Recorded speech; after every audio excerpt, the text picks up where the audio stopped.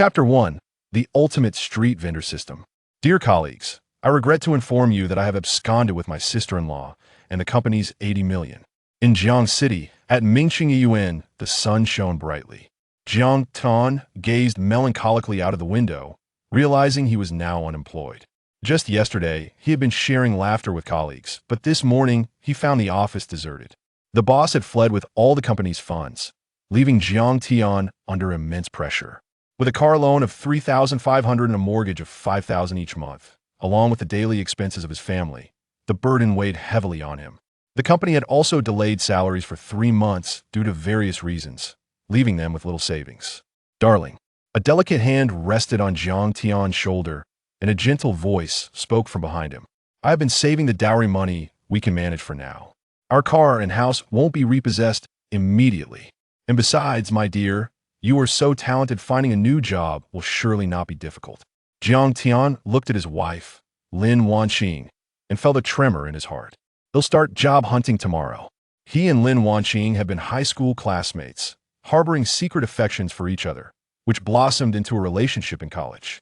They had been each other's first love, and now, after more than a decade, they were married for 5 years and had a 4-year-old daughter named Duo. Lin Wanqing's family was incredibly supportive.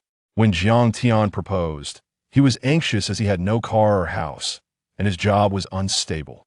His parents could assist with the down payment, but if the dowry was excessive, he might face financial ruin.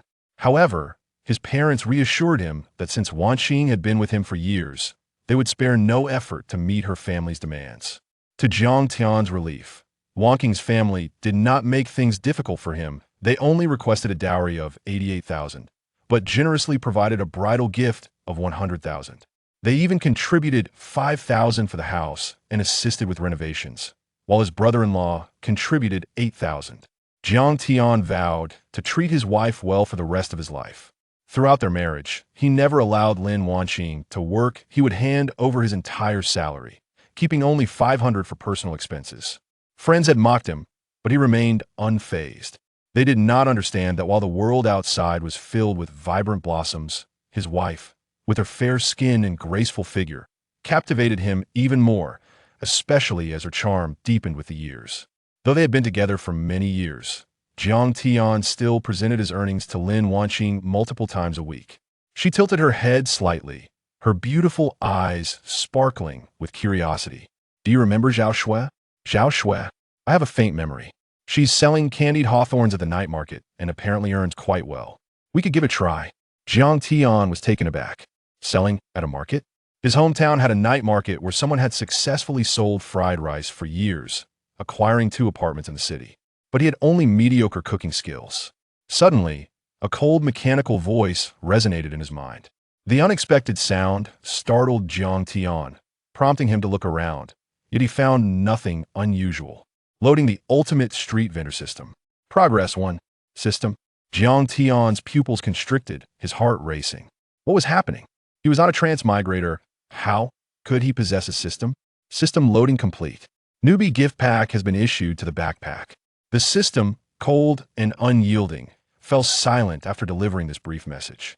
Jiang Tian felt somewhat dazed, but with a mere thought, the system interface appeared in his mind. Wife, slap me. Lin Wanqing was puzzled. Husband, what did you just say? Quick, slap me. Seeing the excitement in Jiang Tian's eyes, Lin Wanqing complied. Despite her confusion, after all, her husband occasionally had peculiar requests, like wanting her to wear strange outfits at night. Smack! The slap landed on Jiang Tian's face, not too hard, yet he felt a distinct sting. This was real. Jiang Tian was overwhelmed with exhilaration and kissed Lin Wanqing's delicate face. You are right. Let's sell at the market. I truly adore you.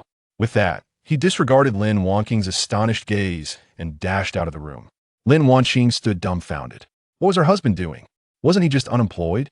He was capable enough to find a good job easily. It was merely a matter of time. Did he genuinely intend to sell at the market? However, since her husband was so determined, she would support him unconditionally. After all, starting a market stall wouldn't require much investment, and even if they faced losses, they could always start new. Meanwhile, after leaving home, Jiang Tian hurried to an empty alley. Looking at the newbie gift pack in the system backpack, he opened it without hesitation. Congratulations, host. You have received Enhanced Street Vendor Three-Wheeled Cart X1. Congratulations, host. You have received Max Level Fried Rice Skills X1. Congratulations, host. You have received System Exclusive Custom Wok X1. Task triggered. Sell 200 servings of fried rice for a chance to win a lottery. Knowledge surged into Jiang Tian's mind like a tidal wave. In moments, he mastered all the max-level fried rice techniques. He was astonished to discover that creating a simple fried rice involved so many nuances, selecting the rice, controlling the heat, balancing the seasonings, and so forth. It was only 1 o'clock in the afternoon, and since street vending typically began in the evening, he still had ample time. The three-wheeled cart could be DIY'd, and Jiang Tian decided to name it Lao Jiang Fried Rice. He took the cart from the system space and examined it. At first glance, it looked like any regular vendor cart, but its endurance far surpassed ordinary ones. Riding the cart, Jiang Tian quickly arrived at the market, where he purchased a commercial-grade rice cooker, oil, soy sauce, salt, and other condiments, as well as eggs, hot dogs, lean meat, and vegetables. For the condiments, Jiang Tian chose well-known brands to ensure customer satisfaction. For the ingredients, he selected only fresh meat and vegetables. Knowing his primary clientele would be young people, even if the taste was good, a single bad experience could deter customers from returning. After loading everything onto the cart, he bought 2 bags of premium rice, totaling 50 pounds. This rice was ideal for fried rice due to its high starch content and bright appearance. However, the premium rice was expensive. Initially, the rice vendor quoted 2.5 yuan per pound, but after some negotiation, Jiang Tian managed to lower it to 2.3 yuan. Quality rice dictated the taste of the dish, and the vendor explained that while premium rice was costly, there were cheaper varieties specifically for street vendors that cost only 1.2 yuan per pound. Many street vendors use this rice since most customers couldn't discern the difference. Having purchased 50 pounds of rice, along with various ingredients and condiments, Jiang Tian returned home on his cart, eager to serve his first customers as wife and daughter. He was curious about the flavor of the max-level fried rice bestowed by the system. Chapter 2. Darling, you must try this. Upon returning home, it was already 2 o'clock in the afternoon. As Jiang Tian carried the supplies upstairs, his wife was taken aback. Husband, your execution is astonishing. Did you really buy everything in such a short time? Jiang Tian scratched his head and smiled. Hee, I've made up my mind. Working for others merely provides a stable paycheck. I want to ensure a better life for you and Duo. Let's start with street vending and aim to open a shop in every city. Lin Wanqing replied with a warm smile. Great. I believe in you, my husband. I'll help you carry the supplies. As the saying goes, teamwork makes the dream work. The couple worked together, transporting all the items upstairs in a few trips at the tea that moment. Their daughter Duo, still half asleep from her nap, stumbled out of the bedroom, rubbing her eyes and gazing curiously at the clutter in the living room. Her round little face was filled with confusion as she asked, Mommy, what is Daddy doing? Lin Wanqing cradled Duo in her arms, chuckling softly. Daddy is going to cook for you soon. Would you like to eat? Upon hearing this, Duo's expression shifted dramatically, her head shaking vigorously like a rattling drum. Duo doesn't want it. If Daddy cooks, Duo will get a stomachache. Jiang Tian felt a wave of embarrassment wash over him. The last time Lin Wanqing visited her family, he had showcased his culinary skills, only for Duo to suffer from a day-long bout of diarrhea. And the taste of his cooking, Lin Wanqing, upon hearing Duo's words, hastily returned from her family's home that very night. The moment Duo saw her mother walk through the door, she burst into tears, exclaiming that Daddy was trying to harm her. The couple found themselves in a comical predicament, with Lin Wanqing affectionately teasing, Daddy has secretly practiced for a long time just to show you his skills today. However, as she surveyed the heap of ingredients in the living room, she felt a twinge of uncertainty. Having shared over a decade with her husband, she knew him well. While boiling instant noodles might be manageable, selling fried rice to so many people was a different story altogether. She genuinely harbored doubts, recalling how, before they married, Jiang Tian had volunteered to cook, a feat that could only be described as culinary darkness. Therefore, if Jiang Tian actually succeeded in making delicious fried rice, well, she would have to hold him accountable. Meanwhile, Jiang Tian was oblivious to her concerns. He began by rinsing the rice gently under clean water, meticulously removing impurities before placing it in the rice cooker.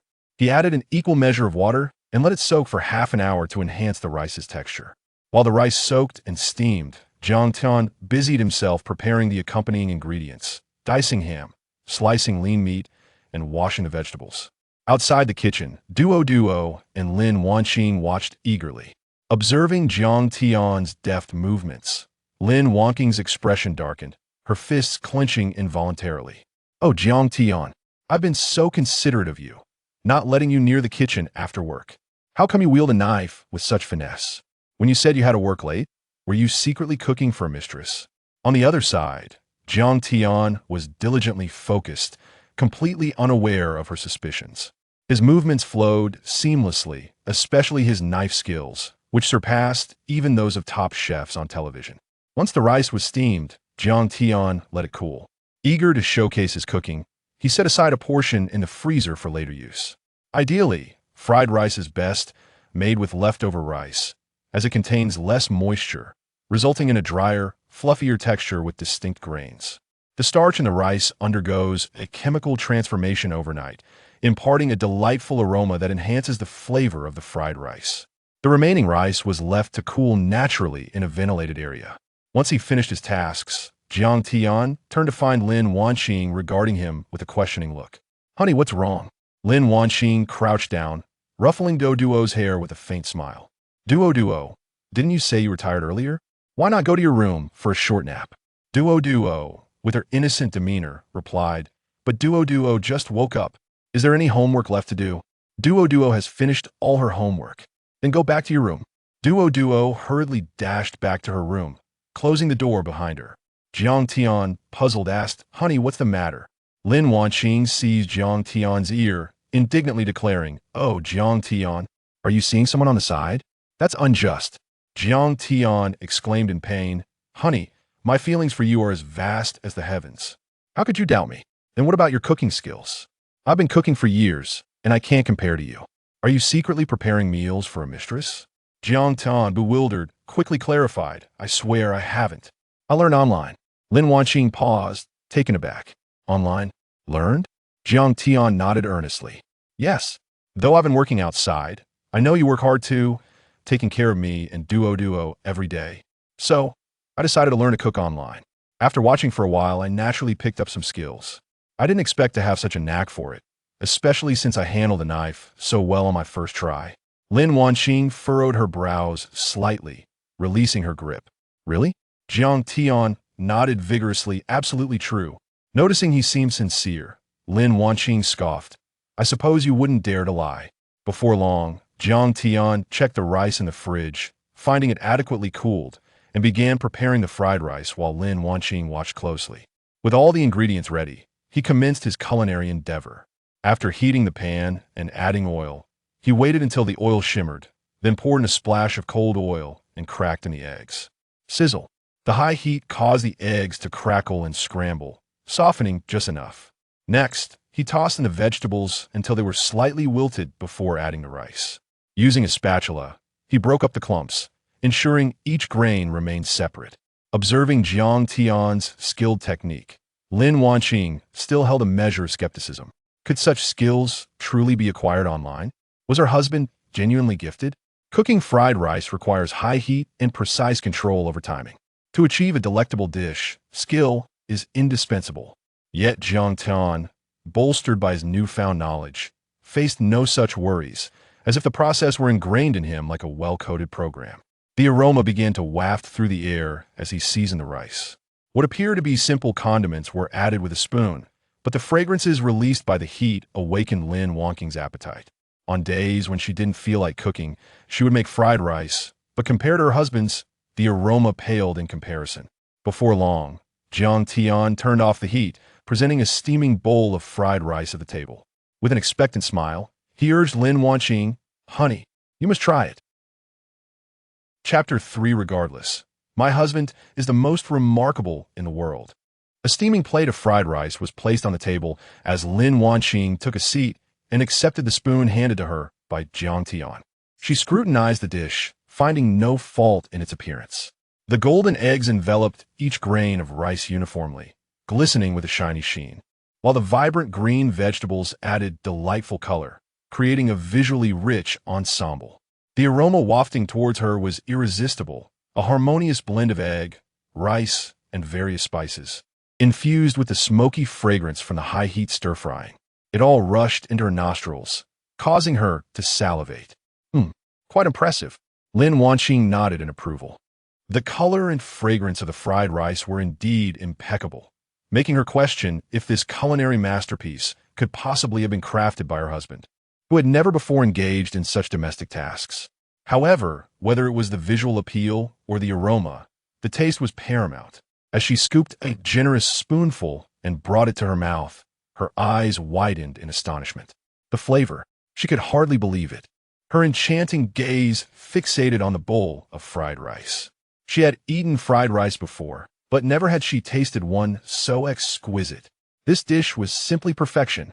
Even setting aside the bias of Jiang Tian being her husband, this was undeniably an exceptional fried rice. The moment it touched her palate, the rich aroma of egg combined with the unique fragrance of the rice exploded in her mouth, followed by the sweetness of the vegetables and the mingling flavors of various seasonings. Jiang Tian's mastery over the cooking process was extraordinary. Each grain of rice was distinct and well-cooked. It was truly a feast for the senses. Husband. Tears sparkled in Lin Wanqing's beautiful eyes, which startled Jiang Tian, prompting him to hastily wipe away her tears. What is wrong, dear? Is it not tasty? He had followed the system's tutorial meticulously. So how could it possibly taste bad? Lin Wanqing shook her head, exclaiming, "It's too delicious. I have never had such amazing fried rice in my entire life. You are an incredible husband. I dare say your street stall will be a tremendous success." Observing Lin Wanqing's excitement, Jiang Tian scratched his head. Taste is subjective. The future remains uncertain. He then called for Duo, who initially hesitated, recalling her father's earlier culinary mishaps. As a result, she instinctively resisted trying her father's fried rice. However, seeing the expectant gazes of her parents, she mustered the courage to take a bite with her cartoon spoon. The little one's large eyes widened in astonishment as she exclaimed, "Did Daddy make this?" Jiang Tian swelled with pride. Both his wife and daughter had discerning palates, and their praise was a sure sign of deliciousness. He too had tasted it and found it far superior to anything he had eaten at roadside stalls. By 5 o'clock in the afternoon, after several hours of cooling, the rice was nearly ready. Jiang Tian transferred the rice into 2 large buckets, estimating he could prepare around 150 servings. After tidying up with his wife, he loaded everything onto his tricycle. Just before leaving, Duo planted a kiss on Jiang Tian's cheek and clenched her little fist in encouragement. "Daddy, go for it. Duo will wait for you at home." Lin Wanqing also kissed Jiang Tian, saying, "Husband, if you're too tired, come back early. You've worked so hard for our family over the years without ever taking a proper rest. I had hoped you could take a break during your unemployment. But now you're heading out to set up a stall. Regardless, my husband is the most remarkable in the world. For man, especially, life is all about emotional value." Jiang Tian felt fortunate, with a gentle and caring wife and a thoughtful daughter, no matter the difficulties he faced outside. All his troubles dissipated upon returning home. In this little sanctuary, he would always be the strongest. Thus, even amid exhaustion, Jiang Tian found joy in the struggle, eagerly returning home after work. "Don't worry, dear, I understand." After bidding farewell to his wife and daughter, Jiang Tian pedaled away on his tricycle. At this hour, the university town was bustling, with students soon to be released from classes. Many preferred the vibrant food street over the cafeteria. By around 5:30, Jiang Tian hurried to the food street. However, for vendors, he was late. Most had arrived by 4 to secure good spots. Here, there were no fees for stalls, and all was first come, first served, especially for the coveted locations, which were claimed as early as 3 o'clock. After wandering for a while, Jiang Tian found a spot at the end of the street. It wasn't an ideal location. Further in was a dead end, and customers would only approach from the street entrance.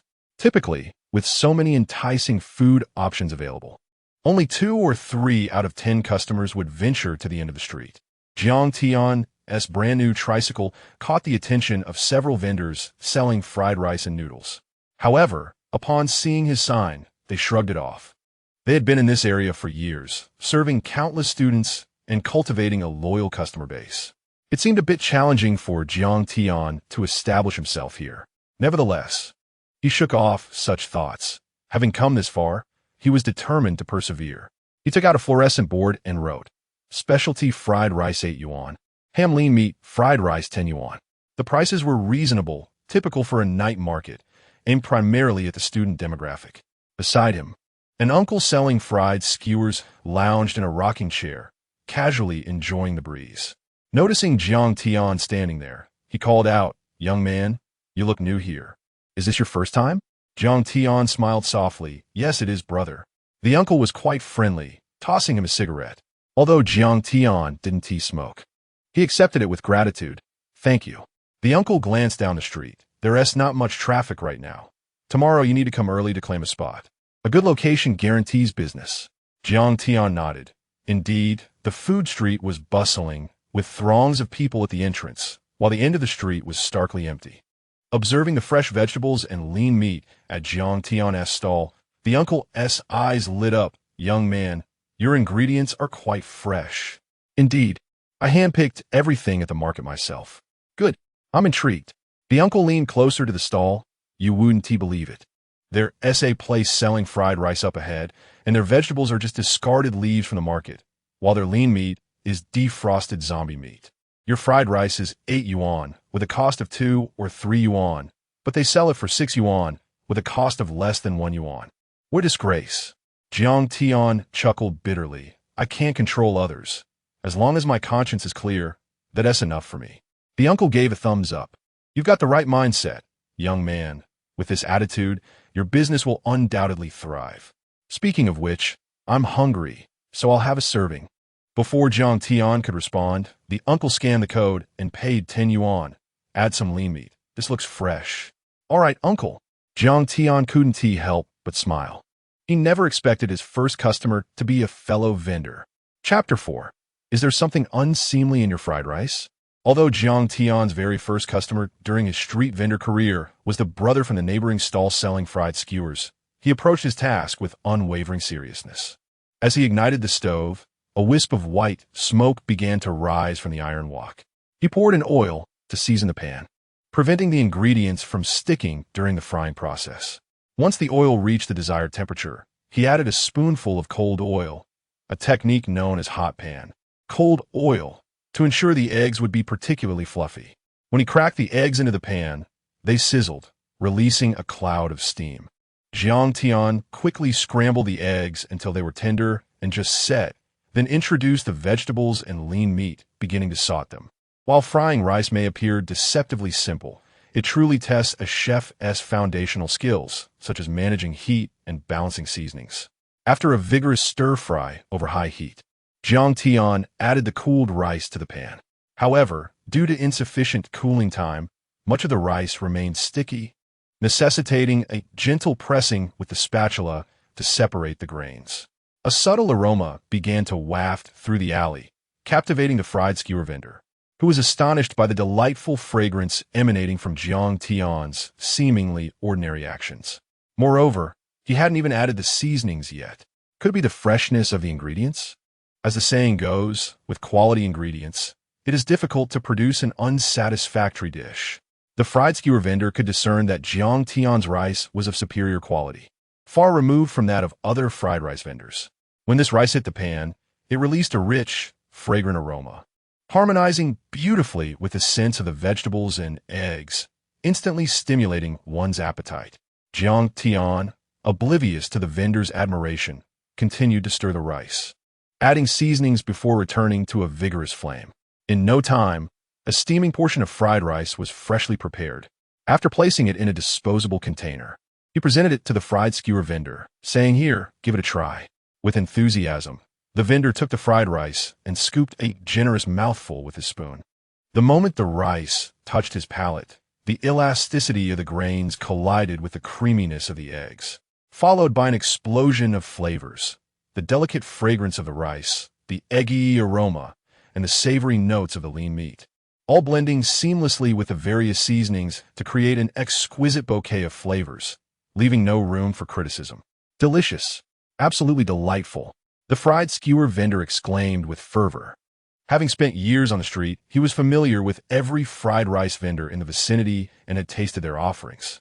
Yet, he now firmly believed that none of them could rival the flavor crafted by this young man.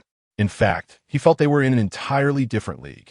Other vendors' fried rice was often either overly greasy, too salty, or too bland, or the ingredients simply did not measure up. This young man's ingredients were visibly fresh, personally selected from the market, and he had not sensed any greasiness despite having indulged in so much.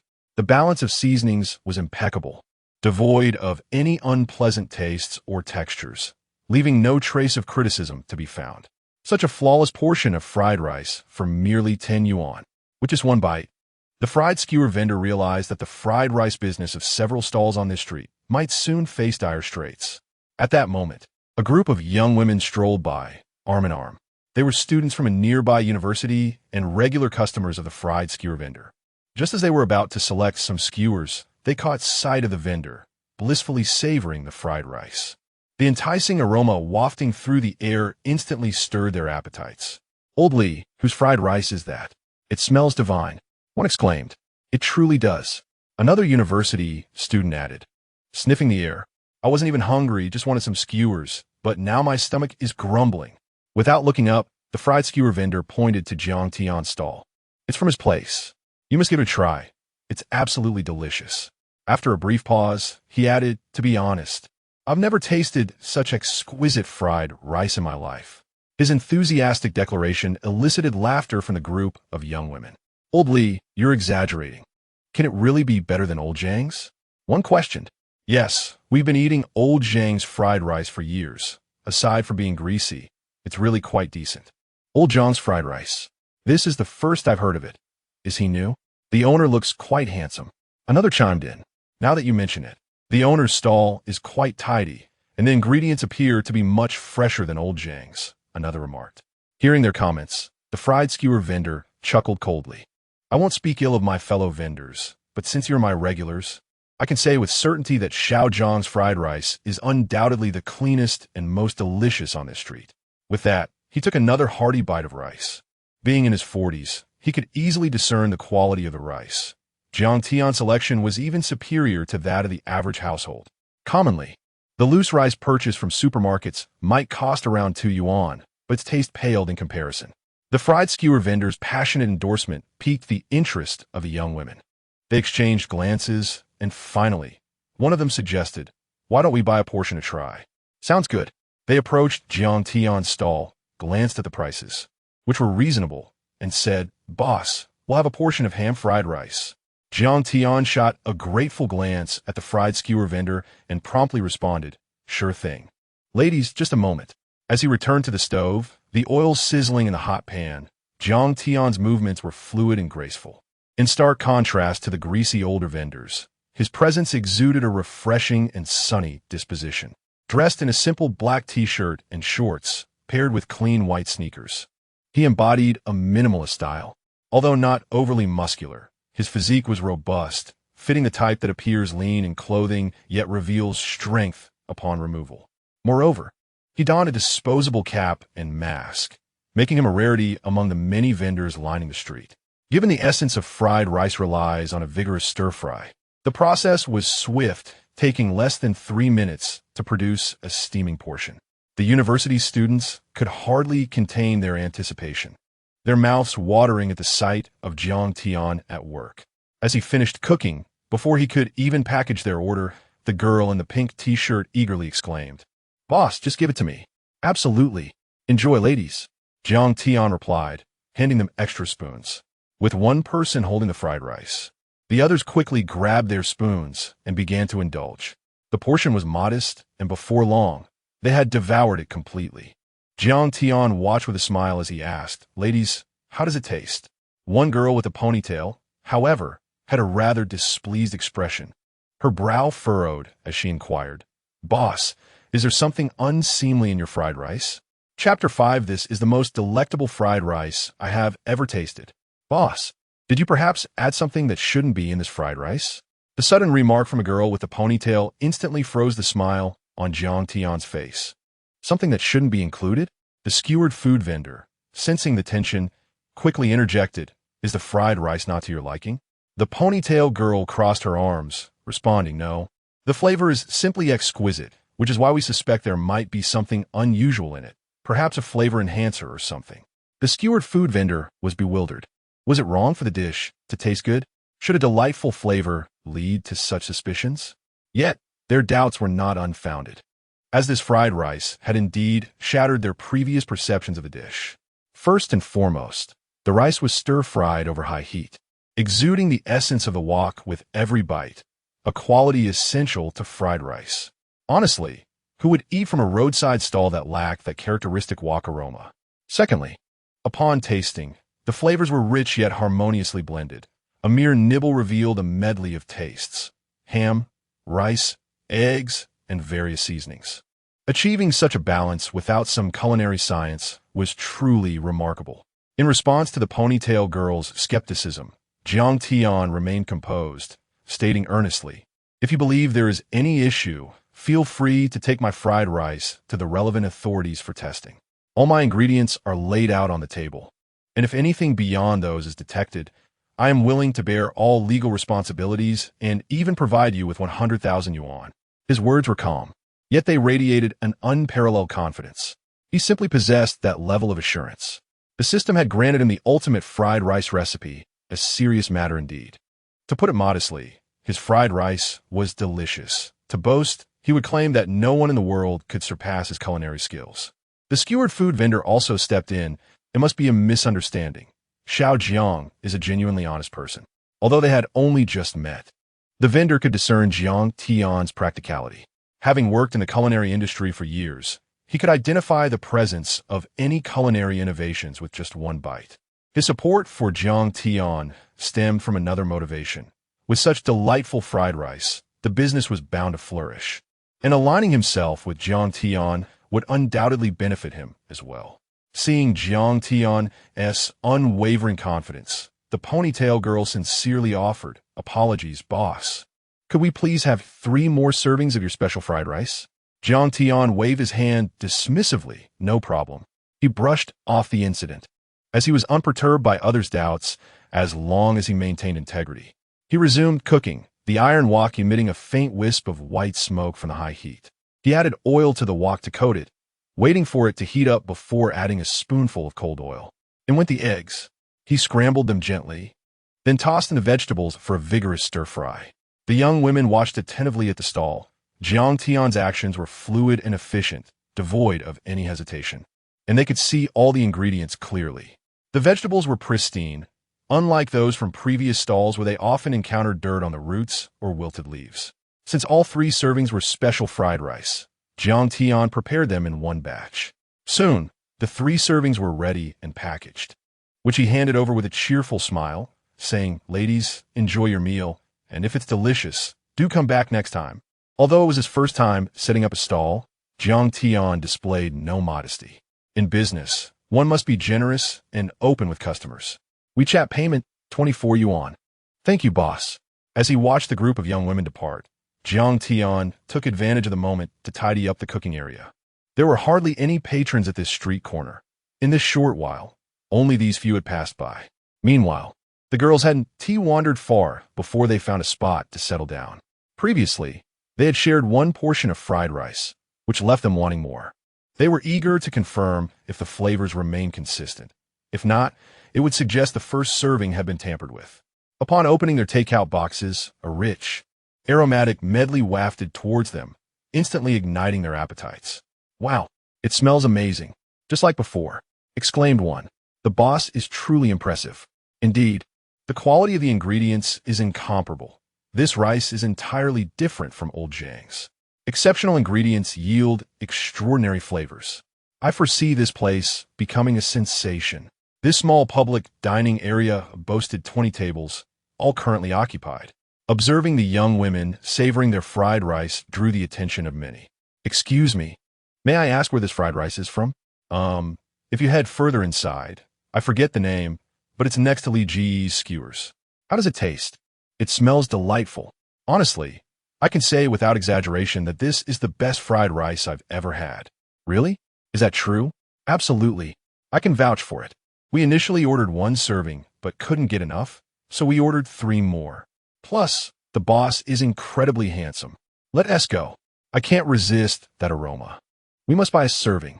At that moment, Jiang Tian had just finished cleaning up the cooking area. From the instant he decided to set up his stall, he resolved to prioritize cleanliness and hygiene above all else. Even if it meant incurring higher costs, he wanted customers to eat with peace of mind. Furthermore, since the primary clientele consisted of university students, he understood that while they might prioritize flavor, using inferior ingredients would weigh heavily on his conscience. However, after nearly half an hour, he had only earned less than 50 yuan. Jiang Tian sighed with a bittersweet smile. Sensing Jiang Tian's slight despondency, the skewered food vendor reassured him, "Wait until just after 9 tonight. You can head to Wanghai apartment. It's bustling with people getting off work. And I recall there are only a couple of stalls selling fried rice, making for much less competition than here." "All right, brother." Jiang Tian squinted. "I'll check it out then." Yet his immediate concern was the current business situation. He couldn't possibly earn just 50 yuan to appease his wife. After deliberating, he decided to call out to passers-by. As a newcomer, lacking a loyal customer base and with his stall positioned poorly, if he didn't attract attention, he might truly see his earnings halt for the day. Just then, several people were approaching, and Jiang Tian's eyes lit up. He quickly positioned himself at the edge of the street. However, just as he was about to call out, he noticed that these individuals were headed straight for him. Isn't that Li Ji's skewered food? And next to it is Old Zhang's fried rice. Yes, it must be this place. Didn't she just mention the boss is handsome? Indeed, he is quite dashing. I can't compare. Jiang Tian was momentarily taken aback. What was happening? Why were so many people suddenly flocking to him? Chapter 6. The business boom. Jiang Tian was a bit bewildered. He had not harbored much expectation for today, yet suddenly, a wave of customers arrived. A quick glance revealed at least 7 or 8 individuals, and judging by their discussions, they seemed to be drawn to him. "Boss, I'd like a serving of fried rice, with ham, please. Make mine a special fried rice. I want lean meat, that's 10, right?" Though Jiang Tian was momentarily confused, he couldn't afford to turn away these customers. Thus, he promptly opened the stove, heating the pan while cheerfully assuring everyone, "Please be patient. One at a time. Fried rice with ham, correct? That LLB 10. You can scan the code beside you." Skillfully, he cracked an egg into the pan, letting it sizzle until it became fluffy, then added some vegetables and diced ham, tossing them into the mixture. The hot oil erupted in a cloud of steam, releasing an enticing aroma of eggs and ham that whetted the appetite. Finally, he added the perfectly cooked rice, using the spatula to break apart each grain before introducing his secret seasoning, enveloping the alley in a tantalizing fragrance. "Oh, this is the flavor. It seems today is a lucky day. It smells incredible. Old Zhang's fried rice can't compare. Indeed, and these ingredients look exceptionally fresh. The boss must be a graduate of New Oriental, right? His movements are so practiced." In no time, a serving of ham fried rice was ready. Just as Jiang Tian transferred it into a disposable container, the young man exclaimed, "Boss, I'll handle the chopsticks myself. I'm famished. No need for pleasantries." Jiang Tian immediately began preparing the next order. Looking up, he noticed the current university students exhibited remarkable manners. They had lined up orderly without needing a reminder. The vendor selling fried skewers next door was also cheerfully calling out to attract customers. Many who purchased fried rice would effortlessly grab some skewers. For a bite of fried rice paired with skewers was a match made in culinary heaven. Moreover, Jiang Tian noticed a steady stream of newcomers approaching. Upon inquiry, he learned that the few ladies who had previously questioned him had given his establishment a glowing endorsement in the public dining area. Typically, his shop, tucked away in the alley, attracted few patrons. However, the formation of a small queue indicated that something delectable was indeed drawing people in. This phenomenon of herd behavior is precisely how it works. Where there are many, more will come. Thus, many arrived and inquired of previous customers, "Hey, is this fried rice good? Delicious beyond compare. One serving isn't enough. I'll definitely be back for more." "Really? How does it compare to Old Zhang's?" "Old Zhang? Huh, I can only say, my brother, treat yourself to something better. That old Jiang uses gutter oil. What? How do you know? My family sells gutter oil. Jiang Tian found himself slightly uncomfortable with the sudden influx of patrons, especially with the constant calls of handsome boss echoing around him. After years in sales, he felt a bit shy. The principle of reciprocity was at play here. The customers were courteous, and no matter how fatigued Jiang Tian felt, he maintained a smile, determined not to let his good food lead to a poor attitude. To sustain a long-term business, this was essential. Previously, at his job, he had a fondness for a particular braised pork rice shop downstairs. However, one day, when the queue was considerable and he was anxious to meet a client, he waited nearly half an hour, watching those who arrived after him get served first. When he inquired about his order, the owner snapped, saying to either wait or take a refund. Jiang Tian left without hesitation and never returned. Thus, even if some shops had excellent flavors, he would never patronize one with a poor service attitude. As a consumer, one does not merely consume food. Emotional value is equally significant. You may not miss me as a customer, but I equally do not miss your establishment. Good flavor, excellent service, and quality ingredients. These three aspects are what Jiang Tian currently pursues. Maintaining them ensures his business thrives and repeat customers multiply. After this wave of guests, Jiang Tian's hands had scarcely paused. Sweat trickled down his cheeks, yet the delightful sounds of transactions invigorated him. Boss, I want a serving of ham fried rice, 10. Right? I'm turning away. WeChat received 10 yuan. Boss, a special fried rice, please. WeChat received 8 yuan. Boss, 2 servings of fried rice with ham and lean meat. WeChat received 24 yuan. During a brief moment between servings, Jiang Tian glanced up and was taken aback. Wow, where did all these people come from? This sudden surge left him stunned. In a short span, he had looked away. The queue had swelled from 7 or 8 to at least 20 or 30 individuals. Moreover, more people were flocking from the street toward him.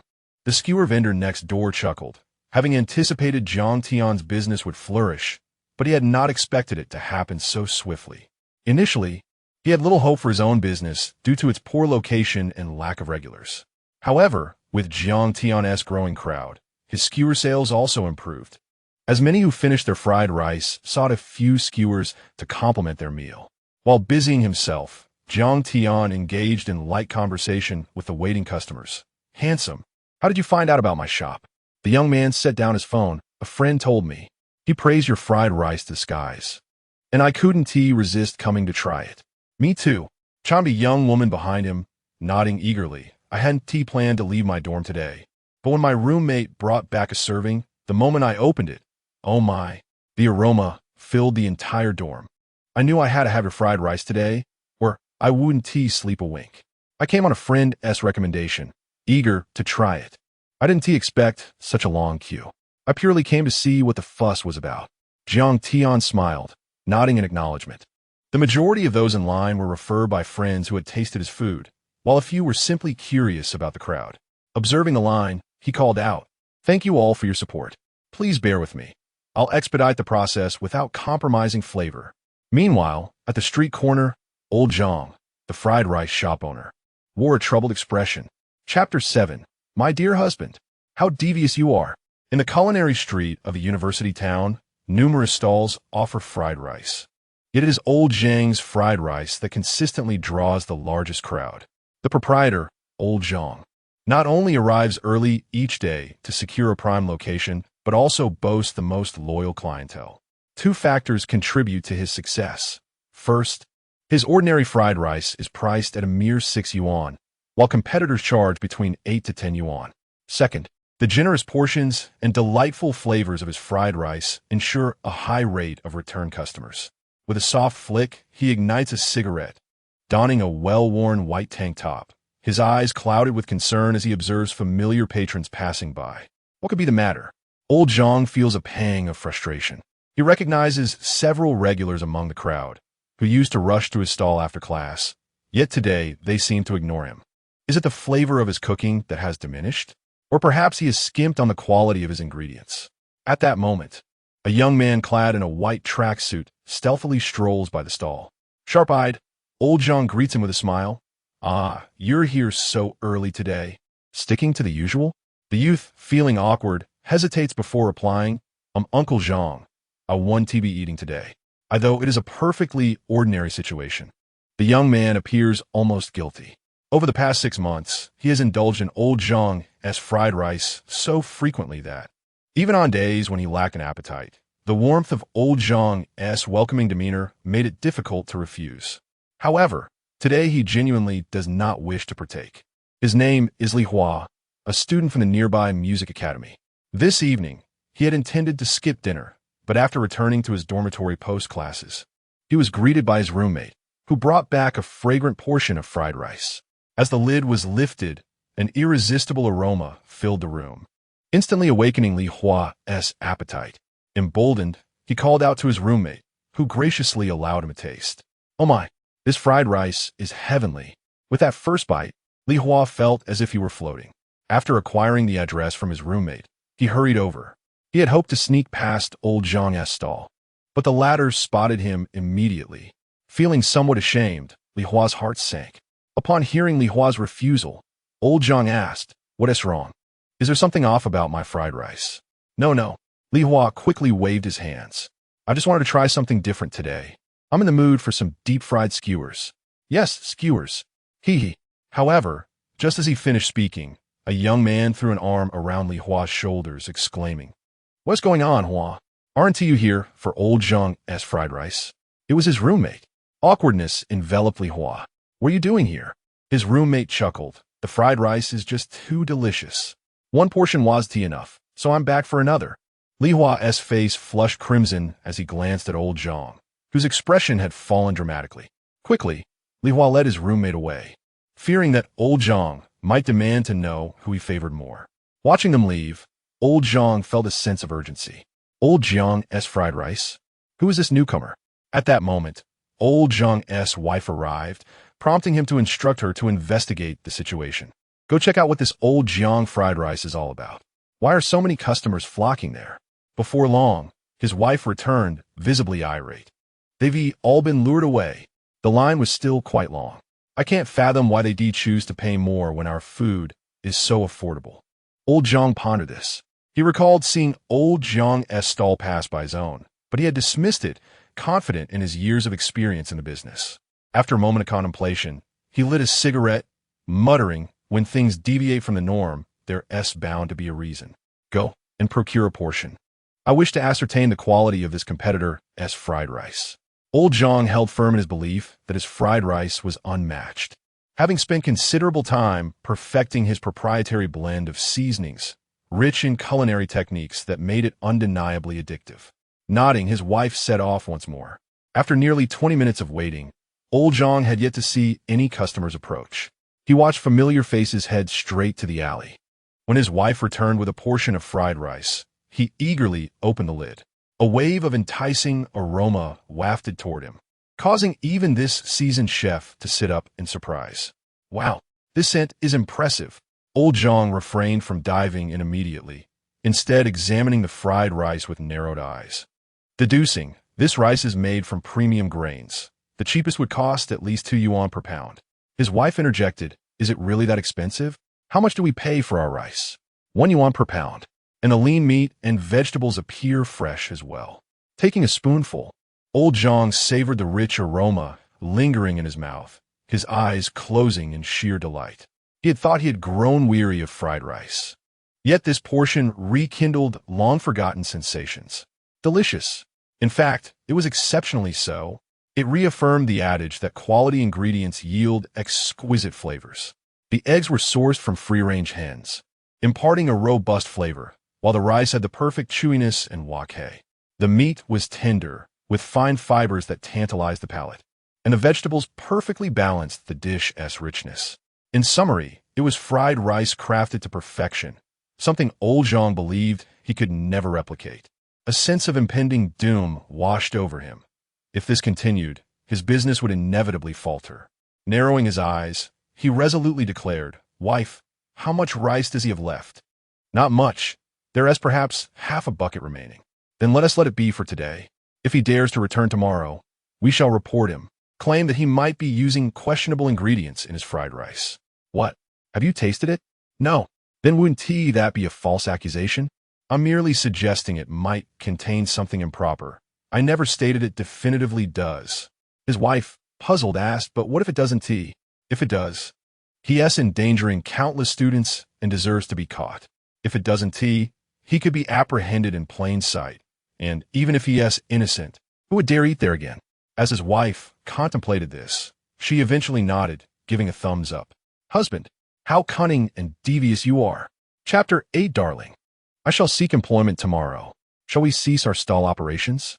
The atmosphere around Jiang Tian was fervent, bustling with activity since the arrival of the initial wave of customers. His hands had scarcely rested since then, tirelessly preparing dish after dish, leaving him drenched in sweat. Regrettably, on his inaugural day of vending, many preparations were insufficient. The rice had yet to be sold out when the vegetables and lean meat had already been depleted. Fortunately, the patrons were understanding, with many asserting that they could manage without the greens. Jiang Tian thus lowered the prices slightly, offering his signature fried rice at 7 yuan and ham fried rice at 9. Despite these challenges, the sales remained exceptionally robust. Originally, this alleyway was rather deserted, but Jiang Tian's fried rice had suddenly attracted a multitude of customers. Fellow vendors, initially pessimistic about the day's prospects, began to energetically call out to attract customers. As long as their offerings did not conflict with Jiang Tian's, they too could profit. By 8 o'clock, every item had been sold out. A few customers still in line gazed despondently at the empty rice containers, on the verge of tears. Boss, we've been waiting for over 10 minutes. How could this be? One lamented. Yes, my girlfriend specifically messaged me to come by some. Can you make a bit more? I'm practically drooling here. Another pleaded. I beg anyone who doesn't want their portion to sell it to me at double the price. The remaining customers, their eyes reddened with urgency, felt a profound disappointment after waiting so long only to find everything gone, especially as they watched others nearby, savoring their meals amidst the rich aromas wafting through the alley. Jiang Tian felt equally helpless. Who wouldn't want to profit? However, the success of his first day had exceeded his expectations. A glance at his cart revealed that not a single morsel remained. He could only express his regret for being unprepared and requested everyone's understanding for his lack of experience. Tomorrow, I shall arrive earlier and prepare more rice. Please come back, and I sincerely apologize for today. For those who didn't get a buy, please add me on WeChat, and I will prioritize your orders tomorrow. With that, Jiang Tian bowed deeply to the customers still waiting. Such earnestness alleviated the frustration of even the most irritated patrons. Moreover, Jiang Tian's proposed compensation was a testament to his respect for his customers, a courtesy rarely extended by other vendors. You're too kind, boss. We just wanted to try your fried rice. Indeed. No worries, boss. I'll be here early tomorrow. After bidding farewell to the customers, Jiang Tian did not immediately rest. He diligently cleaned his cart and tidied up the surrounding area before finally sitting on a small stool. The brother selling fried skewers handed him a bottle of water, which he gratefully consumed in one go. I knew your business would thrive. Are you heading to the Wang Hai apartment later? The skewer vendor inquired. Jiang Tian shook his head. No, brother, the rice is sold out. I need to prepare more for tomorrow. All right, let us add each other on WeChat. I'll come early tomorrow to secure a good spot for you. Thank you, brother. Engaging in light conversation with the skewer vendor, Jiang Tian learned that his name was Li Dali, and vending was his full-time job. He usually frequented office buildings at lunchtime and the University Food Street and Wang Hai apartments in the afternoon and evening. For someone like him, who worked full-time, daily earnings, after expenses, were merely 200 to 300 yuan, a modest income that often fluctuated with the weather. After parting ways, Jiang Tian rode his cart home, arriving just before 9 o'clock. He paused before entering the building to message his wife, Lin Wanqing, informing her of his imminent arrival. Lin Wanqing, ever considerate, refrained from inquiring about his day at the stall. Perhaps she believed that Jiang Tian's hasty venture into street vending had left many preparations lacking, leading to an inauspicious start. Although he did not smoke, he lit a cigarette, a gesture prompted by the day's surprising profits. To his astonishment, He had sold a total of 156 servings of fried rice. With a relatively low average price, his total revenue reached 404 yuan. While he had not meticulously calculated his costs, they were likely around 3 to 400 yuan, yielding a net profit exceeding 1,000 yuan. This far exceeded the earnings from traditional employment. Moreover, selling 200 servings would unlock a new round of rewards within the system, making the prospect of daily earnings surpassing 10,000 yuan seem tantalizingly within reach. Today, his reputation had been firmly established. He would need to prepare more rice for the next day. Meanwhile, upstairs, Lin Wanqing gazed down at her husband smoking below, tears welling in her eyes. "Mama, why are you crying?" the sweet and understanding Duo inquired, tugging at her sleeve. "It's nothing, Duo. Just a strong wind," she replied, gently stroking her daughter's head. Yet, her heart was heavy with sorrow, tears streaming down her face. She knew her husband was not a smoker, typically the first to return home after work. Today, however, he stood alone below, puffing away, his weary visage a poignant reminder of his struggles. It seemed that her premonitions were correct. His venture into street vending had not unfolded smoothly. After all, he bore the weight of their family alone, and with the loss of his job, the challenges of this new endeavor were daunting. Who wouldn't he feel overwhelmed in such circumstances? This realization ignited a resolve within Lin Wanqing. She could no longer allow her husband to bear such burdens alone. She would call her parents to help care for Duo while she sought employment. Although it had been years since she last worked as a graduate in finance, securing a position with an 8,000 yuan salary should be well within her capabilities. Casting another glance downstairs, she noticed her husband's figure had vanished, likely ascending in the elevator. Hastily, she wiped her tears and forced a smile in the mirror, though it felt painfully contrived. Moments later, the door creaked open, revealing Jiang Tian's haggard face. He appeared utterly exhausted, yet he managed to smile at his wife and daughter. "Honey, Duo, I'm home."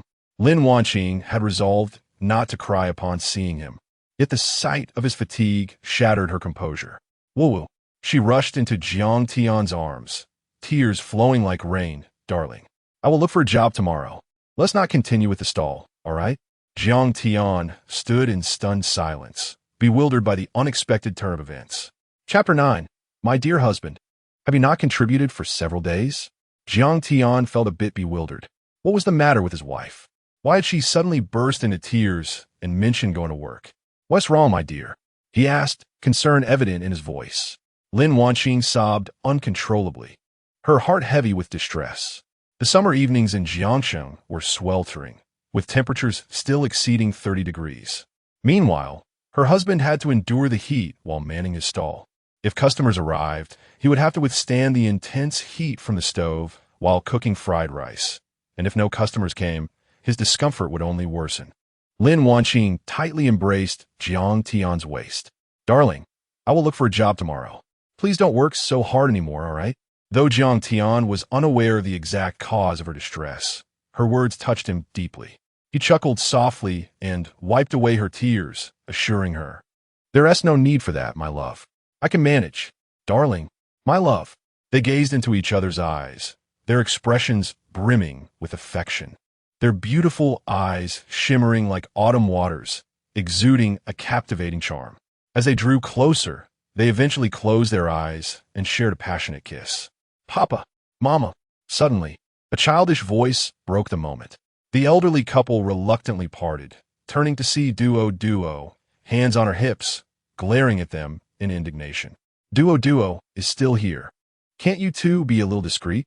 Jiang Tian's face flushed, and he cleared his throat to mask his embarrassment cough. What does a child understand?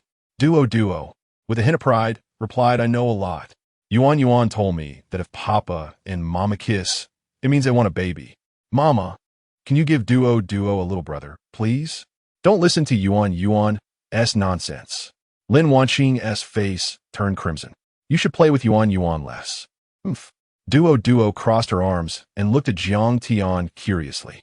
"Papa, did you earn a lot of money today? Can you buy me an ice cream? Mama would buy me one this afternoon."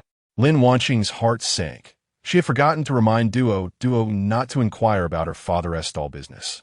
Jiang Tian knelt down, cupping Duo's face with a smile. Sure. What flavor of ice cream do you want?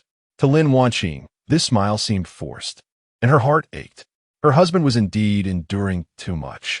Despite his own distress, he still felt compelled to appear strong in front of her and their daughter. It truly made her want to weep. With a quivering voice, Lin Wanqing said, "Darling, there are countless paths in this world. If selling from a stall doesn't work, we can always find another way." "What do you mean it won't work?" Jiang Tian chuckled, bemused. "Selling from a stall is perfectly viable." Lin Wanqing was taken aback. "How is it viable?" Jiang Tian smiled confidently. "My abilities are exceptional. How could I fail at anything? Let me tell you, there were so many customers for my fried rice today." He pulled out his phone and presented it to his wife. "I sold all the rice I brought today, earning over 1,400. The cost was only around 300 to 400. So in just a few hours, I made over 1,000. Isn't that remarkable?" "Wait." Lin Wanqing's pupils constricted as she widened her eyes, her heart surging with astonishment. "You earned over 1,000? "Indeed." Jiang Tian nodded. "And if I hadn't sold out, I intended to go to Wang Hai apartment tonight, where it's bustling with people. Business there would surely be good. If I introduced a few more products, I estimate earning over 10,000 a day wouldn't be a dream." Every word he spoke left Lin Wanqing astounded. She was aware of the deliciousness of Jiang Tian's fried rice. But selling from a stall required either a prime location or a steady accumulation of customers who would spread the word. She hadn't expected him to sell out on his first day. Seeing the shock in his wife's eyes filled Jiang Tian with pride. He took her hand and sat them both on the sofa, recounting the events of the evening in detail, from securing the stall location, meeting Brother Li, the vendor of fried skewers, to the skeptical girl with the ponytail, and finally the wave of customers that led to selling out his fried rice. After listening, Lin Wanqing pouted, "I saw you smoking downstairs and thought your business wasn't going well. You owe me tears." Now it made sense to Jiang Tian why Lin Wanqing had cried upon his return home. "That was from Brother Li. I didn't intend to smoke. But seeing how much I earned, I couldn't help but indulge a little. You don't mind, do you, my love?" "You know," he continued, "I used to earn over 20,000 a month when the company was doing well, but when it was struggling, I'd only make around 10,000. Now, on my first day of selling from stall, I've already earned over 1,000, and it will only get better." Lin Wanqing lay in Jiang Tian's embrace, her heart aching for him. "But you're so tired now." Jiang Tian chuckled lightly. "I'm tired, but I prefer this kind of exhaustion. I no longer live at the mercy of others. I need not worry about a boss running off one day, because I am my own boss. My efforts will yield the rewards they deserve, which many envy, and I must cherish this. Go for it, darling." Lin Wanqing clenched her fist with determination. "Let us strive for a spacious apartment soon." "Ha ha ha. All right." Jiang Tian chuckled. "I'll work even harder." At that moment, Duo, who had been listening to their conversation, couldn't contain herself any longer. Pouting with a pitiful expression, she asked, "Can we go buy ice cream now?" "All right, let us take you." The couple descended the stairs with Duo between them, holding their hands, a heartwarming scene. After purchasing a strawberry ice cream for Duo, the family returned home. It was getting late, and Jiang Tian asked Lin Wanqing to help put Duo to bed while he prepared to steam rice. The amount of rice purchased earlier was insufficient. Fortunately, Jiang Tian had the foresight to add the rice vendor on WeChat earlier that afternoon. He sent a message, and the vendor, still awake, agreed to deliver 100 pounds of rice. When the rice vendor arrived, Jiang Tian negotiated the price. "Brother, you've noticed it's only been a day, and I'm already ordering another 100 pounds. Can we discuss the price?" The vendor was about to decline when Jiang Tian quickly interjected, "Your rice is excellent, and you're a good person. I'd rather have you deliver than seek out another vendor." With such a compelling argument, the vendor had no reason to refuse, and they settled on a price of 2 yuan per pound. After all, he recognized Jiang Tian's potential. Losing a customer over a mere 20 cents would be detrimental to his business. Once the rice was carried upstairs, Jiang Tian prepared to get to work. The couple busied themselves in the kitchen, and washing and preparing 100 pounds of rice proved to be quite time-consuming. Finally, by midnight, they had finished steaming all the rice. Exhausted, they washed up and lay down in bed. As soon as the bedroom light was turned off, Lin Wanqing's soft voice echoed in the darkness. "Darling, have you not contributed for several days?" Chapter 10. Dear brother, there is something you must be cautious about. The following day, at the crack of dawn, Jiang Tian rode his tricycle to the market. The morning meat and vegetables were exceptionally fresh. This time, Jiang Tian prepared an ample supply to ensure he could sell out in the university town before heading to the Wanqing apartment. As he parked the tricycle downstairs, a woman exited the apartment building and, upon noticing Jiang Tian's vehicle, inquired with a puzzled expression, "Xiao Tian, what is going on?" Jiang Tian chuckled. "Aunt Song, you're up so early. My company has gone bankrupt, so I'm planning to set up a stall to earn some money." This woman was Song Fun, his neighbor, a kind-hearted lady who often sent delicious food to his daughter, Duo. Her son, just 2 years younger than Jiang Tian, reportedly worked at a major tech company with an annual salary exceeding several $100,000. Hearing Jiang Tian's words, Song Fun sighed deeply. So that's the case. Alas, all industries are struggling nowadays. My son's company is also laying off employees. He heard he's on the list and has been anxious ever since. It's tough for young people these days, unlike when we had it easier. Feeling a pang of sympathy for Jiang Tian, who worked tirelessly, Song Fun reflected on their years of acquaintance. Jiang Tian and his family often visited her home with various treats, and during the festive seasons. If her son couldn't return, Jiang Tian would invite her to celebrate at his home. Their bond was closer than that of ordinary relatives. Jiang Tian replied bittersweetly, "Your son is so capable. He shouldn't be laid off. It's challenging to make a living these days. In your younger years, opportunities were abundant. Even if you could only do manual labor, as long as you were willing to work hard, you had a chance to succeed. But now, if all you can do is manual labor, you'll find yourself endlessly toiling. Will you be setting up your stall? When the time comes, I'll bring my sisters from the dance group to support your business. In the evening, I'll be at the University Town Food Street. Later, I should be at the Wanqing apartment." "All right," Song Fun nodded. "I'll head to the food street later. We've known each other for so many years. Yet I've never had the chance to taste your cooking." "Great, Aunt Song. See you later." After watching Aunt Song leave, Jiang Tian carried his supplies upstairs. His wife, Lin Wanqing, had taken Duo to kindergarten and would return shortly. He left some breakfast at home, had a quick bite, and then began preparing the ingredients.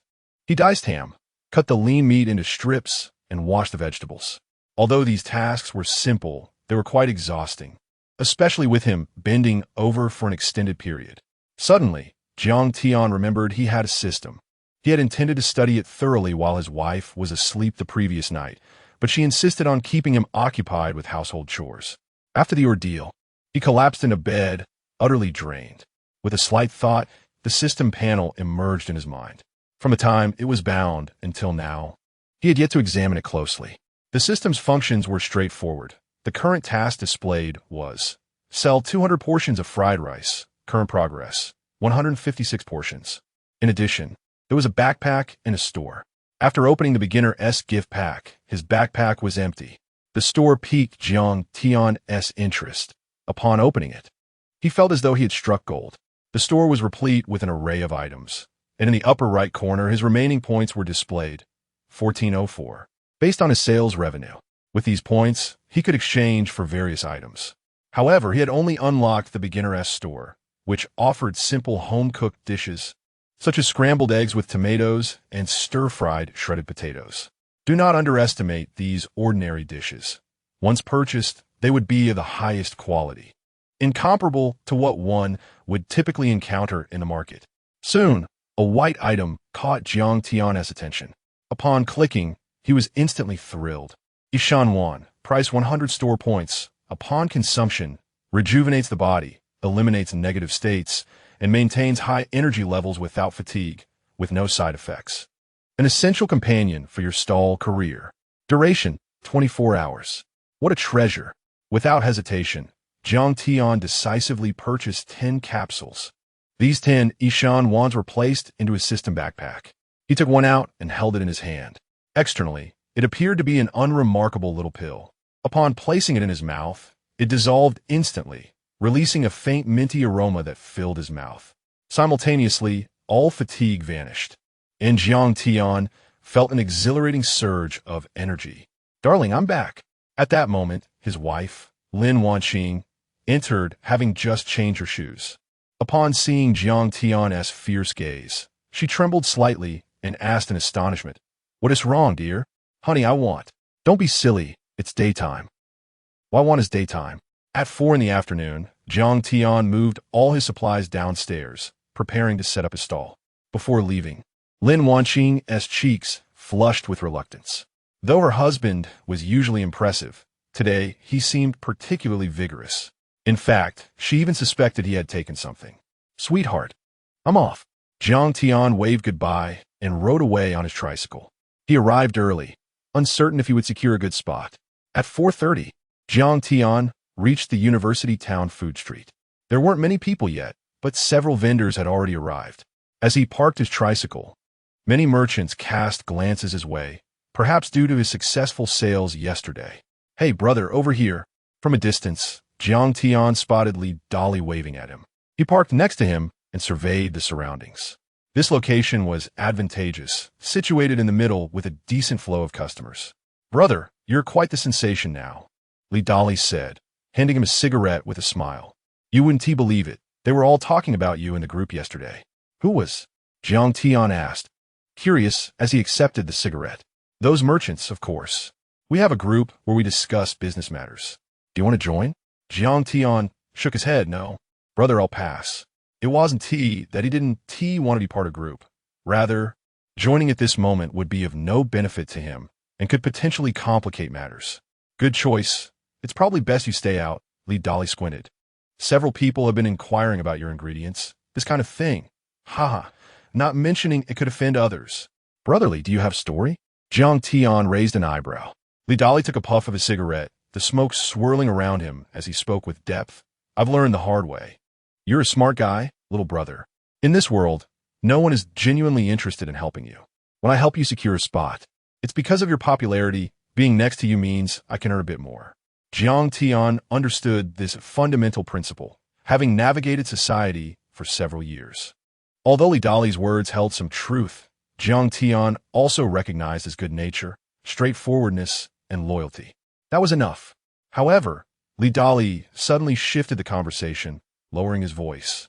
"Little brother, there is something you must be careful about. Chapter 11, this fried rice seems rather extraordinary. However, my dear brother, there is something you must be cautious about." Li Dali's tone was grave, and his gaze was intense. "What is it, brother?" Jiang Tian inquired with curiosity. Li Dali glanced at the few restaurants on the street and remarked, "It is said that competitors are like enemies. You must be wary of those establishments that serve fried rice." Jiang Tian understood the implication behind Li Dali's words and replied solemnly, "If one conducts oneself with integrity, there is nothing to fear." Li Dali offered a wry smile. "I once shared your perspective, my brother. Do you know why I came to this area?" "Why?" Jiang Tian asked. "I used to operate in the economic development zone. Even an outsider like you could see the quality of our skewers. Like you, I prefer to earn less, but insisted on using better ingredients. I changed the oil daily, and the sauce was something I spent thousands on learning to perfect from afar. Although I did not enjoy the same immediate success as you, by relying on fresh ingredients and exquisite flavors, I gradually built a solid customer base." Li Dali continued with a sense of melancholy. "But the skewers are fiercely competitive. While my business thrived, others suffered. Eventually, they conspired against me, spreading rumors that my skewers caused food poisoning, insisting that my products were unclean. They even hired people to create disturbances at my stall. This led to a cascade of fear among my loyal customers, and I could no longer sustain my business there. Thus, despite the appearance of independence among these stalls, it is, in essence, a small world. Excelling too much can be a liability." Jiang Tian pondered Li Dali's words and recognized the truth in them. "I understand, brother. Alas, awareness can also be a burden. To obstruct someone's means of livelihood is akin to taking their family away. Your prosperous business inevitably detracts from others' clientele." Despite Li Dali's cautionary tale, Jiang Tian remained resolute in his principles. As long as he was true to himself, that was sufficient. With a lull in business, Li Dali waved his hand dismissively. "You need not dwell on it. Perhaps I'm overthinking." Jiang Tian nodded and began to tidy up his stall. The food street was quiet, with the crowd only expected to arrive after 5. Since experiencing Lao Zhang's fried rice the previous day, Li Hua found himself unable to shake the memory. Fearing long queues after school, he decided to skip a class and brought his girlfriend along. I can't believe you meant that the food was good here, not at the mall. Zhao Tingting crossed her arms, visibly displeased. From the previous evening, Li Hua had mysteriously messaged her, claiming he would take her to skip class for something delicious. He had sung the praises of the dish so extravagantly that she expected a taste that would transcend the ordinary. After a day filled with anticipation, she was dismayed to find herself at the food street, an environment she deemed messy and uninviting. Stinky tofu? Fried skewers? Or that dreadful Odin? I swear on my life, this is truly the best thing I have ever eaten, Li Hua declared earnestly, unable to focus on his classes. His mind preoccupied with the fragrant memory of Lao Zhang's fried rice. The aroma lingered in his thoughts, leaving him salivating. It better be as good as you claim, Zhao Tingting retorted. If it's not, you're buying me a lipstick. Deal, Li Hua responded confidently, catching Zhao Tingting off guard. Her boyfriend was usually so frugal. His willingness to agree so easily piqued her curiosity. Was it truly exceptional? Considering their outings, Li Hua rarely exaggerated his food experiences. Watch out. We're about to pass that fried rice place I frequent, he said, turning his body slightly to avoid being seen by Lao Zhang.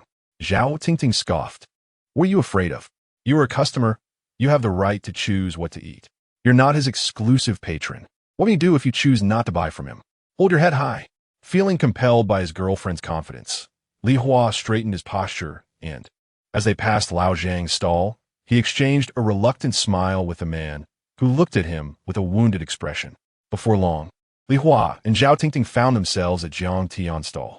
Wait, you skipped class just to have fried rice? Zhao Tingting exclaimed in disbelief. Yes, indeed, Li Hua replied earnestly. This fried rice is simply out of this world. Zhao Tingting face-palmed, exasperated.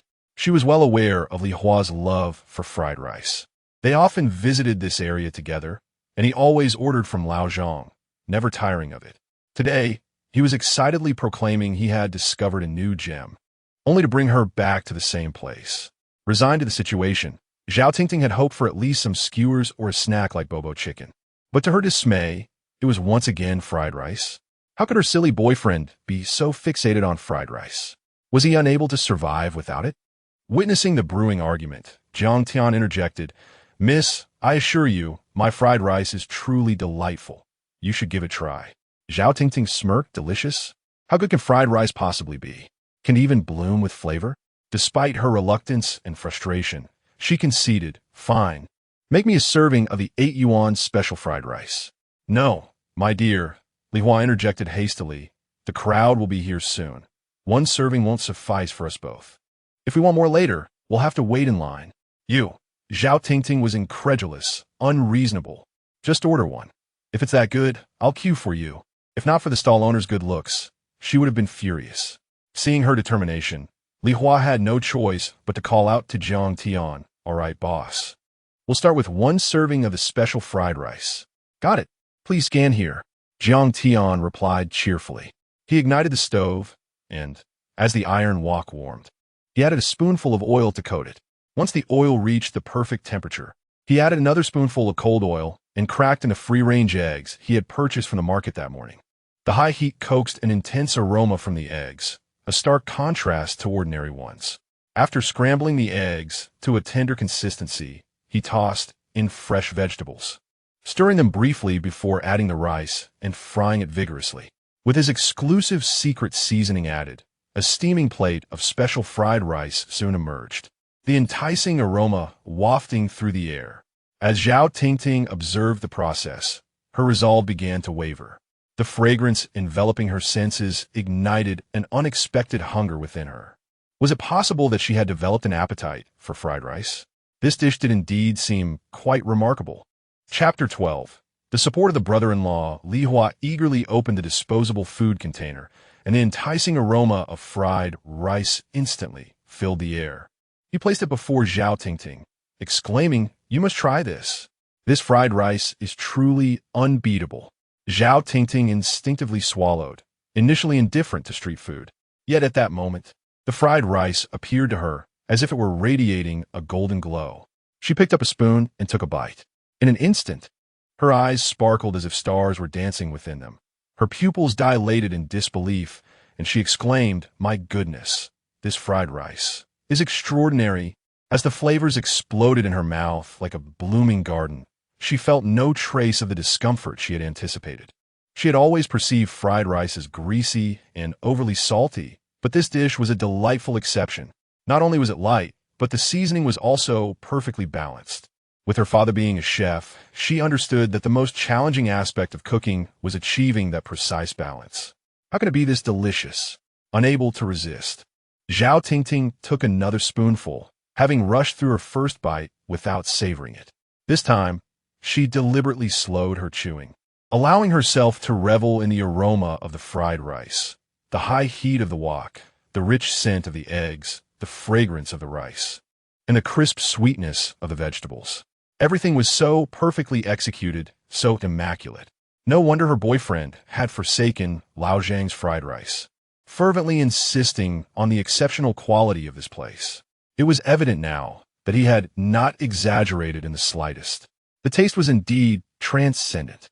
Without hesitation, Jiang Tian pulled out her phone, snapped a photo of the fried rice, and posted it online. "I declare, Lao Zhang's fried rice in the food street is the best in the universe." After posting, she noticed that Li Hua was devouring the dish voraciously in mere moments. He had consumed more than half of it. "What are you doing?" she exclaimed. Li Hua sheepishly smiled. "Sorry, babe. It was just too delicious to resist." With her hands on her hips, Jiang Tian huffed. "Stop eating. I want to have some." Li Hua scratched his head.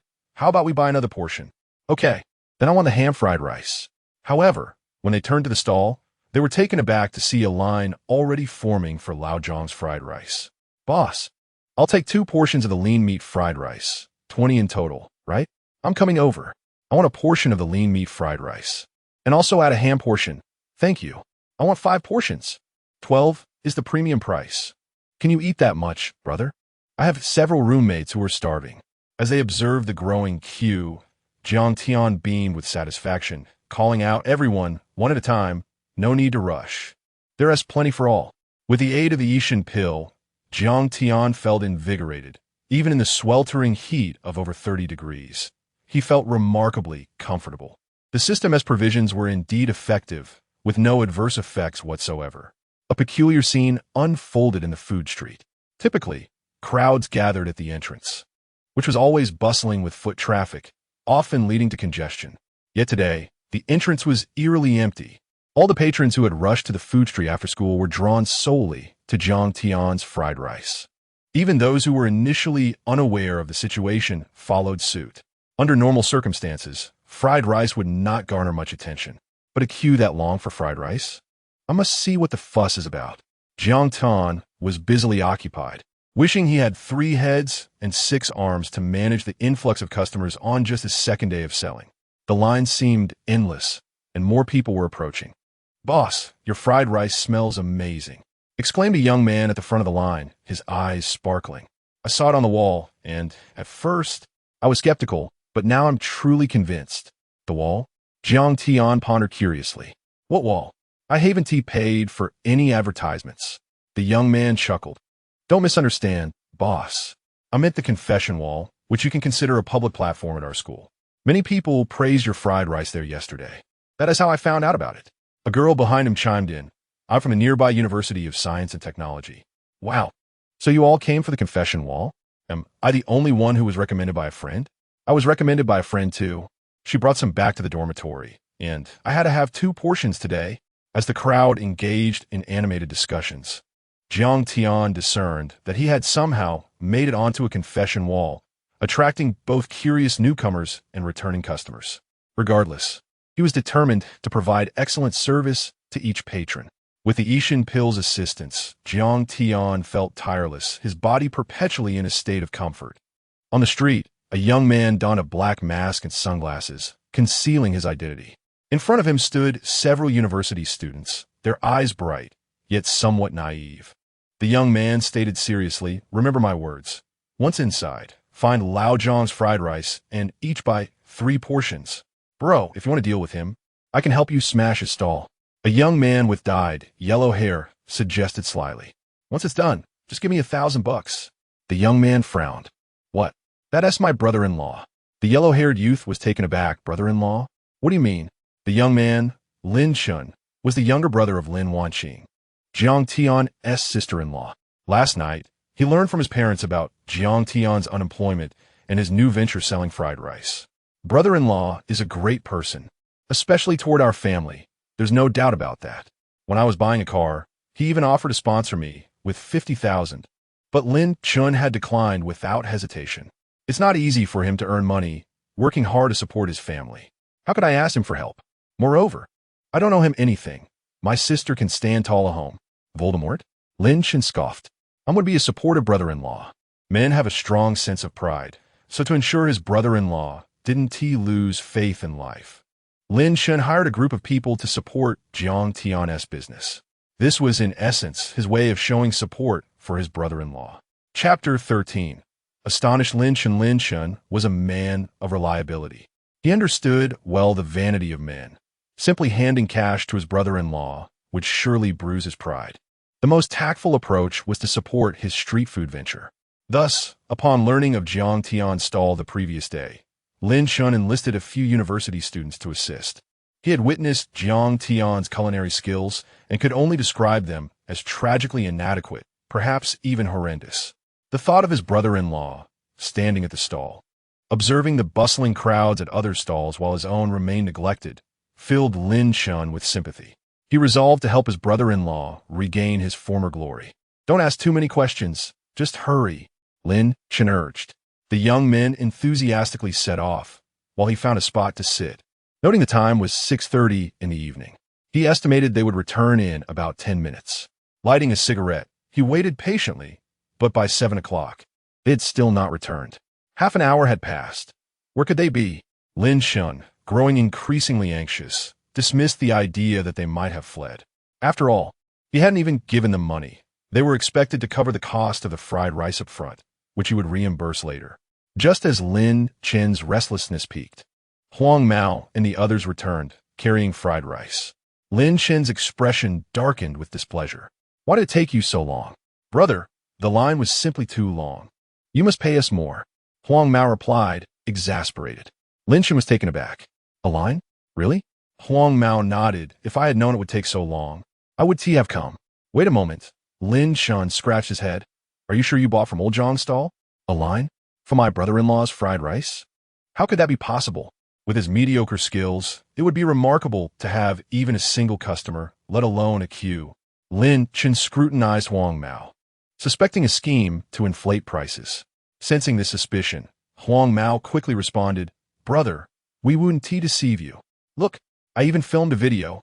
Huang Mao handed over his phone, and Lin Chun was astounded to see the footage. Indeed, it was old Zhang's fried rice. And the stall was run by his own brother-in-law, Jiang Tian. What surprised Lin Chun even more was the unexpected popularity of the stall. How could this be? Was Jiang Tian employing actors to create a fad? Lin Chun, still perplexed, decided to investigate further. After settling Huang Mao and the others' payments, he bundled himself up and made his way to the food street. Upon arriving at old Zhang's stall, he was taken aback by the scene before him. It was a sight to behold. The stall was the most prosperous one he had seen that evening. As he stood at the end of the line, he tapped a young woman in front of him on the shoulder and asked, Excuse me, how much do you charge for a day's work? The young woman glared at him in disbelief. What's wrong with you? How much does your mother charge for a day? Their quarrel attracted attention, prompting Lin Chun to quickly lower his head and clarify, Please don't misunderstand. I meant, how much did you get paid to promote this stall? What nonsense are you spouting? The young woman retorted angrily. I came here yesterday and returned today. Does that make me a promoter? I think you're the one who looks suspicious, dressed so conspicuously as if trying to avoid attention. Embarrassed, Lin Chun forced a smile, fearing he might attract Jiang Tian's notice. As he continued to wait in line for a full 30 minutes, he began to realize that these customers were not hired actors, but genuine patrons, some of whom had come merely on recommendations from friends or had enjoyed the food previously. Curiosity piqued.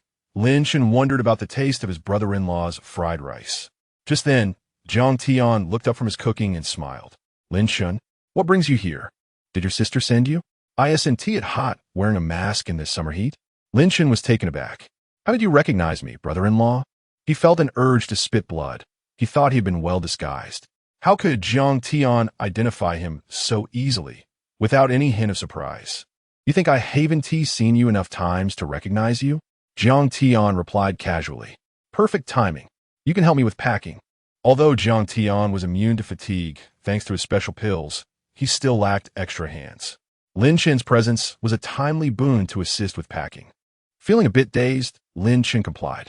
His task was straightforward. Jiang Tian would prepare the fried rice and place it into disposable containers, and Lin Chen would then pass them on to the eager customers.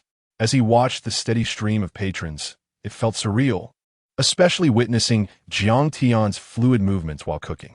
His technique was mesmerizing, perhaps even surpassing that of some top chefs in culinary competitions. Brother-in-law, how did you get so many customers?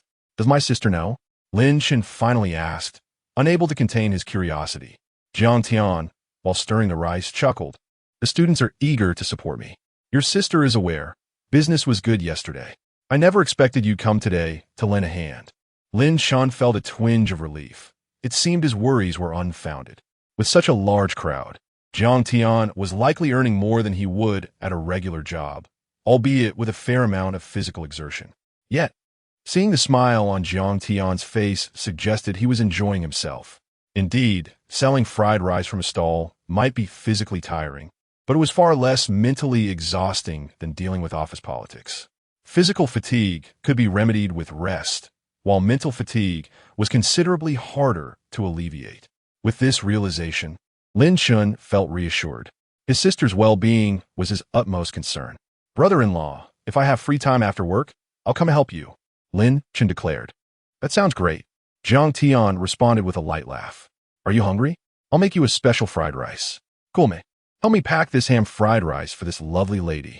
Though Lin Chen had eaten some food earlier and had a portion of stinky tofu while waiting for Huang Mao, the enticing aroma wafting from Jiang Tian's cooking made him swallow hard. It was simply irresistible. He felt a twinge of embarrassment, knowing Jiang Tian was his brother-in-law, and that he shouldn't accept such a gesture without offering to pay. However, as he hesitated, the words of refusal fell away, and he nodded earnestly. I really haven't eaten yet. Thank you, brother-in-law.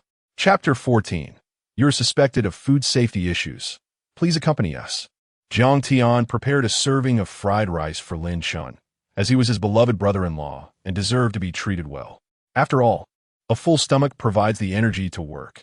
3 eggs were cracked into the pan, and the high heat from the oil released the delectable aroma of the eggs. Once they were scrambled and tender, vegetables, ham, and lean meat were added. The enticing scent wafted from the pan, tantalizing Lin Chen, who was waiting eagerly. His brother-in-law truly cared for him.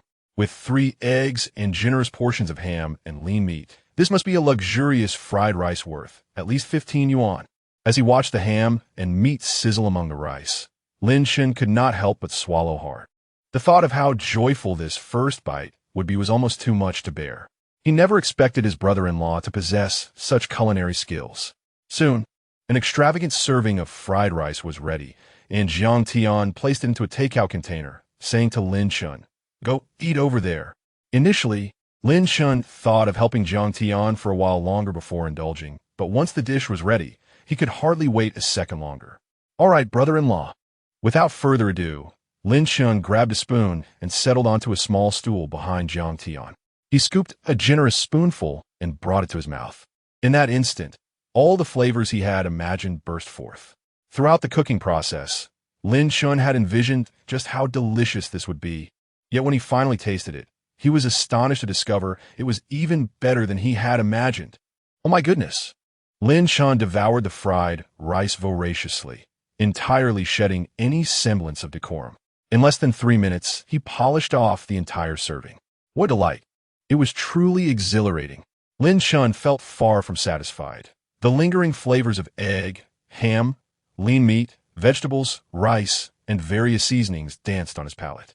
Tears brimmed in Lin Chen's eyes as he thought, brother-in-law, how well you've hidden your talents. With these skills, why did you even need a job? You could have started a stall long ago and brought my sister and duo a better life. Just as Lin Chun rose to offer assistance, his phone vibrated in his pocket. Upon checking, he saw it was a call from his father. After answering, Lin Chen's father, who was also Jiang Tian's father-in-law, asked, "Xiao Chun, have you arrived?" Lin Dahai, Jiang Tian's father-in-law, was a very open-minded man. When Jiang Tian married Lin Wanqing, Lin Dahai did not place any obstacles in their way. Even the house they currently lived in had been purchased after their marriage. Upon learning from Lin Wanqing that Jiang Tian was unemployed, Lin Chun and Lin Dahai devised a plan to uplift Jiang Tian's spirits. Looking at the bustling scene of customers lining up for fried rice, Lin Chun sheepishly replied, "I'm here, Dad." Lin Dahai sighed, "Is your brother-in-law feeling down?" "That's understandable. After all, he carries the weight of an entire family on his shoulders. Tell him that life is full of setbacks, and he must not lose hope over such trivial matters. Also, I consulted your granduncle, who used to run a stall. He mentioned that it is normal for a new stall to have no customers at first. Persistence is key. Only by gradually building a clientele will the business improve." Lin Chen's lips twitched at the thought of no customers. "Dad, what do you think all these people in line are?" he replied. Yet Lin Dahai retorted angrily, "You little rascal, are you trying to deceive me? He has never cooked at home, let alone run a stall. And transitioning to a new industry is no small feat. How well can he expect to do on his first try? Losing his job is not his fault. Who would blame him for that?" Lin Chun chuckled softly. "Why would I lie to you? If I were to deceive someone, it would be you as my father." Lin Dahai responded, No, that's not it." Lin Chun sighed and shook his head. "Let me start a video call. You will see for yourself." After hanging up, Lin Chun initiated a video call with Lin Dahai. When the call connected, the camera angle captured Jiang Tian's back, but it also showed the long queue of customers. "Am I lying?" Lin Chun declared proudly. "My brother-in-law hasn't stopped for a moment. Business is booming." The bustling food street was filled with noise, and Jiang Tian was so engrossed in his work that he was unaware of Lin Chun and Lin Dahai's conversation. He focused intently, having not eaten or drunk a single drop of water since arriving. The business was indeed thriving. Just moments ago, he had completed the task assigned by the system, successfully selling 200 portions of fried rice and earning a new chance to draw a prize. However, he was too busy to think about it, so he would have to wait until he returned home that evening. After finishing the call, Lin Chun hurriedly joined in to help. He worked efficiently, and with his assistance, Jiang Tian was able to save considerable time. Customers continued to arrive in waves, and Lin Chun was drenched in sweat. Yet when he glanced back at Jiang Tian, he appeared completely unfazed, wearing an expression of calm confidence. "Brother-in-law, aren't you tired?" Lin Chun asked in frustration. In terms of workload, Jiang Tian had at least 10 times more to do than Lin Chun. How could he not be sweating? Jiang Tian chuckled. "Perhaps I'm just accustomed to it. If you're tired, take a break." Lin Chun shook his head, glancing at the time. It was nearly 8 in the evening. This was the busiest time at the food street, not only filled with university students, but also with office workers coming for dinner after work. How much money would his brother-in-law earn tonight? It was hard to fathom. However, it was a good thing that Jiang Tian was making money, as this would ensure not only his sister's well-being, but also alleviate his parents' worries. With that thought, Lin Chun worked even harder, his face beaming with genuine smiles as he handed out takeout boxes while bowing and saying, "We welcome you to visit again." The food was delicious, the boss was kind, and the service was excellent. Jiang Tian's stall quickly earned a reputation as a top-notch vendor. WeChat deposit of 20 yuan. WeChat deposit of 50 yuan. WeChat deposit of 10 yuan. WeChat deposit of 8 yuan. The pleasant notifications chimed one after another, as Jiang Tian became completely immersed in the whirlwind of activity, seemingly entering a transcendent state of harmony between man and stove. Yet, as is often the case, an unexpected turn of events occurred. Just as Jiang Tian was in the throes of his busy work, a group of uniformed individuals suddenly approached him. The leader, a middle-aged man, presented his identification and coldly stated, "You are Jiang Tian, correct? You are currently suspected of food safety violations. Please accompany us for a discussion." At that moment, everyone present was left dumbfounded. Many recognized the middle-aged man as Sun Shan, the director of the Jiangtian Economic Development Zone Police Department. Frequently seen in the local news. Chapter 15. Some individuals are simply envious of the success of others. Half an hour ago, Zhao Wan, the wife of Lao Zhang, was cracking sunflower seeds while observing the bustling crowd at their stall. They set up their stand early, often arriving by 2 in the afternoon to secure a prime location, which had consistently ensured good business. However, today, they experienced a dramatic decline. It was now 7:30 in the evening, and despite arriving at 3, they had earned less than 100 yuan. Typically, their revenue at this hour would be several hundred. As she glanced at Lao Zhang, who was smoking, Zhao Wan felt a surge of frustration. She raised her hand and slapped the back of Lao Zhang's head, exclaiming, "Smoke away. Didn't you say yesterday you'd report him to the police? Hurry up." Lao Zhang squinted, his eyes catching sight of Jiang Tian's thriving business from his vantage point. Both were selling fried rice, yet the disparity in their fortunes was staggering.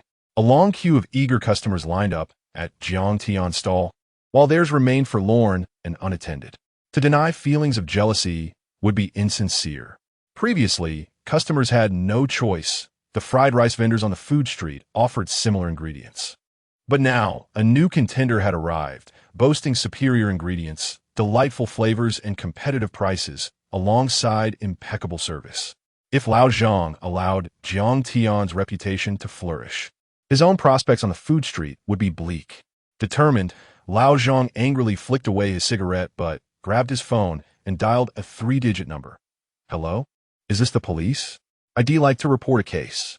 There's a fried rice vendor named Jiang Tian at the University Food Street, and I suspect he's using illegal ingredients.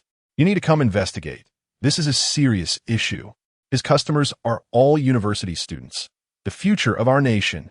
After hanging up, Lao Zhang glared at Jiang Tian, who was busy serving customers, and muttered, "Young man, don't take it personally. There's only so many customers to go around. If you take them all, how will I survive?" Meanwhile, at the police station in the Jiangtian Economic Development Zone, the operator promptly relayed Lao Zhang's call to her superiors. Upon hearing the report, they took it very seriously, particularly the station chief, Sun Shan. He immediately ordered the retrieval of surveillance footage from the food street, where he observed the throngs of people lining up at Jiang Tian's stall. He felt a wave of dread wash over him. "Unbelievable," a police officer behind him remarked. "Chief Sun, the owner of that fried rice stall, is Jiang Tian. He was previously a salesman for Jiai Real Estate, and just yesterday, the owner of Jiai took all the company's money and fled abroad. Jiang Tian has only been selling fried rice since yesterday, yet his business is already exceptionally booming, with no negative reviews." Sun Shan narrowed his eyes, scrutinizing Jiang Tian's diligent figure on the screen. Not a single bad review. If there aren't any questionable ingredients in his fried rice, that would be quite unusual. As the chief, Sun Shan felt a flicker of anxiety. Under normal circumstances, he would dispatch his subordinates to handle the situation. However, recently, a new policy had been announced to renovate the university food street, transforming it into a tourist attraction. Higher-ups were scheduled to inspect the food street soon. At this critical juncture, there could be no room for error. Moreover, this Jiang Tian was being excessively reckless. His clientele consisted entirely of young people. Engaging in such practices endangered the future of our nation. This behavior could not be tolerated. If proven true, he must be dealt with harshly to serve as a warning to others, ensuring that no issues would arise during the upcoming inspection. With that in mind, Sun Shan ordered, "Shaoli, gather a team and come with me." At the University Food Street, Jiang Tian looked on, puzzled, as Sun Shan and his team approached. "Hello, officer. All my ingredients are right here. Is there a safety issue?" Sun Shan replied sternly, "Some things are better discussed back at the station." The uniforms of Sun Shan and his team were conspicuously noticeable, drawing a crowd from the entire street. "What is happening? Is something wrong with Jiang's fried rice?" murmured a voice from the crowd. "There's no way he'd use anything illegal, right? Impossible. Jiang seems like such an honest person. He wouldn't do that." Another echoed. "Don't judge a book by its cover," someone interjected. "I suspected something was off yesterday. It was just too delicious." As whispers filled the air, many began to question whether Jiang Tian's fried rice contained forbidden substances, especially with the police chief involved. Yet, others defended Jiang, citing the freshness of his ingredients and the quality of his rice. Jiang Tian took a moment to gather his thoughts and address the crowd. I sincerely apologize, everyone. As a law-abiding citizen, I must cooperate with the police investigation. A person with nothing to hide has no reason to fear shadows. I trust the police will clear my name. If I set up my stall tonight, I'll notify everyone in advance through WeChat. Turning to Sun Shan, Jiang Tian asked, "Officer, may I have my customers add me on WeChat? It won't take long." Sun Shan found this odd. Typically, when individuals find themselves in such situations, they would instinctively feel anxious, yet Jiang Tian remained remarkably calm, as if he were entirely unconcerned. Indeed, Jiang Tian was untroubled. Throughout his life, he had never engaged in any illicit activities. The most questionable thing he had done was sneakily browsing certain websites during his youth. Who hasn't he? What boy would claim he isn't he? If he were to be arrested over such trivialities, he would have no defense. After a moment's hesitation, Sun Shan nodded. That's fine. He suddenly realized he might have overreacted. Just a phone call, and he had presumed that Jiang Tian's fried rice contained illegal ingredients. Was he making a mountain out of a molehill? His primary concern was the clientele of Jiang Tian's fried rice, university students, and secondly, the impending inspection from higher-ups. Many still placed their trust in Jiang Tian. Even with the police present, they chose to add him on WeChat. Nearby, Lin Wanqing, who was helping out, felt anxious as Jiang Tian's brother-in-law. He knew he had to do something. He stepped forward and asked Sun Shan, "Sir, is there a misunderstanding?" Sun Shan glanced at Lin Wanqing and replied coolly, "We merely received a report and are following protocol. I hope you understand." Lin Wanqing chuckled awkwardly. "Of course I understand. You're just looking out for the students. However, could this be a case of malicious reporting? Some people are just envious of my brother-in-law's success." Upon hearing this, even a bystander, Brotherly Dolly, who usually kept to himself, chimed in exactly. Some individuals are simply envious of the success of others. He then turned sharply to the crowd, fixing his gaze on Lao Zhang. "Lao Zhang, why are you hiding? Is this true?" Chapter 16. Such trash fried rice deserves to be in the garbage bin.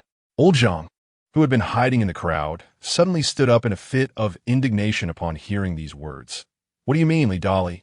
Li Dolly crossed his arms and replied indifferently, "Why are you so anxious? I never said it was you." Old Zhang's face flushed with embarrassment as the gazes of Sun Shan and others bore down upon him, further deepening his humiliation. As a seasoned chef of fried rice, he knew better than anyone that Jiang Tian's fried rice contained no additives. Jiang Tian crafted the finest flavors with the simplest and most basic ingredients and seasonings. Old Zhang envied Jiang Tian's numerous customers, but felt even more jealousy over Jiang Tian's remarkable culinary skills. What pained Old Zhang the most was the fact that Jiang Tian's piercing gaze was now fixed upon him. The guilt of being caught in his deceit was palpable, and Old Zhang wished he could vanish into the ground. It was utterly shameful. He could not compete with Jiang Tian's flavors, nor with his service, and certainly not with his looks. To think he would resort to such despicable means to try and drive him away. At that moment, Jiang Tian patted Lin Wanqing on the shoulder and said seriously, "Don't tell your sister about this. I'll be back shortly." Lin Wanqing furrowed his brow and asked, "Brother-in-law, do you need me to help find someone?"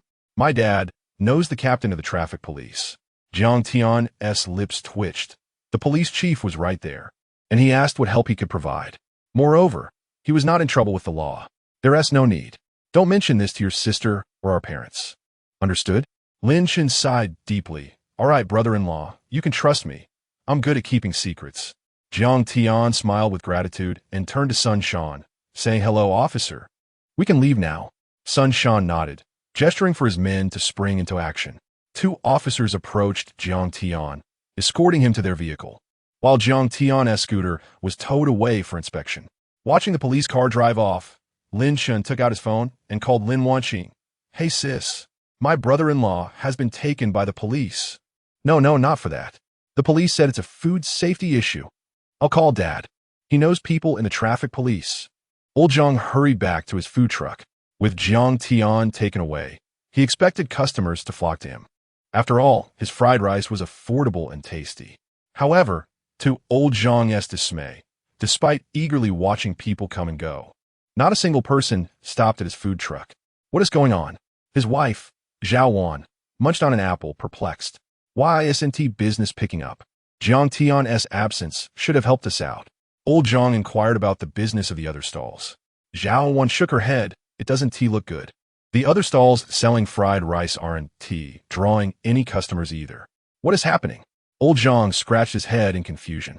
Just then, a young man in casual white attire stopped at old Zhang's stall. Old Zhang immediately stood up. This was his first customer since Jiang Tian left, and he recognized him as a regular who had visited at least 7 or 8 times before. Hello, handsome. What would you like to eat? Old Zhang rubbed his hands together, smiling broadly. The young man, Wang Rui, was taken aback by old Zhang's unexpected warmth. Had old Zhang taken some strange medicine? Previously, he had never seen old Zhang smile. He was often indifferent and impatient when Wang Rui tried to engage him in conversation. Today felt different. Initially, Wang Rui had not planned to visit old Zhang's fried rice stall. After tasting Jiang Tian's fried rice yesterday, he had been craving it ever since.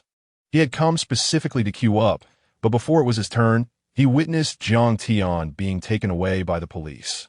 After wandering the food street for half an hour and feeling disenchanted by all the other offerings, he reluctantly settled for old Zhang's stall. Gazing at the overwhelming menu, Wang Rui grimaced, devoid of appetite, yet his stomach rumbled with hunger. He sighed and ordered, "I'll have a ham fried rice, 7 yuan, right?" "Yes." Old Zhang replied cheerfully, "Our prices are low, and the portions are generous." Grateful for the customer, old Zhang hurriedly opened the stove and began cooking. This ham fried rice was crafted with every ounce of his culinary skill, and even as he plated it, old Zhang couldn't help but admire his creation. It was simply perfect, visually appealing, aromatic, and the taste was sure to impress. His exclusive secret seasoning was costly, with ingredients so complex that even many university students wouldn't recognize them all. It was a marvel of culinary science. How could it possibly taste bad? Once packaged, old Zhang politely handed the fried rice to Wang Rui. "Here you go, handsome. Your ham fried rice is ready." Wang Rui nodded, took the fried rice, and sat down in the public dining area across from him. Upon opening the takeout box, an intense aroma wafted out, but Wang Rui's brow furrowed. It wasn't that the smell was unpleasant. Rather, it was overwhelmingly strong. The scent was distinctly that of fried rice. Yet when he tried to identify the individual aromas, he found it lacking in complexity. Yesterday, when he enjoyed Jiang Tian's ham fried rice, the aroma was layered and nuanced, allowing him to discern the scents of ham, eggs, rice, vegetables, and various seasonings. In contrast, old Zhang's version was simply heavy with the smell of frying and rice. Disregarding his misgivings, Wang Rui, feeling ravenous, hesitantly scooped a spoonful and brought it to his mouth. The moment it touched his palate, his expression shifted dramatically, and he immediately retched, spewing the contents into the nearby trash bin. What on earth is this? Is this fit for consumption? It's disgustingly salty, overly greasy. The overwhelming taste of artificial additives flooded his senses. Ugh! Wang Rui spat in the trash can, dissatisfied. "Boss, why is your fried rice so terrible?" Old Zhang was taken aback. Terrible? That couldn't be right. He replayed the process of making the fried rice in his mind, convinced there had been no mistakes. It should taste even better than usual. So how could it be bad? Zhao Wan frowned and said, "Young man, you can eat whatever you want, but you shouldn't speak carelessly. We are honest business people, and our fried rice complies with food safety standards, unlike some who had inappropriate ingredients." Wang Rui slammed the table in frustration. "Are you out of your mind? I'm saying your food is bad, so why drag others into this? Besides, it's not like it's a done deal yet. Why are you so eager? One bite in, and it's nothing but additives. You nearly poisoned me." Enraged, he hurled the fried rice forcefully into the trash bin, exclaiming, "Such garbage fried rice deserves to be in the garbage bin." Chapter 17. Set up your stall by the Urban Management Bureau. Mr. Jiang, do not be anxious. In the conference room of the police station, Sunshan and Jiang Tian sat opposite each other. Jiang Tian had committed no crime. He was merely reported by someone. so there was no need for him to be confined in an interrogation room. "I am not anxious," Jiang Tian replied truthfully. What was there to be anxious about? He didn't even need to think hard to know that it was a malicious report from someone else. Such matters truly offered no recourse. Your vehicle has already been sent for inspection, and until the results are returned, you must remain in this room. During this time, feel free to communicate any requests you may have. All right, Jiang Tian stretched lazily. Could you perhaps fetch me a meal? I haven't eaten anything since noon. Sun Shan was taken aback. You still have the appetite to eat. He turned to the officer behind him. Go to the cafeteria and get him a meal. Make sure there's a generous portion of both the dishes and rice. Understood, Director Sun. With only the two of them remaining in the room, Sun Shan squinted and inquired, "You lost your job yesterday and immediately began setting up a stall at night? And your business took off so quickly. Did you not consider seeking employment?" As the director, Sun Shan's questioning technique was quite adept. Direct inquiries could raise suspicion in others, but his subtle approach made it easier for people to fall into his linguistic trap, such as the art of conversation. Jiang Tian shrugged. "At first, I did consider finding a job, but when I heard that setting up a stall could be profitable, I thought I would give it a try. I never expected my fried rice to be so popular." The intricacies of the system were his secret, one he could not divulge.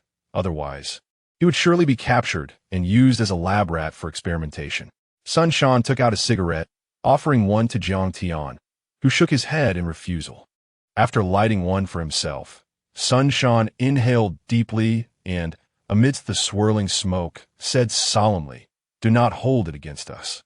You, an outsider, experienced such success on your very first day of trading, surpassing those who have been in the game for years. Furthermore, there are allegations that you included illegal substances in your fried rice. Such a serious matter warrants our full attention." Jiang Tian smiled broadly. "Of course, I won't hold it against you. Investigating me is your duty, and cooperating with the investigation is mine. A clear conscience fears no knock at the door." The wait was long. More than 2 hours passed. It was nearly 11 at night when the inspection team delivered the relevant materials. Although Sun Shan could not decipher the dizzying array of data, he summarized that Jiang Tian's offerings were entirely within the national food safety standards, with no issues whatsoever. This revelation astonished Sun Shan. They had often conducted spot checks on various food vendors, typically finding some data exceeding the limits. Jiang Tian's cleanliness was a first. In the minds of many, the reason roadside snacks are so delectable is due to the generous use of ingredients, often resulting in exceeding permissible levels. Yet, Jiang Tian's food was not only delicious, but also remarkably healthy. This round of inspections included not only the food cart, but also undercover officers who had previously disguised themselves as regular customers and purchased a portion, yielding results that were also within safe limits. This precaution was taken to prevent Jiang Tian from destroying evidence if he had indeed used any prohibited substances. As Jiang Tian was escorted to the lobby, he spotted his wife, Lin Wanqing, waiting for him from afar. "Husband." Lin Wanqing appeared to have been crying, her beautiful eyes tinged with red. She rushed into Jiang Tian's embrace, tears streaming down her face. All right. Jiang Tian gently stroked her hair. "Do not cry. I am perfectly fine." Beside them, Lin Shan wore a worried expression and approached Sun Shan, asking, "Hello, officer. How many years will my brother-in-law be sentenced for this?" Sun Shan chuckled. "The inspection results are within safe limits. There's no need for imprisonment. He can leave right now." With that, Sun Shan turned to leave. However, Lin Wanqing, still in Jiang Tian's arms, suddenly looked up with tear-filled eyes and asked, "But what will happen to my husband's business?" That evening, while she was at home with her daughter Duo, her brother Lin Shan had called to inform her that Jiang Tian had been taken by the police for alleged issues with his fried rice, accused of having added illegal substances. Upon hearing this, Lin Wanqing felt immense fear, yet she firmly believed her husband would never add anything inappropriate. The first portion of fried rice Jiang Tian made was for her and Duo, if he truly had the audacity to use forbidden ingredients. He would never serve it to his wife and child. Thus, Lin Wanqing did not doubt Jiang Tian. From the moment Lin Chen notified her, she understood that this was a case of malicious reporting fueled by jealousy over her husband's successful business.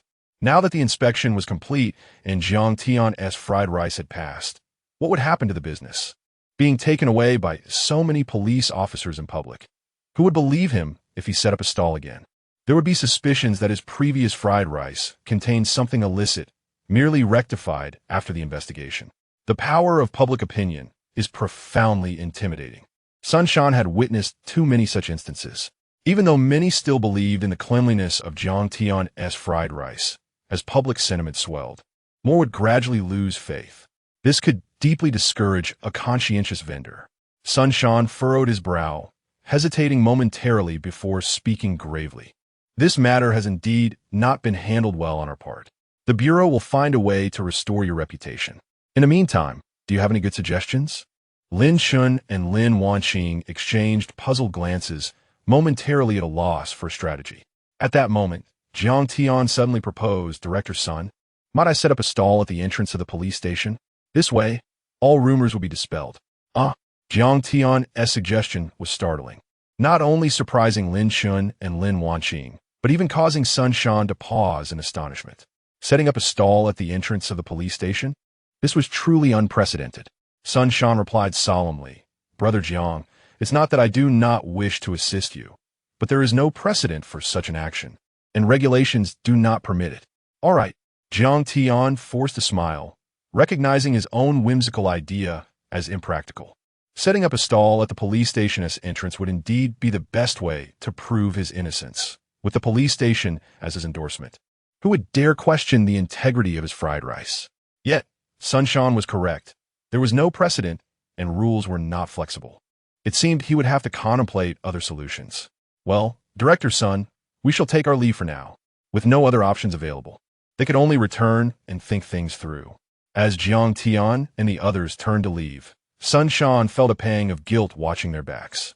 This matter could have been handled more effectively, perhaps by having an undercover officer inform Jiang Tian to cooperate with the investigation, thus avoiding such a public spectacle. Wait, Sun Shan suddenly called out. While I may not be able to assist you directly, I can ask a brother department for help. Jiang Tian halted in his tracks, turning back with a look of confusion. Brother department? Sun Shan nodded. How about this? The Urban Management Bureau is located right next to the food street. You could set up your stall there. Chapter 18, a special fried rice, please. Within the precinct, Jiang Tian and Sun Shan conferred regarding the matter at hand. However, it was already quite late, and the university students had returned to their dormitories. Even if they ventured out now, the outcome would be less than favorable, and communication with the Urban Management Bureau was still necessary. Hence, it was tentatively decided that a separate stall would be set up for Jiang Tian in front of the Urban Management Bureau the following evening. With this temporary resolution in place, it was already 11 o'clock when they departed from the police station. Lin Wanqing glanced at the time and suggested, Darling, shall we head home? Jiang Tian shook his head, replying, You go back first. I wish to check on the Wanghai apartment. Originally, the plan was to return home to fetch rice after the Food Street event, and then head to the apartment. However, after waiting so long at the police station for the inspection results, it would be imprudent to return home without having sold at least the rice in the car. Are you really going? Lin Wanqing asked with concern. It's so late. Aren't you tired? Jiang Tian affectionately tousled her hair, assuring her, It's fine, my dear.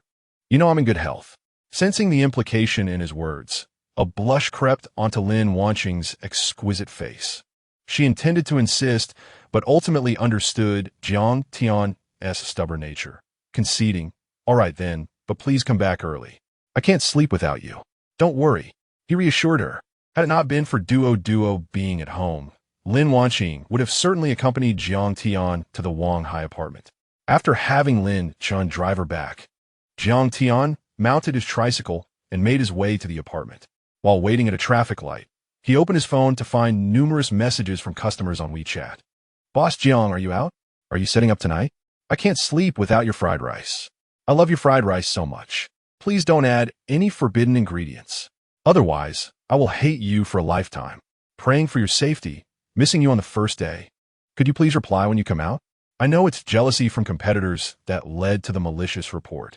The customers with his WeChat were primarily those who trusted the quality of his fried rice. Jiang Tian responded to each message, confirming that he was out and that the food cart had passed inspection with no issues, even sending a photo of the inspection report provided by son Sean. However, such reassurances were but a drop in the bucket. Those who doubted him would remain skeptical, even if presented with the report. Unbeknownst to him, Jiang Tian had already arrived at the Wang Hai apartment, which was buzzing with activity at this hour, though the foot traffic paled in comparison to the food street. The primary demographic here consisted of office workers residing in the area. The Wang Hai apartment was indeed impressive, comprising 5 buildings, each over 30 stories tall, surrounded by numerous office buildings, making it exceedingly convenient for residents. "Hey, little brother," a familiar voice called from a distance. Jiang Tian raised an eyebrow and saw it was Li Dali. The area was not crowded with vendors, totaling only around 20 or 30, allowing for ample space. He parked his tricycle next to Li Dali and greeted him with a smile. "Brother Li, you're here too." True friendship reveals itself in times of trouble.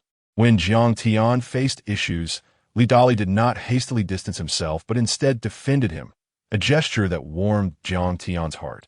Everything was understood without the need for words. For Jiang Tian, the bond of brotherhood was secondary.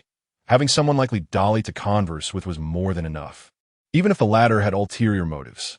After discussing matters at the police station, Jiang Tian refrained from mentioning his plan to set up a stall at the Urban Management Bureau the next day, as it was not yet confirmed. Li Dali squinted, saying, "Little brother, I suspect it's that old Jiang behind this. He is a cunning individual. Do you know why he has the best business on the food street? It's because he resorts to such despicable tactics. Whenever a new vendor selling fried rice or fried noodles opens, he spreads rumors about their cleanliness, while in reality, his own food is the dirtiest." Jiang Tian's expression grew somber. "Brotherly, I will find a way to handle this." Li Dali waved his hand dismissively. "Let us not dwell on that. How's business at the Wang Hai apartment?" Jiang Tian glanced around. Indeed, there were many young people here, and compared to the food street, this area had even more attractive women. In the summer of Jiang City, the sight of countless fair legs was dazzling. This place was a melting pot, with all sorts of people. Years ago, before the rise of live streaming, people referred to the Wang Hai apartment as a chicken coop. Jiang Tian responded, bemused. Now, it's a hub for internet celebrities. Many beautiful influencers from Jiang City reside here. Jiang Tian found it amusing. However, the clientele here posed a challenge, entirely different from that of the food street. Despite his success in the food street, no one here recognized him. Besides Jiang Tian, there were 2 other vendors selling fried rice and fried noodles with mediocre sales. Jiang Tian glanced at his rice bucket. His goal for the night was modest, just to sell out the rice, amounting to about 50 portions. His sign was new, and his food cart was clean and tidy, soon attracting a young couple. As they approached, the girl scrunched her nose at the menu, asking, "Boss, is it just fried rice?" Jiang Tian replied cheerfully, "Yes, beautiful. New items will be available tomorrow." The boy, who had his arm around her, yawned. "Didn't you have enough steak for dinner? I'm so tired. Can we go back to sleep?" The girl shot him a reproachful look. "How can you say that?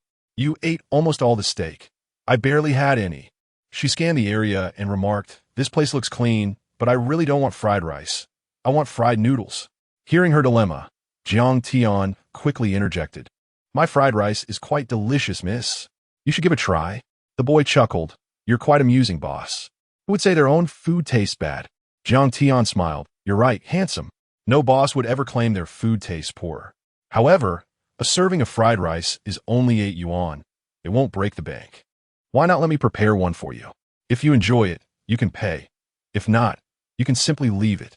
This proposition piqued the interest of the young couple.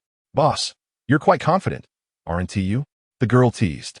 "Indeed, if I lacked confidence, I wouldn't be here selling fried rice. So what do you say, handsome and beautiful? Care to try a serving?" The couple exchanged glances, and finally, the boy said with enthusiasm, "Since you put it that way, I can't sleep without trying your fried rice first. One special fried rice, please." Chapter 19. Where does the rice come from? "A special fried rice, please." The young man, Li Liang, resided in Wang Hai apartment with his girlfriend, Yuan Xinxin. He had savored the various street delicacies along this road numerous times. This evening, however, after a rather unsatisfying dinner of Western cuisine, they sought to indulge in something more fulfilling. Yuan Xinxin was notoriously finicky about food. Her foremost concern was hygiene, insisting on cleanliness above all else, followed closely by taste. After a thorough search, they settled on Lao Jiang fried rice, which boasted impeccable cleanliness in its kitchen and a charmingly handsome owner. Unlike the greasy middle-aged man selling fried skewers next door, the proprietor exuded confidence that piqued Li Liang's interest. He had seldom encountered a restaurant owner so assured in their culinary offerings. "All right," Jiang Tian, the owner, responded cheerfully as he turned on the stove to heat the pan. Li Liang observed the chef's movements closely and warned, "Just a heads up, if this doesn't taste good, don't blame me for not supporting you." Jiang Tian merely smiled in response, not offering any words. As the pan heated, oil was added, and once the subtle white smoke began to rise, a spoonful of cold oil was introduced. Eggs were cracked in and stir-fried to a soft fluffiness, followed by the vegetables, which were stir-fried just until tender. Finally, the rice was added. While making fried rice is simple, crafting a delicious dish requires considerable skill, such as selecting the right rice, controlling the heat, and balancing the seasonings. The ingredients sizzled vigorously over high heat, releasing an enticing aroma that enveloped Li Liang and Yuan Xinxin. Inhaling the fragrant air, Li Liang couldn't help but take a deep breath. This aroma, it seemed to possess a depth that surpassed other fried rice he had encountered. Upon closer inspection, he could discern the distinct scents of the various ingredients. In less than 3 minutes, the fried rice was ready. Jiang Tian packaged it up and handed it to them. "Here you go, beautiful lady and handsome gentleman. Give our fried rice a try." At that moment, Li Liang couldn't shake the nagging thought that, prior to tasting the dish, he had been skeptical of Jiang Tian's bravado, suspecting he was merely trying to impress them into paying, even if the food was subpar. Yet now, holding the box of fried rice and gazing into the confident eyes of the owner, he thought, wait, this might actually be true. Setting aside his doubts, he decided to taste it first. As he lifted the lid of the container, a wave of heat and rich aroma rushed out, instantly igniting his appetite. He scooped a spoonful to take a bite, only for Yuan Xinxin to exclaim indignantly, "Have you forgotten about me? You were supposed to let me have the first bite." Li Liang swallowed hard and offered the spoon to her instead. As Yuan Xinxin tasted the fried rice, her eyes widened in disbelief. "Oh my goodness, this flavor. It's unlike any I've ever had." Unable to contain his own curiosity any longer, Li Liang took a spoonful for himself. The myriad of flavors erupted in his mouth. The egg's richness, the fresh sweetness of the vegetables, the fragrant rice, and the harmonious blend of seasonings, all distinct yet perfectly balanced, without a hint of unpleasantness. It was indeed delicious. At last, Li Liang was convinced of Jiang Tian's claims. The owner possessed a remarkable confidence. "This fried rice is truly exceptional. How do you make it?" Yuan Xinxin inquired, intrigued. "I try to replicate it at home, but the taste is so different." Jiang Tian chuckled softly. "Perhaps it's the rice we use.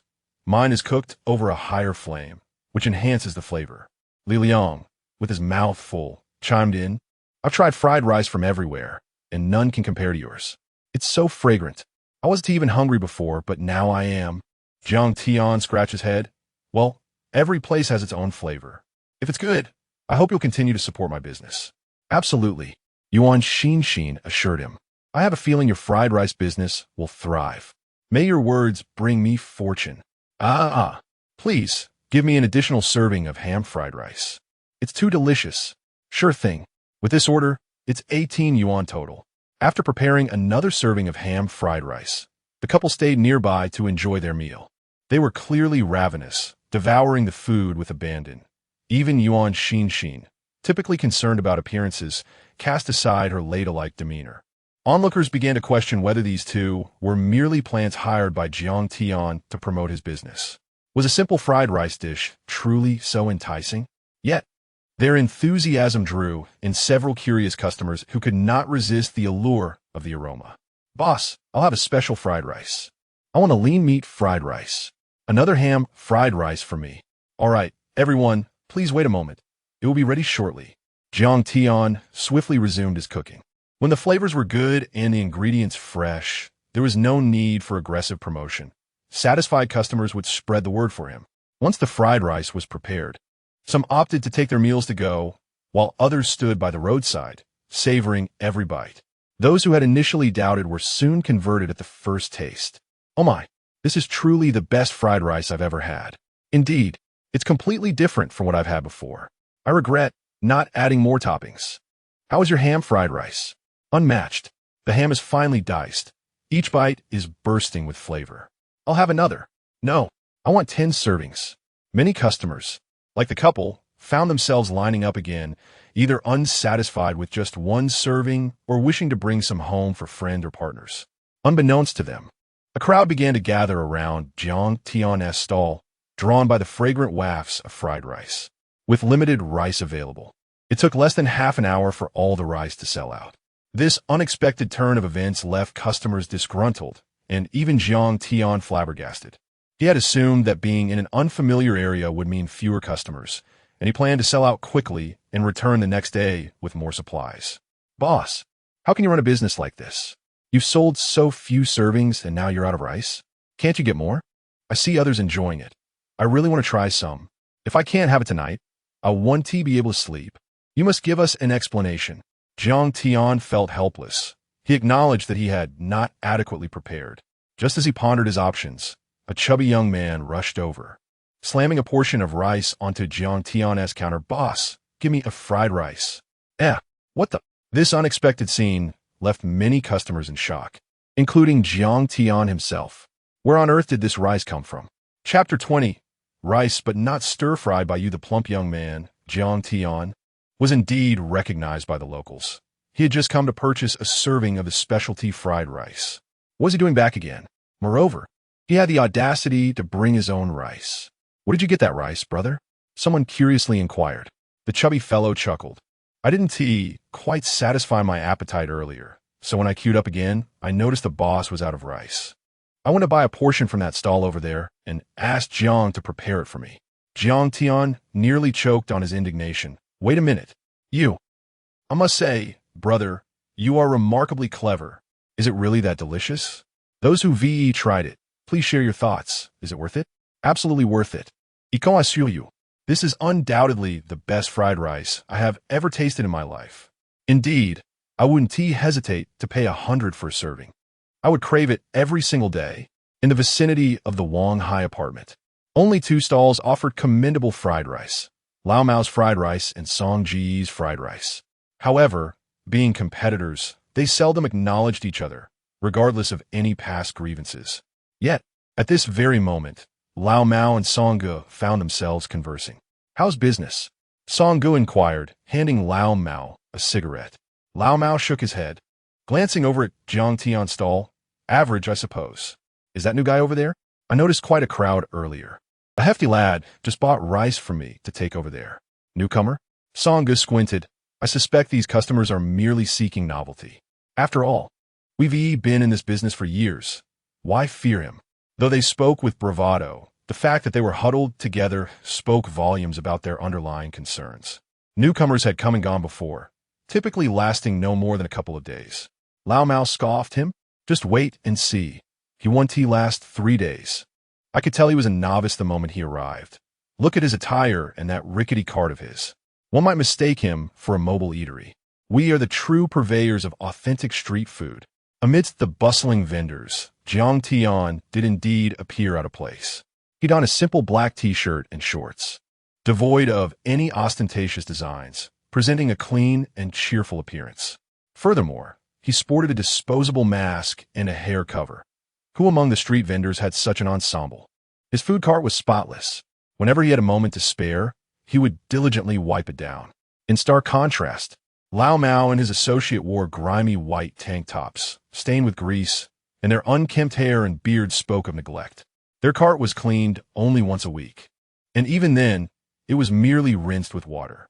To them, customers came for the food, not for the cleanliness of the vendors. Thus, they focused solely on making their dishes delectable. Just as Lao Mao finished speaking, the customers who had been gathered around Jiang Tian's cart suddenly dispersed, all rushing towards him. You see what I mean? Lao Mao grinned. 3 days? He won't even last 3 hours. They must be coming to us for fried rice. I'll just wait. Before departing, Lao Mao discreetly flicked a cigarette, but into Song Ji's frying pan when he thought no one was watching. Meanwhile, Jiang Tian had only a handful of customers, about 7 or 8 individuals, who, upon arrival, made a beeline for Lao Mao and Song Gu's stalls. Soon, a young man approached Song Gu, who, before the youth could speak, interjected with a sarcastic tone, "Our establishment is a small workshop. We don't have the cleanliness of that place over there. Think carefully before you order." With a hint of arrogance, Song Gu continued, "You fickle customers. Is it merely the cleanliness of Lao Zhang's fried rice that attracts you? Why not order from him then? Why come to me?" To his surprise, the young man frowned and pointed to the large frying pan. "Boss, I know your place ISNT clean, but this is a bit much. ISNT it? Are you serving cigarette but fried rice?" Song Gu froze, and upon closer inspection, he noticed the cigarette but in the pan. His pupils dilated in shock as he turned to Lao Mao, bellowing, "Lao Mao, what the hell?" In the realm of business rivalry, matters are often less complicated than they seem. Sometimes, all it takes is a simple, unremarkable cigarette, but, don't get me wrong, that cigarette, but is from the vendor across the way, Song Gu hastily clarified. The young man waved his hand dismissively. Enough with the explanations. "I didn't plan on eating your fried rice anyway. Just pack me a portion of rice." "How much?" "What?" Song Gu questioned, unsure if he had misheard. "A portion of rice to take away?" That he was at a loss, having spent years in the fried rice business without encountering such a request. The young man raised an eyebrow. "I said, pack me a portion of rice. I'm going to take it to Lao Jiang as to fry." "How much?" "If you can't do it, I'll just go elsewhere." This demand nearly sent Song Gu into a fit of rage. Was this not a humiliation? You could choose not to buy, but surely not like this. He glanced over at Lao Mao, who was facing a similar predicament. Several youngsters were asking Lao Mao for rice, but without the intention of having him fry it. Lao Mao, known for his fiery temper, slammed his spatula against the pan, creating a loud clang, and shouted angrily, "One is one thing, but this many is an insult. Who buys fried rice without letting the chef cook it? I, Lao Mao, would rather perish than sell to you." Song Gu swallowed hard, realizing he was facing 7 or 8 individuals. Business had already been slow for him today. Even a mosquito's leg is meat, and this was a substantial piece of meat. At 5 yuan a serving, he could still make a decent profit. With that thought in mind, Song Gu shouted, "I'll sell it. 5 yuan a serving, come quickly." The cost of a portion of rice was merely a few dimes, and without the need for frying, this was a lucrative deal. The crowd that had been lingering at Lao Mao's stall suddenly flocked to Song Ji's. Lao Mao was caught off guard, glaring at Song Gu with a mix of disbelief and frustration, lamenting how the employment landscape had been tainted by individuals like him. Yet he too could not afford to remain idle. He gritted his teeth and shouted, "My rice is better. I'll sell mine for just 4 yuan. Damn it." Song Gu seethed. "Lao Mao, didn't you say you weren't selling? What are you going to do about it if I do? 4 yuan? I'll sell for 3.50. I'll do it for 3. I'll do it for 2.50. 1 yuan. Come on. Who is afraid of whom? 1 yuan?" Song Gu deflated. "Well, that is quite impressive." Though the cost of rice was only a few dimes, there were also packaging costs to consider. Selling for 1 yuan would yield no profit whatsoever. Lao Mao was left in a tight spot. After shouting, he regretted it. What was he thinking, selling at 1 yuan? However, with the words already spoken, he could only steel himself to comply. After purchasing their rice, the customers returned to Jiang Tian's stall, but he wore a troubled expression. Chapter 21. Mastering braised pork as he gazed into the eager eyes of those around him. Jiang Tian wore a troubled expression. With a deep sigh, he explained, "Let's clarify something in advance. The rice I use differs from the one you're accustomed to, so please don't blame me for any variations in taste. I will strive to prepare it to the best of my ability. Fear not, boss. We are not blind. The rice you use is of superior quality, and the taste will undoubtedly reflect that." Someone chimed in. "Indeed, my family is in the rice business, and Jiang boss utilizes can rice, which costs over 2 yuan per gene, while the rice we purchased is merely a bit more than 1 yuan. Jiang boss is truly conscientious. In light of this, 8 yuan for serving of fried rice is remarkably affordable." With the conversation settled, Jiang Tian no longer hesitated. He turned on the stove and got to work. Few customers opted to buy rice separately. so he charged a processing fee of 6 yuan. In less than 20 minutes, he completed his task. After bidding farewell to this batch of customers, he hurriedly turned off the lights on the sign, anxious to avoid any further patrons. The hour was late, and his wife awaited him in their warm bed, eager for him to return home. Now that he was unemployed, being late was not an issue for him. But he was mindful that his wife would need to prepare their child for school the next morning. With this thought in mind, after saying goodbye to Li Dali, he swiftly rode away on his tricycle. By the time he arrived home, it was nearly 1 o'clock in the morning. Jiang Tian quietly pushed the door open and noticed the living room lights were still on. Lin Wanqing lay asleep on the sofa, wrapped only in a thin blanket. Lin Wanqing was a light sleeper. Upon hearing the creaking of the door, she opened her sleepy eyes and murmured, "Husband, you're back? I saved some dinner for you. Please eat a little." On the dining table, remnants of a meal awaited him, along with a steaming cup of jasmine tea, which warmed Jiang Tian's heart. This had always been their routine. Every time he returned home from work, a warm meal and a cup of jasmine tea awaited him. After dinner, he would play games with Duo in the living room. Life seemed simple, yet it was the dream of every man. However, in recent days, he had spent significantly less time with his wife and child. He was out early and returned late. Today, he hadn't even seen Duo's face. "Wife, you should go to sleep. I'll wash up and join you shortly," he said. Lin Wanqing rubbed her eyes, clearly exhausted, and got up to head to their bedroom. Lin Wanqing's culinary skills were exceptional, unmatched by any restaurant, perhaps due to years of familiar flavors. After not having eaten enough at the police station, Jiang Tian devoured his meal and then washed the dishes before taking a shower. Dressed in clean pajamas, Jiang Tian did not rush back to the bedroom, but sat for a moment on the living room sofa. He opened his phone to check the day's earnings. It was an improvement over yesterday. He had sold 225 servings of fried rice, earning 2,025 yuan. With a fleeting thought, the system's panel materialized in his mind. The task for fried rice had been completed, and the reward had been granted, unlocking a new round of lottery eligibility. A large wheel appeared before him, and Jiang Tian eagerly initiated the draw. The wheel spun slowly, gaining speed before gradually coming to a halt, landing on a golden symbol. Ding! Congratulations, host. You have acquired the skill of mastering braised pork. A new task has been triggered.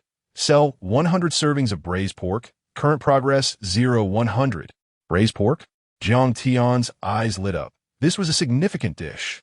In an instant, all techniques related to braised pork flooded his mind, becoming second nature to him. Yet, the hour was late, and he needed to rise early the next morning, so he resisted the urge to act immediately. After steaming the rice, Jiang Tian retreated to the bedroom. Lin Wanqing was not asleep. She opened her arms, inviting him in. Life craved novelty, as did love. From acquaintance to intimacy, they had become indispensable to one another. Jiang Tian and Lin Wanqing maintained their fervent affection for each other. Thus, even after so many years in Jiang Tian's eyes, Lin Wanqing remained the bashful girl who had just stepped into society. They frequently surprised one another, whether with a bouquet costing only a few yuan or a uniquely special garment. As they embraced tightly, sensing changes in Jiang Tian's physique, Lin Wanqing's expression shifted. "Husband, you won tea." Jiang Tian yearned. "Is it possible?" Lin Wanqing exclaimed. "You've been at the stall all day. Aren't you tired?" Jiang Tian shook his head. "Seeing you makes me forget my fatigue." "You? How come I've never seen you so energetic before? Have you seen many beautiful women? By heaven's grace, no beauty could ever compare to you. No matter how stunning, one would eventually tire of gazing at them daily. Others might grow weary, but I never will. Such sweet talk. My parents are coming over for lunch tomorrow. Understood. Let us focus on the important matters first." The following morning, just after 7 o'clock, Jiang Tian awoke. Having stayed up late the previous night, Lin Wanqing was still fast asleep. Jiang Tian quietly turned off her alarm. After a quick wash, he knocked on Duo's door and pushed it open. Duo was still asleep, her chubby face adorably cute, likely dreaming of delicious food, as evidenced by the drool on her cheek. Duo, Jiang Tian called softly. Duo slowly opened her eyes, and upon seeing Jiang Tian's face, her expression brightened instantly. "Daddy." Jiang Tian chuckled. How about Daddy takes you to school today? Really? Duo asked, feigning a pout. I didn't see you yesterday. I missed you so much. Feeling a pang of affection, Jiang Tian scooped her up. After school today. How about you help Daddy with his work? Yay. Duo was quite clingy, especially fond of wrapping herself around him. Whenever he got off work, she would insist on watching Peppa Pig or playing games with him. After helping Duo wash up, Jiang Tian prepared a simple breakfast for them to share.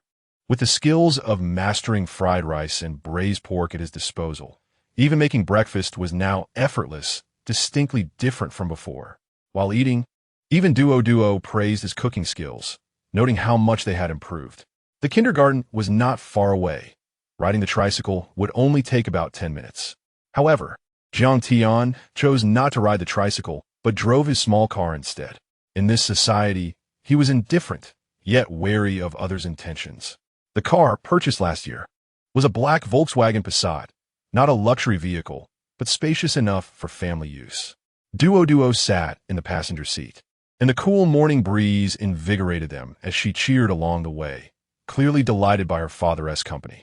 Upon arriving at the kindergarten, Duo reluctantly exited the car, glancing back to wave farewell as she walked toward her classroom, accompanied by her teacher. After watching Duo enter the school, Jiang Tian returned home to switch back to his tricycle, ready to head to the market. Having unlocked the technique for braised pork last night, he was eager to showcase his skills for his parents-in-law's visit at noon. Chapter 22. You are so capable. Today, you shall prepare all the dishes. As the morning market offered a bounty of fresh ingredients, Jiang Tian arrived on his tricycle and made a beeline for the meat section. For his braised pork, he knew he needed to select a beautifully marbled cut of pork belly. Jiang Tian planned to price each portion at 20 yuan, containing 6 generous pieces of meat, slightly on the pricier side, yet entirely dependent on the customer's preferences. He deemed it worthwhile. The meat he chose was exquisite, and with the system-bestowed mastery of braised pork, its flavor would be unparalleled, surpassing any restaurant. Due to the limited stock in the shop, Jiang Tian bought a piece for lunch and added the vendor on WeChat, requesting a delivery of fresh, marbled pork to his home later. He also picked up various ingredients for fried rice and made a video call to Lin Wanqing, inquiring about the vegetables needed for lunch, ensuring he wouldn't have to make another trip. Once he loaded all the items onto his tricycle, he departed. Upon returning home, he found Lin Wanqing enjoying the breakfast he had prepared earlier. He placed all the ingredients in the kitchen, prompting Lin Wanqing to raise an eyebrow and ask, "Husband, why did you buy pork belly?" "I didn't ask you to." Jiang Tian chuckled. "Are my parents coming over for lunch? I plan to make braised pork." "Really? You?" Lin Wanqing blinked, her eyes widening in disbelief at the thought of him attempting to prepare braised pork, having already been astonished by his fried rice skills.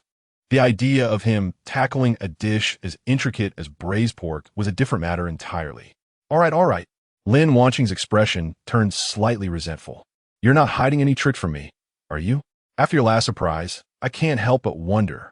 With a mischievous glint in his eye, Jiang Tian feigned seriousness, replying, "Of course I'm serious, but I must admit, I'm not very experienced with this dish. Can you lend me a hand?" Hearing this, Lin Wanqing replied with playful arrogance, "I thought you would know. Since you're so earnest, I suppose I can reluctantly assist you." Though it was still early at 9 in the morning, preparing braised pork required time, so they both entered the kitchen to begin their culinary endeavor. The key to the braised pork was the pork belly, especially the cutting technique. Lin Wanqing wielded the knife with remarkable skill, swiftly chopping the meat into uneven pieces. Jiang Tian quickly interjected, "Wife, that's not how it's done. It should be like this." Ignoring Lin Wanqing's astonished gaze, he took the knife and expertly cut the pork belly into 2-centimeter cubes. Observing the disparity in the sizes of the meat pieces, Lin Wanqing frowned slightly. While she recognized her husband's culinary prowess, she couldn't help but feel he had outdone himself this time. As he worked, Jiang Tian cut the meat with an effortless grace, as if the motions were ingrained in his very being. "Am I truly just here to assist?" she wondered. "Fine," she sighed. "If I can't cut the meat, can I at least chop the scallions, ginger, and garlic?"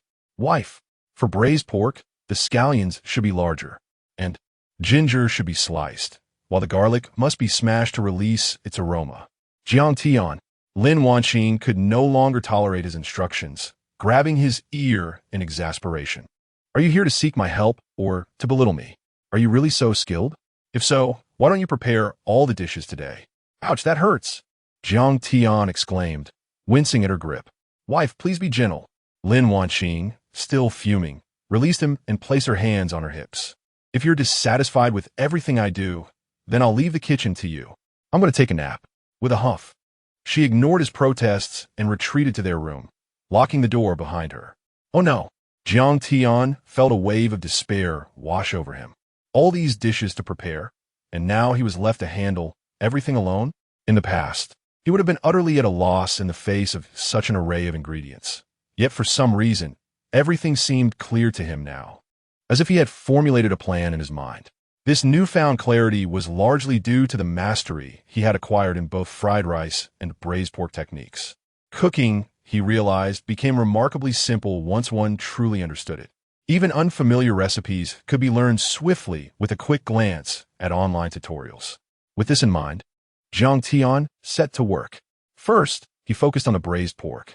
After cutting the meat into 2-centimeter cubes, he prepared an adequate amount of scallions, ginger, and garlic.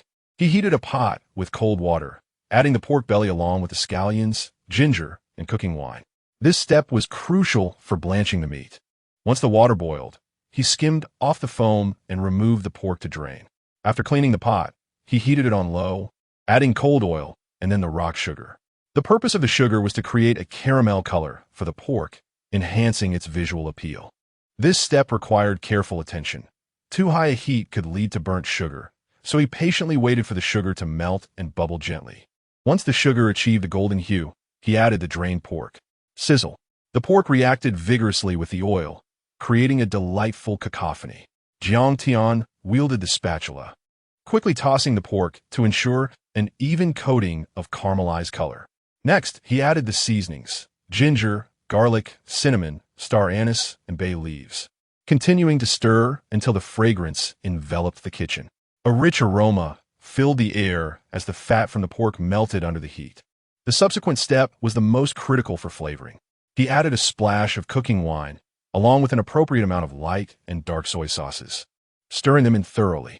Finally, he added enough water to submerge the pork, transferring everything into a clay pot. After bringing it to a boil over high heat, he lowered the flame to let it simmer for an hour. Meanwhile, in her room, Lin Wanqing began to feel restless.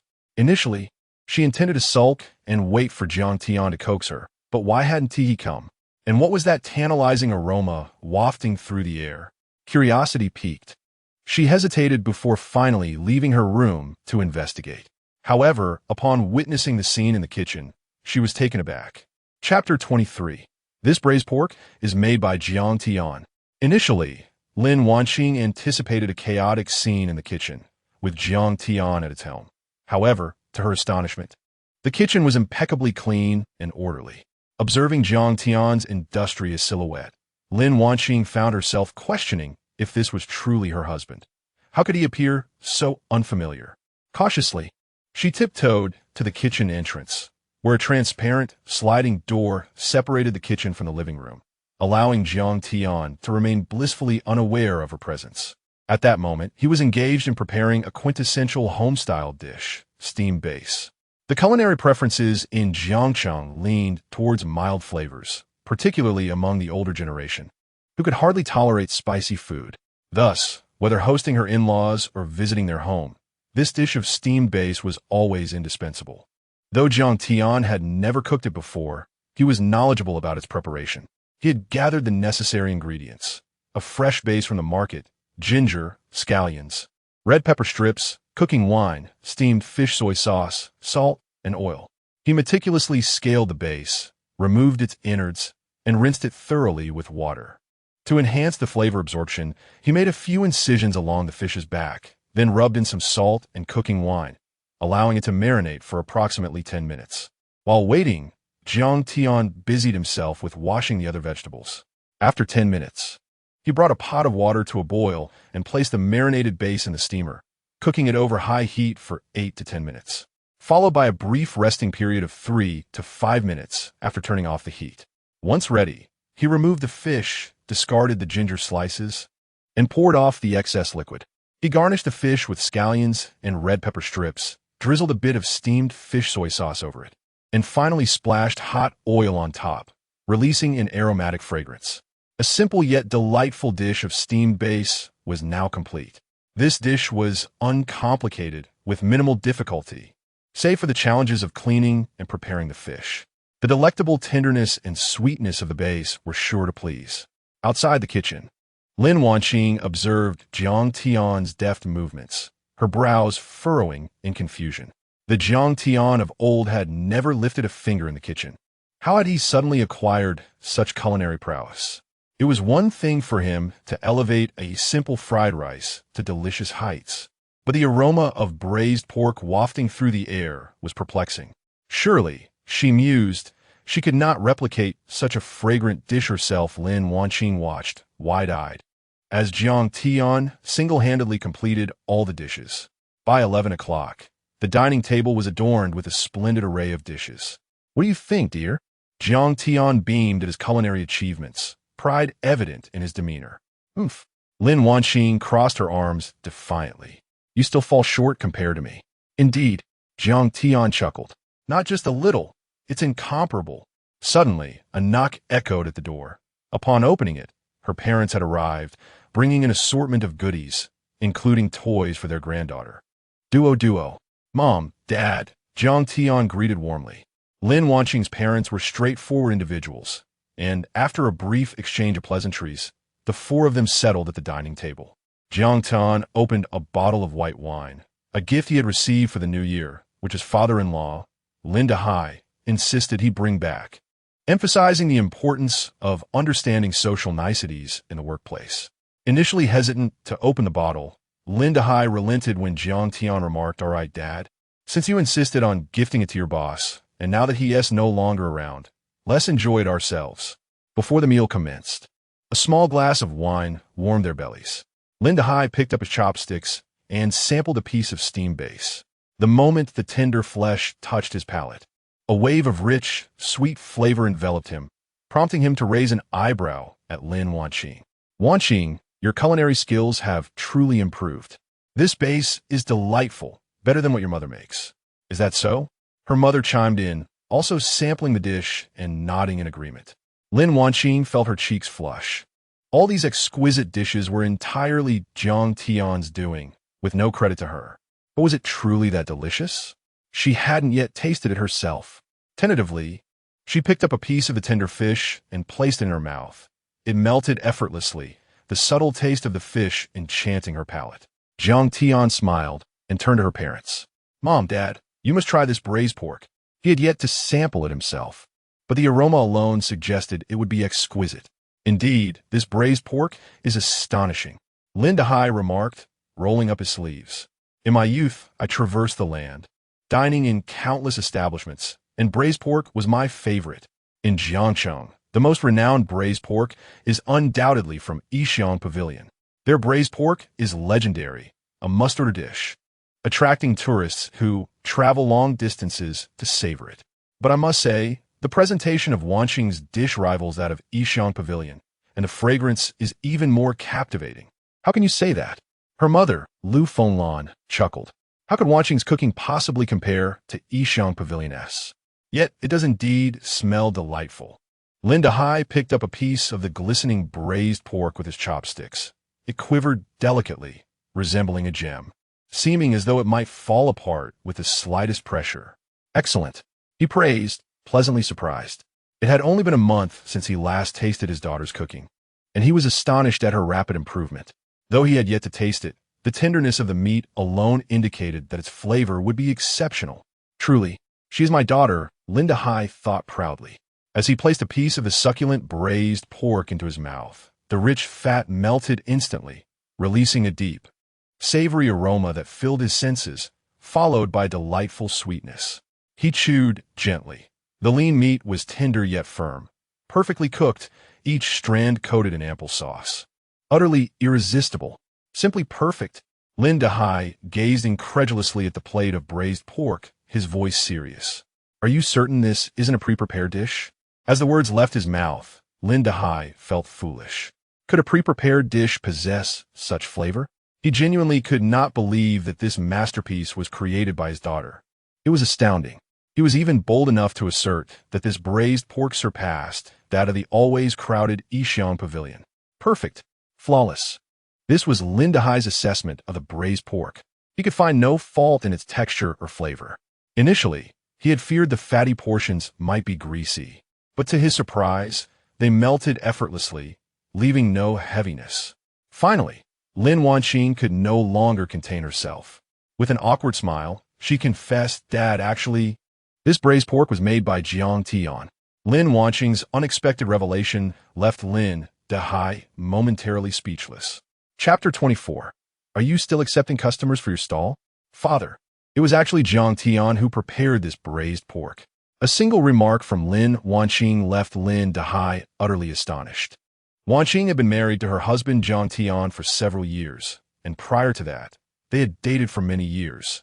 Yet, he had never tasted any of Jiang Tian's culinary creations. This revelation was nothing short of astonishing. My goodness!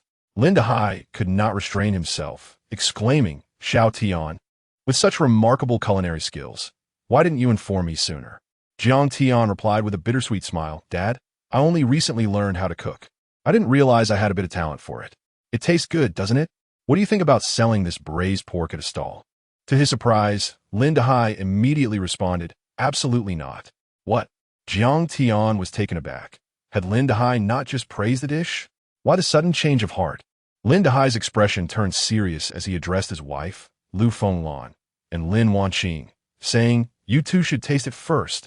After both mother and daughter sampled the braised pork, Lin Dahai inquired, "How does it taste?" Lin Wanqing was the first to speak. "It's rich yet not greasy. With an enticing aroma, it surpasses any braised pork I've had in restaurants." Lu Fenglan nodded in agreement. "Indeed, after years of cooking, I have never made such delicious braised pork." Confusion washed over Jiang Tian. If the family unanimously deemed it delicious, why was selling it at a stall off the table? Lin Dahai gravely stated, "Such exquisite braised pork would be a pity to sell at a stall. Xiao Tian, why not consider working as a chef at Yixiang Pavilion? I happen to know their manager. I can recommend you. I assure you, if he tastes your braised pork, he will absolutely want to hire you." Working as a chef at Yixiang Pavilion would be far more respectable than selling food at a stall, and the salary would be significantly better. At least 15,000 a month wouldn't be an issue. 15,000? Jiang Tian frowned deeply, feeling it was rather meager. After all, he was a man equipped with a system. Although he was currently selling food at a stall, he could easily earn over 1,000 daily just from fried rice alone. Business was booming, and even without braised pork, he could earn several tens of thousands a month. Why would his father-in-law suggest he work at Yixiang Pavilion? Just then, Lin Dahai's scrutinizing gaze fell upon Jiang Tian once more. He silently lit a cigarette before inquiring, "I heard from Xiao Chan that your stall business is doing rather well." "Yes, Dad," Jiang Tian responded honestly. "The fried rice I make is quite popular, and people are supporting my business." Lin Dahai remarked, 300 or 400 a day, huh? "That sounds about right," Jiang Tian said, "but it's not stable. If the weather turns sour, people won't come out to eat, and your earnings suffer." Earning 10,000 a month would already be quite impressive, wouldn't it? Now it made sense. Jiang Tian chuckled inwardly. His father-in-law was indeed correct. Earning 10,000 a month from a stall was commendable. For instance, Li Dali, who sold fried skewers beside him, relied solely on his stall for a living. Despite his hard work, after accounting for costs and losses, he only managed to earn around 8,000 a month, which was already considered decent. With a deep sigh, Jiang Tian conceded, "Dad, you have a point. However, I truly do not wish to be a servant to others. I aspire to carve out my own path through hard work, to provide a better life for Wanqing and Duo. Through these past couple of days of selling food, Jiang Tian had gained profound insights. He had toiled diligently in a company for many years, earning a respectable income that others might envy. Yet what was the outcome? One night, the boss disappeared, leaving him and several colleagues in shock without even a cent in compensation. Perhaps changing jobs could resolve the issue, or perhaps his next boss would be more reliable. However, that stable life was no longer what Jiang Tian desired. The greater the storm, the more valuable the fish. He mused. Though entrepreneurship carried risks, the potential rewards were immeasurable.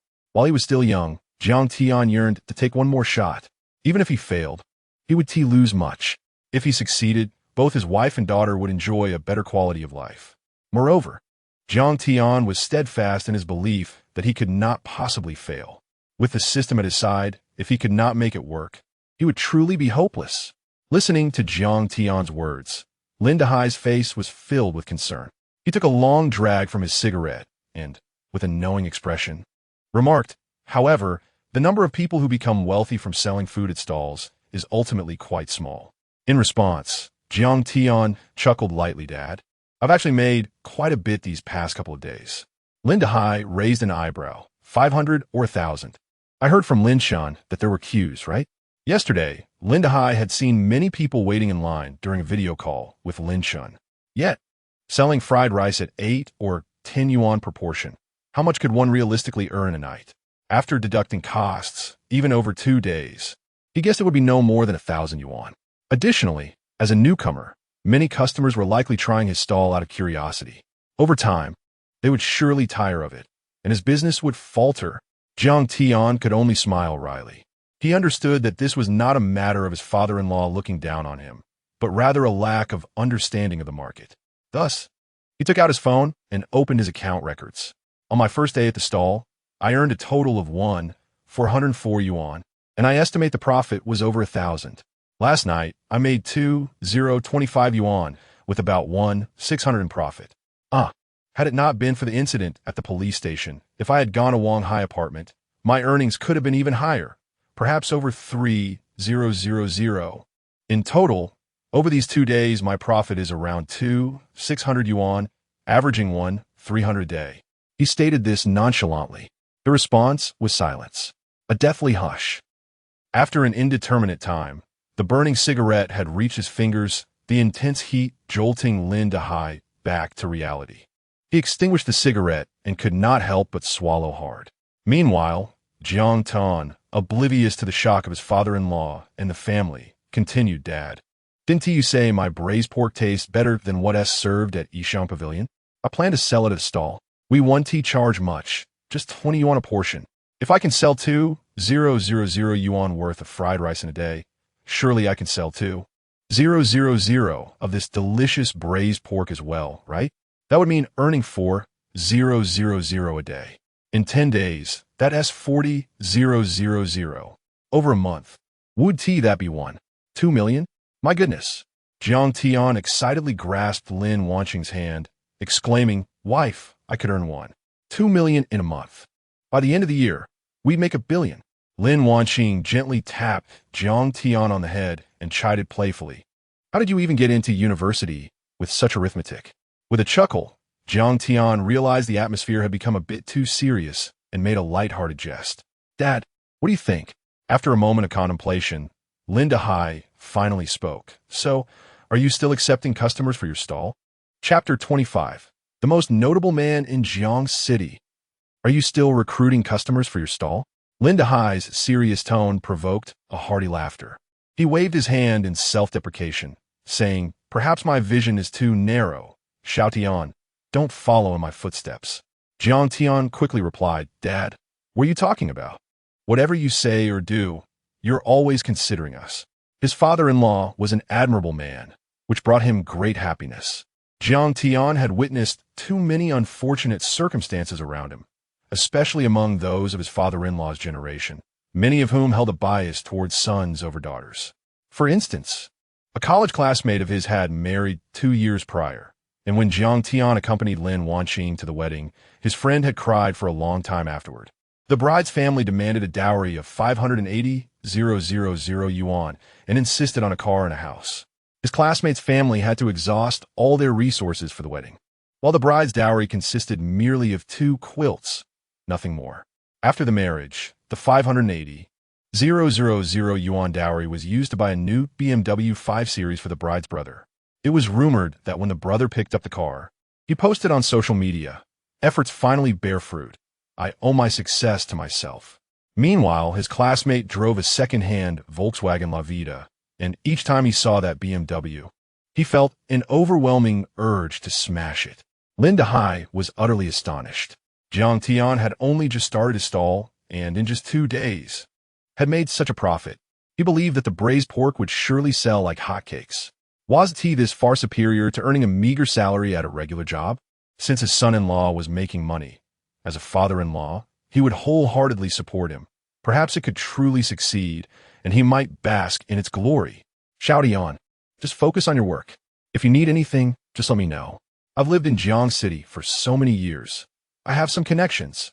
Lin Dahai declared generously. Jiang Tian chuckled awkwardly indeed. Just yesterday, he had been apprehended, and Lin Shen insisted that his father had connections. But what happened? He had been taken to the police station, while Lin Shen claimed he knew the captain of the traffic police. Nevertheless, Jiang Tian appreciated the sentiment. He solemnly stated, "Rest assured, Dad, once I earn money, I will buy a large villa near Luiwa Lake and bring my parents and you all over." Ha ha ha. Good. I'll await your villa. Lin Dahai had indulged in quite a bit of drink that day, and, when leaving, was supported by Lu Fenglan. After seeing them off, Lin Wanqing linked her arm with Jiang Tian's and looked at his flushed face, saying, "Darling, you seem to have had a bit too much to drink. Why not take a rest? No need to set up the stall today." Unexpectedly, in the next moment, Jiang Tian suddenly perked up and shook his head. "No need. I'm not drunk." Lin Wanqing paused slightly. Then a sharp glint flashed in her eyes as she seized Jiang Tian's ear, exclaiming, "Oh, so you're playing tricks with my dad, huh? Ouch, that hurts." Jiang Tian gasped, nearly in tears. "Wife, let me explain. You know Dad. He doesn't have any bad habits, just a penchant for drinking too much. If I really drink that much with him, how could I make money tonight? Then take a day off." Jiang Tian pulled out his phone and opened a chat with Director's son. "He has already coordinated with the Urban Management Department, allowing me to set up my stall at the entrance of the Urban Management Bureau in the evening. I can't just tell him I can't go because I'm drunk, right? Moreover, if I don't show up today, how will my customers feel? Will they think I'm still in custody?" Lin Wanqing nodded thoughtfully, her head bobbing like a chick pecking a grain. "Darling, you are so wise." Of course. Upon returning home, just as the meat vendor arrived, Jiang Tian inspected the quality of the pork. The vendor, with a cigarette dangling from his mouth, patted the pork, saying, "It just came from a slaughterhouse not long ago. It's fresh." "All right." Jiang Tian promptly paid and carried the meat home. However, as he reached the base of his apartment building, he encountered his neighbor, Song Fun. Spotting Jiang Tian, she exclaimed, "Xiao Tian, why didn't I see you at the University Town Food Street yesterday?" The pork was heavy, and Jiang Tian struggled to turn his body, laughing awkwardly, and Song, "What a coincidence. I had something to attend to yesterday." Oh, Song Fun inquired curiously, "What about today? Are you there?" Jiang Tian pondered for a moment before replying, "Yes, but not at the food street. If you want to eat, you can find me at the entrance of the Urban Management Bureau nearby." "All right." Songfen smiled. "The entrance of the Urban Management Bureau, right? I'll go there later." After saying that, she hummed a tune and walked away. Yet, just a few steps later, she suddenly halted, her pupils dilating, and turned back to shout at Jiang Tian's retreating figure. "What did you say? The entrance of the Urban Management Bureau?" Jiang Tian turned back. "Yes, Aunt, what's wrong? Are you serious? You're setting up a stall at the entrance of the Urban Management Bureau?" In Songfun's view, mobile stalls and urban management were utterly incompatible. Merchants like Jiang Tian would flee at the sight of urban management officers. Yet he claimed he would set up shop right at the Bureau's entrance. No, they allowed you to set up a stall, not to set it up at the Urban Management Bureau entrance. Without waiting for Jiang Tian to explain, Songfen expressed her disbelief. "Xiao Tian, you're not joking with me, are you? How could I, Aunt Song? If you don't believe me, come and see for yourself tonight. The situation is too complex. I can only set up for 1 day." Songfen grimaced. "Complex? How complex could it be that a stall would be set up at the Urban Management Bureau entrance?" However, looking at Jiang Tian's sincere expression, she couldn't help but feel a mix of skepticism and belief. "All right, then. I'll definitely check it out later. If you can actually pull this off, it would be unprecedented. Who knows? Tomorrow, Jiang City's headlines might feature you." Jiang Tian smiled, offering no further explanation as he carried the pork upstairs. Upon arriving home, Lin Wanqing immediately sprang up from the sofa. grabbing a tissue to wipe the sweat from Jiang Tian's brow. Darling, did you buy too much pork? Jiang Tian shook his head. Not at all. Since Dad believes it's better than Yishang Pavilion S, I must prepare more. I estimate that if I sell all this meat, I could earn at least 4,000 yuan, while the cost is less than 400 yuan. Lin Wanqing's eyes sparkled. So much? Then should we buy more pork? Jiang Tian nearly spat blood. Are you trying to kill me? Just kidding, just kidding. You're already doing great. In what sense? Oh, I just remembered that Duo's clothes still need washing. I'll go do the laundry. Lin Wanqing hurriedly dashed off to the bathroom. They say that after 25, men can only chat. Why isn't Jiang Tian like that? Especially in these past 2 days, he felt exceptionally energetic. Jiang Tian chuckled softly. For now, it was time to prepare the braised pork. He was determined to be the most remarkable man in all of Jiang City today. Chapter 26. I set up a stall at the City Management Bureau in the kitchen. Jiang Tian was bustling about, while Lin Wanqing sat outside, resting her chin on her hand, feeling somewhat helpless. She had just attempted to assist Jiang Tian, but soon realized that her efforts were counterproductive. To her dismay, her culinary skills, honed over more than a decade, paled in comparison to the novice Jiang Tian's. However, Lin Wanqing soon smiled gently. For it is often said that a working man is the most attractive, and she found this to be undeniably true. Meanwhile, the kitchen was alive with activity. Jiang Tian expertly diced the pork belly into evenly sized pieces, preparing the necessary ingredients. The method of preparation differed between what was for home consumption and what was for sale. For personal meals, a clay pot and slow simmering were required. However, for selling, that method proved far too time-consuming. Thus, professional tools were called for. A stainless steel vat, specifically designed for cooking, ideal for braising meats and preparing marinated dishes. Lin Wanqing had once impulsively purchased one for making marinated delicacies, but it had languished in a corner until Jiang Tian brought it back into service today. After a considerable amount of time, Jiang Tian glanced at the clock. It was already 3 in the afternoon. With over an hour of braising, the dish would be ready by 4 o'clock. Lin Wanqing approached, offering him a cup of tea and wiping the sweat from his brow. But Jiang Tian was relentless in his preparations. He busied himself with the various ingredients required for fried rice and other assorted dishes. By the time they finished, it was past 4 o'clock, and there had been no time to rest. Together, Jiang Tian and Lin Wanqing hastily loaded everything onto the tricycle. Honey, you've worked so hard, Lin Wanqing said, cradling Jiang Tian's face with concern. And I hardly know how to assist you. Jiang Tian chuckled lightly. It's nothing. I'm not tired.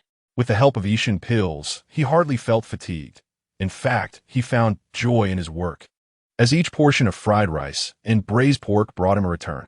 However, Lin Wanqing mistakenly believed that Jiang Tian was merely enduring. After Duo finishes school, can I come help you? She asked. Jiang Tian raised an eyebrow. Sure. The kindergarten lets out early. I should be heading to pick up Duo soon. After a tender kiss, Jiang Tian hopped onto the tricycle and sped off toward the City Management Bureau. Time was indeed tight. To enhance the flavor of the braised pork, he had decided to simmer it a bit longer. He estimated he would arrive at the bureau around 5 o'clock. At this moment, the food street in the university town was bustling with life. Typically, at around 4 o'clock, the street would be sparsely populated, but today it was teeming with people. Especially at the stall where Jiang Tian had been the day before, where a long queue had formed. Is Boss Jiang coming today? I didn't get to eat yesterday, and hardly slept a wink. Someone lamented. He was taken away right after I arrived. Another added, I'm dying for Boss Jiang's fried rice. Please arrive on time today. Despite the public spectacle of Jiang Tian's departure, many still believed he had been wronged. Yet, there were skeptics among the crowd who scoffed at his supporters. It's already 4:30, and he hasn't shown up. He must still be at the police station. One said dismissively, honestly, I've tried Boss Jiang's food. It's delicious to the point of suspicion. What are you all waiting for? It's foolish to believe in him. The atmosphere grew increasingly heated, and even Li Dali joined the fray, unable to tolerate the ridicule directed at Jiang Tian. Though he had known Jiang Tian for only 2 days, Li Dali recognized his integrity. Additionally, he had seen Jiang Tian at the Wang Hai apartment the previous night. If he had truly been arrested for possessing illegal substances, he would not have been released so soon. Enough with the noise, Li Dali shouted, unable to remain silent. Boss Jiang is innocent. Some envious individuals are deliberately slandering him. Everyone should keep their eyes open and not fall for the deceit of a few. His words provided reassurance to many, but doubt lingered among some. If he is truly fine, why hasn't he shown up yet? One skeptic challenged. Li Dali hesitated, realizing the time was indeed approaching 5 o'clock. Perhaps he is caught in traffic, he offered, but the excuse rang hollow to many, drawing scorn. You're just a vendor. Why are you so invested? Are you in cahoots with him? This accusation ignited Li Dali's fury. I've been selling skewers for years. I've served thousands. And while some have criticized my flavor or service, none have ever claimed my food was unsafe. If anyone doubts it, let them test it. A young man in a white tracksuit stepped forward with an air of arrogance. Since you're so close to him, why not call him? Is it too much trouble to find out if he is coming or not? Li Dali recognized him as someone who had sparked the earlier argument. Narrowing his eyes, he questioned, "You're one of those hired to stir trouble, aren't you?" The young man faltered, then defensively replied, "What nonsense. I'm just standing up for the heroes fighting drug trafficking. And don't change the subject. You're not afraid to call him, are you?" All eyes turned to Li Dali, and a wave of pressure washed over him. Frowning, he hesitated, then steeled himself, and declared, "Why should I be afraid?" He took out his phone and called Jiang Tian via WeChat. As the phone rang, he felt a knot in his throat, silently praying that everything would go smoothly. The stakes fell high. If Jiang Tian didn't show up, who would dare to buy his fried rice or Li Dali's skewers again? After a brief moment, the call connected, and Jiang Tian's voice came through. "Liga, what is up?" Li Dali switched to speakerphone, nervously swallowing hard. "Brother, it's almost 5 o'clock. Why haven't you arrived yet?" Jiang Tian chuckled lightly. "I'm not setting up at the food street today." This revelation sent a shockwave through the crowd. Even those who fervently supported Jiang Tian felt a pang of disappointment. "Not coming? Does that mean he is guilty? We stood by you, believing in the integrity of your fried rice, and now you're not showing up?" But before the crowd could further express their discontent, Jiang Tian's calm voice resonated once more from the phone. "I'm setting up my stall at the City Management Bureau instead." Chapter 27. Jiang Tian's boast. I set up a stall by the entrance of the Urban Management Bureau next to the food street. Jiang Tian's astonishing remark abruptly plunged the scene into an eerie silence. After a moment, Li Dali snapped back to reality and incredulously asked, "What did you just say?" Li Dali was somewhat bewildered, questioning whether he had misheard. Jiang Tian was actually going to set up a stall at the Urban Management Bureau? "No way, buddy. You can't be serious." On the other end of the line, Jiang Tian replied earnestly, "I'm almost there, and I have new products today." "New products?" Li Dali raised an eyebrow. "Were they?" "A secret," Jiang Tian replied mysteriously. "All right, brotherly, the green light is on. I have to hang up." Without waiting for Li Dali to respond, Jiang Tian ended the call. Many customers present were equally perplexed. Did I just hear that correctly? The boss is actually going to set up a stall at the Urban Management Bureau? Although I have faith in a boss, this sounds like pure bragging. I must see this spectacle for myself. It's impossible, absolutely impossible.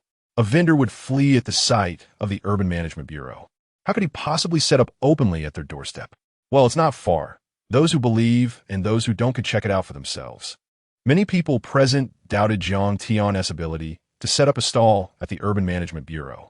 It sounded utterly absurd, yet whether they believed it or not, they decided to head over to the bureau to see for themselves. It was merely a 5-minute walk from the food street. Suddenly, the crowd became agitated, and nearly everyone headed towards the Urban Management Bureau. At the entrance of the food street, old Zhang lit a cigarette. He had arrived early, securing a prime stall location just after 2 o'clock. This spot was a perfect blend of timing and opportunity. Anyone visiting the food street would have to pass by him. In the past, the line for fried rice would have been long.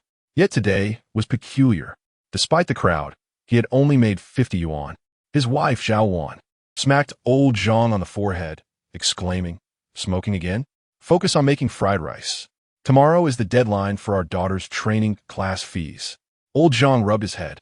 "I don't want to fry rice. I can't if no one buys." Zhao Wan scoffed, "Listening to you, it sounds like your business is just like your..." "Well, it's not that you don't want to. It's that you can't. Old Jiang's face flushed with embarrassment. Are you insulting me? He retorted.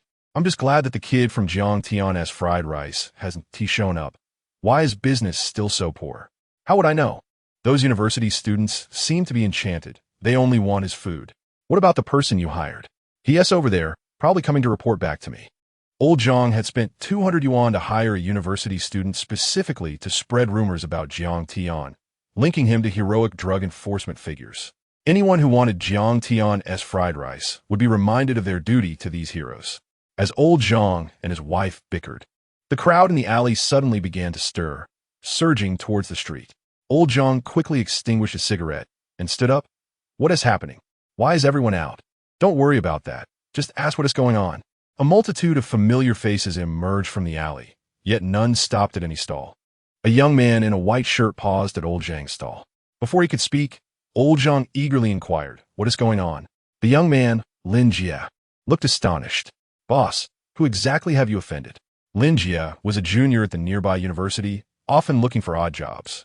Initially reluctant to help old Jiang, he agreed when told that Jiang Tian's fried rice contained illicit substances harming students. Old Jiang, confused, asked, what is so special? He.S. just a fried rice vendor. Lin Jie smirked. If he.S. not special, why is he setting up at the Urban Management Bureau? What? Old Jiang was taken aback, wide-eyed. You mean to say he.S. at the Urban Management Bureau? Old Jiang's mind faltered, his words stumbling. He? At the Urban Management Bureau? Is this even possible? The nemesis of street vendors is undoubtedly the Urban Management Bureau. Yet, Jiang Tian not only avoided them, but boldly set up at their doorstep. Indeed, this area is an officially designated stall zone. They wouldn't be chased away here. But to set up right at their entrance? Zhao Wan was equally stunned, questioning. This doesn't make sense, dear. How can he set up there? Does he have some sort of backing? If he had backing, would he be out here setting up a stall? Old Jiang frowned, pondering what happened at the police station last night.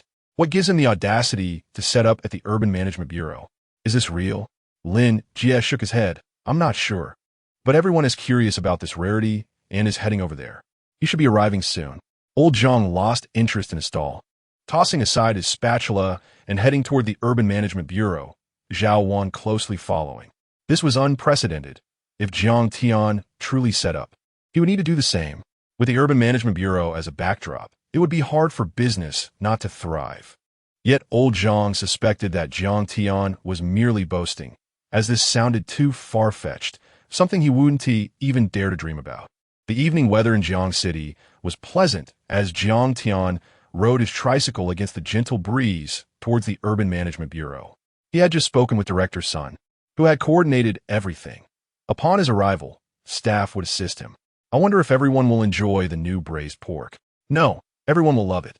After all, he had tasted the flavor himself. Honestly, after years of work and socializing, he had dined at countless restaurants in Jiang City, from high-end establishments to street stalls. None could compare to his own braised pork. Unbeknownst to him, Jiang Tian had arrived at the Urban Management Bureau, yet he was taken aback by the sheer number of people. Everywhere he looked, throngs of people were bustling, the atmosphere lively. What's going on? I haven't even posted anything on social media yet. Chapter 28. Boss Jiang, may I have 10 portions, please? At this very moment, outside the Urban Management Bureau, numerous officers were diligently maintaining order amidst the crowd. Nevertheless, the throngs of people proved overwhelming. In a bid to manage the situation, retractable barriers were erected on either side, ready to be opened when Jiang Tian arrived, allowing eager customers to queue directly. As the clock struck 5, Jiang Tian's absence was still palpable, leading many bystanders to voice their discontent. Why hasn't he arrived yet? Could it be a hoax? I told you it was a scam. Who would dare set up a stall in front of the Urban Management Bureau? Indeed, it was akin to a mouse feasting in the presence of a cat. The uncertainty of his arrival lingered. I believe he will come. Otherwise, why set up the barriers? And why are there so many police officers here? Suddenly, a voice from the back of the crowd cried out, "He.S. here." Instantly, everyone turned in unison. There he was, Jiang Tian, leisurely riding in on a 3-wheeled motorcycle. He was bewildered, pondering how these patrons had discovered his whereabouts without him posting anything on social media. Moreover, the sheer number of people was staggering. At least 100. Although he had garnered a fair amount of customers over the past few days, this level of enthusiasm was unexpected. Please make way, Jiang Tian called out, attempting to navigate through the sea of people, a daunting task indeed. His appearance astonished many. He actually came, but their astonishment was far from over. Even the officers maintaining order stepped in to assist him, clearing a path. Wow, he is really here, folks. Boss Jiang is incredible. What's the story here? How could Boss Jiang set up shop right in front of the Urban Management Bureau? Is he perhaps the son of some official? What could he be thinking? If he had such connections, would he really be reduced to this? Jiang Tian, in plain sight, boldly parked his motorcycle at the entrance of the Urban Management Bureau. At that moment, two officers emerged from the guardhouse, holding a banner that read, "Outstanding Street Vendor." This banner was prominently displayed behind Jiang Tian for all to see. Sun Shan stepped forward, smiling at Jiang Tian. "Brother Jiang, you finally arrived. There are many waiting for you today." "Director Sun, I appreciate your assistance," Jiang Tian replied courteously. "Of course, the nation now encourages street vending, but effective regulation is a challenge. Establishments like yours, with fresh ingredients, excellent service, and high sanitation standards, are precisely what we should promote in Jiang City. Soon, the food street in the university town will be renovated, and I believe other vendors should aspire to your standards. This is where the real competition lies." With that, Sun Shan picked up a megaphone. Today, he was not in uniform, but rather donned a dignified black Zhongshan suit, addressing the throng of university students. He spoke earnestly. "Due to some misunderstandings yesterday, we brought Boss Jiang of Old Jiang Fried Rice in for questioning. However, after inspection, his fried rice met all quality standards. Jiang City truly needs conscientious vendors like him. Therefore, today our police force has collaborated with the Urban Management Department to hold this commendation event for outstanding street vendors." The so-called commendation for outstanding street vendors was merely Sun Shan's excuse to honor Jiang Tian. On one hand, it alleviated his guilt towards Jiang Tian. On the other, it served to inspire other vendors to enhance their food quality and safety. In this way, it was a win-win situation for all. Jiang Tian emerged victorious, as he was the first in Jiang City, and indeed the entire nation, to have the privilege of setting up a stall right at the Urban Management Bureau's entrance. The customers triumphed as well. By rewarding Jiang Tian, other vendors would be encouraged to improve their offerings, ensuring patrons enjoyed fresher ingredients. Jiang Tian also stood to gain, as the upcoming renovation of the food street would undoubtedly reflect positively on him, securing his role in its success. A trifecta of triumph. Thus, Sun Shan offered only a few brief remarks before waving his farewell, leaving two officers to maintain order at the scene. Consequently, Jiang Tian boldly set up his stall right at the entrance of the Urban Management Bureau. Once the retractable barriers were opened, a straight path emerged leading directly to Jiang Tian's stall. The crowd surged forward, but with police presence, order was swiftly restored. "Boss Jiang," a chubby young man exclaimed, racing to the front. "My friend insisted you were arrested. I didn't believe it, thinking you'd be at the food street today. But look at you, even better. Setting up here. Wow, you truly are the best." Jiang Tian blushed. "Thank you for your support. Let us not keep the other customers waiting. What would you like to eat?" The young man gulped. "I'll have 2 portions of fried rice to satisfy my cravings. I want both ham and lean meat." "When you spoke to the vendor of fried skewers, you mentioned a new dish. Is it from this pot?" He pointed at the stainless steel container. Jiang Tian nodded, chuckling lightly. "Indeed, this is our new braised pork. Care to give it a try?" "Braised pork?" The young man's eyes lit up. "I've gained all this weight from eating braised pork. Boss Jiang, I'm quite discerning when it comes to braised pork. Do you have the confidence to impress me?" Jiang Tian could only laugh, preparing to make the fried rice while replying, "Why not give it a shot? This might just be the best braised pork you've ever tasted." "That's unlikely." The young man lamented. "Boss Jiang, your fried rice is truly exceptional. But when it comes to braised pork, it has to be from Yixiang Pavilion. Their flavor is unmatched in Jiang City." "Yixiang Pavilion?" "Just this afternoon, my father-in-law Lin Wanqing claimed his braised pork is far superior to theirs. I've dined there and tasted their braised pork. While it's indeed delicious, it's exorbitantly priced at 258 yuan for just 6 meager pieces of meat. In the past, Their braised pork was unrivaled in Jiang City. But now, my old Jiang fried rice serves braised pork that has become famous throughout Jiang City. Without further ado, Jiang Tian lifted the lid of the stainless steel container. In an instant, a plume of steam burst forth, carrying the rich aroma of meat through the air. The young man's eyes sparkled as his mouth watered uncontrollably, and he instinctively rose on his toes to peer into the container. Upon seeing the glistening, tender pieces of braised pork steaming within, the young man couldn't help but exclaim, "Boss Jiang, may I have 10 portions, please?" Chapter 29 Perfection. Utter perfection. "Boss Jiang, please bring me 10 portions." The glimmer in the little chubby boy's eyes was unmistakable as he made this astonishing request. Jiang Tian was taken aback and quickly clarified, "The braised pork is limited. Each person may purchase only 1 portion, which costs 20 yuan. 20? The chubby boy paused, visibly disheartened. "Isn't that a bit expensive? That nearly matches my daily food budget." Indeed, many others voiced their displeasure as well. "Boss Jiang, the price for this braised pork is rather steep. We are university students with modest living expenses. If I were to order a portion of fried rice and a portion of braised pork, it would total 30. But the aroma of the braised pork is simply irresistible. It's so fragrant that my mouth is watering. I don't care. Even if it's 200 today, I must taste it. Could you possibly lower the price?" I believe 10 yuan would be a more reasonable rate. Listening to the crowd's suggestions, Jiang Tian replied earnestly, "This braised pork is made from select streaky pork, and the cost is not trivial. Moreover, it requires slow simmering for an extended period, which is exceedingly time-consuming and labor-intensive. While 20 yuan may sound a bit pricey, I strongly recommend you try it. I assure you, the flavor will not disappoint." The price of 20 yuan is indeed a bit much for a university student, a sentiment Jiang Tian could empathize with, having once been in their position. However, the price is justifiable. After all, the quality of the ingredients and the deliciousness are evident.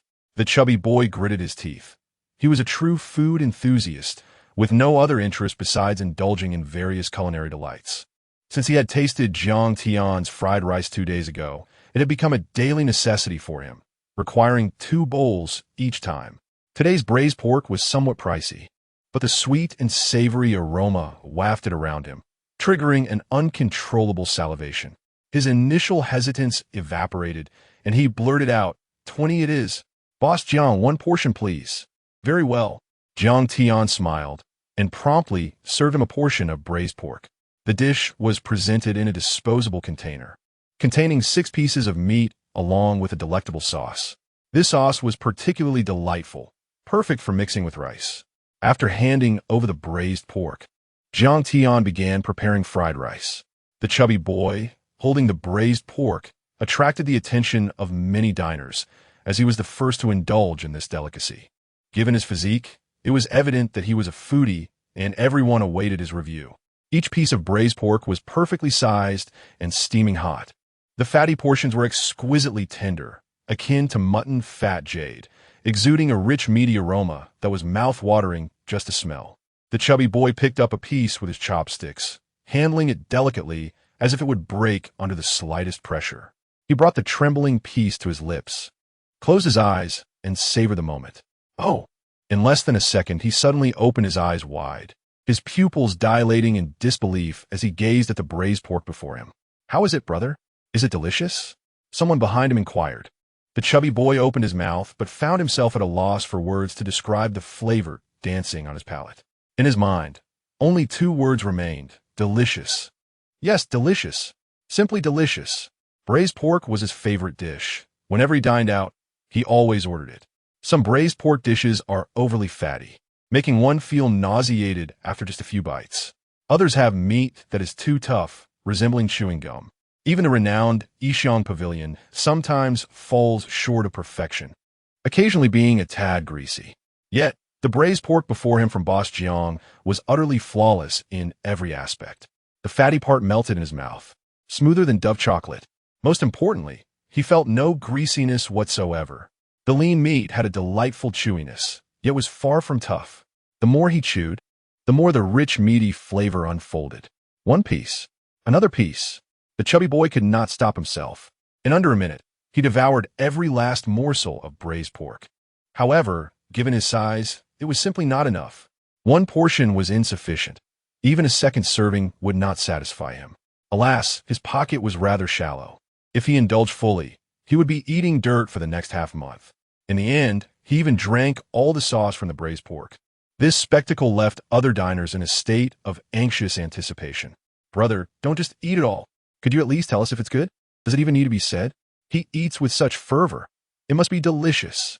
He would make an excellent food vlogger. His eating style is incredibly appetizing. I want to eat it too, but I only have 10 yuan tonight. Please open your mouth. Please blink. Please shake your head. Who is this brother so bold? Borrowing money just to eat?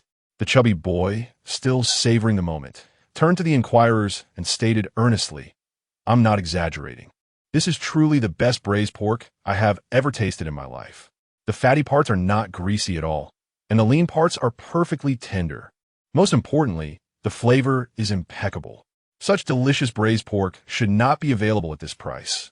20 yuan is an absolute bargain. If this were served in a high-end restaurant, I dare say it would cost at least 200 for a portion. If you desire some, don't hesitate to buy. The taste will undoubtedly exceed your expectations. Unfortunately, each person is limited to one portion. Otherwise, I would certainly order another. At this moment, Jiang Tian also finished packing the 2 portions of fried rice the chubby boy ordered and cheerfully handed them over, saying, if it's delicious, come back again. He never anticipated that his first customer would offer such high praise. His heart swelled with joy. Soon, the next customer arrived, a young man with dyed yellow hair. He rubbed his hands together and said, Boss, 1 portion of braised pork and 1 portion of ham fried rice, please. Very well, that will be 30. Coming right up. Sure, no rush.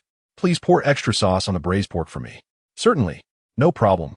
Jiang Tian poured oil into the pan to prevent the fried rice from sticking while it cooked. As the oil began to smoke lightly, he added a spoonful of cold oil, followed by quick whisking of eggs. With a growing demand for ingredients, Jiang Tian had some negotiating power, allowing him to lower costs across the board. The fried rice was soon ready, and he prepared a serving of braised pork for the young man with yellow hair. WeChat payment, 30 yuan. The young man paid. Take care. He didn't walk far, squatting by the roadside to eat. Though he appeared thin, he had a remarkable appetite. He specifically asked Jiang Tian for extra braised pork sauce, which he poured over his fried rice. He then placed a piece of braised pork into the fried rice and took a bite. Delicious. This is a masterful way to eat. Closing his eyes, he felt transported to a culinary paradise, fully relishing the tender texture and rich aroma of the braised pork. Perfection. Utter perfection. Braised pork and fried rice are meant to be paired like this. This scene made countless customers in line drool with anticipation. Chapter 30. With such skills, why submit to being a servant to your boss? Across from the Urban Management Bureau, old Zhang stood at a distance, taking a drag from his cigarette.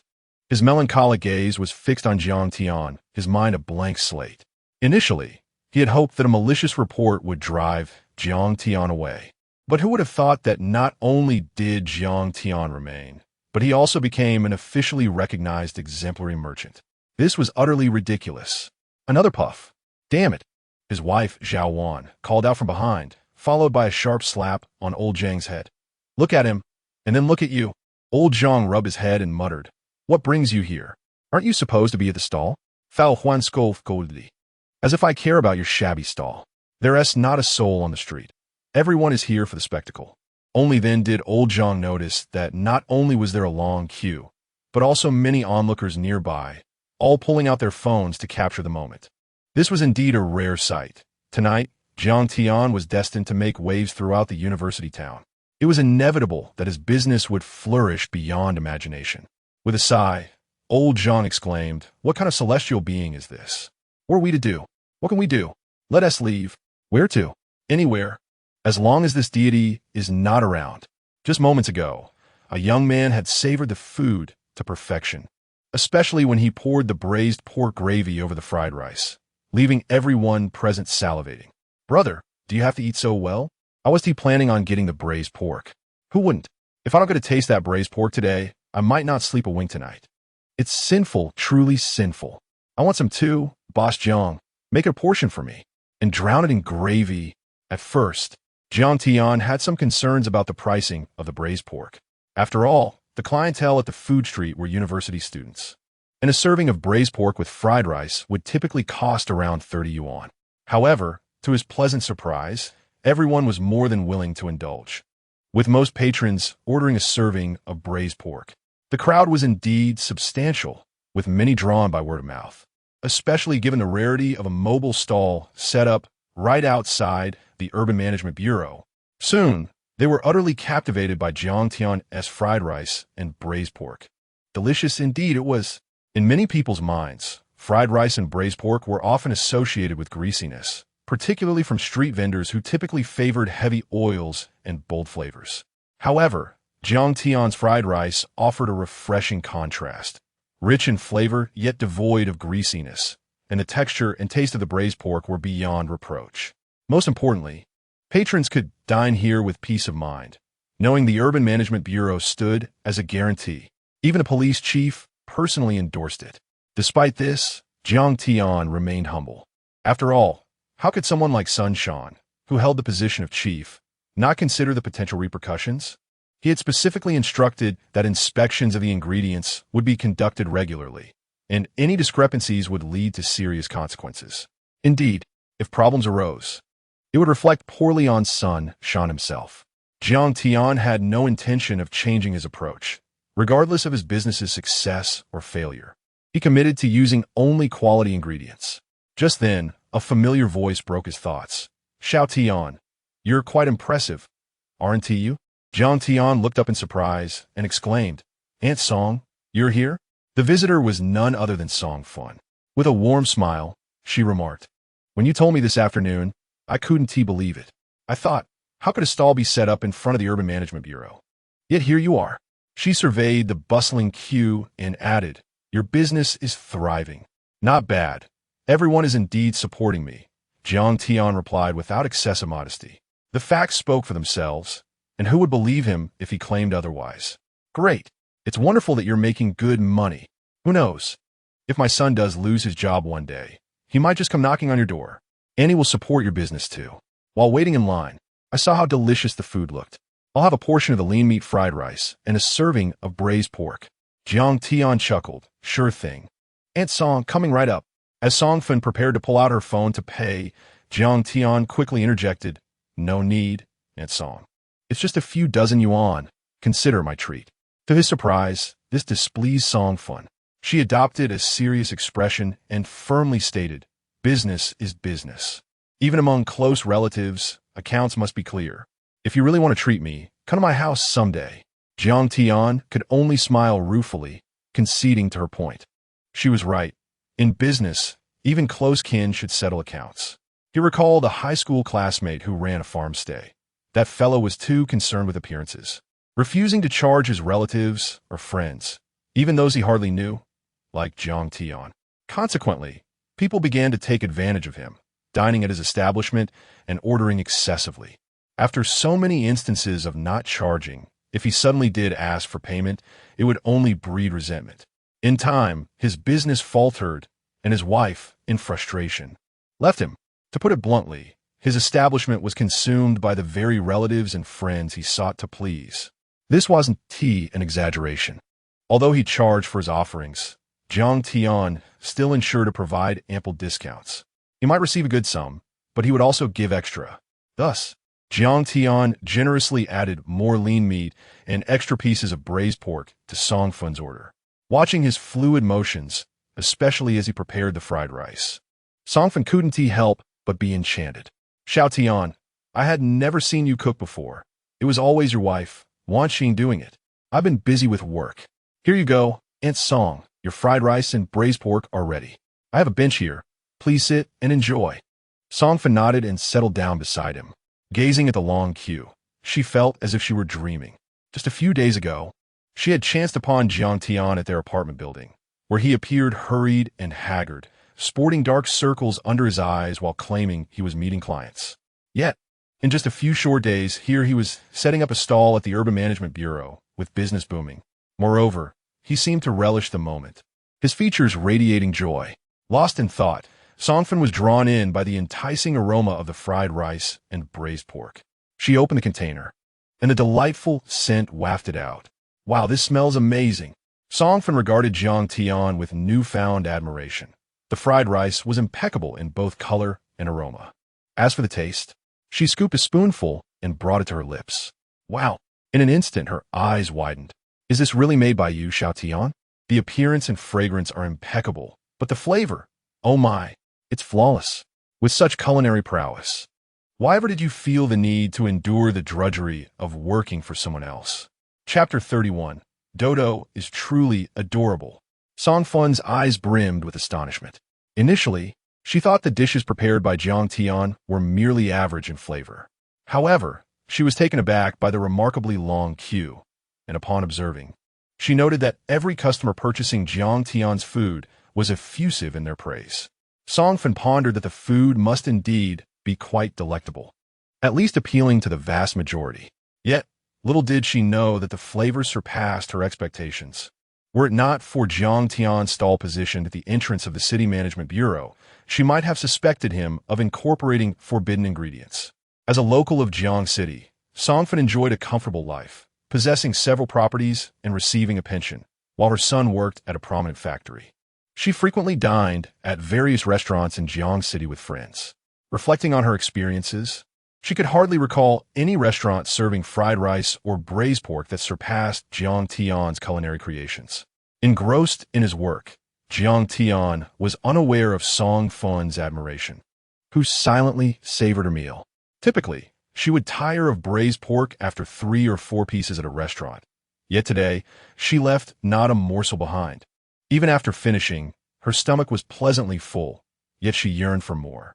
Before departing, she remarked, Xiao Tian, your culinary skills are truly wasted on a stall.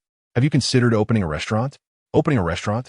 Jiang Tian raised an eyebrow, for he had not yet contemplated such a step. Establishing a restaurant required substantial capital, along with finding a suitable location, renovations, and the associated time and expenses. He simply did not possess the necessary funds at this moment.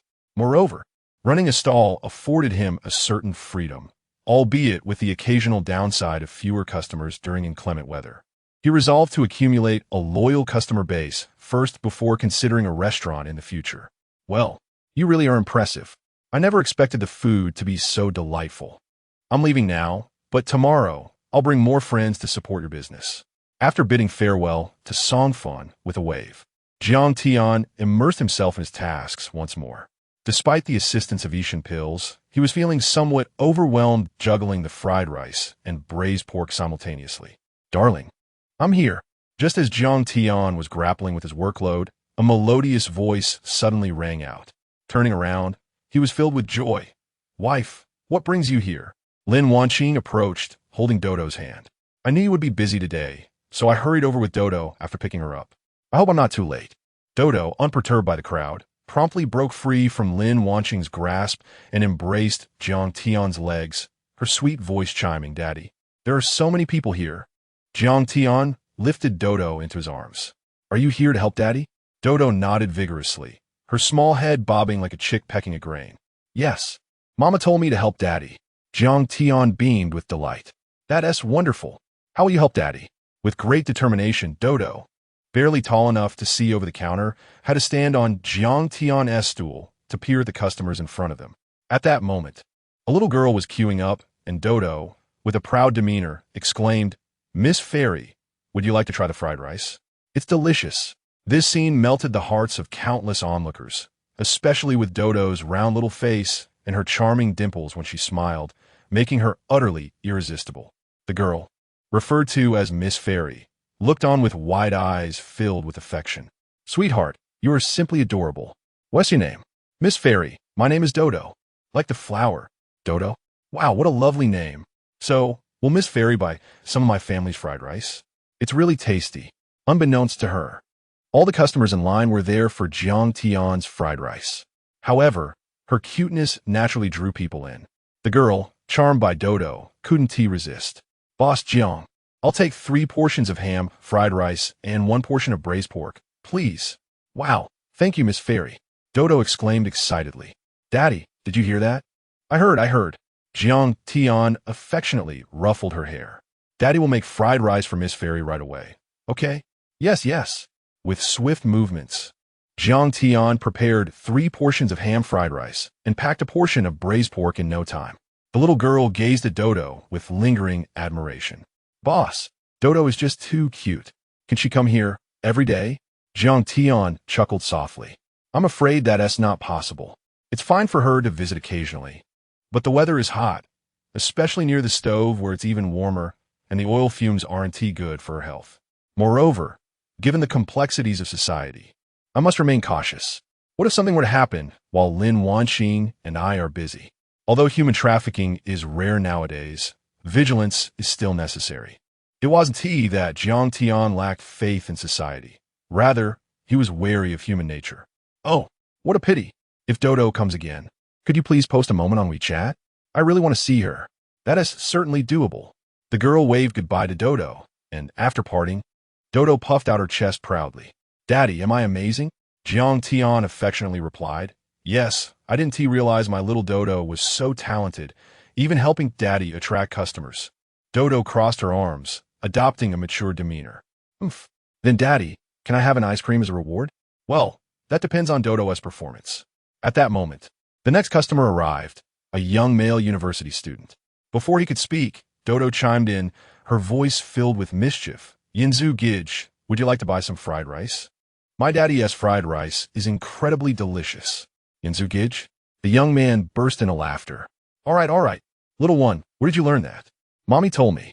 Girls should call them fairy sisters, and boys should call them Yinzu Gij. Wow, that Yinzu Gij made my day. I didn't plan to bring food for my roommate. But for your sake, I must. Boss Jiang, I'll take 5 portions of special fried rice and 1 portion of braised pork. Thank you, Yinzu Gij. Dodo replied. No need for thanks. Boss Jiang, I truly envy you. It wasn't just him. Many young men present looked at Jiang Tian with envy. His wife was beautiful and gentle, his daughter adorable and understanding.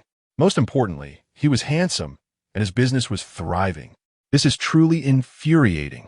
Jiang Tian chuckled lightly. There's no need to envy. Everyone will have their turn. Then I'll take your good fortune, Boss Jiang. All right, 5 portions of fried rice and 1 portion of braised pork. Coming right up, just as Jiang Tian was about to scoop the rice, an unexpected scene unfolded. Chapter 32. The empathetic Lin Wanqing to Jiang Tian's astonishment. Lin Wanqing had meticulously arranged everything. Each takeout box contained rice, making it convenient for him to simply pour the contents into the pot. The braised pork was also packed, ready to be handed over to anyone who desired it. Lin Wanqing's attention to detail ensured that she always considered every aspect of their tasks. These simple matters required no thought from him. This left a male university student enviously remarking, Boss, you are truly fortunate. Jiang Tian chuckled and began to earnestly prepare the fried rice. All 5 orders were for the signature fried rice, so there was no need to prepare them individually. He could cook them all at once, which expedited the process without compromising flavor. The atmosphere was warm and inviting, with their little helper, Duo, enthusiastically calling out, referring to every female customer as fairy sister and every male customer as handsome brother. Her sweet demeanor, especially her enthusiastic endorsement of Jiang Tian's braised pork, persuaded several customers who were initially uninterested to order a portion. Jiang Tian was pleasantly surprised, never imagining that he would one day benefit from his daughter's charm. Jiang Tian focused on preparing the fried rice while also greeting customers and ensuring their satisfaction. Lin Wanqing assisted him diligently, helping with everything except the fried rice. Their family exuded warmth and harmony, a life many could only dream of. By 8:30 p.m., all the fried rice and braised pork had sold out. Lin Wanqing was breathless from exhaustion, and Duo's voice had grown hoarse. Yet Jiang Tian remained composed and unruffled. After sending off the last of the customers, Lin Wanqing curiously asked, Darling, aren't you tired? Despite her and Duo's lighter workload, they felt utterly drained, while Jiang Tian seemed unfazed. It was truly perplexing. She even wondered if he might be a robot. But surely even a robot would need to recharge, wouldn't it? Upon hearing her question, Jiang Tian feigned weariness. I'm exhausted, dear. I just couldn't show it with customers around. After tidying up, He sent a message to director's son via WeChat and prepared to leave on his tricycle. Lin Wanqing and Duo had driven there. But Duo insisted on riding with Jiang Tian on the tricycle. Reluctantly, Lin Wanqing had to drive home alone. The driver's seat of the tricycle was quite spacious, accommodating 2 adults comfortably. Duo sat beside Jiang Tian, the evening breeze tousling her hair and revealing her youthful face. "Daddy, you promised me ice cream." Jiang Tian chuckled, realizing that her insistence on riding with him was motivated by her craving for ice cream. Typically, Jiang Tian and Lin Wanqing limited Duo's ice cream intake to once or twice a week. She had just had some the previous night, so today was not supposed to be another treat. However, Jiang Tian playfully exclaimed, "Today Duo has been remarkable. Many of the older brothers and sisters supported Daddy's business out of respect for you, so Daddy will reward you with an ice cream." "Wow, thank you, Daddy," Duo exclaimed excitedly. "Can I come again tomorrow?" Jiang Tian immediately adopted a serious tone. "No, that's not possible." Duo's expression drooped, and she pouted. "Humph. Fine, then I want chocolate ice cream, and I want braised pork for lunch tomorrow." "All right, Daddy will make it for you, and Mommy will bring it to school. And I also want fried rice." "Sure." Just then, they passed a Häagen-Dazs store. In the past, Jiang Tian hesitated to buy it for Duo due to the cost, but after earning so much today and seeing how hard she worked, he felt it was only right to reward her. Before long, the little one emerged, delighted with a chocolate ice cream cone. "I knew Daddy was the best."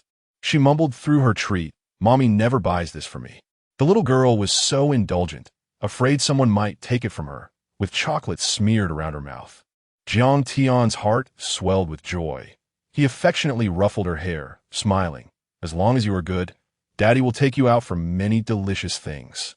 But Duo looked up, her big eyes fixed on Jiang Tian's face. "But Daddy's braised pork and fried rice are the best." Jiang Tian was momentarily taken aback, then burst into laughter. "Huh, that's my good daughter." After returning home with Duo on the tricycle, Jiang Tian wasted no time resting and began unloading the rice. The business at Wang Hai apartment had been thriving. Unlike the food street, which experienced explosive sales, this was a steady stream. If he could establish a good reputation, the profits would be substantial. Lin Wanqing felt a pang of concern as Jiang Tian had no time even for a cup of tea. After unloading the rice and braised pork, he prepared to head out once again.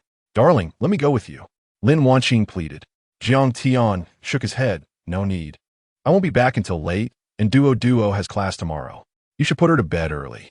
While it would have been nice to have Lin Wanqing's assistance, she had even more important tasks. Hearing his words, Lin Wanqing reluctantly acquiesced, tears welling in her eyes as she hugged Jiang Tian's waist and looked up at him pitifully. "I don't want you to be so tired." Jiang Tian chuckled softly. "Don't worry. I'll take breaks when I'm tired." Initially, Lin Wanqing had worried about Jiang Tian's fried rice not attracting customers, but today's success exceeded her expectations. Though she was happy, she was also increasingly concerned for his health. This high-intensity work could be detrimental, especially with the exposure to grease and smoke. It was not conducive to well-being. While he was young now, all these stresses would accumulate, leading to issues in the future. Yet Lin Wanqing understood that Jiang Tian bore the weight of their entire family on his shoulders. He could not retreat, even if the path ahead was fraught with peril. He could only forge ahead resolutely. Thus, she refrained from expressing her worries, simply placing a thermos of jasmine tea and a lunchbox on the tricycle. "How considerate," Jiang Tian remarked, playfully pinching Lin Wanqing's delicate cheek. "That hurts," she exclaimed. "Hey, wasn't it during our courtship that you loved me pinching your cheeks?" "How can you say that?" she retorted, but Jiang Tian quickly added, "During our intimate moments, you particularly enjoyed." "Hey, stop there. That won't pass the review." After their playful banter, Jiang Tian and Lin Wanqing waved goodbye. He mounted his beloved tricycle once more, setting his sights on Wang Hai apartment. Unbeknownst to him, the excitement at the City Management Bureau was simultaneously creating a ripple effect online. Chapter 33. Customers arrived uninvited upon arriving at Wang Hai apartment. It was merely 9:30 in the evening. This was considered early, as the bustling hours typically commenced around 11. When Jiang Tian arrived, the crowd was sparse, although there were a few more vendors than the previous day. "Brother," Li Dali exclaimed from a distance, waving at Jiang Tian to come over. Jiang Tian nodded and rode his tricycle over to Li Dali's side. "Brother, you must be feeling quite proud tonight. I initially thought you were just boasting, but I never imagined you'd actually set up shop right in front of the Urban Management Bureau," Li Dali said, visibly excited. Jiang Tian chuckled. "Just fortunate." "It's not merely luck," Li Dali replied earnestly. "It's primarily because your food is clean. Otherwise, people wouldn't choose you. Business is good tonight, right?" "Not too bad. Better than before, considering my tricycle can't carry much." "How about you?" Li Dali sighed. "You have no idea. Ever since you set up your stall at the Urban Management Bureau, the entire food street has been deserted. Many vendors left to watch the commotion, and I just started serving." Jiang Tian found it amusing, not realizing the impact he had on the food street. It was indeed a novel experience to set up shop outside the Urban Management Bureau. If only he could do this every day, but that was obviously unrealistic. Nonetheless, for Jiang Tian, having such an opportunity once was sufficient. While chatting with Li Dali, despite a few passers-by, the area beneath the apartment seemed rather desolate. Jiang Tian glanced around and estimated that there were likely more vendors than customers at that moment. With little to do, he reclined in his chair and played with his phone. Lin Wanqing sent him a video, showing her playing a puzzle game with Duo in the living room. In the video, Lin Wanqing was wearing a white t-shirt, greeting the camera, while Duo, in cartoon pajamas, was engrossed in her game. The sweet scene brought a smile to Jiang Tian's face. "Don't let her watch the tablet too much. It's bad for her eyes." "I know. How come you're free to play on your phone? There's still no one here yet. If you get tired, rest a bit. Don't overexert yourself." "Boss." A voice abruptly interrupted Jiang Tian's thoughts. He looked up to see a girl in a JK uniform glancing at her phone and then at Jiang Tian's sign. Jiang Tian quickly set down his phone, stood up, and smiled. "Beautiful lady, what would you like to eat?" After confirming several times, the JK girl asked, "Are you the one selling old Jiang fried rice at the Urban Management Bureau tonight?" Jiang Tian paused in surprise and nodded. "That's me." The JK girl was thrilled. "Oh my gosh, I was scrolling through Douyin and came across your videos. I was planning to visit you tomorrow, but I can't believe I found you here." "Douyin?" Jiang Tian raised an eyebrow. "What Douyin? Don't you know? You're quite popular right now. I see you in 8 out of 10 videos on the local Douyin feed." "What?" Jiang Tian was taken aback. He rarely watched Douyin and had only looked at his phone briefly to chat with his wife before this moment. "Really?" Jiang Tian chuckled. "I haven't checked my phone much. Would you like some fried rice?" "Of course." The JK girl was very excited. "Then I'll have a portion of ham fried rice. I've heard your braised pork is delicious too. Many comments recommend it. Please include a portion of that as well." "Got it." Jiang Tian responded as he turned on the stove. "That'll be 30 yuan, and it will be ready shortly." "Okay, I need to notify my best friend immediately." "Oh my gosh, she just praised how handsome you are. You're her ideal type." "Boss, are you still single?"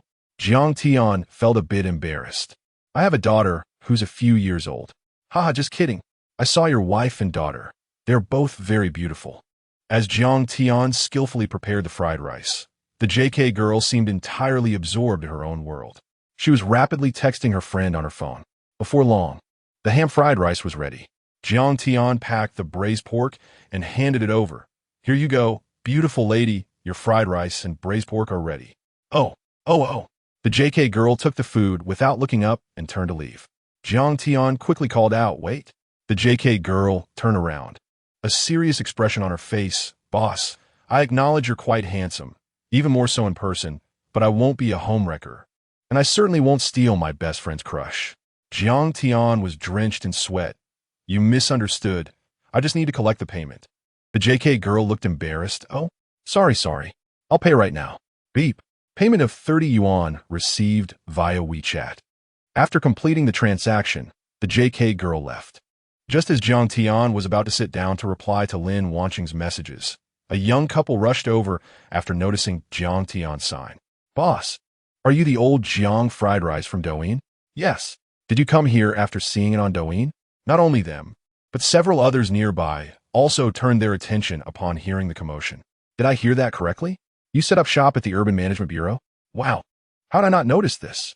I saw it on Douyin and thought it was a coincidence. I can't believe it's true. What are you talking about? It's not gossip.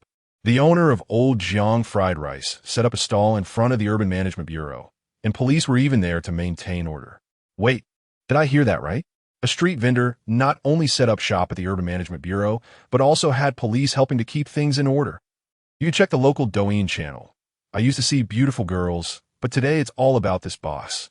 Gradually, more people began to gravitate towards Jiang Tian.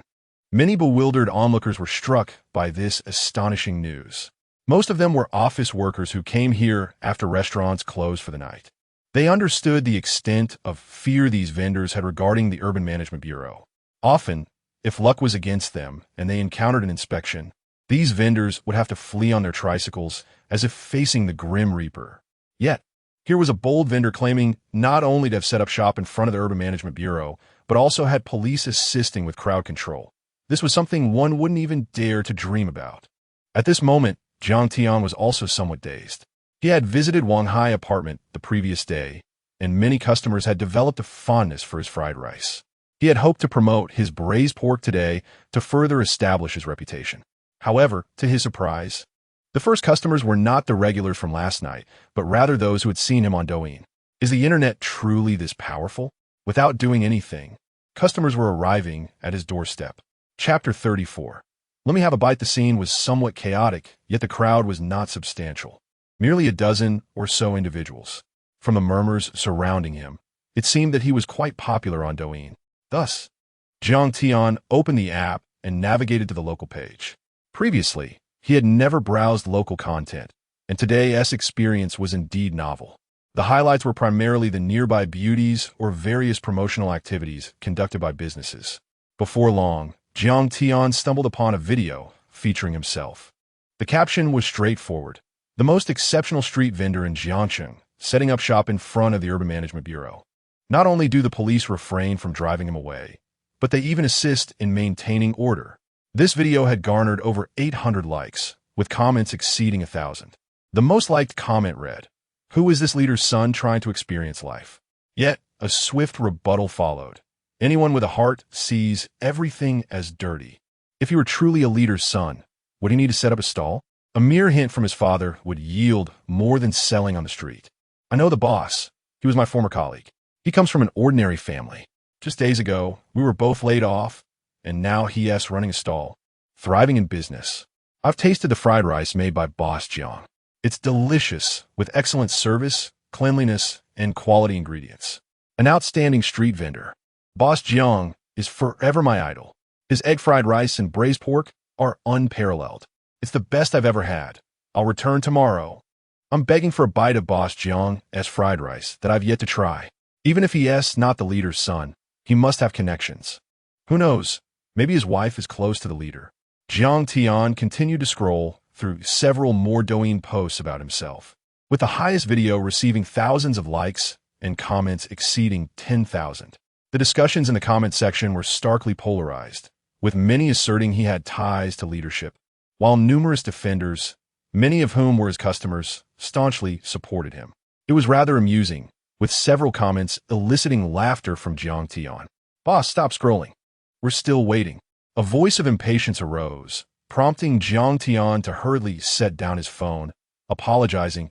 "I'm terribly sorry, everyone. I was unaware of this and got a bit lost in it. What would you like to eat?" Upon lifting his gaze, Jiang Tian was taken aback. What had begun as a mere 10 or so customers had swelled to 30 or 40. Furthermore, more individuals were converging from all directions, clearly with one goal in mind: Jiang's fried rice. It seemed someone had spread the word, drawing in residents from the vicinity. Is this the famous Jiang's fried rice? I see the boss looks even more handsome in person than on Douyin. The app has beautified him like a character from a fairy tale. That's him. I am certain. I can hardly wait to taste the fried rice endorsed by the police and urban management. You're all unaware? This stall was incredibly popular at the food street just yesterday. What I envy most isn't the boss's ability to set up shop at the Urban Management Bureau, but rather how beautiful his wife is, and their daughter is simply adorable. Oh, every man's dream. Jiang Tian reflected on the immense power of Douyin. It appeared he needed to leverage this wave of popularity to promote himself effectively. After all, the quality of his food spoke for itself. It was genuine and reasonably priced. A little promotion could undoubtedly attract more customers. The operational side was not a concern, as his wife possessed a fair understanding of such matters. However, the immediate priority was to serve the influx of patrons. With a cheerful demeanor, Jiang Tian called out, "Everyone, please form an orderly line. Come one by one. No need to rush." The customers, understanding the situation, promptly organized themselves into a queue. "Boss, I'd like a portion of the special fried rice. And a serving of braised pork, please." "Certainly. That will be 28 yuan. Please scan the code to pay over there." Tong He, an ordinary office worker residing in Wang Hai apartment, had recently encountered a distressing issue. His girlfriend had developed an aversion to food. Tong He had taken her to numerous restaurants, yet even the most exquisite dishes failed to elicit any interest. Instead, they sparked a profound disdain in her eyes. He had also come across Jiang Tian's Douyin video featuring the stall at the Urban Management Bureau and contemplated purchasing a meal for his girlfriend. After a 10-minute wait in line, Tong He procured a serving of ham fried rice and braised pork, taking it home. As he waited for the elevator, the enticing aroma of the fried rice and braised pork made his mouth water. Yet, he sighed, uncertain if his girlfriend would appreciate it. Upon returning home, he found a room cloaked in darkness. After switching on the light, he saw his girlfriend, Chi Cici, curled up on the sofa, casting a forlorn gaze in his direction. The twisted personality and irritability brought on by her eating disorder had also burdened Tong He. Nevertheless, after years of love, he was unwilling to give up. He mustered a smile. "Darling, I'm back. I brought you fried rice and braised pork. The owner's business is booming. I don't know if you've seen on Douyin, but he has proudly set up shop in front of the Urban Management Bureau, with police officers maintaining order." Chi Cici's gaze remained icy. "I told you I don't want to eat. Even the upscale restaurants you took me to were unbearable, let alone a roadside stall. This roadside stall is different." "Enough," Chi Cici interjected coldly. "Roadside stalls are filthy, and the ingredients lack freshness. Just thinking about it makes me nauseous. If you want to eat, go ahead." With that, she disregarded Tong He's feelings, fiercely tossing a pillow on the sofa before retreating to her room. Watching Chi Cici's departing figure, Tong He felt a deep sense of helplessness. Yet he was accustomed to it. Once, his girlfriend had been a wonderful person, gentle, caring, and radiant. But ever since she had encountered an unappetizing dish of pig intestines, from that moment on, she lost all interest in food. Each meal seemed to bring forth the image of that dish haunting her thoughts, a truly revolting thought. Since developing her eating disorder, she had become gaunt and haggard, harboring extreme malice towards everything, even toward herself. Gazing at the fried rice and braised pork in his hands, Tong He managed a bittersweet smile. He sat down, opened the takeout box, and scooped a spoonful into his mouth. The flavor was indeed astonishing. In fact, he had never tasted such exquisite fried rice before. Sampling a piece of braised pork was even more gratifying. It was nothing short of a culinary dream come true. An impeccable experience. If only all vendors were as exceptional as Boss Jiang. Recalling his experience while purchasing the fried rice, Tong He had observed the quality of the ingredients and hygiene standards. The owner had been exceedingly polite. Moreover, the pricing was quite fair. As an office worker, the 20 yuan for a serving of braised pork was reasonable. A tantalizing aroma gradually filled the room, and Tong He indulged in his meal with unabashed delight. Yet, just as he was savoring the moment, a soft voice suddenly floated from behind him. Let me have a bite." Chapter 35. The Salvation of Anorexia Patients. Let me have a bite. Tong He gazed, somewhat taken aback, at Chi Cici standing behind him.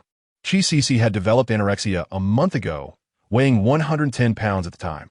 In just a month, she had drastically lost weight, plummeting to 80 pounds. Throughout this period, she had never requested any food, for to her, the delicacies that outsiders deemed appetizing were merely unseasoned intestines. Yet now, she appeared strangely intrigued by the fried rice and braised pork before her. Meanwhile, Chi Cici was swallowing hard. Initially, she felt no appetite. In fact, the sight of the fried rice had nearly made her nauseous.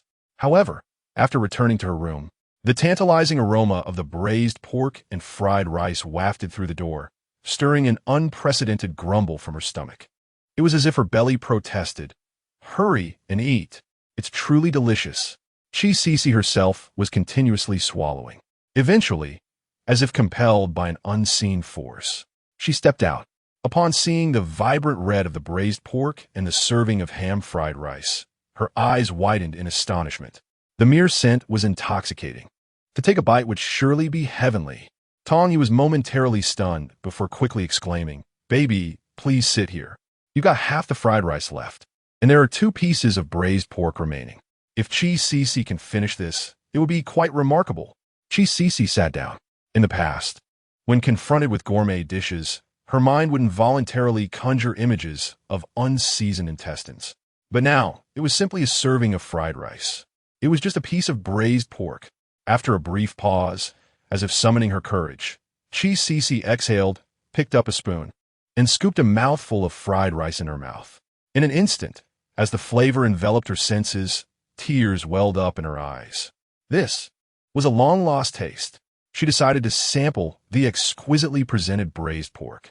Using chopsticks, she gingerly lifted a trembling piece and placed it in her mouth. The fatty portion dissolved instantly, offering an extraordinarily delicate and silky texture, leaving her utterly satisfied. The lean meat was anything but tough, and its flavor was beyond reproach. Cece's actions spoke volumes about the taste.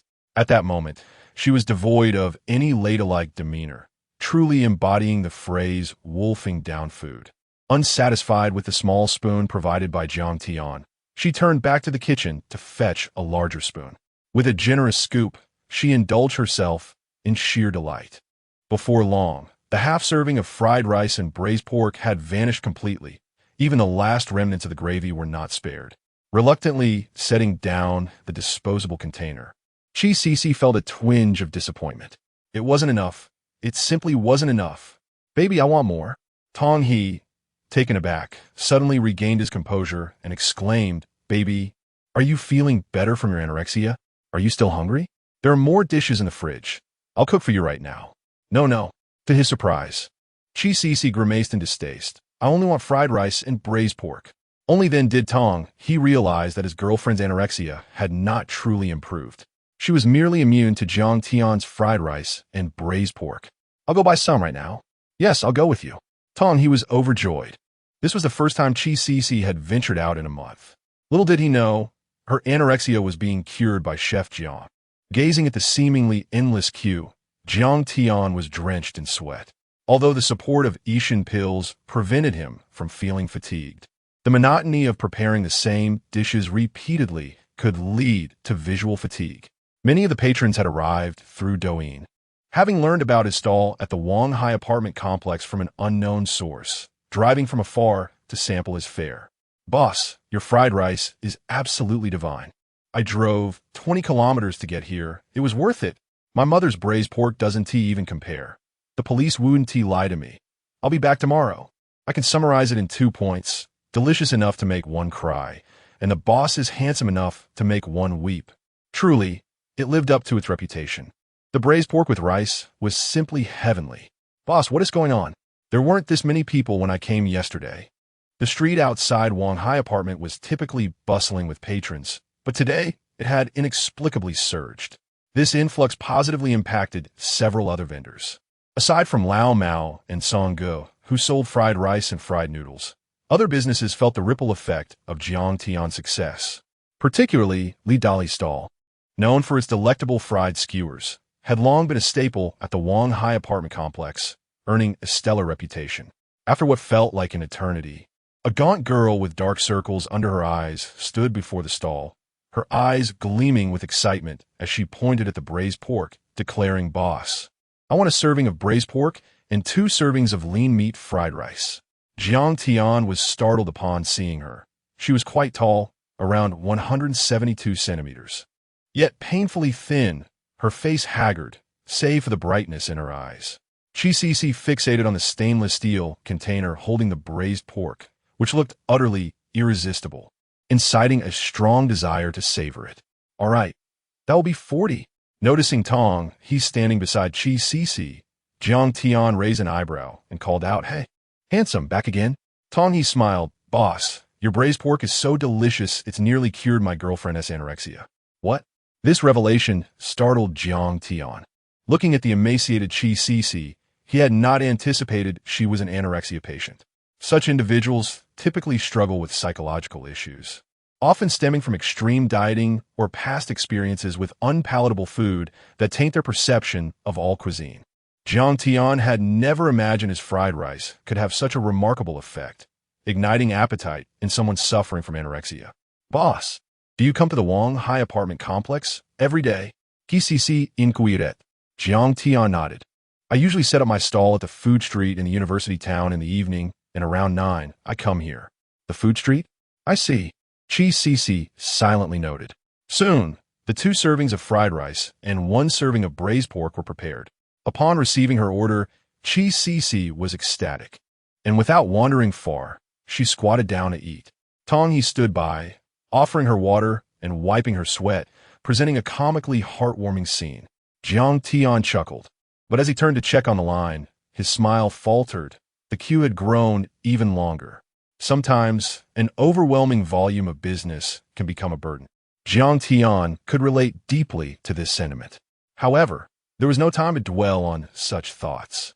It was either work hard or perish, or perhaps work until he dropped dead. Chapter 36, Unlocking New Products. Mango Sago tonight.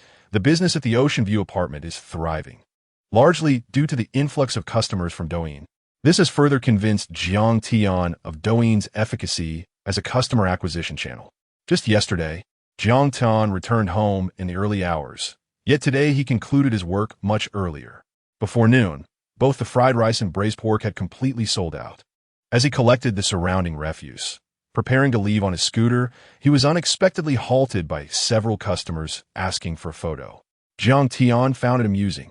After all, he was not a celebrity deserving of such attention. Nevertheless, he obliged their request. After a flurry of snapshots, he finally departed. By the time he returned home, it was already 12:30. Instead of rushing upstairs, Jiang Tian lingered in the lobby, calculating today's earnings. He had stocked ample supplies, selling a total of 309 portions of fried rice, yielding an income of 781 yuan. The braised pork generated a substantial revenue of 420 yuan from 121 portions. Thus, the total turnover for the day reached an impressive 201 yuan. What delighted Jiang Tian the most was that he had already completed the task assigned by the system just yesterday. Current task: sell 100 portions of braised pork. Current progress: 121,100. Gazing at the interface that materialized in his mind, he lightly tapped the unlock button with his thoughts, successfully completing the task. Congratulations, host. On completing the task, a new lottery qualification has been granted. Without a moment's hesitation, Jiang Tian summoned the grand wheel and pressed the lottery button. Moments latte. A mechanical voice echoed in his mind. Ding! Congratulations, host, on acquiring the ultimate skill from Mango Sago. New task triggered. Sell 200 portions of Mango Sago. Current progress: 200. Mango Sago. In an instant, a torrent of knowledge regarding the preparation of Mango Sago flooded Jiang Tian's mind, leaving him pleasantly surprised. Over the past few days, many customers have been inquiring about beverages, and the timing of this new product was impeccable. This drink is a classic, especially favored by the youth. Its sweet and refreshing taste, along with its rich layers, makes it a staple in many tea restaurants. However, it was too late in the evening to procure the ingredients, as both the markets and fruit shops were closed. He would have to wait until the next morning to put his plans into action. Moreover, during his previous relationship, Lin Wanqing frequently ordered Mango Sago on their dates. She would surely be thrilled to know about this. Ascending to his apartment, Jiang Tian found the living room illuminated by a warm light. On the dining table rested a cup of jasmine tea and the dinner Lin Wanqing had prepared for him. It appeared that both mother and daughter had already gone to bed, considering the late hour. Although the Ishan pills could alleviate physical fatigue, they had left a strong smell of oil on his clothes. After a quick meal, Jiang Tian took a refreshing shower. Upon returning to his room, he noticed that Lin Wanqing, who had been in light sleep, stirred at the sound of his footsteps. "Honey, you're back," she murmured, her eyes fluttering open. "Yes." Jiang Tian nodded, softly asking, "Did I make too much noise?" She shook her head. "No, I had just fallen asleep." "How was business today?" "Pretty good. I made over 5,000. "Oh." Lin Wanqing, slightly dazed, wrapped her arms around his waist. "Get some sleep. Don't be discouraged. We'll work harder tomorrow. Good night, my love." However, moments later, Lin Wanqing's eyes widened in astonishment as she processed his earlier words. "Did you just say you made how much today?" "Over 5,000. Specifically, 5,201 yuan. With a net profit of around 4,500, Jiang Tian replied without hesitation. Lin Wanqing was now wide awake, sitting up straight. "I must have misheard. A profit of 4,500? Jiang Tian affirmed, roughly, perhaps even more. "I didn't calculate it down to the last detail." "My goodness." Lin Wanqing exclaimed excitedly. "Honey, you're amazing. I saw how busy it was at the food street tonight, but I thought we'd only break 3,000. Indeed, there were many customers from Douyin at the Ocean View apartment. It seems I'm quite popular there." "Really?" Lin Wanqing picked up her phone and scrolled through Douyin, quickly coming across several videos featuring Jiang Tian. This is the age of the internet, she mused, especially Douyin. If done well, one could earn a significant income in a month. Jiang Tian, with utmost seriousness, proposed, "What if we start our own Douyin account? You have some expertise in this area, don't you?" During their marriage, Lin Wanqing had previously ventured into social media and achieved commendable success, sometimes earning more than Jiang Tian. However, after their daughter Duo was born, time became scarce, and she had set aside her media pursuits. Now that Duo was in school, Lin Wanqing had more free time, making it a perfect opportunity to assist with the venture. "Huh?" Lin Wanqing replied, apprehensive, "But that was several years ago. I'm unsure if I can still manage it." Jiang Tian reassured her, "The fundamental logic behind any endeavor remains unchanged. It merely adopts a different form. Why not give it a try? What if it succeeds? Even if it doesn't, we won't suffer losses." "But, my dear, I respect your choice." Contemplating his words, Lin Wanqing eventually nodded with resolve. "All right, I'll give it a shot. Now that Duo has grown, I have plenty of time at home. I'll treat it as a side hustle." Jiang Tian embraced Lin Wanqing. "Do not bear any psychological burden. Just do your best." The following morning, Jiang Tian rose early and hurried to the market. He procured pork belly and the necessary ingredients for fried rice, then proceeded to the wholesale fruit market. The creation of mango sago requires the following ingredients: mangoes, sago, coconut milk, pomelo, honey, and milk. After considerable effort, he finally gathered all the requisite components. Upon returning home, he found Lin Wanqing had just returned from taking Duo to school. She sat at the laptop, chatting on WeChat. Without turning around, she greeted him. "You're back? You worked so hard yesterday. Why didn't you sleep in a bit longer? I'm preparing to introduce a new product today." "So soon?" Lin Wanqing turned in surprise. "Didn't you just launch the braised pork yesterday? Why all the mangoes?" Jiang Tian chuckled. "Many customers have been asking for beverages lately, and with the weather being so hot, I plan to make mango sago, which is perfect for refreshing and alleviating greasiness." "Mango sago?" Lin Wanqing's eyes sparkled with excitement. "I couldn't have heard wrong, could I?" "Of course not," Jiang Tian replied, placing the ingredients in the kitchen before returning to her. "Didn't you used to love mango sago? Once I prepare it, you must taste it to see if it's to your liking." "Sure. I was just chatting with Xiaoya. She's in the internet business, and I'm seeking her advice." "All right. You've worked hard, so I'll treat you to mango sago later." With determination, Jiang Tian plunged into the kitchen, ready to create the once popular classic drink, mango sago. Given that it was summer, many people craved cold beverages. Jiang Tian was confident that once it hit the market, it would undoubtedly sell like hotcakes. Chapter 37. Recently, my father's culinary skills have truly flourished. The preparation method for the refreshing drink, mango sago, remains delightfully simple. The necessary ingredients include mango, sago, grapefruit, coconut milk, and honey. Jiang Tian stretched his limbs, ready to showcase his talents. He began by dicing the mango, peeling the grapefruit, and extracting the juicy segments. Then, he poured water into a pot, bringing it to a vigorous boil before placing a fine sieve into the pot and adding the sago. He continued to cook the sago until it swelled and only a hint of white remained, at which point he turned off the heat, covered the pot, and allowed the sago to steam until it became completely translucent. Half of the mango was blended into a smooth puree with the milk and coconut milk in equal proportions, creating a luscious mango smoothie, while the other half was diced into cubes. At this stage, the preparation of mango sago was essentially complete. The final task was to assemble the drink. Jiang Tian purchased 500 milliliters cups for serving. He began with a base of mango cubes, followed by a generous addition of grapefruit segments, then poured in the cooled sago. A drizzle of honey enhanced the sweetness, although if the mango was sufficiently sweet, this step could be omitted. Finally, he filled the cup to the brim with the freshly crafted mango smoothie, and thus a delightful cup of mango sago was born. The name mango sago is quite intriguing, derived from the willow branch held by guanyin and the nectar in her vase, symbolizing a refreshing respite from the heat and nourishment for the body and soul. Jiang Tian admired the cup of mango sago in his hands. Its appearance was undeniably appealing. The golden mango formed a vibrant base, while the sago shimmered transparently, and the ruby-red grapefruit segments added a splash of color, all complemented by the creamy coconut milk, each layer distinct and utterly tempting. Eagerly, he presented it to Lin Wanqing, who gasped in astonishment upon seeing it. "Darling, this looks absolutely delectable." Jiang Tian consistently astonished her, having previously wowed her with fried rice, followed by braised pork, and now this visually stunning mango sago. "You must try it."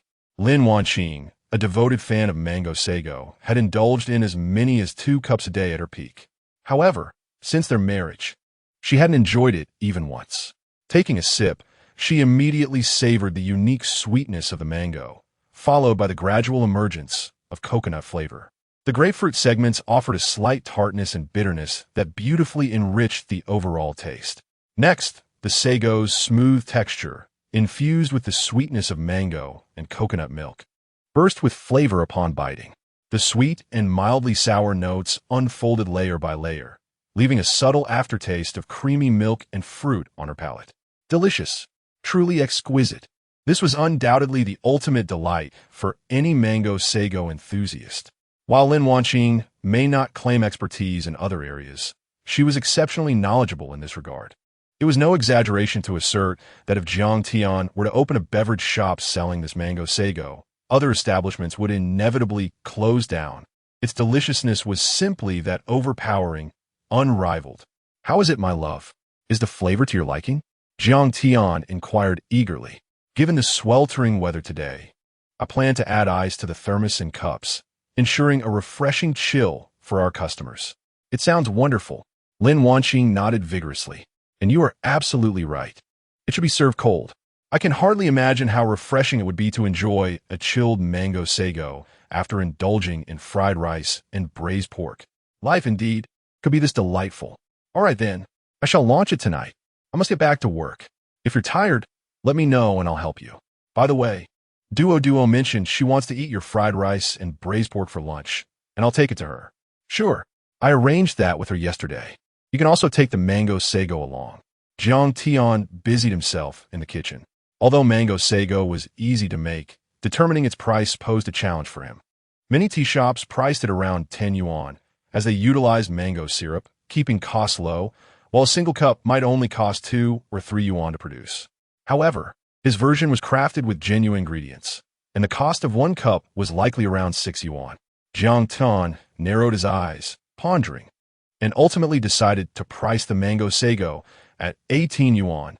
For Jiang Tian, this price was indeed reasonable, considering he had only accounted for ingredient costs, excluding labor and other miscellaneous expenses. He wondered if customers would be willing to pay. Yet, he held confidence that, like the braised pork, anyone who tried the mango sago once would become utterly enamored with it. Throughout the morning, Jiang Tian immersed himself in his tasks, grateful that Lin Wanqing was there to assist him, alleviating many tedious responsibilities. At noon, Lin Wanqing visited the kindergarten to deliver lunch to Duo, a portion of ham fried rice, a serving of braised pork, and a cup of the new mango sago. Before long, at Sunshine Kindergarten, during lunchtime, the teacher brought Duo her lunchbox. A chubby little girl approached. Duo, you brought your own lunch today? This was Ma Shuang, Duo's good friend, who lived in the neighboring community. The two often played together and shared a close bond. However, Ma Shuang's family was considerably better off. Her residence consisted of expansive 300-square-meter apartments, priced quite steeply. Yes, Duo nodded. Recently, my father's cooking has become exceptional. Wow, my dad doesn't even cook. Ma Shuang replied enviously. What's your dad made? Can I taste it? Shall we swap lunches? Ma Shuang lamented, as ever since the doctor advised her parents to help her control her weight, their housekeeper had been preparing various diet meals for her. Well, Duo tilted her head in thought. There's fried rice, braised pork, and this. She produced a mango sago, pouting slightly. My mommy says this is called mango sago, a new creation from my dad, and it's supposed to be really tasty. After hearing this, Ma Shuang lost interest in the three items. Fried rice was too greasy, braised pork too rich, and she had heard from her mother that mango sago contained various additives, so she wasn't allowed to drink it. Oh, Duo shrugged it off. Knowing Ma Shuang had never tasted her father's cooking, and thus had no idea how delicious it could be. Ma Shuang returned to her seat and opened her lunchbox. Her family employed a housekeeper who prepared exceptionally nutritious meals, featuring steamed shrimp and egg, stir-fried broccoli, a braised chicken leg, and a bowl of crucian carp and tofu soup. All perfectly balanced. As Ma Shuang was about to dig in, an enticing aroma wafted by, drawing her attention. The scent grew more potent as she inhaled deeply. So fragrant. Ma Shuang's eyes sparkled. She was a true food lover, as her physique attested. Rising to her feet, she followed the delectable scent until she arrived right in front of Duo. Chapter 38. Let us express our gratitude to Duo.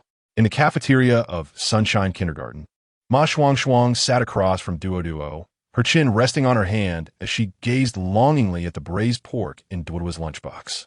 Duo, may I have a piece of your braised pork? No, Duo shook her head resolutely. I haven't had enough myself. Being still quite young, Lin Wanqing had not packed too much braised pork for Duo. Only 3 pieces, along with a small cup of mango sago. Just 1 piece, please. I'm begging you. Ma Shuang pleaded with a pitiful expression. I can give you my shrimp, and egg custard, and my chicken leg. No, Duo persisted. I only want to eat the braised pork and fried rice that my dad makes. Then, how about this? Ma Shuang quickly proposed. There's so much fried rice. Could you spare me a little? The fried rice indeed filled a bowl to the brim. Duo pouted, hesitating for a moment, but ultimately decided to generously share a small portion with Ma Shuang. After all, she was her good friend. Ma Shuang, a quintessential foodie, immediately grabbed her cartoon spoon and took a big bite. The moment it touched her lips, a medley of flavors exploded in her mouth. Her eyes widened in delight as she exclaimed, Duo, this fried rice is absolutely delicious.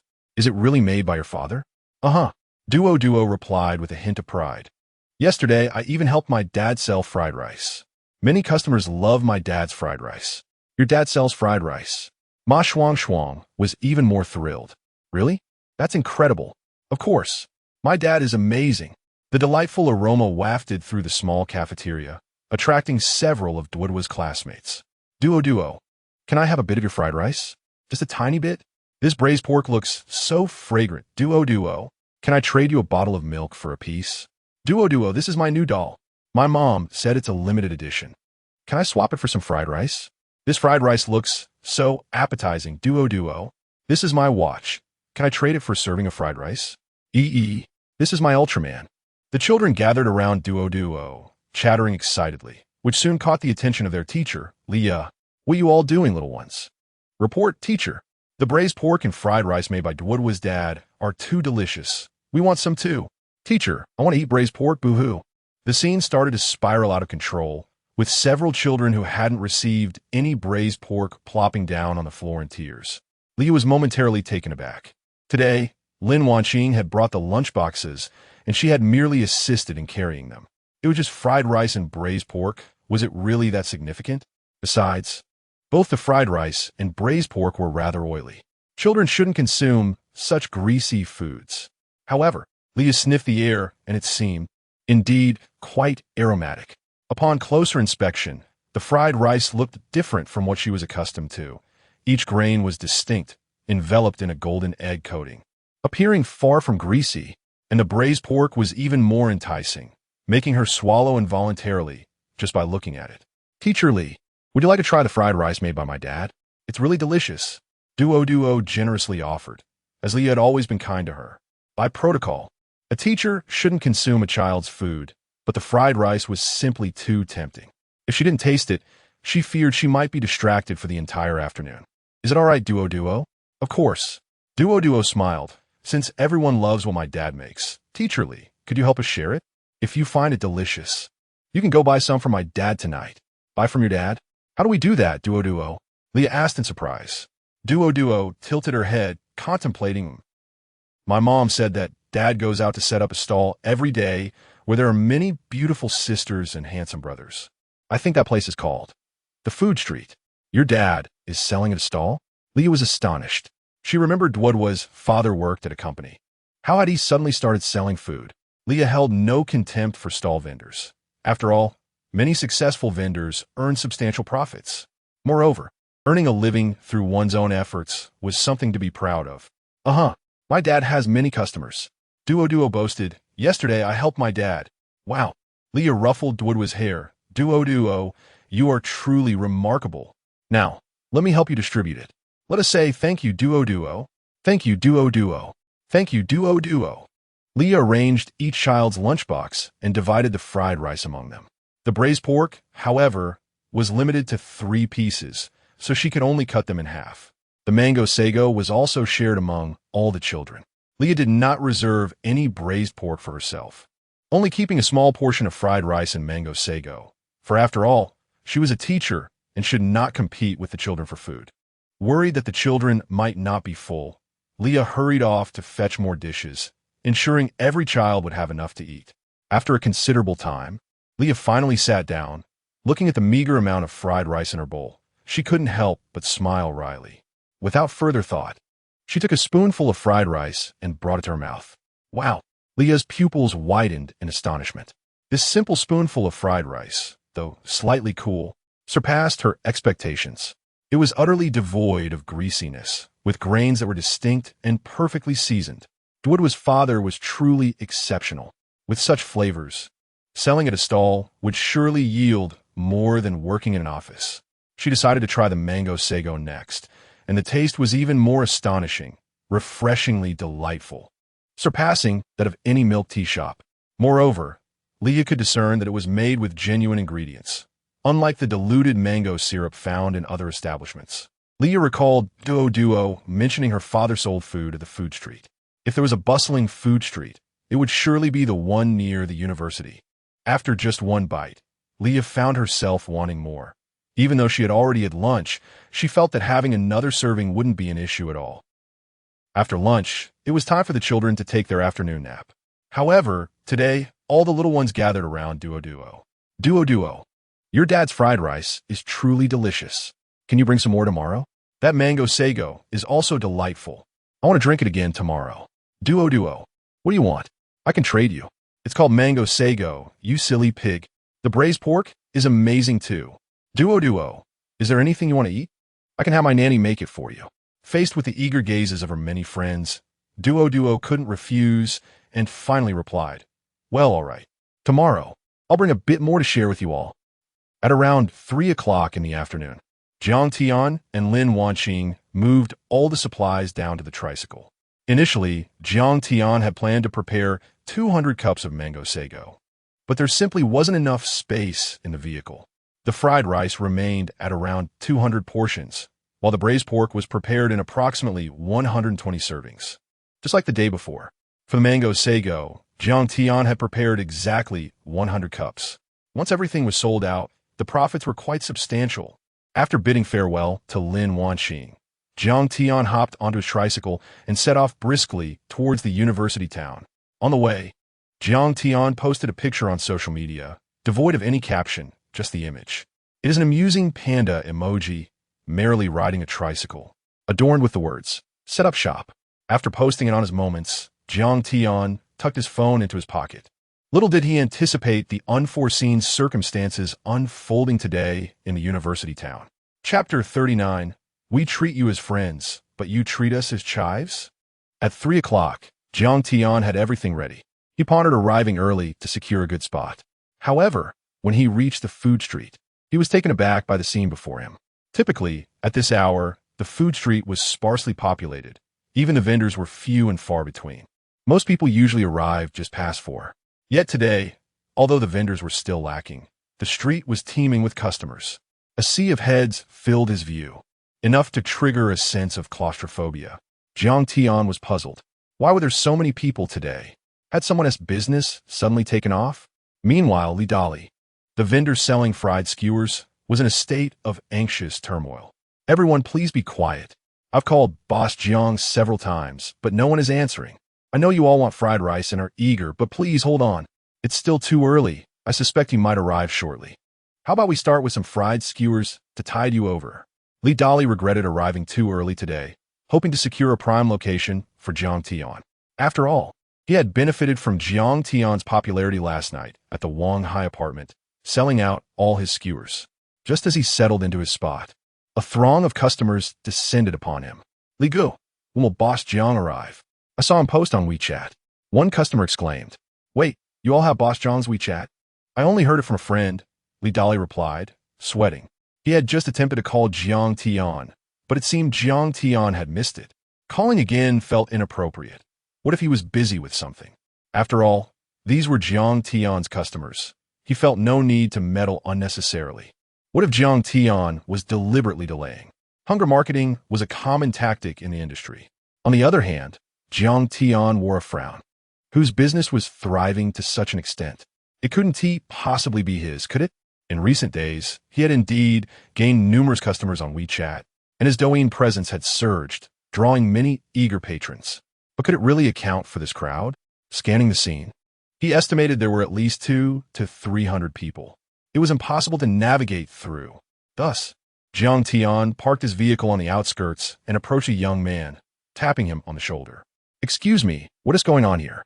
The young man turned back, waiting for fried rice. Didn't you know? Jiang Tian was taken aback. Fried rice? Who was selling fried rice so successfully? The young man, growing impatient, responded. Haven't you seen Douyin? Lao Xiang fries ice. The boss is setting up stall in front of the city management bureau. It's all the rage.